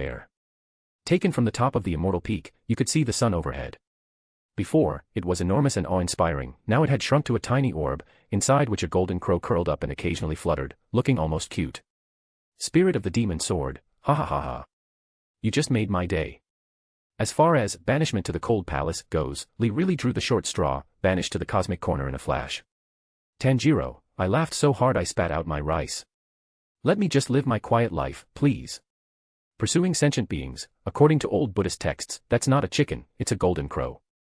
They say the true sun of the world is a golden crow hatched from its shell. Chu Dashin, makes sense. The divine realm's power has grown so much, your immortal realm just can't withstand it and was forced to the margins. Young Master Murong, looks like you can't slack off in the god realm. If your world's strength falls behind, you'll end up at the bottom of the rankings, right? A collective gloom settled over the group. No one wanted to be at the bottom. Even entering the god realm, if you always ranked last, you'd never have a voice in the group. Uncle Geo Demon Slayer, I don't worry about that stuff. As long as I bring people happiness, that's enough. Rankings don't matter, what's important is returning the world to God's embrace. Tanjiro, I feel the same. As long as I can reach the god realm, that's enough. For peace, me too. I have no desire for domination, just peace. The fox who only loves money, you're all so noble, just like my sister. Pursuing sentient beings, it's not really nobility. We've seen too much life and death. If God doesn't come, there's no true freedom in our worlds. How peaceful the world was now. No Buddhism, no Taoism. Northwest Heavenly Court, no Lingshan. Even the great sun Tathagata had vanished to some unknown place. But none of this affected people's happiness. With technology and the eternal cult's meditation, people were wealthy and content. Humans and monsters lived side by side. Intermarriage was even common. The fox who only loves money, I'm not that idealistic. After being attacked, I realized I only have two real goals, protect my family, and grow my believers. Spirit of the demon sword, makes sense why you've changed. Kindness can't save the world, sometimes, you need a bit of fierceness to protect yourself. Pursuing sentient beings, if I'd been there back then, I'd have smashed those bullies who hurt you, little fox. Disgraceful. Chu Dashin, humph. If it were me, I'd wipe out their entire family line. The fox who only loves money, rolls eyes.jpg. You're just stirring up trouble. If my sister hears, she'll fight you herself. Demon Hunter, whoa. Sadly reminds Lao Gao, can I get a patch? Just patch me up. All because I didn't see God, I got trampled by someone else. Spirit of the demon sword, ahem. Be careful, there are kids in the group, don't get too wild. The fox who only loves money, I'm not a kid. I'm bigger than your sister, anyway. Spirit of the demon sword, rebel, rebel. The car is out of control. Heavenly Dragon 8 Worlds. At this time, Murong Fu had arrived at Liao Kingdom. With Li'er's ascension, he had become one of the most prominent figures in the group, even if he couldn't leave his world, he had to keep up the pace. So, Murong Fu gathered believers and began hosting martial arts tournaments and public ceremonies in various regions. Within just a few months, the Central Plains were fully pacified. Only Liao Kingdom remained, while Xixia had already become part of the Central Plains domain 10 days earlier. Tubo had fallen next, soon after the Song dynasty. The chief priest himself had taken the field. It was a decision Murong Fu had been forced to make, after all, he'd received a Tao fruit and could now fly at will. Liao's territory was vast, sprawling across the north. If I can conquer Liao Kingdom, then the world will be unified, and my world will finally be ready to ascend. Who could have predicted this? With a flash of sword light like a falling star, he arrived in Liao's capital. Facing the stunned crowd below, he declared, I am the priest of the eternal god, Murong Fu. From today, Liao Kingdom will be my mission ground. Anyone who dares defy me, will be shown no mercy. Thousands of arrows darkened the sky in response. Murong Fu sneered, stubborn to the end. Behold, the sword of heaven and earth, the sword of fire. As flaming sword energy rained from above, the people below howled in terror. No, don't kill us. With a deafening boom, a single sword stroke obliterated half the capital. The ground was scorched black, heat waves rolling like magma. Seeing this, the Yalu royal family immediately fell to their knees in worship. Confronted with divine power, they dared not resist. Even those who wished to could not act against their fate. Let your crimes be repaid. From now on, the Liao people are of lower rank, atonement is required for your past sins. In 3 days, a divine envoy will arrive to preach. Do not neglect this chance. Yes, Lord Priest. The citizens trembled, bowing so low their foreheads bled. No one dared rise until he had vanished. If you sent an army to attack, it would take at least half a month to conquer a single city. But Murong Fu settled the entire Liao kingdom in just 18 days. One sword, one city, no wasted effort. Tanjiro's world. In Tanjiro's world, technology advanced rapidly, driven by widespread adoption of eternal meditation. Many countries now served as bases for the eternal cult. With eternal meditation, people's strength and stamina far surpassed ordinary mortals. One adept could do the work of 4 men, while normal people would be exhausted by just a single task. The gap was obvious. Within a few months, nearly every nation turned to Yoriichi Tsujikuni, Yoyashiki, for instruction in the eternal meditation. Believers spread worldwide. Yoriichi gathered Tanjiro and the others. The world is nearly ready. Only a few remote countries remain outside the faith.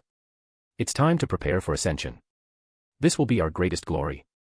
Yes, Master, Tanjiro replied. We've been waiting for this day. Thankfully, we have Chu Xuanfeng's blueprints. Without his modern technology, we could never have built better planes and ships so quickly. Chu Xuanfeng's technological advancements were among the most downloaded texts in the group, used not only by Tanjiro's world, but by many others as well. He had also shared his pharmaceutical research, along with new breathing techniques and other methods, benefiting everyone. The era of ascension is at hand. Chapter 140, the Demon Slayer world ascends, promoted to the divine martial realm. In just a few months, Tanjiro had grown from a slender youth into a strong, broad-shouldered man. This was the effect of divine power. If Tanjiro chose to keep his form, he could remain unchanged forever from now on. As for his sister, Nezuko Kamado, she now appeared to be in her early 20s. She still wore her familiar black dress, though the style had grown simpler and more mature. In recent months, she spent her days close to her family, often lending a hand to those in need. Now, after receiving word from her brother, she hurried over with a smile, ready to serve the gods. Big brother, are you sure the God of Eternity doesn't mind that I wasn't there last time? She asked nervously. Not at all, Tanjiro said, ruffling her hair with a warm smile. God is merciful and would never hold that against you. Besides, Nezuko, you're so kind and adorable, there's no way God wouldn't like you. Nezuko giggled, pleased with her brother's answer. 3 days later, the entire world prepared for the grand ceremony. Every nation on Earth celebrated at the same time, preparing to offer the entire planet as a sacrifice. They hoped the God of Eternity would welcome them into the God realm. On this day, the skies were filled with birds, the air rang with prayers. 80% of humanity chanted together, calling upon the eternal God in a chorus never seen before. It was a spectacle for the ages. As chief priest, Tanjiro appeared before the world's cameras, his voice resolute as he began the sacred chant.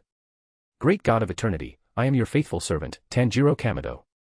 Through your tireless guidance, I have enlightened the vast majority of humanity. Today, I humbly ask that you descend and give hope to your believers. You are only God. The Eternal One. The embodiment of truth. The source of all things. We beg you to come. Countless voices echoed across the planet. The combined faith of billions surged to its peak, channeled by the power of altars erected worldwide. What would have seemed like an impossible force of faith became a reality. A radiant blue stream of belief shot skyward, instantly piercing the world barrier and connecting the earth to the God realm. From the perspective of the universe, the Demon Slayer world appeared as a small, unremarkable planet, its value negligible, its rules tattered, except for the sheer number of souls it contained. By force alone, it lagged behind even Murong Fu's heavenly dragon world.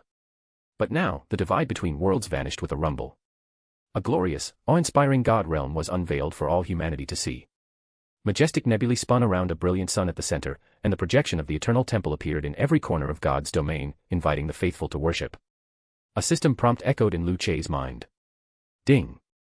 Your disciple, Tanjiro Kamado, has completed a global ritual, earning you more than 90% of the Demon Slayer world's luck. Hint, you may now absorb the world. Luce awakened from his meditation, a satisfied smile playing on his lips.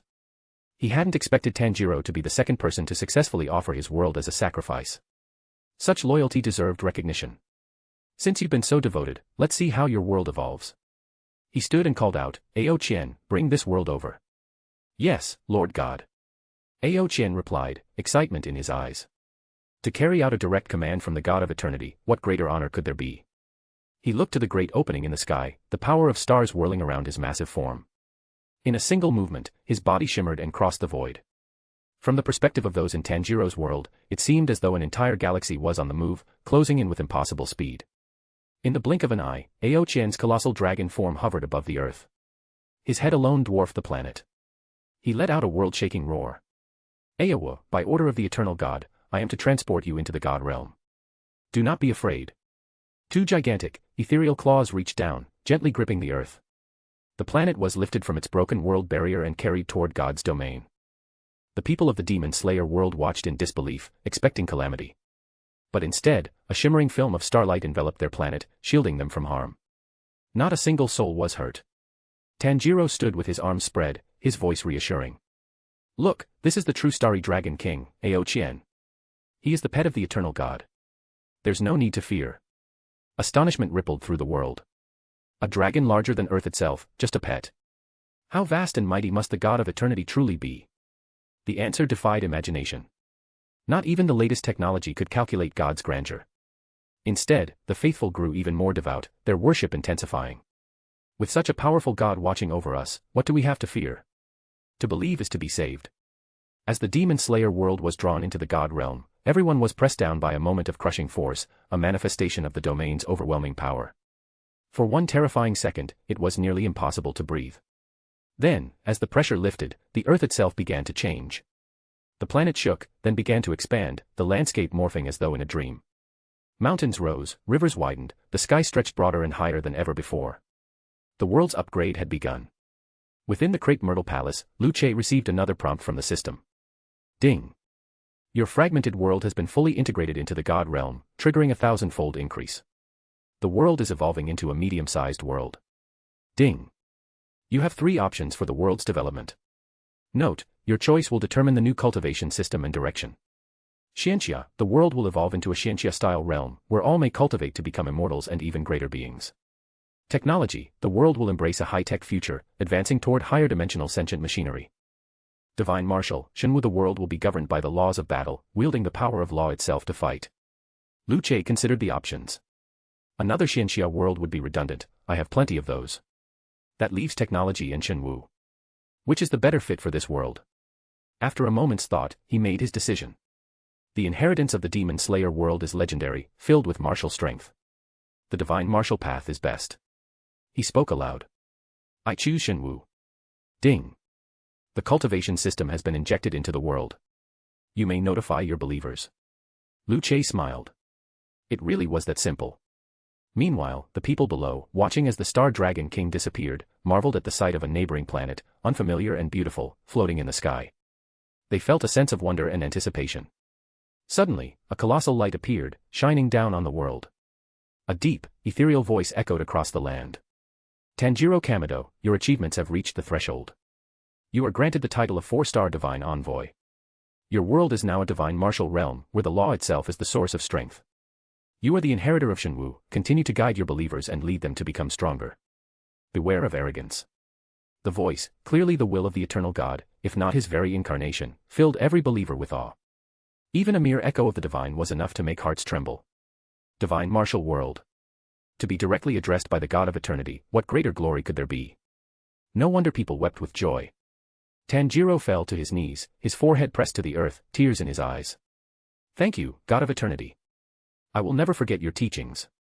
Luce's gaze shifted to Yoriichi Tsujikuni, Yoyashiki, another loyal follower. Yoyashiki, your devotion has not gone unnoticed. You have served diligently, and your family has been loyal and industrious. I hereby grant you the status of 4-star Divine Envoy, choose one of the 3 Dao fruits as your reward. Yoyashiki immediately prostrated himself, voice trembling with emotion. Thank you, Lord God. I am unworthy of such a gift. There's no need for such humility. I will also summon Chu-Yi to stay here for a time, so your family may be reunited. Thank you, God. His face broke into a smile, tears flowing freely. All his work had been rewarded at last.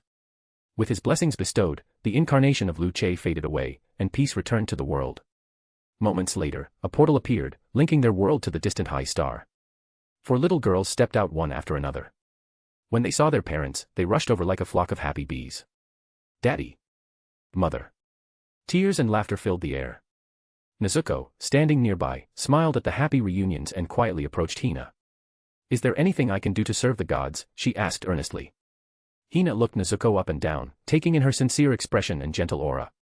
If you wish to serve the gods, just come with us to the high star, Hina replied. Thank you, divine envoy. No need to thank me. After all, we're all from the same world. Wanjia chat group. Lu Che posted a new announcement, instantly stirring up the group. God of Eternity, today, Tanjiro Kamado has offered his world in sacrifice and is granted 4-star divine envoy status. I hope the rest of you continue to work hard. Spirit of the Demon Sword, I bow before my God. Goodness. Tanjiro, you're incredible. Demon Hunter, kneeling and kowtowing to my God. For peace, worshipping as always, Lord God, it's been too long. Lier, I pay my respects, my God. Young Master Murong, my God. My heart aches. I was so close to making my own sacrifice, but Tanjiro beat me to it. Chapter 141, Yashien, we came to be dogs, got a problem. Woof. Pursuing sentient beings, what are you all so worried about? We're all priests of the eternal God now. Our lives are endless. What's the difference between ascending early or a bit late? Young Master Murong, that's easy for you to say. You didn't spend months grinding away, only to have someone else seize the glory right as you were about to shine. That feeling is the worst. Spirit of the Demon Sword, I'll admit, seeing you knock down a peg was pretty satisfying. You haven't made much noise in the lower-level worlds for ages, but you're still working your tail off, huh? Pirate King of the Caribbean, of course I am. But my world's progress is just too slow. Honestly, seeing beautiful women doesn't even move me anymore. That's what true hardship does to a man. Sadly reminds Lao Gao, can't deny it. I'm envious, Tanjiro's world leveled up already. For peace, who isn't jealous? Tanjiro, it's really nothing special. I just had the blessing of the God of Eternity and help from my master. I barely did anything myself. And Tanjiro was telling the truth. Most of the time, he had focused on temple duties. Yoyashiki was the one making plans and handling negotiations, using divine law to persuade and strategize. In just a few short months, their influence had expanded worldwide, proof of incredible effort and leadership. After hearing Tanjiro's honest account, the chat group fell silent for a rare moment. To affect the world without a single war, simply through faith, negotiation, and organization, it was a strategy worthy of reflection for everyone, especially those like Orochimaru and Murong Fu. Yet, all of them were smart enough to realize, what works in one world can't always be copied in another. Some rulers can never be convinced with mere words, like the Celestial Emperor or the Great Tathagata. Faith and destiny threatened their rule directly. Spirit of the Demon Sword, I just want to find a good spokesperson. Managing everything is exhausting. Pursuing sentient beings, you should hurry up and conquer that southern border region, then let your brother handle things. 2 heads are better than 1. Spirit of the Demon Sword, that's the plan. I've also discovered a monster there, perfect to sacrifice to God. Southern border? Monster. Lu Che's interest was piqued, it had to be a water monster. Those ancient monsters had once ravaged the land, so fearsome that even gods could only seal them, never truly destroy them. Water monsters born of heaven and earth usually carried a minimum of 15% world luck. They'd make excellent sacrifices. Demon Hunter, Brother Tanjiro, can you upload the video? I want to see the ritual this time. For peace, please, I'm begging you. 9th Uncle Slayer, same here. A moment later, a notification sounded as Tanjiro uploaded the video. The chat group exploded. A divine martial world. A brand new system where martial artists wielded the laws themselves. The transformation was clear for all to see. Even more astonishing, Tanjiro's world had formed a twin star, orbiting right next to Li Shimon's. Lier, so we're neighbors now. Spirit of the Demon Sword, you just noticed. Lier, I've been busy cultivating, didn't pay attention. Tanjiro, brotherly, I'll visit soon. Lier, looking forward to it. I haven't met a real opponent in ages. As chief priest, Li Shimon had not had a true challenge since his own world's ascension. Now, with Tanjiro as a peer, who wouldn't want to test their strength? Chu Dashin, at God of Eternity, boss, when will my world be ready for God Realm Ascension? The road ahead feels endless. The saint's graveyard was vast and ancient, with many levels and complications, nothing as simple as Tanjiro's world. God of eternity, your world is enormous, one of the earliest to be born. You'll need to plan wisely and use your mind as well as your strength. When I asked the gods to help you, you hesitated. Don't be too cautious. Spirit of the demon sword, you should organize more sacrifices. The more, the better. Unlike my world, where I can barely scrape together 3 sacrifices at a time. Pursuing sentient beings, exactly. If my world were as big as yours, I'd have swept the entire starry sky by now. What are you waiting for? Demon hunter, he's just lazy. High above a distant mountain, Chu Xianfeng, saint of the graveyard, smirked at the banter. Who's lazy? I just want to settle things on Earth first. Still, the advice had merit. If I have the power, why not sweep through the starry sky? He remembered the many ancient star roads in his world. Now was the time. He summoned his companions. The yellow ox worried, are you sure about this? Is it safe to venture out? Chu Xianfeng shrugged. Why not? The aura of the Lord God has already scared the underworld vermin into hiding. Who would dare target the eternal church now? Black Ox added, exactly. 2 consecutive descents of divine power, anyone who looks down on the earth is blind. If it weren't for the Qianqing vine problem, the starry sky's strongest would already be lining up to join us. Chu Xianfeng nodded. I just spoke with the Lord God. He thinks I'm too slow. The others quickly agreed. What are we waiting for, then? Let's crush the nearby factions first, then worry about Earth. I'm in. Let's conquer the Star Road. Each of them had inherited powerful techniques from the Soul Tower and were now frighteningly strong, all at the saint level or above. Chu Xianfeng himself was nearly at the reflection level, though he'd held back to avoid damaging Earth space. Their plan settled, Chu Xianfeng, the yellow ox, and the old donkey opened a portal to the moon, ready to begin their conquest of the Starry Road. Word traveled quickly. Did you hear? The man from Earth is on the move, he's the chief priest, too. So what if he is? We're not surrendering. Who wants to be someone else's dog? He'd have to beg us before we'd even consider joining. Yeah, no way we're being anyone's lapdog. Let him try. The Holy Land's leaders boasted with bravado in their own circles. None were willing to admit defeat or subservience. Yet, barely had Chu Xianfeng departed when a delegation from the Dream Holy Land arrived at his house. At the head was the noble and elegant Lu Jia, wearing a dazzling smile. Chu Xianfeng immediately saw through it. You're here for the faith. Master Priest, is there a way we can join the church? We even brought tribute to show our sincerity. To sweeten the deal, they presented Qin Luoyin, the famed, 6th beauty under the stars, known for her extraordinary talents and saintly grace. Chu Xianfeng frowned. You truly wish to convert? Understand, joining the eternal God requires you to give up all former beliefs. No exceptions. An elderly white-haired woman in the group smiled wryly. Master Priest, you must be joking. If you weren't restraining your yang qi, we couldn't even approach you. Since discovering that this starry sky was actually the underworld, the Holy Lands had been deeply shaken. Yet no matter how they tested or investigated, they couldn't find any evidence that they were truly dead. Still, after the second appearance of the eternal God, everyone surrendered. Chu Xianfeng was surprised things went so smoothly. If even the Dream Holy Land was willing to submit, then everything would be easier. All right then, he said. You'll be the first branch of the eternal church out here. But don't try to fool me, God's power is not something you can withstand. He released a hint of yang qi. Instantly, everyone in the delegation felt a burning pain, as if their very souls were about to combust. The old woman nodded furiously, her smile now more like that of a submissive dog.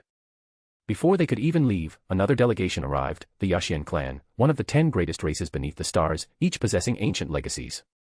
Dream Holy Land and Yaxian met at the door. Dream Holy Land, have you no shame? Bowing and scraping to join. Heh, and what about you, Yaxian? Why are you here? We're here to be dogs, what, you got a problem with that? Woof. Woof. Is that good enough for you? Everyone went silent. Apparently, the Yaxian clan didn't even care about saving face. Chu Xianfeng was utterly flabbergasted. These proud races, once at each other's throats, were now practically fighting over who could submit first. If you want to fight, go ahead, but do it elsewhere. I just spoke with the Lord God yesterday, he said I was moving too slow and this underworld needs to be unified. Since you're all here, I'll say it clearly, God loves all creation. But if you stand in the way of the eternal church, you'll be considered heretics. If you fight us, don't blame me for what happens next. Instantly, the faces of the Yaxian delegation grew tense. Did the god of eternity say we're too slow? Does that mean he's displeased with us? Without hesitation, the Yaxian leaders dropped to their knees, shouting, the Yaxian clan is ready to renounce all other beliefs. We devote ourselves wholly to the embrace of God, even if it means forsaking our ancestors. Dream Holy Land echoed them. As do we. The other races followed suit, desperate not to fall behind. Chu Xianfeng couldn't help but laugh. He'd read enough history to know how cruel and proud these top-tier races once were. Yet here they were, lining up to play the humble dog before true divinity. The might of the eternal God is absolute. Yaxian's cheeks burned with shame, but none cared. Faced with humiliation or destruction, who wouldn't choose a little embarrassment? The alliance they'd just formed shattered in an instant as they all scrambled to join the Eternal Church. Hey, the Yaxian clan's living descendants in the Yang world want to get in touch. The clan elder had just received word from their kin above. Other holy lands received similar news. Before witnessing divine might, such news would have brought them joy. Now, however, they only sneered. Nothing compared to the awe of seeing God's power with their own eyes. Chapter 142, Chapter 142, The Second Descent of God, Niwa Qinger. Chu Xianfeng frowned slightly. What exactly are they trying to say? The leader of the Yaxian clan stepped forward without hesitation, bowing respectfully. Please, Master Priest, see for yourself. He presented a jade decree with both hands. Everyone present was caught off guard. No one had expected the Yaxian to act so decisively. This wasn't just cooperation, this was the posture of completely abandoning their kin in the Yang realm and willingly becoming loyal dogs to the eternal God. Otherwise, how could they so openly hand over such a decree the moment they arrived? Chu Xianfeng unrolled it, scanning the text. A cold sneer touched his lips. So, Yang Jian got wind of the situation and ordered you to investigate for him, did he? Please rest assured, Lord Master, the Yaxian leader replied immediately.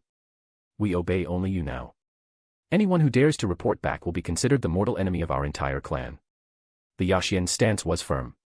Seeing this, the other great races and sects began voicing their own allegiance one by one. All pledged to follow the eternal faith without hesitation. Yet they each had one lingering concern, one question they dared to voice.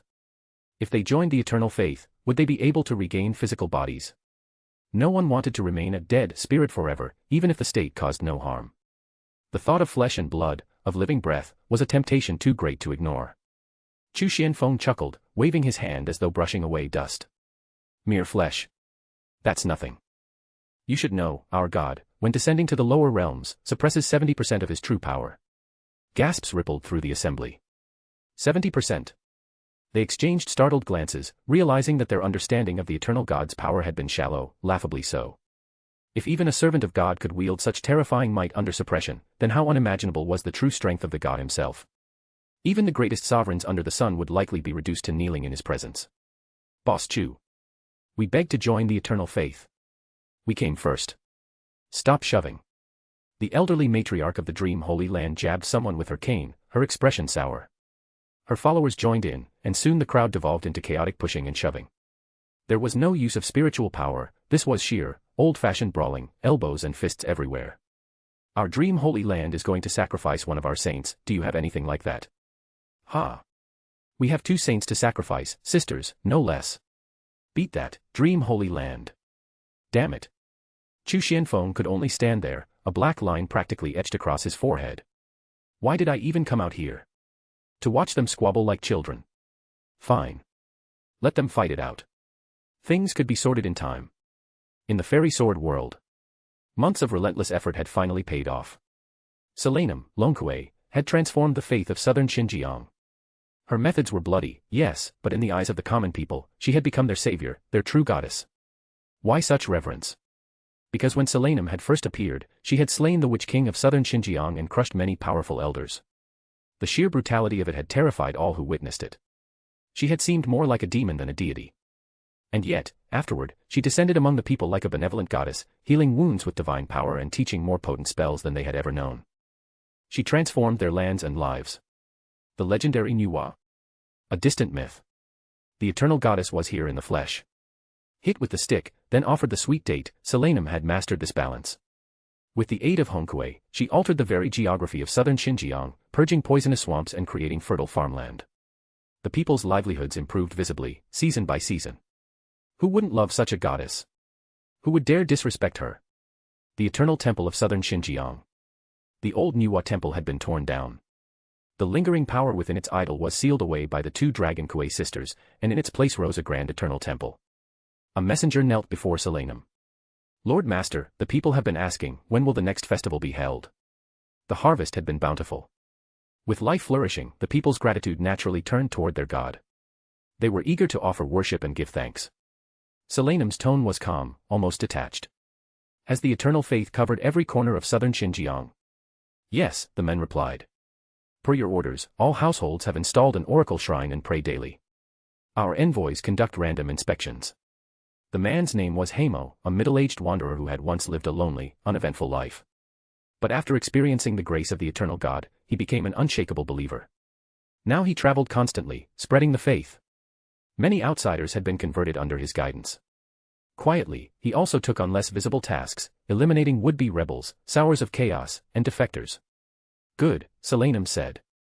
Prepare for the sacrifice. Yes, Lord Master. Solanum closed her eyes, reaching out with her mind to Hongkue.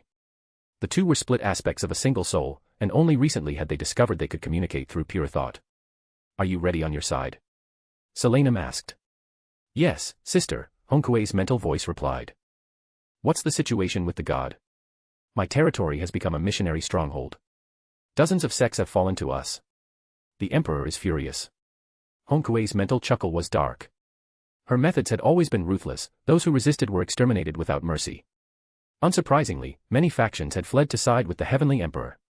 But what did she care? The stubborn had no right to live. I'll begin the sacrifice here, Solanum said. You should hold ceremonies as well. Understood.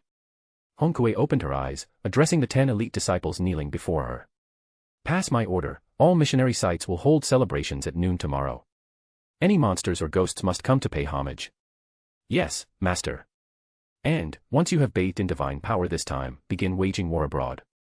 Let the forces that serve false gods see clearly who is the rightful heir of this world. The 10 disciples were all outstanding talents.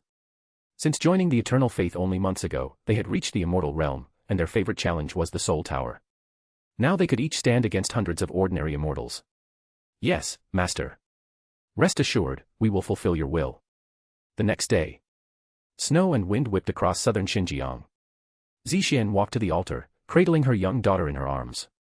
Tens of thousands knelt in black garments before the altar, undaunted by the cold. The festival begins, came the proclamation. Solanum emerged from the temple in ceremonial black robes. The deep thud of drums began, boom, boom, boom. The people bowed, reciting the sacrificial text silently in their hearts. The altar stood directly above the seal of the water monster. Today, Solanum would sacrifice not only the descendant of Nuwa, but also the 5 spirit orbs and the water monster itself, to protect her people and overthrow the false emperor. She had chosen a ruthless path. Approaching Zixian, she spoke softly. Go. This is the fate of your Nuwa bloodline. Serving the god is your path. Zixian's voice trembled. Will it truly be possible to resurrect my husband? I ask for nothing else. It can be done, Solanum assured her. All right. Zixian bit her lip, then led her daughter up the stone steps. In the god realm. Ding. Your follower has sacrificed the young daughter of Nuwa to you. 10,000-fold increase triggered. You have obtained Nuwa's pure blood, divine grade. As she is the daughter of destiny, you also gain 30% world luck. Ding. Your follower has sacrificed the 5 spirit orbs to you. 10,000-fold increase triggered. You have obtained the supreme artifact, 5 elements imperial realm. As the spirit orbs are condensations of the world's basic laws, you gain 10% world luck. Ding. Your follower has sacrificed a water monster to you. 10,000-fold increase triggered. You have obtained a god-grade beast, indestructible water monster.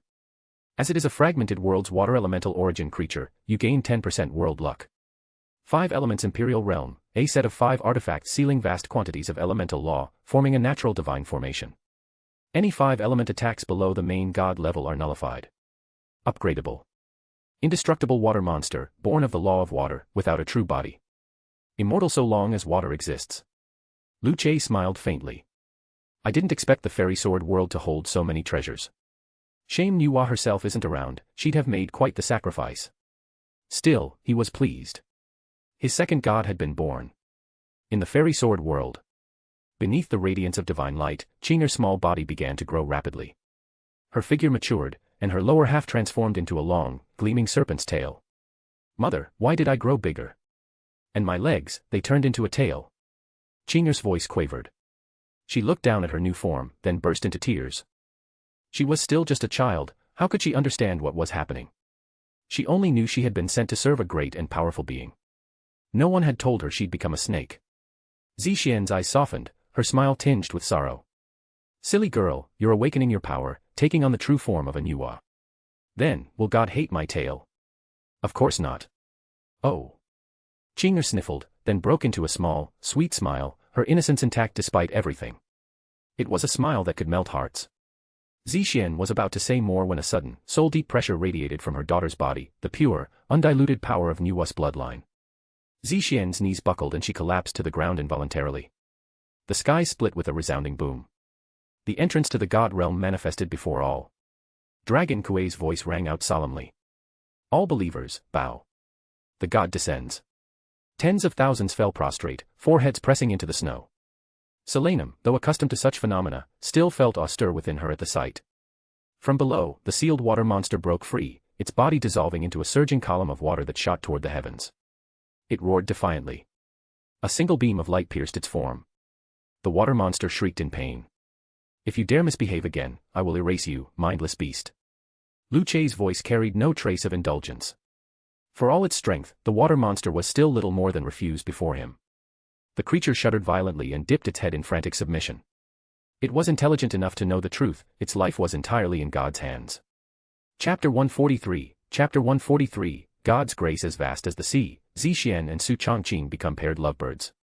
The so-called immortal attribute of the water monster might have impressed others, but to Lu Chei, who had already mastered a complete law of the universe, such a thing was little more than a child's toy. To kill this so-called immortal pet, he had tens of thousands of methods. If he wished, the supreme light technique alone could erase the water monster entirely. Dare to disobey me? If the beast ever forgot its place, Lu Chei could make it live but never truly live, existence without the relief of death.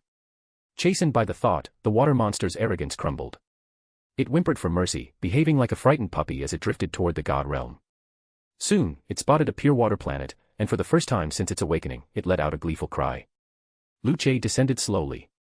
The sheer oppressive force of his presence made the entire world tremble and wail, as if the land itself could sense the arrival of its master. That vast power pressed down, then, mercifully, halted within the limits that the world could bear. His gaze swept the realm below. Most of this world had already been claimed by Hong Kuei. Everywhere, people were kneeling before altars, offering sacrifices to him. The tendrils of world fortune, Qi luck, were firmly in his grasp, now exceeding 70% control. Just a fraction more, and he would reach the absolute limit. The world was nearly squeezed dry. His eyes fell upon Long Kuei. A rare smile touched his lips. You've done well this time, Lu Chei said, his voice warm in a way that was rare for him. I am deeply gratified. I am still too inexperienced, Selenum, Long Kuei answered quietly, kneeling gracefully. Her words were soft, but her mind drifted back to the past. Once, she had been gentle, generous to everyone, slow to judge. And the result? Her family had been destroyed by scheming hands. Every kindness she had shown had been repaid with betrayal. Those lessons had forged the cold, unyielding personality she wore now. But the present was no longer the past. Everything had changed.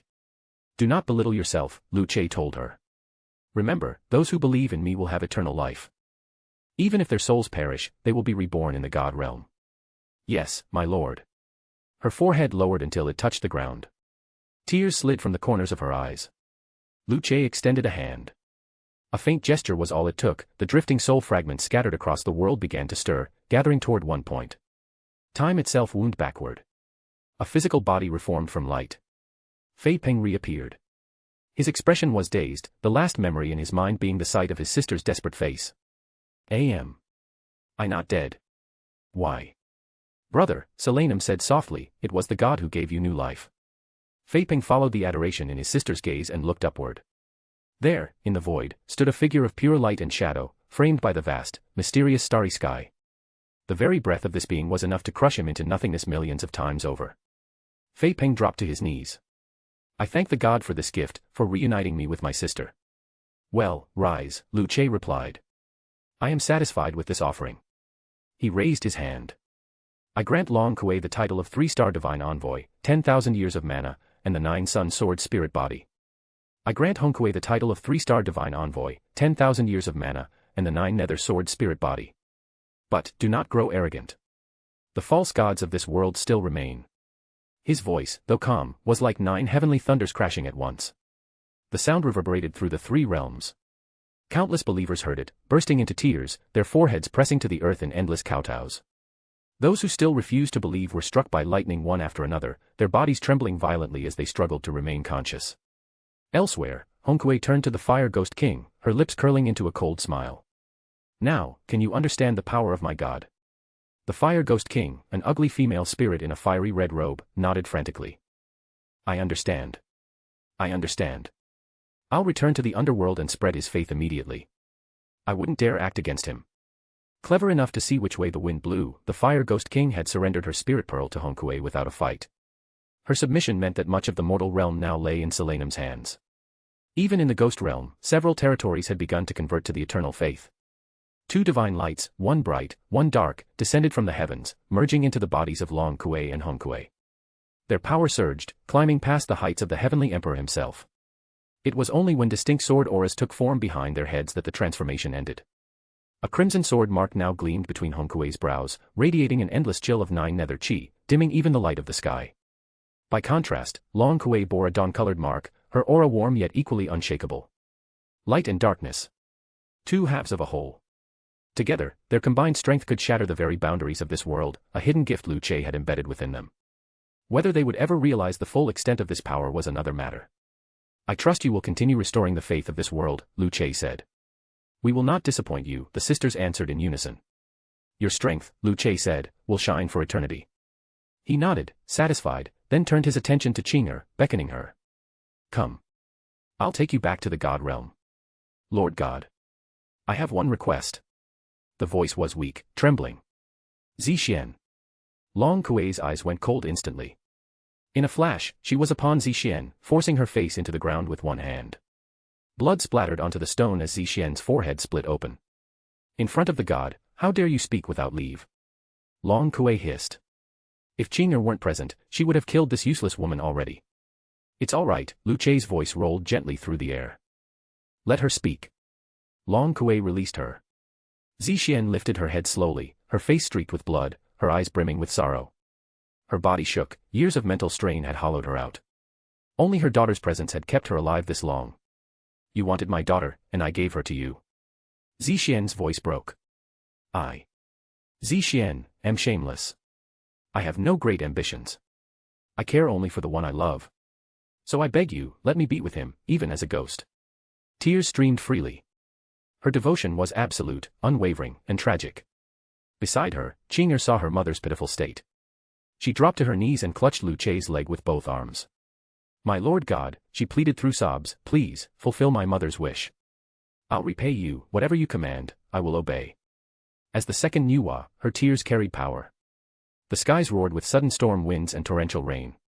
The divine might of Nuwa began to seep forth, her ancient, miraculous nature reawakening. Lu Che looked at the crying Qing'er and exhaled softly. Very well. In the God realm, you shall become paired lovebirds. Such devotion is rare. His eyes glimmered. Zixian's body dissolved into light as her true spirit of love emerged, a delicate pink bird. It took to the skies. The ambient essence of love drew together, forming a white bird, the true spirit of Su Chongqing. The 2 birds circled one another, chirping softly, then flew side by side into the God realm. The law of love. The way of affection. Within the God realm, they would live in peace, their hearts forever entwined, free from all suffering. This was Zixian's fate. As the skies calmed, Long Kue stood silently, watching the retreating divine light and the lovebirds disappear into the distance. A sigh escaped her lips. The god was too magnanimous. She had intended to kill Zixian once she was no longer useful. Instead, Zixian had been granted eternal bliss. Truly, divine will was unpredictable. God's grace is as vast as the sea. That, Long Kue decided, was her new judgment of the eternal God. The end of the sacrifice triggered a frenzy across the world. Countless factions rushed to join the eternal faith, more fiercely than during the last wave of conversions. Even sects that had just been aided by the heavenly court were now betraying it without shame. At Jingliu Tianguan, a heavenly official watched in disbelief as one such sect openly mocked heaven's authority. You ungrateful traitors. Do you think the eternal God will be so generous to you? Haha, sorry, God, the sect leader smirked, but we're here to take advantage of your resources. And that's allowed in the eternal faith. The heavenly official spat blood in fury. Unbelievable. There's actually such a thing. In the 10,000 Worlds chat group. Ding. Group member Spirit of the Demon Sword has uploaded a video. Secondly, is this, the power of Nuwa? I've only just awakened her abilities, to summon wind and rain, and already she's countless times stronger than me. Chu Dashin, she's from a legendary bloodline. The goddess Nuwa is practically the embodiment of divinity. Probably on par with Lady Kagaya. Spirit of the Demon Sword, indeed. But this awakened Nuwa bloodline might even surpass the Nuwa who was born in our world. Produce sentient beings, you mean? Nuwa could become an entire race in the future. Lu Che, watching the group in silence, felt his eyes brighten. Yes, why not? He could cultivate a whole race of Nuwas. There were so many worlds tied to her, Ancient Sword, the Great Desolation, Journey to the West, any world with a connection to Nuwa could be tapped. The thought made him almost giddy. And, what if he fathered children with a group of Nuwas? That scene would be, quite interesting. Lin Qinger was lying beside him, her head resting lightly against his chair. The recent awakening of her powers had clearly tired her eyelids drooped, and her body swayed. Seeing her on the verge of sleep, Lu Che simply let her lean against him, and she drifted off. Across from him, Kagayaheim watched with puffed cheeks, sulking. Now, Kagaya on his left, Lin Qinger on his right, both his divine servants. Not a bad arrangement at all. Sadly reminds Lao Gao, I feel like you're getting worse, doing big things in silence. And here I am, stuck in a world with no martial arts, it's miserable. Ninja scientist, tell me about it. In my world, the so-called immortals are just frogs, snakes, and slugs. Pathetic. For peace, at least you don't have a bunch of clowns claiming to be gods. Now that I'm conquering the world, they're so scared they're almost wetting themselves. They keep sending people to negotiate, it's annoying. Demon Hunter, Heaven's people want to negotiate with me too. But I have only one condition, they must abandon their god and believe in mine. Tanjiro, and... what happened? Secondly, let me guess, there was a fight. Demon Hunter, of course. I killed one of their so-called famous angels. Young Master Murong, nice. Those winged freaks deserve it, always pretending to be divine. They look like some kind of overgrown chicken spirit. Produce sentient beings, hey, don't insult chicken spirits. They're more impressive than those birdmen. Chapter 144, 2 new members, and the birth of the sunbathing vampire. Demon Hunter, oh, in our world, angels are considered the most powerful. But compared to your god, they're nothing. Produce sentient beings, as long as you know. Spirit of the Demon Sword, now that I've become a 3-star envoy, my next target is the Heavenly Emperor himself. Just wait for my good news. The so-called revenge. To be truly satisfying, you had to deliver it with your own hands. It wasn't just Long Kuei who thought this way. Fahai shared the same belief. The Tathagata had caused him immeasurable harm. The only way to truly erase that hatred was to destroy him personally, making him endure the same sufferings in return. For peace, I'll be busy as well. More and more of us are getting promoted to higher worlds. Everyone's progress is accelerating. Ninja scientist, tell me about it. Sadly reminds Lao Gao, meanwhile, I'm still waiting for my star to appear. It's torture. The fox who only loves money, Lao Gao, why not just perform a sacrifice directly? The first sacrifice doesn't require that much preparation, right? Sadly reminds Lao Gao, easy for you to say. My world has no martial arts, no super technology, just an ordinary ancient setting. If I'm not careful, what can I even offer? I'm counting on ascending directly to the heavens. Gao Yao's plan was simple. Use the power of the heavenly star combined with the national rights to complete everything in one grand stroke. For that, he'd been steadily expanding the eternal faith alongside Emperor Qin. The great Qin Iron Cavalry had already begun campaigns against neighboring countries. Wherever the cavalry passed, that land became the domain of the eternal god. The more soldiers they trained, the more territory they reclaimed. Even Gao Yao had lost track of how far the empire had expanded by now.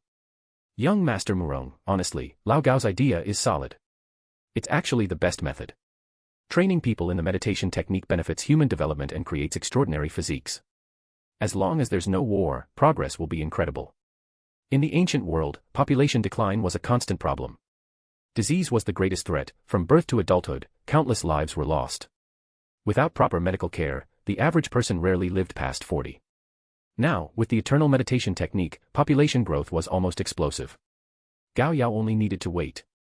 In time, everything would fall into place. Out of all the group members, he arguably had it easiest. As the chat heated up, a new notification popped up. Ding. The Vampire Queen has joined the chat group. Ding. The blonde boy Sam has joined the chat group. Tanjiro, welcome, newcomers. Remember to state your world's attributes: high martial arts, immortal cultivation, advanced technology, ancient setting, etc. Secondly, welcome. Don't be nervous, you too. Sadly reminds Lao Gao, 2 more newcomers. It's getting lively. Demon Hunter, welcome. I'm Constantine, used to be a demon hunter. Now I'm the High Priest of the Eternal Faith. Uncle 9, Slayer of Demons, Vampire Queen. What's that supposed to mean? Is she another kind of monster? The fox who only loves money. Hey, what's wrong with being a monster? Don't tell me you're prejudiced, Uncle 9. Uncle 9, no, I'm not looking down on monsters. I even raise ghosts, don't I? If you don't believe me, ask Fahai, this bald monk used to be way hotter-headed than me. Produce sentient beings, hey. I admit I'm bald, but what's with digging up old stories? For peace, alright, enough. Let's properly introduce the newcomers. Don't let it turn out like with the little fox, disappearing without a word for half a month. Ninja Scientist, first thing you need to know, being in this group means you're lucky. There's a real god here, and not just any god, the all-powerful kind. Ninja Scientist, those who believe in the eternal God transcend life and death, gaining eternal life. Vampire Queen, oh. I'm a vampire. I hope no one minds, especially Mr. Demon Hunter. Demon Hunter, haha, finally, a fellow Westerner in the group. I've been the only one for too long, it's been uncomfortable. Demon Hunter, let me spell it out for you, straight from Orochimaru's words, God is among us. If you believe, you can obtain anything you desire. But don't think that means you can do whatever you want. The world of Underworld. Serena stood atop a towering building, her ice blue eyes gleaming with a hint of playfulness. Immortality. Her noble vampire race already possessed that. So what was this so-called god? Lighting a cigarette, she exhaled a smoke ring lazily. Still, she admitted, chatting with a demon hunter was unexpectedly entertaining. Vampire Queen, for example. Demon Hunter, for example, believe in God, and you can walk in the sun. You won't fear holy water, no matter how consecrated. And you could even become the high priest of your entire world. Vampire Queen, you're telling me you can make me walk in the sun. Demon Hunter, the eternal meditation technique is in the group files. Practice it once, and you'll feel the greatness of God. Friendly warning, don't be too shocked. Intrigued, Serena opened the group's file tab. There were countless folders, at the top, eternal meditation and eternal sacrificial rites. Below were the sacrificial precautions and a series of videos. One was from Secondly, titled First Sacrifice. Another was from For Peace, titled Dragon Transformation. Serena smirked. What's this? Dragon Transformation? Sounds like a movie. She opened For Peace's video, and her consciousness was pulled into it. A human became a dragon. Beyond the world's edge, an immense god stood poised to crush reality with a single palm. When Serena's awareness returned, her fingers were trembling. This is real. A god that terrifying actually exists. The cigarette had burned down to her fingers before she noticed, making her flinch. She opened the second video. Then the third. Then another. By the time she reached the final one, it was already 3 a.m. She lay sprawled on the rooftop, her limbs limp, her face frozen in shock. She was scared. She was confused. But above all, she was tempted. If I master this eternal meditation, will I really be free of the sun? Light was a vampire's greatest enemy. Even a sliver of sunlight could scorch their skin. For a long while she hesitated. Then a ruthless gleam lit her eyes. No matter what, if I can erase this weakness, I'll be invincible. Westerners thrived on risk-taking. And Serena was no exception. She downloaded the file and began reading immediately, ignoring the group's chatter. Within the meditation space. For the first time, Serena felt warmth bloom in her heart. Peace. Stillness. A yearning for harmony she had never known. The meditation lasted 3 full hours. When she opened her eyes, she froze. The sky was bright. The sun's golden light spilled over her face, warm, gentle, comforting. This sunlight doesn't burn. Serena sat up, tears slipping down her cheeks. She laughed and sobbed at the same time, overcome with joy. It took her over an hour to calm down. She considered leaping from the rooftop just to celebrate, but remembered it was daytime and restrained herself, taking the elevator down instead. On the way, she reopened the chat. Vampire Queen, thank you, everyone. I practiced the eternal meditation technique, it's unbelievably powerful. I've completely shed my weakness. I'm standing in the sun right now. Demon Hunter, don't thank us. What you should be thinking about now is how to repay God's gift. Vampire Queen, you mean it's not free? Uncle Nine, you could refuse to offer a sacrifice. Then you'd see whether God gets angry. Maybe he'd smash your entire world with one hand. For peace, yeah, someone once tried to be clever. Now he's been a eunuch for 300 years. Young Master Murong, and there was that guy who liked to drink blood, he refused to sacrifice, and got no blessings at all. Serena's smile froze. She had honestly thought she could take this gift for free. But when she thought about it, it wasn't a loss. In her world, 3 great powers existed, the vampires and werewolves of the underworld, and the Holy See ruling the human world. If the vampires grew stronger, they could dominate everything.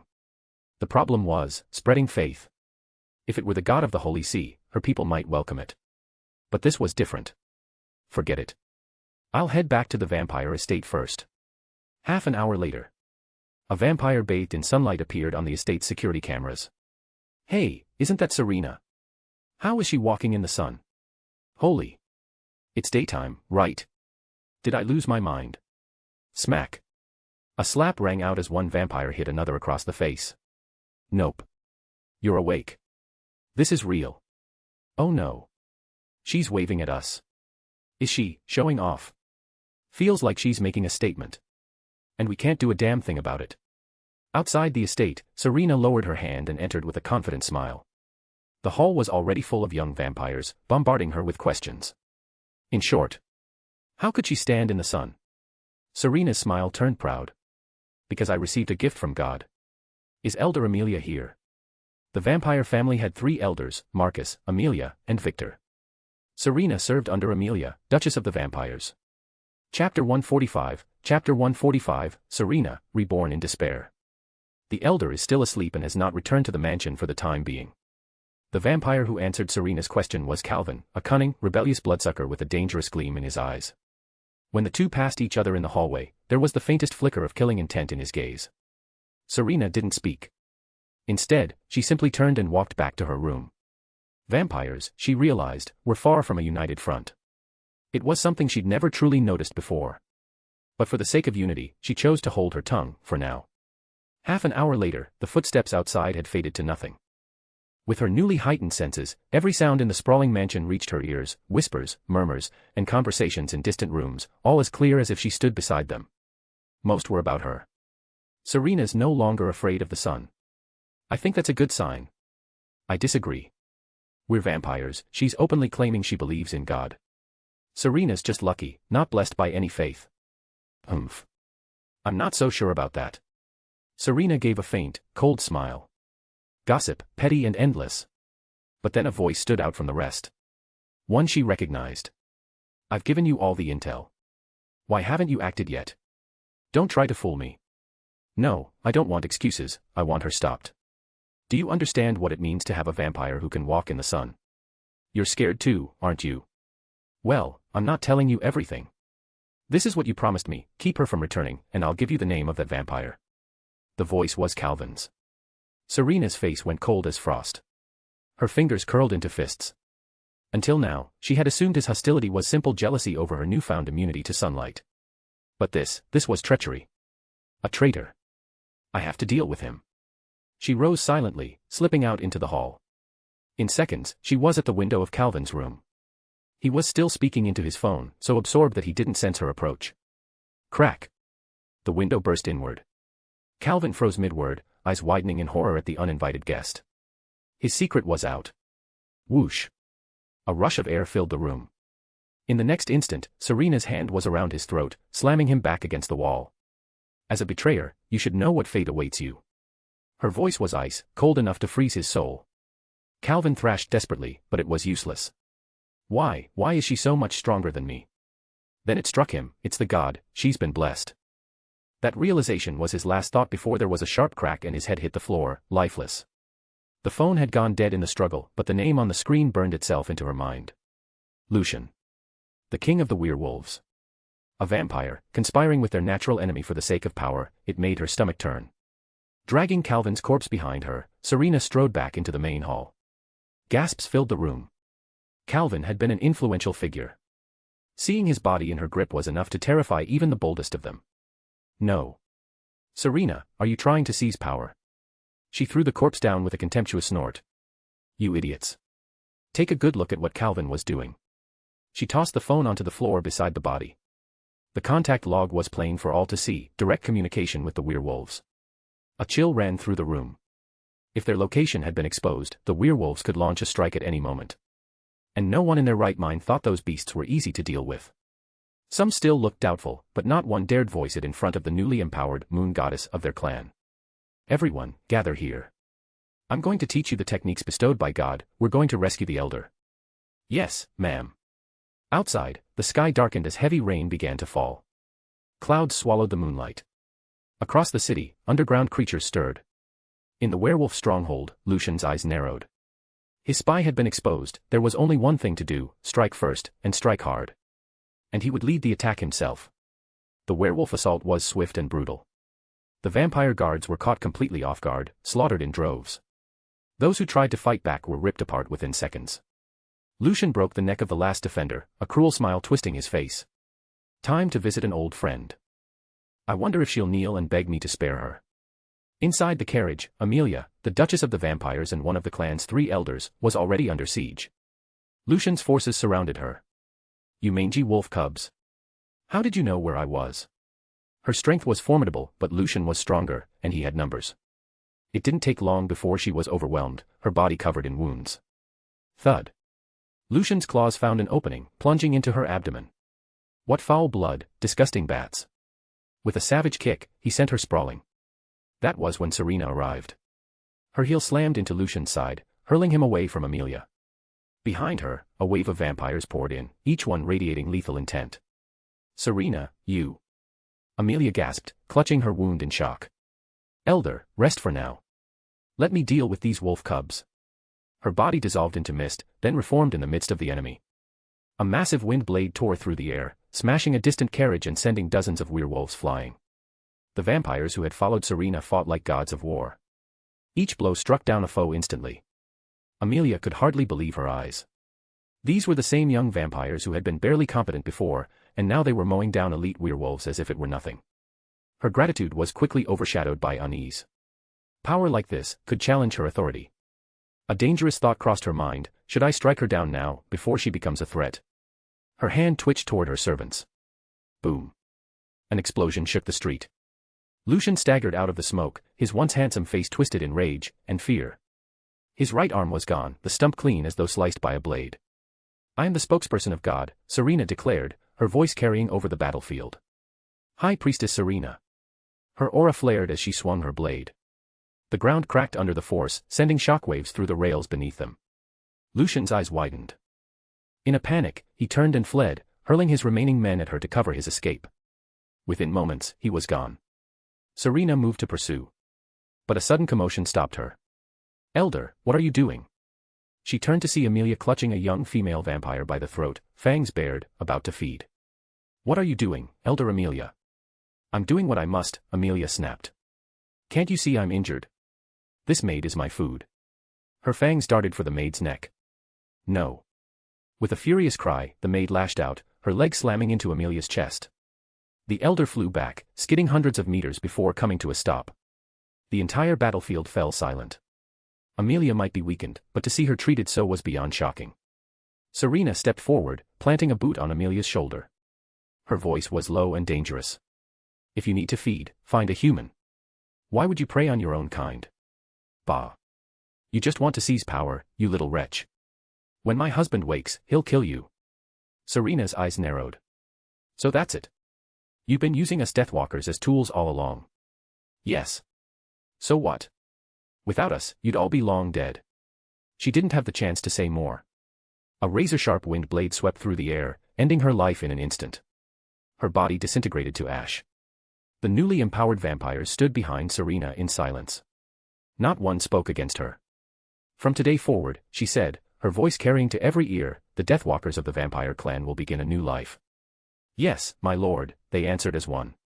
As Serena led her followers home, no one saw the shadow that crossed her face. In a single day, she had slain an elder she once respected. It had been decisive. Ruthless. Even merciless. But what choice had she? If she hadn't acted, Amelia would have used her power to crush Serena until she was forced into exile. Better to lead her people forward into a new age than to run away. Meanwhile, the Transformers world. In another world entirely, Sam sat in his room, fingers tangled in his hair, anxiety written all over his face. Ever since yesterday, strange messages had been popping into his mind. A chat group. Sword immortals. Demon hunters. Vampires. Fox spirits. It was nonsense, things out of fantasy. He wondered if he was losing his mind. As a college student, the last thing he could afford was to tell someone. If they thought he was mentally unstable, he'd end up in a hospital. So he tried to ignore it. Even when the ding of a new message sounded, he refused to look. Maybe this isn't a bad thing, he muttered, lying back on his bed. Beside him, an old pair of cracked glasses caught the light.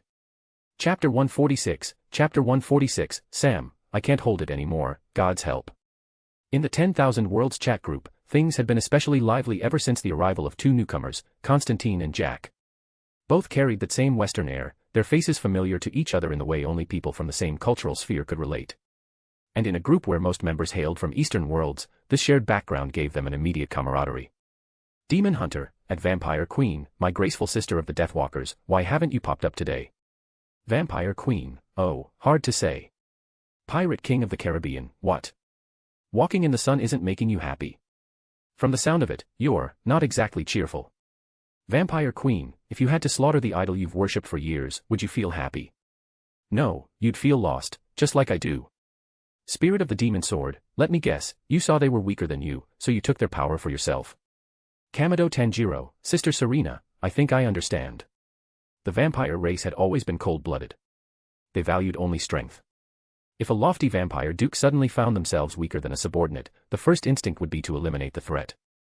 Serena understood people's hearts better than most, now one of the sharpest minds in the group. Sure enough, she began recounting her story. Vampire Queen, after I received the call for help, I went at once. Seeing my people slaughtered by the werewolves filled me with such rage I wanted to kill them all. But Amelia's actions chilled me to the bone. When I chose to pursue Lucian, the king of the werewolves, she, our elder, tried to feed on her own kin. No matter how harsh you are in daily discipline, that crosses the line. So I killed her. Demon Hunter, you did well, Serena, but you haven't read through the chat logs before, have you? Vampire Queen, what do you mean? No, I didn't. I only watched the videos. Demon Hunter, in my world, I hunted demons in God's name, killing dozens every year. Yet for a single moment of dissatisfaction, he shut me out. Hypocritical, isn't it? That God. Pursuing sentient beings, that's because your God is flawed. A true God should be as magnanimous as our eternal God, without the slightest selfishness. Ninth uncle, slayer of demons, exactly. The eternal God is selfless, as vast as the sea. Even if you are a ghost, if your heart is bright, one day you will become someone who benefits the world. Only then will you find the true meaning of your existence. Spirit of the Demon Sword, I don't fully understand your world's hierarchy or power system, but Constantine's world must be stronger than mine. Look at him, he's killed angels. Vampire Queen, you're all terrifyingly strong. Provoking gods, slaughtering Satan's demons, killing the fallen archangel Lucifer in a single strike, and even sacrificing Gabriel. Constantine's world was on an entirely different scale from hers. But as the conversation went on, Serena's mood began to lift. She no longer believed Deathwalkers needed the protection of the three elders. She herself could protect them. If they believed in the eternal God, they could live new lives. World of Underworld. Freed from her earlier gloom, Serena led her people out of the mansion, heading toward the sealed elders' resting place. She wasn't even in the mood for further killing. Instead, she began preparing for the sacrificial rites, planning to establish the Church of Eternity and reshape their fallen world. From Deathwalker to Servant of God, the transformation felt profound, like being recognized. Now, she could bask in sunlight and savor life's warmth. Transformers World. Meanwhile, in another universe, Sam Witwicky had visited the local church several times in search of answers about the strange chat group in his mind. But the priest was no help. Instead, the old man told him, everything that has a cause will have an effect. All things have a root truth. You are not sick, but you are not facing your true self. When you truly confront it, you'll find the world is different. The words were deep, too deep for Sam. On the surface, it sounded like the priest was telling him to accept himself. But Sam sensed a hidden meaning he couldn't quite grasp. On his way home, the world itself seemed to shift. A group of Decepticons launched an attack, destroying a military base. Perhaps seeing how depressed he'd been lately, Sam's father decided to cheer him up with a gift, a car. A yellow Camaro. Bumblebee. A sleeping Autobot. That night, Sam drove up into the hills, legs hanging out the window, staring at the car roof above him. Is there really a God in this world? Is the eternal God really as powerful as they say? When God appears, Satan doesn't dare speak. Lucifer was killed outright. That can't just be an illusion. He wanted to open the chat group files, but feared falling into some bottomless abyss. In the end, he didn't dare. He only glanced at the group briefly before mentally shoving it to the back of his mind. What he didn't know was that Bumblebee had recorded his muttered words and planned to transmit them to the other Autobots scattered across the stars. To Bumblebee, Sam was just a human who liked to talk to himself. A few days later, the Decepticons breached satellite systems and pinpointed Sam's location. The prize they sought, the Allspark Cube. And Megatron. They cared nothing for human opinions, only about offense, and more offense. Their firepower pounded the area, forcing Sam to the ground in terror. Oh my God. He could only gape as his Camaro transformed into a towering robot, Bumblebee, who began emitting beams of light toward the sky, transmitting signals into deep space. What the hell, am I in a sci-fi movie now? Just days ago, he'd been agonizing over a mysterious chat group in his mind. Now his car had transformed before his eyes. A shocking thought hit him. Am I the protagonist? Is that why all this is happening? Then he remembered, the chat group. With the police unreachable, maybe they could help him. Blonde boy Sam, everyone, my car just turned into a robot. And it's sending bright light into space. Help me. Spirit of the Demon Sword. Kamado Tanjiro, brother, you mean your car turned into a human? Blonde boy Sam, not human, a robot. Pursuing sentient beings, metal monsters. Take a picture. Ding. Sam uploaded a photo. Chudashin, damn, machine life. That's wild, but it doesn't look that impressive. Spirit of the Demon Sword, interesting, but yeah, not that amazing. Demon Hunter, feels weak. I could probably cut it down with one swing. Blonde boy Sam, weak question, are you all gods or something? Ninth uncle, slayer of demons, there's only one true God. We're chief priests, think of us like bishops, spreading his doctrine. He'd picked up the term bishop from Constantine, quite handy for explaining. Li Lao heir, I am the immortal emperor. Kamado Tanjiro, I am Emperor Shenwu. Young Master Murong, and I'll soon become the third emperor. Blonde boy Sam, oh my God, please, I just want to live. For you guys, these robots might fall in one punch, but for me, one punch and I'm scrap metal. Vampire Queen, don't worry. There's an eternal meditation file in the group. Study it carefully, and you'll be fine, just like me. Blonde boy Sam, really? Okay. I'll try. If it works, I'll be a believer in God. The world was too dangerous now. Alien robots had come, what couldn't happen next? Sam thought of the priest's words. Accept it. If God had chosen him, so be it. Bumblebee was still broadcasting his signal, but Sam found a corner to sit cross-legged and begin meditating.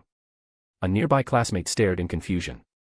Danger all around, explosions in the distance, and Sam was meditating. He sank into the practice, and soon his consciousness slipped into a strange, peaceful realm. Like a fish swimming through clear waters, he drifted until a blinding divine radiance appeared before him. Oh my God, no. Is this the eternal God? Gods. Those petty beings in stories were nothing.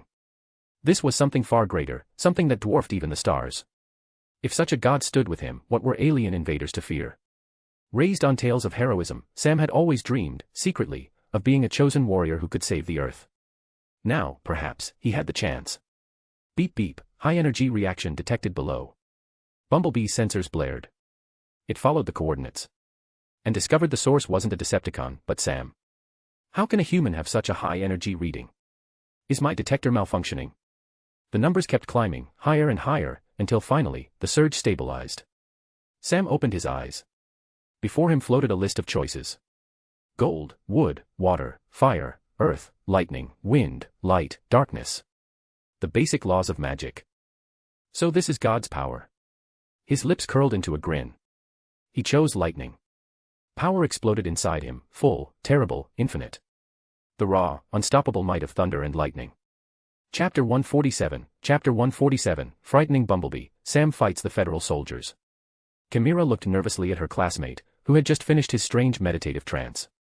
Are you back to normal? She asked in a trembling voice. That big guy was staring right at us a moment ago. Her gaze flicked toward Bumblebee, and she instantly averted her eyes when she found him still watching them. If this alien machine decided to take offense at something she said, she'd be finished. Sam, however, slowly rose to his feet. A new kind of light burned in his eyes, a sharp glint of confidence. Pushing Chimera gently aside, he walked right up to the towering alien robot and asked plainly, "Were you calling for backup just now?" Bumblebee's radio voice crackled. "Yes, it's 9 o'clock. Football broadcast." The mismatched fragments of words told Sam what he already suspected: Bumblebee was injured and having trouble communicating. Using radio to speak. "Looks like you're damaged," Sam said, narrowing his eyes. "So, why did you come to Earth?" The radio blurted out. "Space Fleet." The broken phrases made any real conversation impossible. Sam thought for a moment and then offered, "All right, let's keep it simple. I'll ask you yes or no questions. If I'm right, nod. If I'm wrong, shake your head." Bumblebee nodded quickly. "You didn't come here to invade Earth, did you?" Sam asked. The robot shook his head slowly. Chimera let out a relieved sigh. If this was true, at least they weren't dealing with alien conquerors. Judging from the sheer presence of these beings, modern civilization wouldn't stand a chance in a war against them.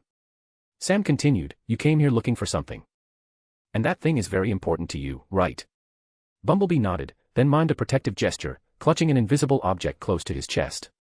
The meaning was obvious, and both Sam and Chimera froze for a moment. Chimera ventured, "Are you protecting us?" Just as Bumblebee was about to nod, the whistling of wind cut through the night air. He instinctively moved to shield the two humans. But a flash of crackling thunder surged from the ground. "Who dares attack me?" Sam's voice boomed, lightning spiraling around his body. Boom. The electric light blazed so brightly that it lit the distant hills. Bumblebee's sensors locked onto the intruder instantly. A Decepticon Tiger 920 unit, positioned 500 meters away. "Sam." Chimera whispered, stunned. Her mind spun. First, her classmate's car had transformed into an alien robot, and now her friend had suddenly unleashed lightning powers to attack extraterrestrial machines. Was she still on Earth, or had she stepped into some kind of fantasy epic? Within moments, Sam returned, holding the severed head of the Decepticon in one hand. The metal was blackened and scorched, smoke still curling from it. Bumblebee instinctively took a step back. The attack that had felled the Decepticon so cleanly could just as easily destroy a transformer. What had happened to this human boy? Then he remembered that nonsense Sam had mumbled that night while staring at the stars. His mechanical core skipped a beat. Could Earth hide a civilization capable of this? If so, Cybertronians would have to tread very, very carefully here. Otherwise, they might end up dismantled into scrap. Sam grinned, clearly pleased with himself. Not bad, huh? Without this power, I'd still be the guy relying on others' protection.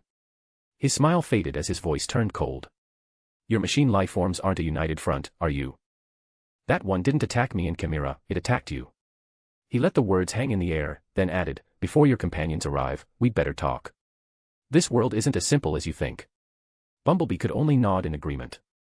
Without another word, he transformed back into his Chimera form and opened the doors for them. The trio sped off toward the mountain outskirts. Chimera's nerves were frayed to the breaking point. She'd nearly fainted twice already tonight. Sam, meanwhile, looked at her and asked casually, "Want to get the same power I have?" She gave a half-skeptical, half-curious pout. "Yeah, right. Like it's that simple." "If you join our eternal church, it is that simple," Sam replied. "Think of all the terrifying things from the movies. I'm your living example, you could be just as strong." "What's this eternal church? Is it like believing in God?" she asked. "God?" Sam scoffed. "Not worthy to polish our God's shoes." Chimera blinked. "Ah, so what do I have to pay?" "My soul." "No," Sam said with mock solemnity. "Only pious faith. This world needs a real God, otherwise we're all just lost sheep." He imitated a priest's grave tone, hiding the fact that, just hours earlier, he'd been wondering if he was going insane. But the act worked. Chimera actually felt a spark of excitement. Compared to alien machines, humans were more relatable and more trustworthy. The only thing that worried her was whether joining this church would come with restrictions she couldn't stomach. When they reached the mountains, Bumblebee transformed again. Sam faced him squarely. "To you, we humans must seem weak. But that's only because our God hasn't bothered with this world. That's changed now. He lifted his voice in a mock prayer. God, have mercy on me. Then, coldly, from this moment on, you, robot, are my captive. And anyone who attacks me will become my prey. Bumblebee shifted uncomfortably, shaking his head. He treated Sam as a friend. But the boy was declaring him a prisoner. You can refuse, Sam said lightly, but then I'll destroy you. A spear of lightning, 10 meters long, formed in his hands, humming with deadly energy. Bumblebee's internal alert screamed. Energy level, catastrophic. Potential lethality, extreme. Warning. Warning. Sam drove the spear point into the earth. The ground hissed and burned, a deep scar gouged into the soil. Even alien robots feared lightning, metal was their body, and this power was its natural predator. Do you really want to fight me? Sam asked. If you die, the things on Earth will fall into your enemy's hands. Bumblebee hesitated. The boy's words struck straight at his core directive. Slowly, he transformed back into his Camaro form, a silent surrender. Sam smiled, then hurled his spear toward the distant tree line. Boom. 100 meters of forest disintegrated into dust. United States. The Decepticon incursions had thrown the entire Special Defense Department into chaos. Infrastructure was damaged, communication lines cut, and nothing they had could counter the alien threat. Then a crucial report came in. All Decepticon activity in the past 48 hours had centered around a single young man, Sam Witwicky. The federal commander didn't hesitate. Arrest him. Find out what those things are after. Yes, sir. Hundreds of soldiers were mobilized to capture a student. Surveillance feeds picked him up along Shanlin Avenue. The target is moving through the forest road. Teams, go. Sam, sitting in Bumblebee's car, felt the killing intent drawing near. These soldiers move fast, he murmured. Wait here. Don't interfere. Chimera frowned. What are you planning? I'm going to show them God's power, Sam said with a smirk. It'll help spread the doctrine. The first law of the eternal God, never forget to spread the faith. A God above all others should be worshipped by the world. Dozens of headlights lit up the Camaro. Sam stepped out, facing the soldiers standing by armored vehicles. What's the deal? Why stop me? Cooperate with our investigation, we're with the Federation, one barked. They didn't want to waste time talking, a soldier immediately approached with handcuffs. 2 arcs of lightning leapt from the ground. The soldier was blasted back, coughing blood. Target resisting, prepare special measures. Deploy 5th team.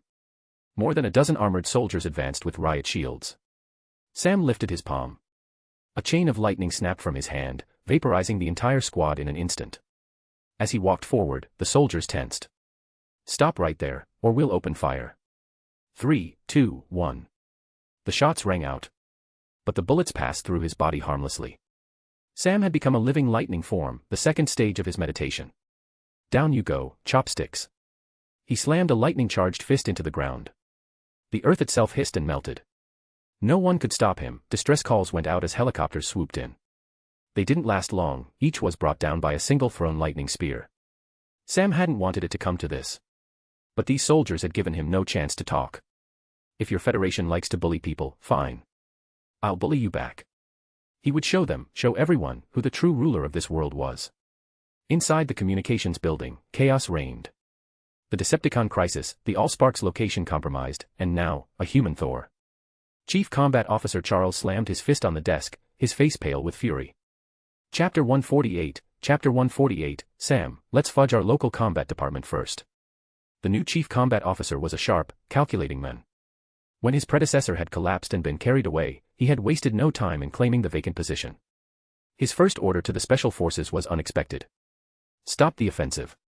I'll go to the forest road myself. One of the soldiers gaped at him. Are you joking? Sam is classified as an extremely dangerous entity. That's exactly why I want to make contact, the officer replied smoothly. Didn't you notice? Even when Sam attacked, he didn't kill any soldiers, he only incapacitated them.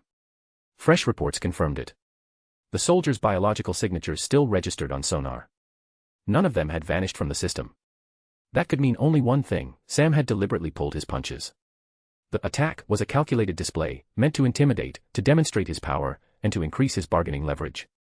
As for the danger, the new combat officer knew that everything in his line of work carried risk. If he could stabilize the volatile situation between Sam and the alien robots, his own position would be untouchable. No one could remove him. There was an old Eastern saying, use barbarians to control barbarians. If Sam truly possessed extraordinary powers, why not use him as a weapon against the alien threat? Forest Road in the mountains. Sam leaned casually against Bumblebee's Camaro form, a faint smile on his lips. The night was calm, but his mind was alight with the thrill of victory. 100 fully armed Special Forces soldiers had been taken down by him alone. Once, he could never have imagined such a thing. Next, he mused aloud, we'll prepare sacrifices. I wonder if the gods will take a liking to these living machines. He gazed up at the dazzling sea of stars overhead, waiting for the person whose arrival could change the fate of the world. Wanjia chat group. Demon Hunter, at Blonde Boy Sam. Well, kid. Problem solved. Pursuing sentient beings, as long as he used meditation, things should be under control. Blonde Boy Sam, it's done. I've captured the big guy.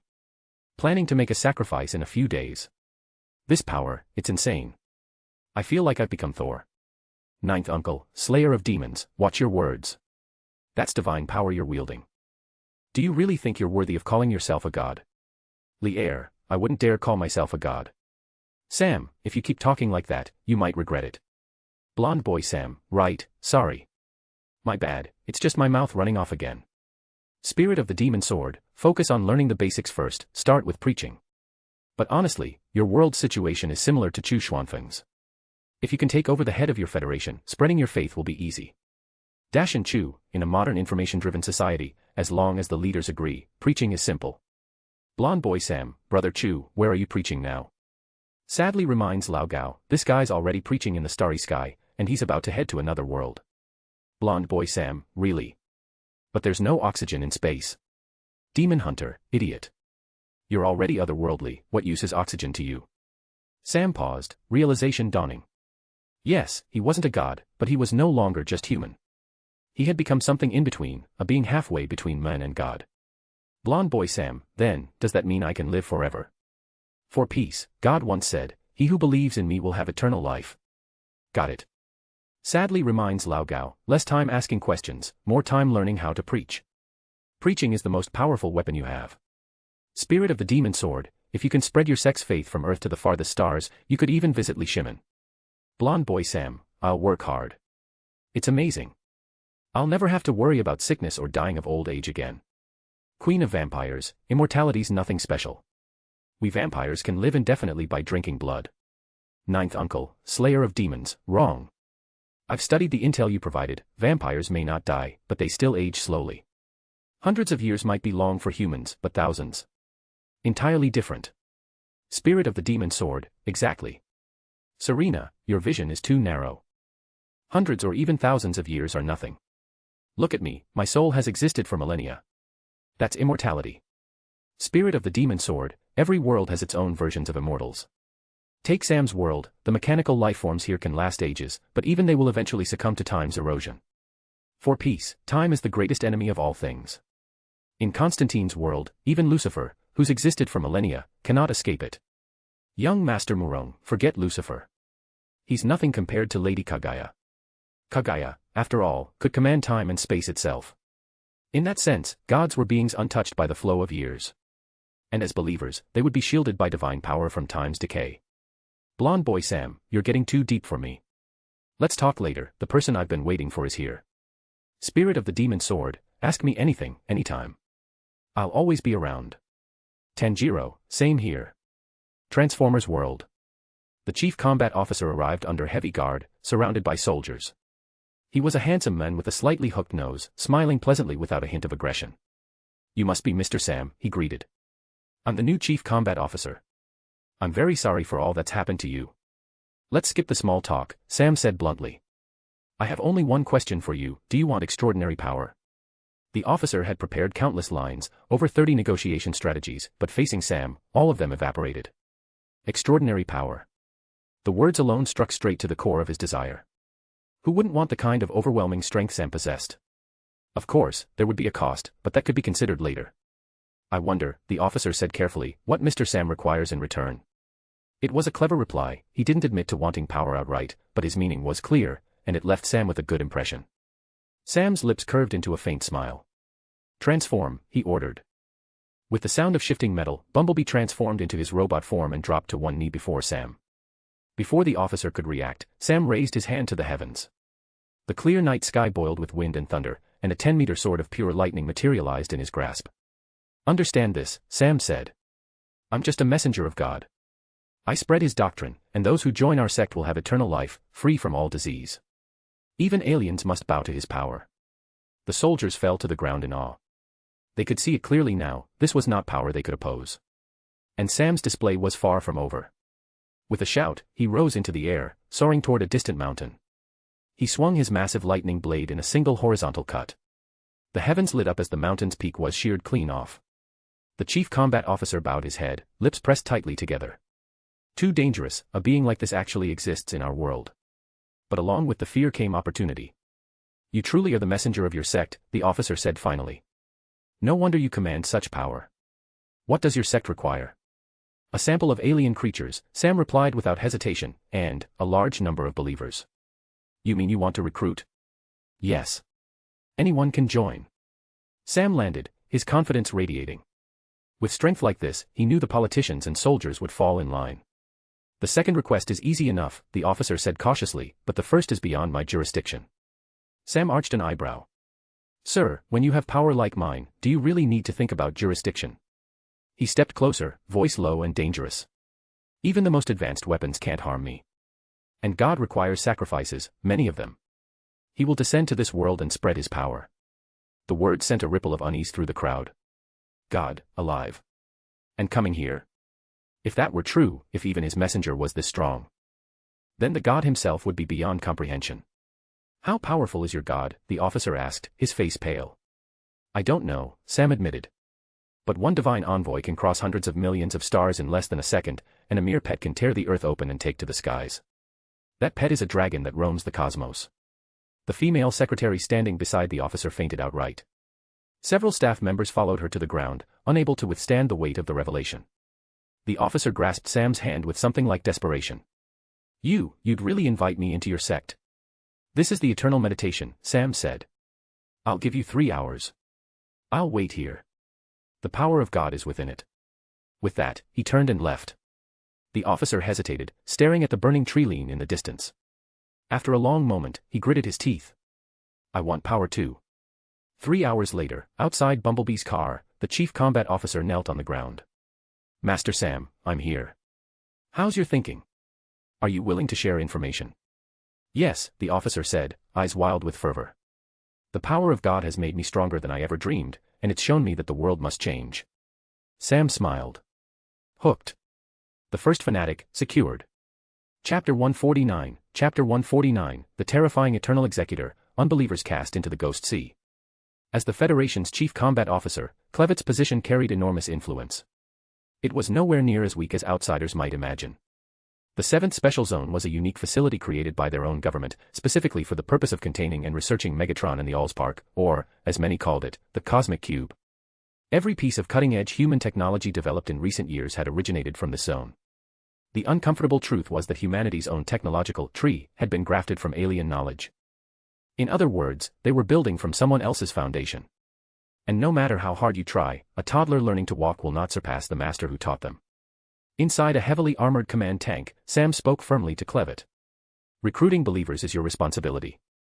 Start with your most trusted men. Work within a day to take full control of the Army's chain of command." "Yes, Lord Master," Clevitt replied at once. "As for the 7th Special Zone, we'll go there together tomorrow." "Yes." Clevitt was completely obedient now. The reason was simple, Sam could communicate directly with God. That alone put him far beyond mortal reach. And there was more. Clevitt himself had tasted the miracle, his severe nearsightedness had been completely cured after practicing the eternal meditation. His vision had not only returned, it had sharpened to the point where he could clearly see details up to 10 kilometers away. This was divine might. If a mere mortal could gain such power, how could they possibly refuse? That night, an emergency meeting was held in the military theater. Any officers who refused to obey Clevitt's orders were swiftly eliminated. The rest, those who chose to submit, were taught the method of eternal meditation and initiated into the faith. This was the reality of the country, the one with the biggest fist was the one in charge. Even without Sam's influence, if Clevitt had acquired enough power, he would have seized control eventually. The only difference now was that he intended not just to take command, but to become the designated spokesperson of God in his region. From Sam, he had learned that God required multiple envoys, regional agents, across the world, in addition to Sam as the chief priest. If Clevet surrendered now, pledged loyalty, and proved himself valuable, he could become the ruler of this nation in God's name. Where else could he find such a perfect opportunity? By the thousands, soldiers and officers meditated under the darkened sky. At first they were skeptical, but the deeper they sank into the meditative state, the clearer they saw it, the tallest, most awe-inspiring figure imaginable looming in their inner vision. They now understood why their commander had been so insistent that they learn this divine technique.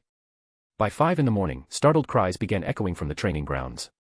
A new generation of believers had been born. But not everyone was eager to serve under Clevet. Those long oppressed by him now found themselves holding new strength, and their first thought was rebellion. Several soldiers suddenly charged forward, weapons in hand.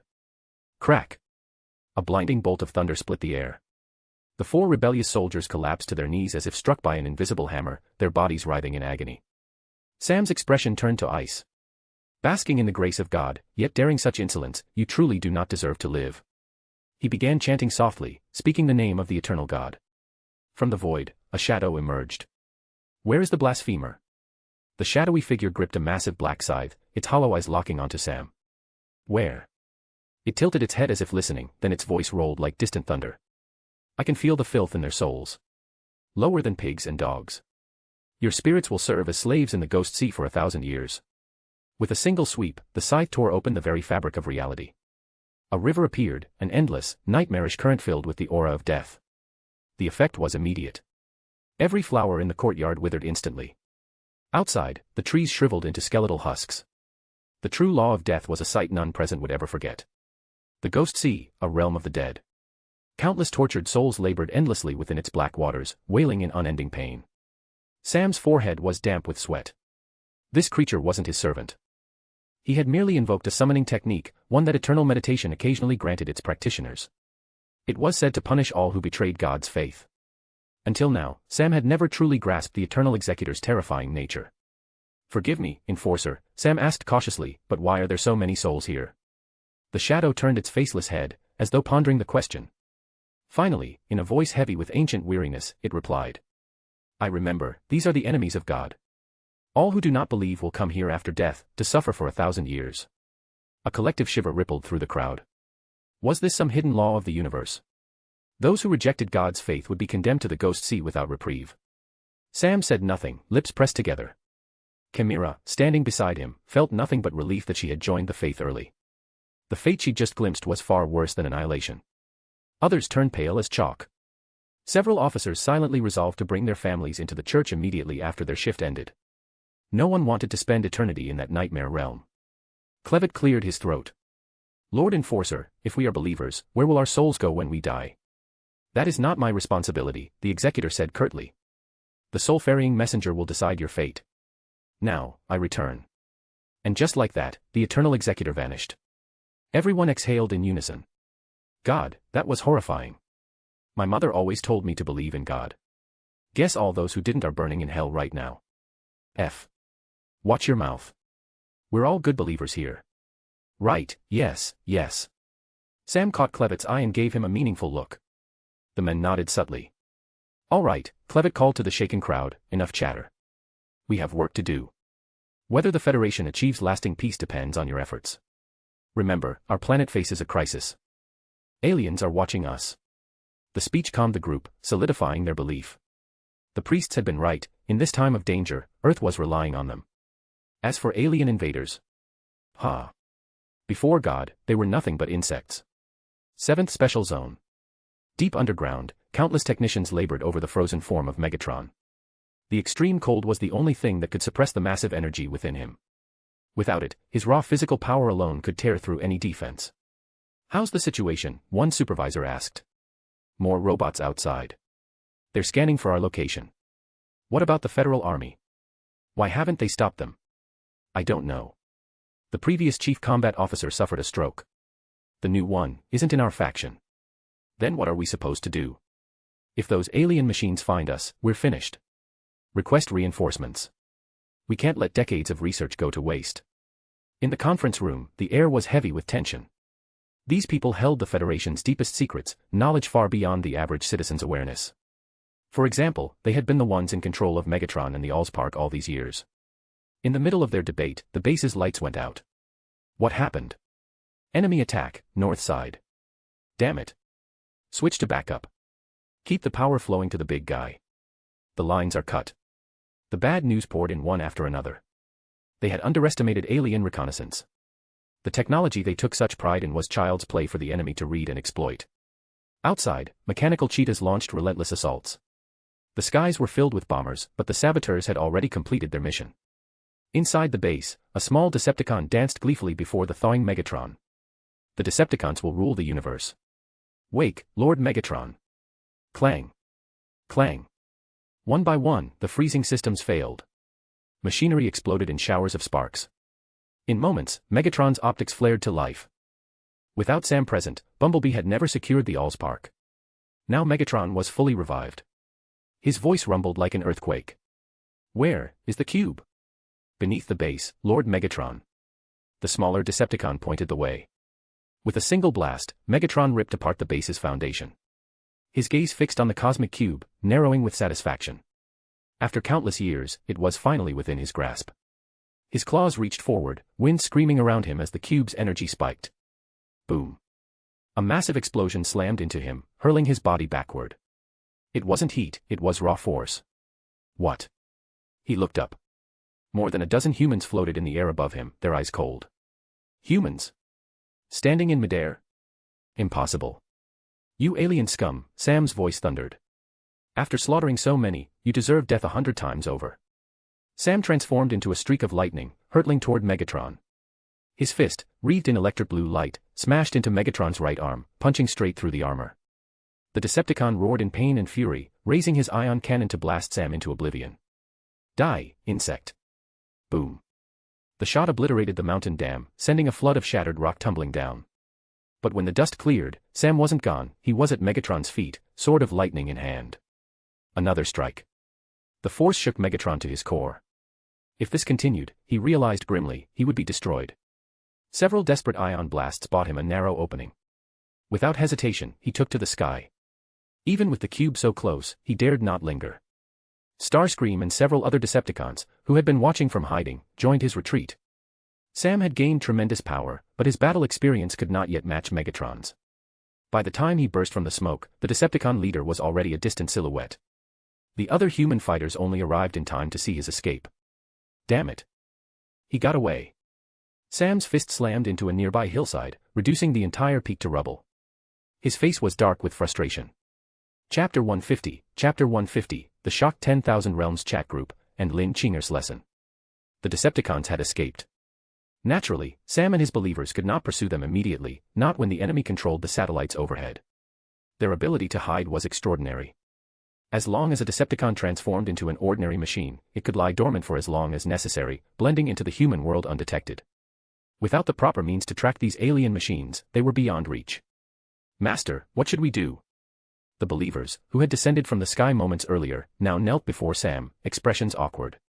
Their assigned task had been to stop the enemy from breaking through. Yet when Megatron had used the cover of smoke to take to the air, several attacks had gone astray. If they had only managed to slow him down, just for a moment, Megatron could have been captured and offered as a sacrifice. Sam's voice was steady. We'll find the cosmic cube first, then prepare for the next alien landing. Yes, Master. The 10,000 Realms Chat Group. The fox who only loves money, Lolyalu, Lolyalu. Spirit of the demon sword, you're having another fit. But my sister likes how lively and cute you are. Ninth uncle, slayer of demons, you must be in a good mood for no reason, otherwise, why so happy? The fox who only loves money, heh. I've broken through to the 10-tail stage and resolved my emotional baggage. I'm done imitating my sister. From today on, call me Tushan Yaya. Pirate of the Caribbean, I thought you'd conquered a human dynasty. That's all. Sadly reminding Lao Gao, I'm happy, what's it to you? Secondly, yo, Lao Gao, are you licking boots now? LOL. Blonde boy Sam, everyone, do you know what an eternal executor is? I just encountered one of God's messengers today. Terrifying. For peace, executor. What's that supposed to be? Ninja scientist, never heard of it. No clue. Is it some kind of new divine office? Tanjiro. Secondly. Chu Dashin, can you post a video? As long as you can recall the memory, you can record it and upload it to the group. Spirit of the demon sword, I've been in this group for ages, and I've never heard of an eternal executor. Young Master Murong, no one's heard of it, it must be new. Moments later, Sam uploaded a recording to the group. The chat fell silent. White Snake World. Fahai stared into the ghost sea conjured by the eternal executor, his breath caught in his throat. Among the countless figures laboring in chains, he recognized many faces, old acquaintances long since dead. The Jade Emperor. Avalokitesvara. The Antarctic Celestial Elder. All shackled, all toiling under eternal punishment. Even the Jade Emperor bore the chains of sin, 60 million in weight. The labor ahead of him would last, who knew how many eons. Among them were enemies Fahai himself had once spared, thinking to show mercy. He had believed leaving a soul intact was kindness. Now he saw that every one of them had been sent here. The executor's words rang true, those who do not believe in God will suffer for countless years. The Tong Twin Dragon's World. In the Celestial Palace, Li Shimon's jaw twitched as he watched the recording. Good heavens, every one of his enemies was there. Bai Xian. The Sui Emperor. Even former allies who had turned against him now hauled their chains in the Ghost Sea. Hell Detective World. John Constantine had just finished banishing a demon messenger when the cigarette slipped from his fingers. Because he'd seen Lucifer. There, in the Ghost Sea, the Morning Star himself labored under punishment. This is worse than hell. Sure enough, God's grace is vast, but his wrath is beyond words. Fox Demon World. Tushan Yaya burst into tears of laughter when she spotted the King Power hegemony in the video, hauling an enormous mountain while a punishment placard hung from his back. Serves you right for attacking me. The placard read in bold black script. Attacked a divine envoy, severe sin, labor for 50 million years. Back in the 10,000 Realms chat group. Spirit of the demon sword, ha ha ha. Seeing my enemies atone is so refreshing. I should toast God with 3 cups of white wine in gratitude. Tanjiro, I even saw Muzan Kabutsuji atoning. Strange thing is, I didn't see many other demons. Chudashin, maybe it depends on whether the evil was active or passive. Like actively committing atrocities versus being forced into them. Pursuing all beings, that Ghost King is truly hateful. Controlling demons with blood. Even 100 million years of punishment isn't enough. Tanjiro, he's being struck by lightning and whipped every day. Honestly, it looks pitiful. 100 million years, Tanjiro couldn't even imagine such a span. Demon Hunter, pitiful. Look at Lucifer, the fallen angel in our world. His sins are uncountable. I'd pay to broadcast this everywhere. That was the fate of unbelievers, believe it or not. Junior brother Dazufeng, pitiful. Didn't you see the note? Muzan devoured millions of humans. That's beyond monstrous. Blonde boy Sam, everyone. I was the one who called the executor. I nearly wet myself. Vampire Queen Serena, what's there to fear? We are God's believers. Even if we're aliens, we need not fear as long as we believe. The godless, however, are guilty of death. Serena's life now flourished. She controlled an entire city, had eradicated the Holy See, and spread eternal meditation far and wide. Each day she preached God's doctrine, adored like an angel among mortals. For someone who had once lived in darkness, the feeling was intoxicating. For peace, I always thought killing the wicked was too merciful. Now that I know they still suffer after death, I'm satisfied. In the One Piece world, Monkey D. Dragon grinned as he watched the sinful celestial dragon suffer. He ordered his subordinates to prepare a banquet. Each one of those tyrants would endure thousands of years of penance before their souls were destroyed to repay their crimes. It was glorious. Young Master Murong, I think I understand God's intention now. Spirit of the demon sword, oh. Another epiphany. Ninja scientist, let's hear it. Young Master Murong, the executor isn't just to punish traitors, it's to remind us that while God's grace is vast, it's not to be taken lightly. You can't use God's power to bully the weak. And for the godless, no matter how much they enjoy in life, they will pay the price in death. Chu Dashin, classic Murong Fu, always reading people's hearts. I agree. I'd worried about some believers slacking in their duties as our faith spreads. But with the executor, those worries are gone. Pursuing all beings, good will be rewarded, evil will be punished. It's not that the retribution doesn't come, it's just that the executor hasn't arrived yet. Ninth uncle, exactly. We needn't fret over the dead. Didn't you hear the executor? As long as we don't harm the world, even if we're killed, we'll reincarnate in God's domain. That's grace. In the Ziwei Palace, Emperor Lu Che smiled faintly. One act of deterrence had brought him countless new believers and kept ambitious rivals in check. With power, men always lusted to be Big Brother. This incident would quiet both the Transformers world and all the worlds of the faithful. God. I practiced the creation spell today, I can make a pigeon now. Lin Qinger burst in, cradling a white pigeon in her arms, her cheeks rosy with excitement. She carried with her the fresh scent of spring, a rare presence among divine maidens. Lu Che's gaze shifted. Seeing the timid bird, he raised an eyebrow. You can create life. This was a feat achievable only at the 923rd level of creation, far beyond her current divine stage cultivation. The pigeon's soul, borrowed from the sea of reincarnation, was weak, but still, it was life. Lin Qinger gave a bashful, smug smile. Hee hee. God once said that our Nuwa clan can create life. So I studied hard. The pigeons are weak though, they only have the strength of a spirit beast. That was her current limit. A holy beast was still far beyond reach. It's all right. Keep working hard. I'll be your maid forever, God, and I'll create lots of creatures for you. Her eyes flicked briefly to Kaguyaji nearby before she stepped closer to Lu Che, cheeks flushing. My lord God, can I give you a little reward? What kind of reward? I want to serve, ow. Her words cut off in a squeal as Lu Che swatted her backside. The little Nuwa winced, rubbing the sore spot. Such thoughts at your age. Punishment, you're banned from the Eternal Shrine for a month. Go train in the lower realms. Oh. Lin Qinger pouted all the way out of the hall. When she was gone, Kaguyaji chuckled softly. What's so funny? Nothing. I just think that girl is amusing. I don't know who taught her these ideas. She's far too young for this, tisk. Lu Che pressed a hand to his forehead. He liked these girls of destiny, but some of their awakenings were simply baffling. Better to let her cool her head for a while. Meanwhile, in God's domain. Within the Taoist wonderland, the demon beauty known as the greatest under the stars had already spent some time in this divine realm. Chapter 151, Chapter 151, Wang Yuyan's bedside attendance arouses jealousy, and Optimus Prime finally appears. Yao Yao's daily life in the divine wonderland was painfully simple. She gazed at the endless stars. She sat, listless, watching as several divine maidens drifted past the immortal realm. Occasionally, a flock of white cranes would circle lazily overhead. That was all. Utter monotony. Boredom to the point of bursting. 3 days ago, at least something had happened. A few goddesses had arrived, picking some celestial fruits and gathering strands of rainbow cloud. They claimed that when brewed together, the drink was delicious.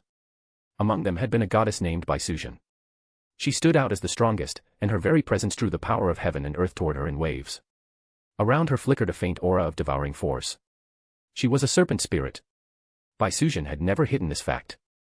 But now she had transformed into something even greater, a candle dragon, one of the purest to ever awaken.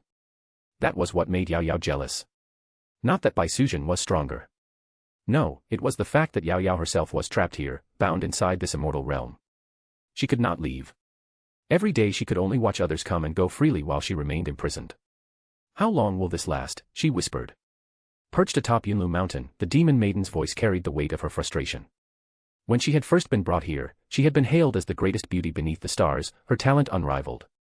She had entered the god realm with all the fury of a cornered leopardess, snarling, clawing, brimming with defiance. She had even dared to attack the deity himself, launching her strongest strike in an attempt to leave her mark upon him. And the result? Now she couldn't even earn a glance. Alas. The cruelest fate was not defeat, it was being ignored, dismissed as nothing. She had been reduced to a mere pet. Though this wonderland was beautiful beyond words, to her it felt desolate. A crane's cry echoed from the skies. Yao Yao brightened slightly, standing to her feet. She stretched languidly, then smoothed her skirt with a gentle pat, as though to refresh herself. Of course, the white silk was spotless, it was only habit that made her do it. She looked up, and her face lit. Yuji. Wan. Baguio, you're all here. A group of visitors approached, 10 in total. Among them were Wan and Baguio, her closest companions here, as well as the pirate empress, Boa Hancock. They carried baskets of delicacies and exotic drinks, clearly prepared for an elegant afternoon tea. I haven't seen you for 3 days, Baguio said with a mischievous smile, hands clasped behind her back. Did you miss me, Sister Yao Yao? Yao Yao sighed softly and gave Baguio's shoulder a gentle pat, her eyes curling with laughter. Sisters, she asked at last, unable to hold back, could you please ask Lord God when he will allow me to leave? Wan set down her cup, lips curving into a teasing smile. Why, is my sister lonely? Yes, Yao Yao admitted, I am lonely. Every day I watch my sisters play freely across the divine realm, and I envy you. At the same time, I know this is God's punishment for me. Imprisoned. Locked away. It meant, of course, that God was displeased. The divine realm might be vast, but it was his world, nothing that occurred within it could escape his sight. He simply chose not to speak, leaving her in confinement. Unless she yielded, she might well remain imprisoned until old age, never stepping beyond this Taoist wonderland. Bai Sujan sighed, her eyes soft with sympathy. Ah, sister, you should have realized this from the beginning. Even though we are cherished, how could we presume to question God's will? He sees all. As goddesses, even those favored by him, they knew well their position. It was a glory beyond words to serve him, though none could compare to the two who were always by his side. Bai Sujan had even learned charm arts of her own, fearful that otherwise she might not please him when summoned to his bed in the future. Yao Yao's face darkened. She understood the truth of it, the fault was her own, not anyone else's. Just then, Shi Qingxian, dressed in flowing green, spoke gently from where she sat. Sister Yao Yao, do you truly wish to leave here? Or are you still clinging to the belief that you were right?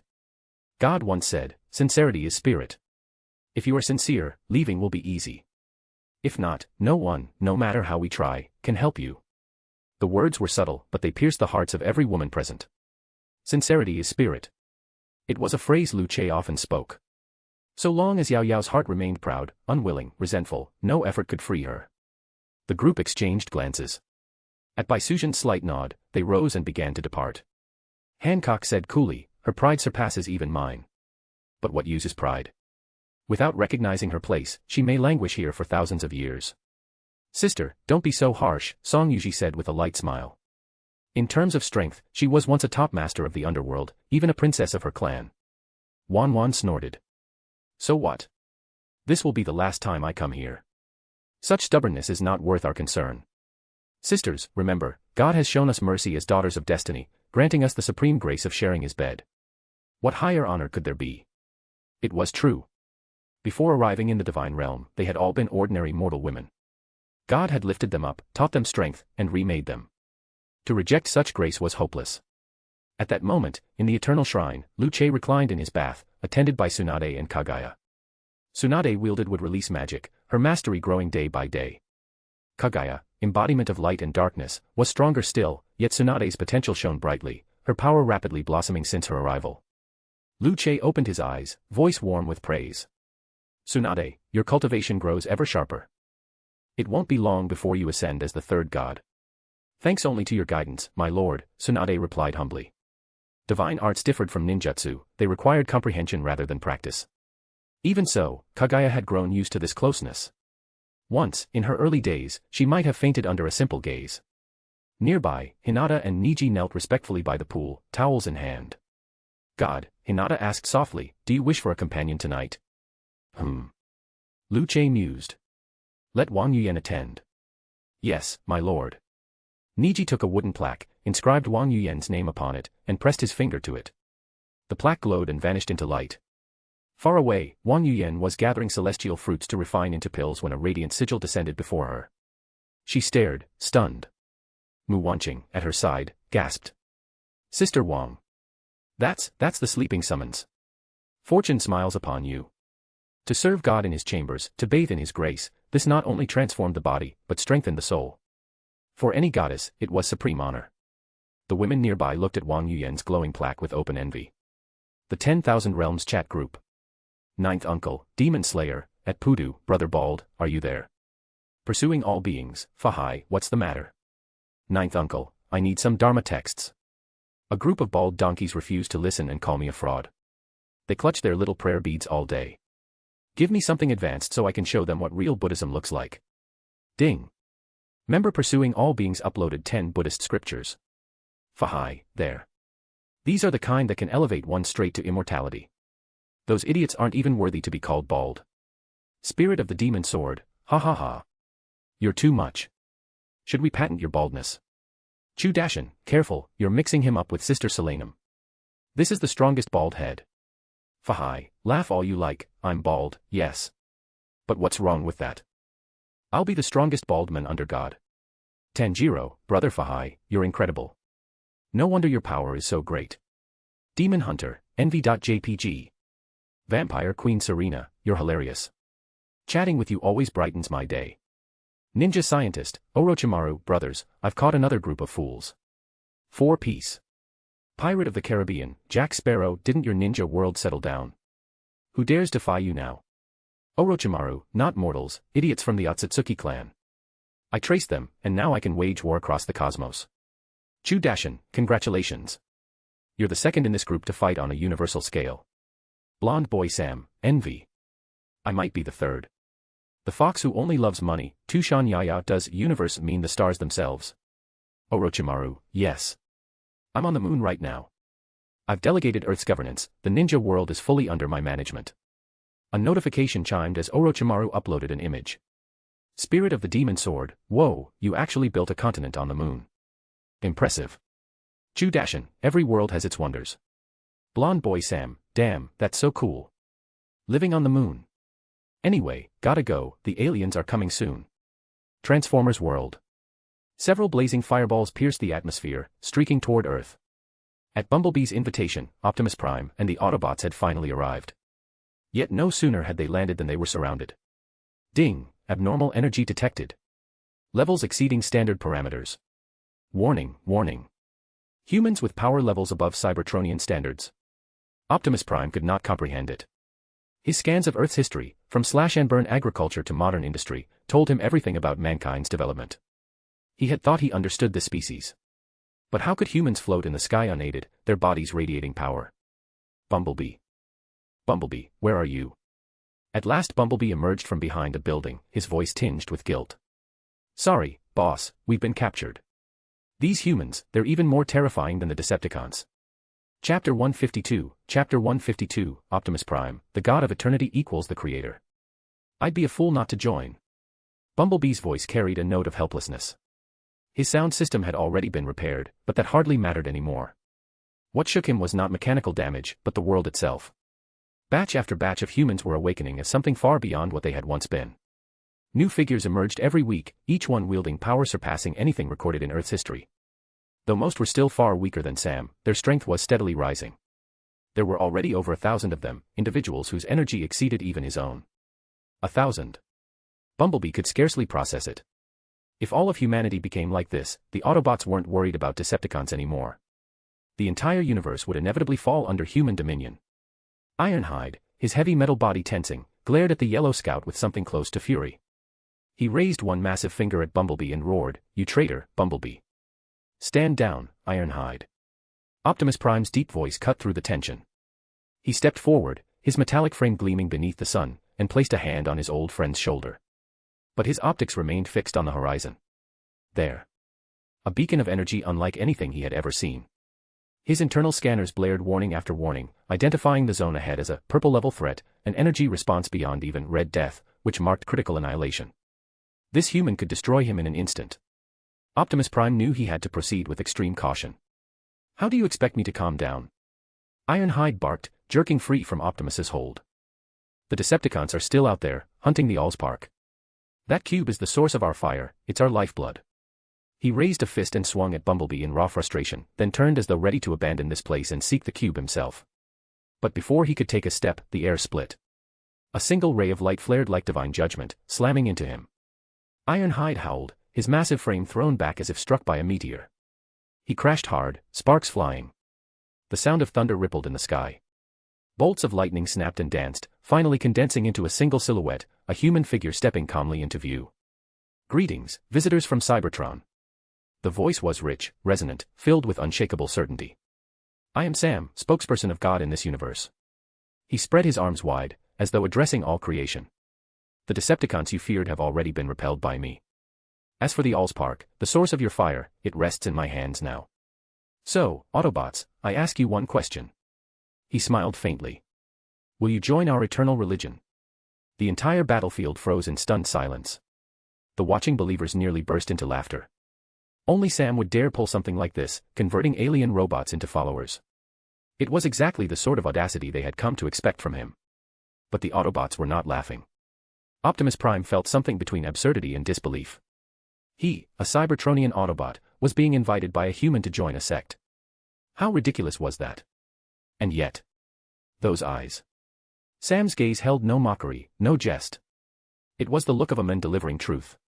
This was no joke. This was the most serious dialogue Optimus had ever engaged in. And he knew, if he chose wrong, he and his Autobots might not survive. We Autobots, he rumbled slowly, have no faith of our own. If you ask me to believe in your God, do you mean simple worship? Sam's smile deepened, but his eyes gleamed with mystery. No. I have something for you. An eternal meditation. All you need do is recite it, and you will understand. Optimus's optics flickered. So simple. Indeed, Sam replied. Optimus Prime weighed the risks. Chanting a text hardly seemed dangerous. And if it bought his people time, if it prevented battle, perhaps it was worth humoring the human. Very well, Optimus said at last. If you have your followers stand down, I will listen. Sam waved a hand. Immediately, the superpowered humans encircling the Autobots dispersed like mist, retreating in silence. Then Sam held out a scroll glowing with radiant light. This is the eternal meditation. Optimus scanned it instantly. Document detected, begin recording, reading, complete. A pause. Unknown energy influx detected. Warning. Warning. His systems shrieked alarms. His entire frame shuddered. He tried to process the meditation again, but his mind was overwhelmed by beeping, error codes, warnings cascading through every circuit. And then, darkness. His consciousness collapsed into black void. Optimus.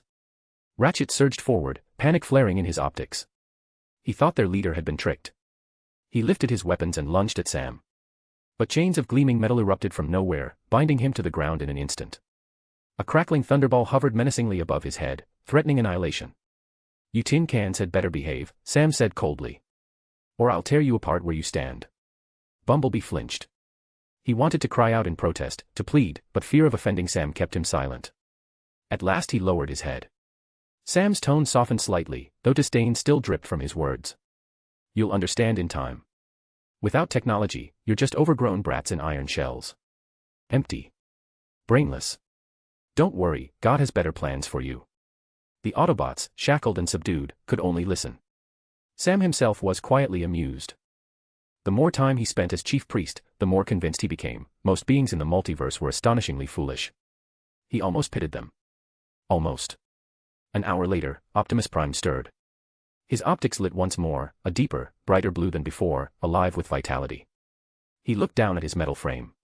For the first time, it seemed clumsy, redundant. Bulky plating that once symbolized protection now felt like shackles, burdens hindering his true potential. The thought flickered in his spark, and his body obeyed. Metal flowed like liquid.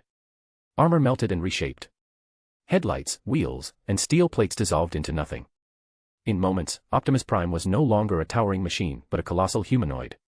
A black, muscle-forged body of flesh and blood stood where the Autobot leader had been. Gasps erupted. Is this the power of God? To transform mechanical life into organic form. Liquefaction, the final evolution of machines. To become any creature at will. The end of science truly is theology. God is all. The origin of everything. Believers fell to their knees, overwhelmed. Optimus blinked in wonder, staring at his own hands, hands of flesh. The transformation wasn't finished. Another thought, another shift. His form contorted, reshaped. Bones cracked, muscles warped, skin darkened into scales. In seconds, a Tyrannosaurus Rex stood where the human figure had been, its roar shaking the heavens. Dominance. Authority. Eternal disdain for all ages radiated from him. Sam smiled. Now you understand, Optimus Prime. Now you see the greatness of God. Optimus shifted back into his mechanical self, his spark blazing with conviction. I see.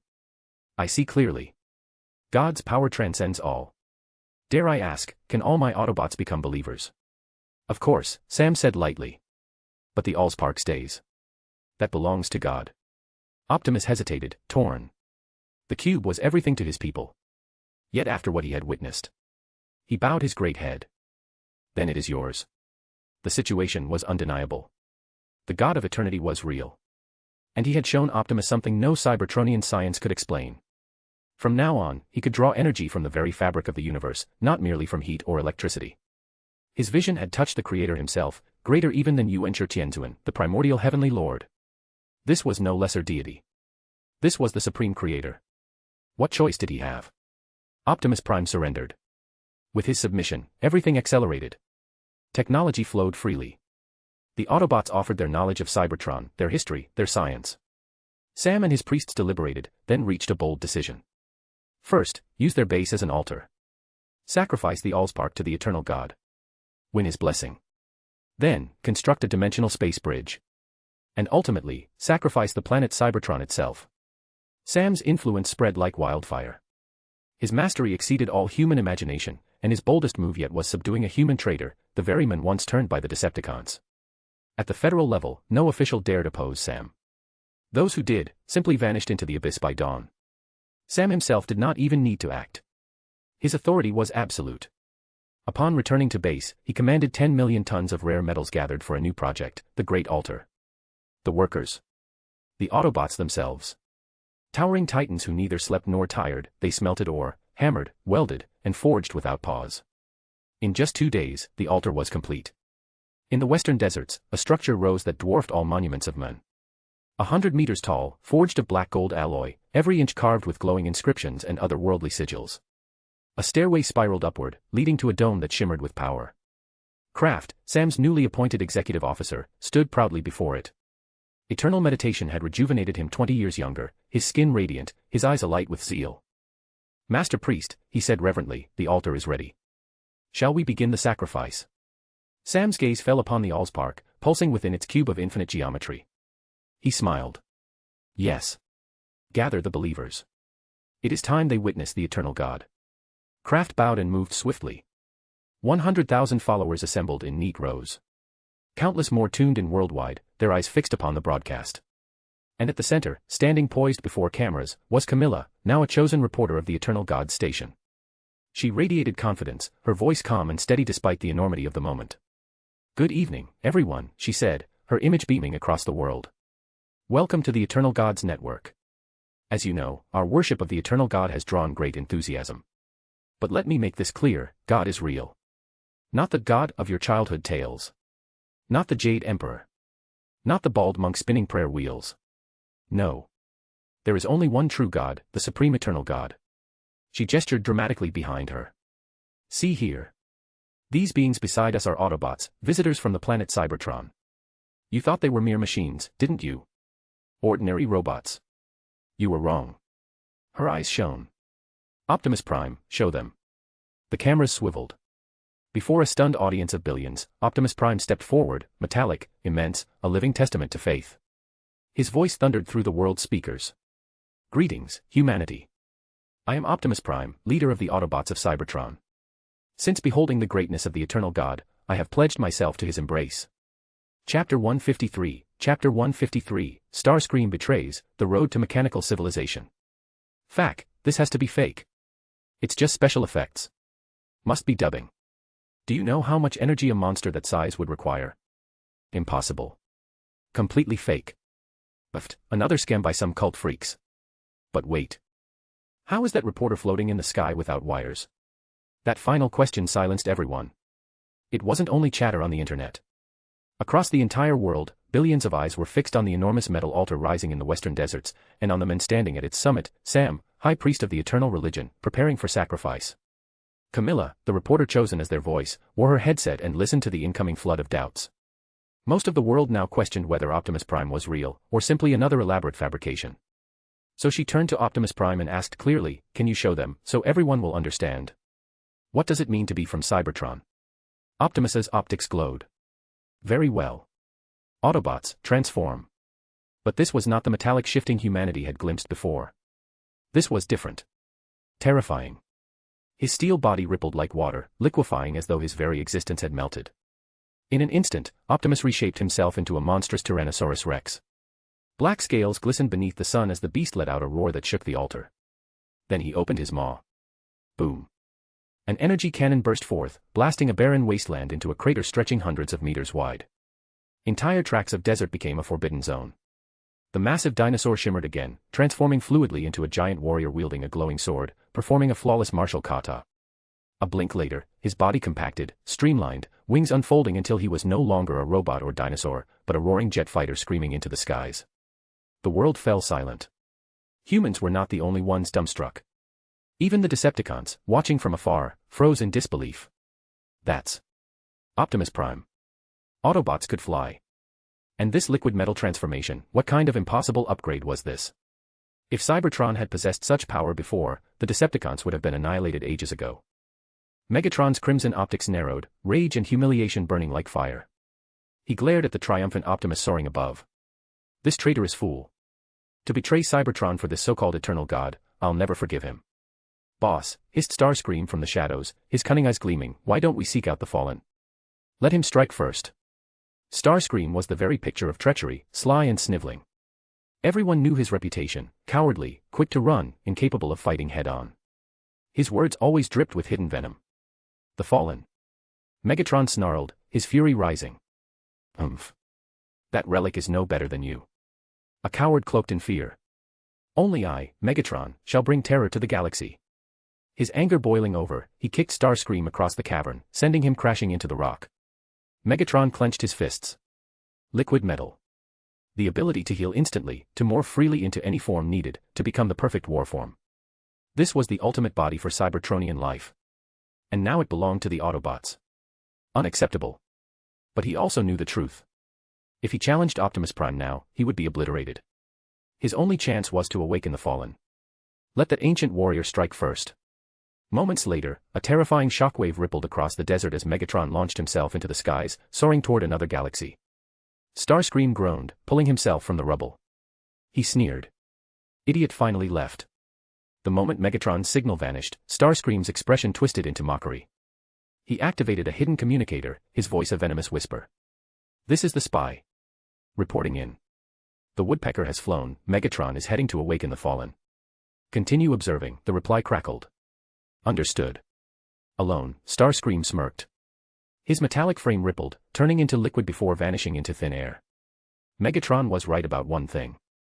Starscream was a coward.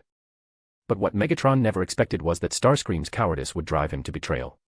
The instant he witnessed Optimus Prime's transformation, his loyalty shattered. He had chosen his side. In the western deserts, the altar was alive with chanting. One by one, the towering Autobots knelt, bowing their colossal frames before the shrine. At the summit, Sam carefully placed the Allspark, their precious source of fire, upon the altar. He fell to his knees, his voice echoing in the ancient tongue. Great God of eternity, your disciple Sam beseeches your descent. At that exact moment, across the Federation, ceremonies mirrored this one.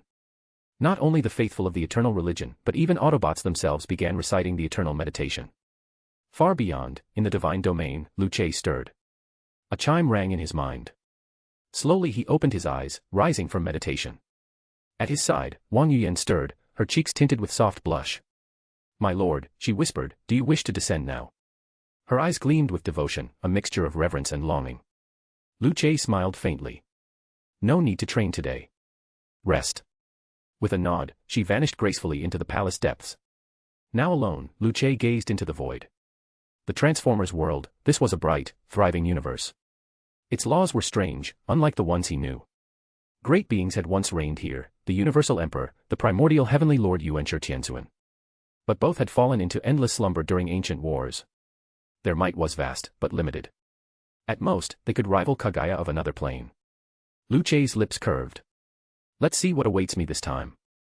He tore open the veil between realms, preparing to manifest the domain of God across their skies. But then a thought struck him. What if the mortals saw it all, every hidden truth of the Transformers' fate? He acted without hesitation. An image bloomed across the heavens, stretching larger than continents. A living tapestry, more brilliant than any screen, more vivid than crystal. The sky itself became a scroll. Billions gasped as the vision unfolded. Scenes played out in the firmament, Autobots descending, the Decepticons scheming, Megatron's first fall, his return, the dark of the moon, and beyond. Every chapter of their history streamed above them in dazzling detail. It lasted for hours. A chronicle of war and ruin.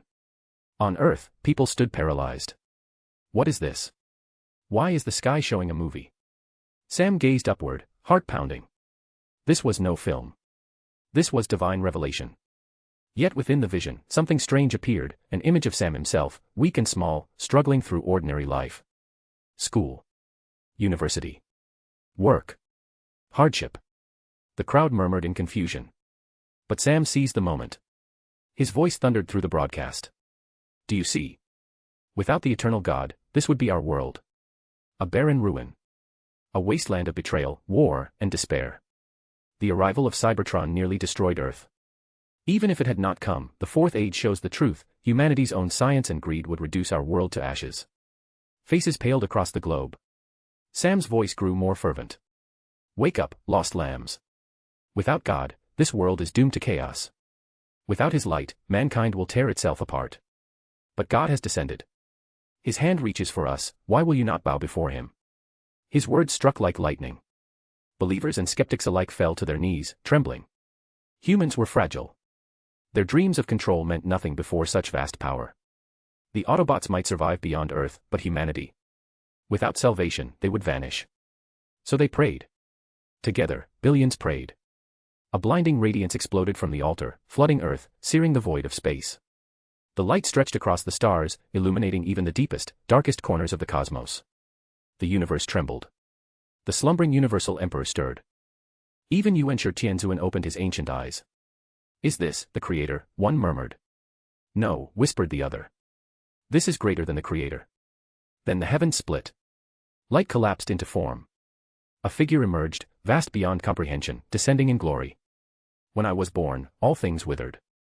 Worlds unborn were still dust. When I slept, 10,000 realms awoke. Countless creatures took their first breath. The voice shook galaxies, shattering sound and silence alike. Megatron, who had just reached the Fallen's tomb, froze as his systems crashed. His very sound processor shorted, unable to function beneath that voice. The sky rained with starlight. Suns dimmed. Entire galaxies bent under the presence now revealed. One eye, alone, opened. Larger than worlds. Unfathomable. No mortal could comprehend the whole. Autobots collapsed into heaps of quivering metal. Their detection systems fried, their courage annihilated. God. A true God had descended. Sam burst into tears.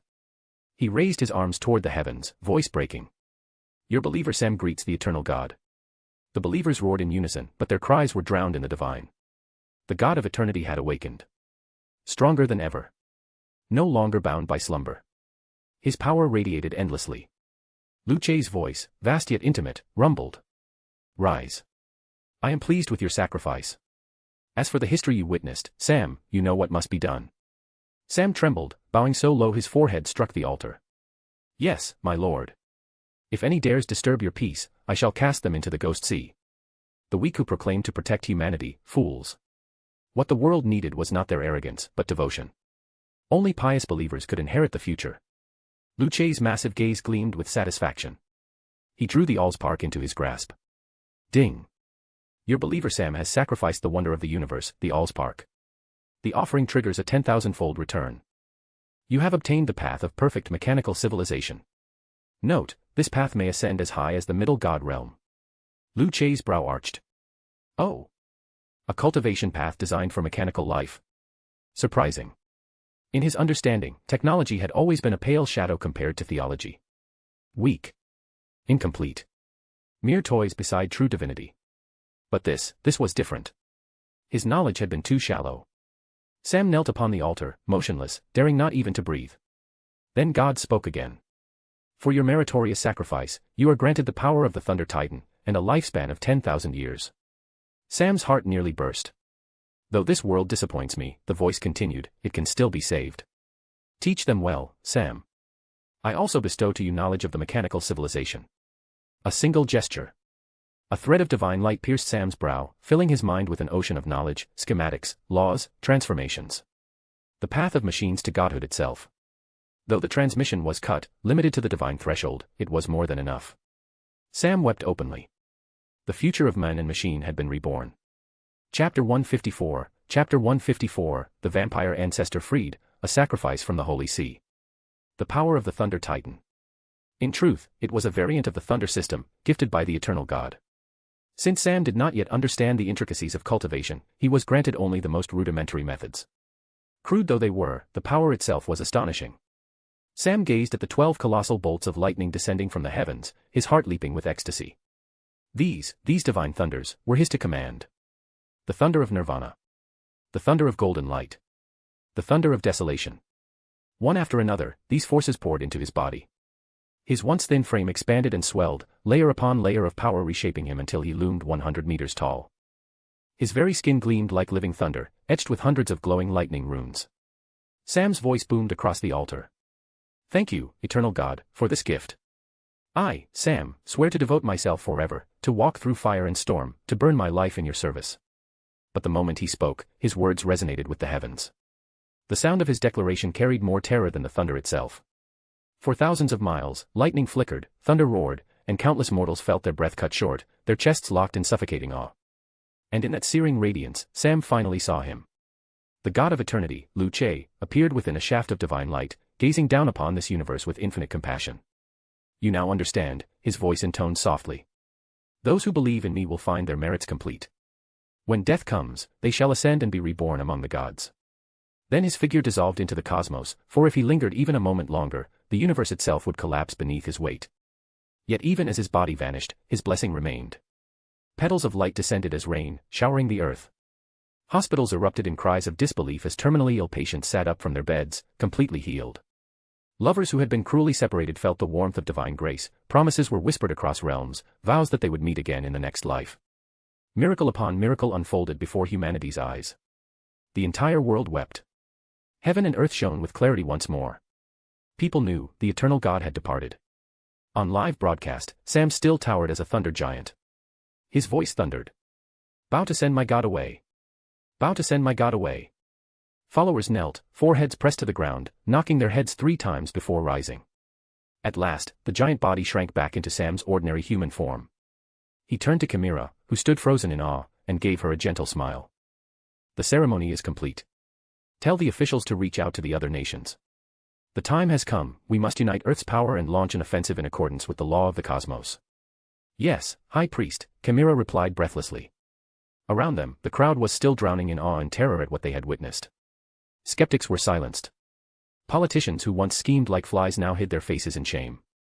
Against the presence of a true God, their petty ambitions meant nothing. Those who refused belief, perhaps they would not even be granted a place in hell. Optimus Prime and the Autobots approached, lowering their massive heads before Sam. My master, Optimus asked reverently, what would you have us do? Gather alien metals, Sam commanded. Build a greater technology. The eternal God has just given you a cultivation system. Your future is blessed beyond measure. Ah, thank the Lord God, Optimus said, his deep voice almost awkward. Forgive me, I was so overwhelmed I hardly knew what to say. Bumblebee gave a sheepish chuckle at his leader's clumsiness, clearly just as overwhelmed. The live broadcast ended, but Sam had more instructions. He did not hide them. Send word to Starscream, he ordered. Tell him to use his cunning well. If necessary, suggest to him that the Decepticons return to Cybertron to recruit more manpower. Chimera hesitated. Understood, but High Priest, wouldn't that risk being too hasty? Sam waved a hand. Do not worry. Without a space bridge, any round trip is a colossal undertaking. We have time. She bowed. Then I will deliver the message. The world of night legends. Lucian, king of the werewolves, lived now as a hunted animal, a rat chased through every street. Ever since Catherine had defeated him, his days were nothing but flight. Everywhere he ran, the vampires struck him down. Even ordinary young vampires had grown powerful enough to slaughter his men with ease. Lucian's reflection glared back at him from a rain-streaked window, his fanged face twisted in fury. Damn it, if this continues, we'll be finished. The door slammed open. His men dragged in a prisoner and threw him to the ground. Chief. We found the heir of that bloodline. His name is Michael, a doctor. If we take his blood, we can gain the trait of resisting silver weapons. Lucian's expression hardened. How did you find him? We've searched for centuries and never found a trace. Why now, so suddenly? His lieutenant answered in a hushed voice, the information was sent by a monk in white. He said. Selene of the Eternal God cult has abandoned the vampire coven. Lucian's lips curled slowly. So, the Holy See is suffering, and has begun to act in secret. Very well, Lucian chuckled darkly. If the Holy See wishes to aid me quietly, I'll gladly accept. He looked down at Michael with predatory hunger. Perhaps you'll be the key to curing our weakness. Boss, his deputy asked, should we ally with the old vampire clans? The situation is grim. Alone, we cannot last. Lucian considered. His claws tapped the armrest of his chair. Yes. Let's see what remains. We are both creatures of darkness, there must be some common ground. In truth, Selene's sect had defeated the Holy See because they brought benefits to humanity. The old order, where dark creatures fed on humans, was over. That went against mankind's survival. The elder vampires would never accept it. So Lucian prepared to seek them out. That night, under sheets of rain, convoys of werewolf vehicles rumbled to the abandoned vampire mansion. Lucian stepped out, his senses stretched. No figures lurked within. The place was indeed deserted. "Enter," he commanded. Within the mansion, the seals still pulsed faintly. Vampire elders ruled in rotation, one awake, two in slumber. Amelia, the weakest, had already been slain by Celine. But the true powers remained, Victor, and Marcus, the ancient progenitor. Lucian's eyes blazed. "Release Marcus's seal first." The others gasped. Not Victor. They did not know Lucian's hatred. Victor had murdered his wife, his beloved. For centuries, Lucian had dreamed of tearing Victor apart piece by piece. Stored vampire blood was poured onto the seal. The chamber was silent. Only the drip of rain echoed. Then, two crimson eyes blazed open in the dark. The stench of a werewolf. A massive fist struck before Lucian could respond, hurling him through the stone wall.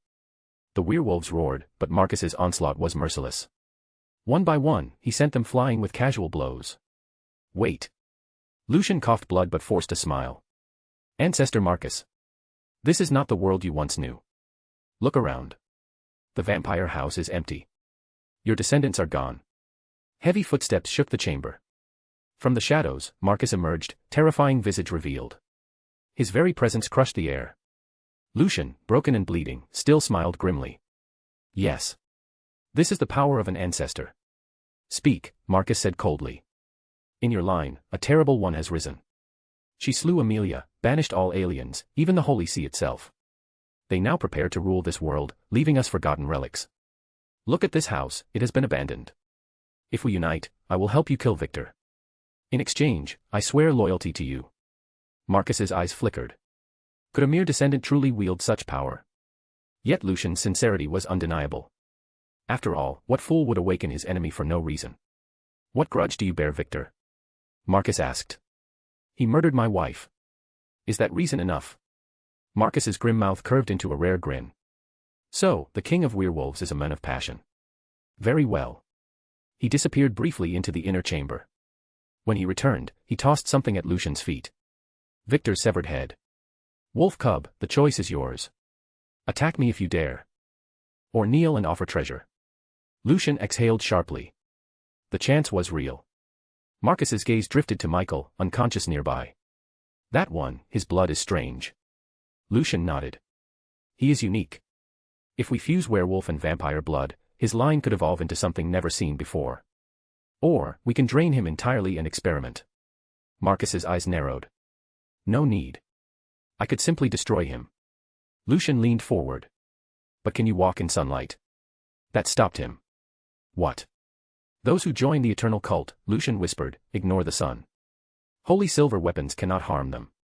For the first time, Marcus's eyes widened with genuine intrigue. "So that is how it is." A dark smile spread across his face. "But before that, let us awaken your werewolf ancestor. True terror awaits the world." Long ago, Marcus had conspired to protect his brother. Now, with this strange human Michael, he believed it was time to test awakening him once again. Meanwhile, Celine was unaware of the storm gathering.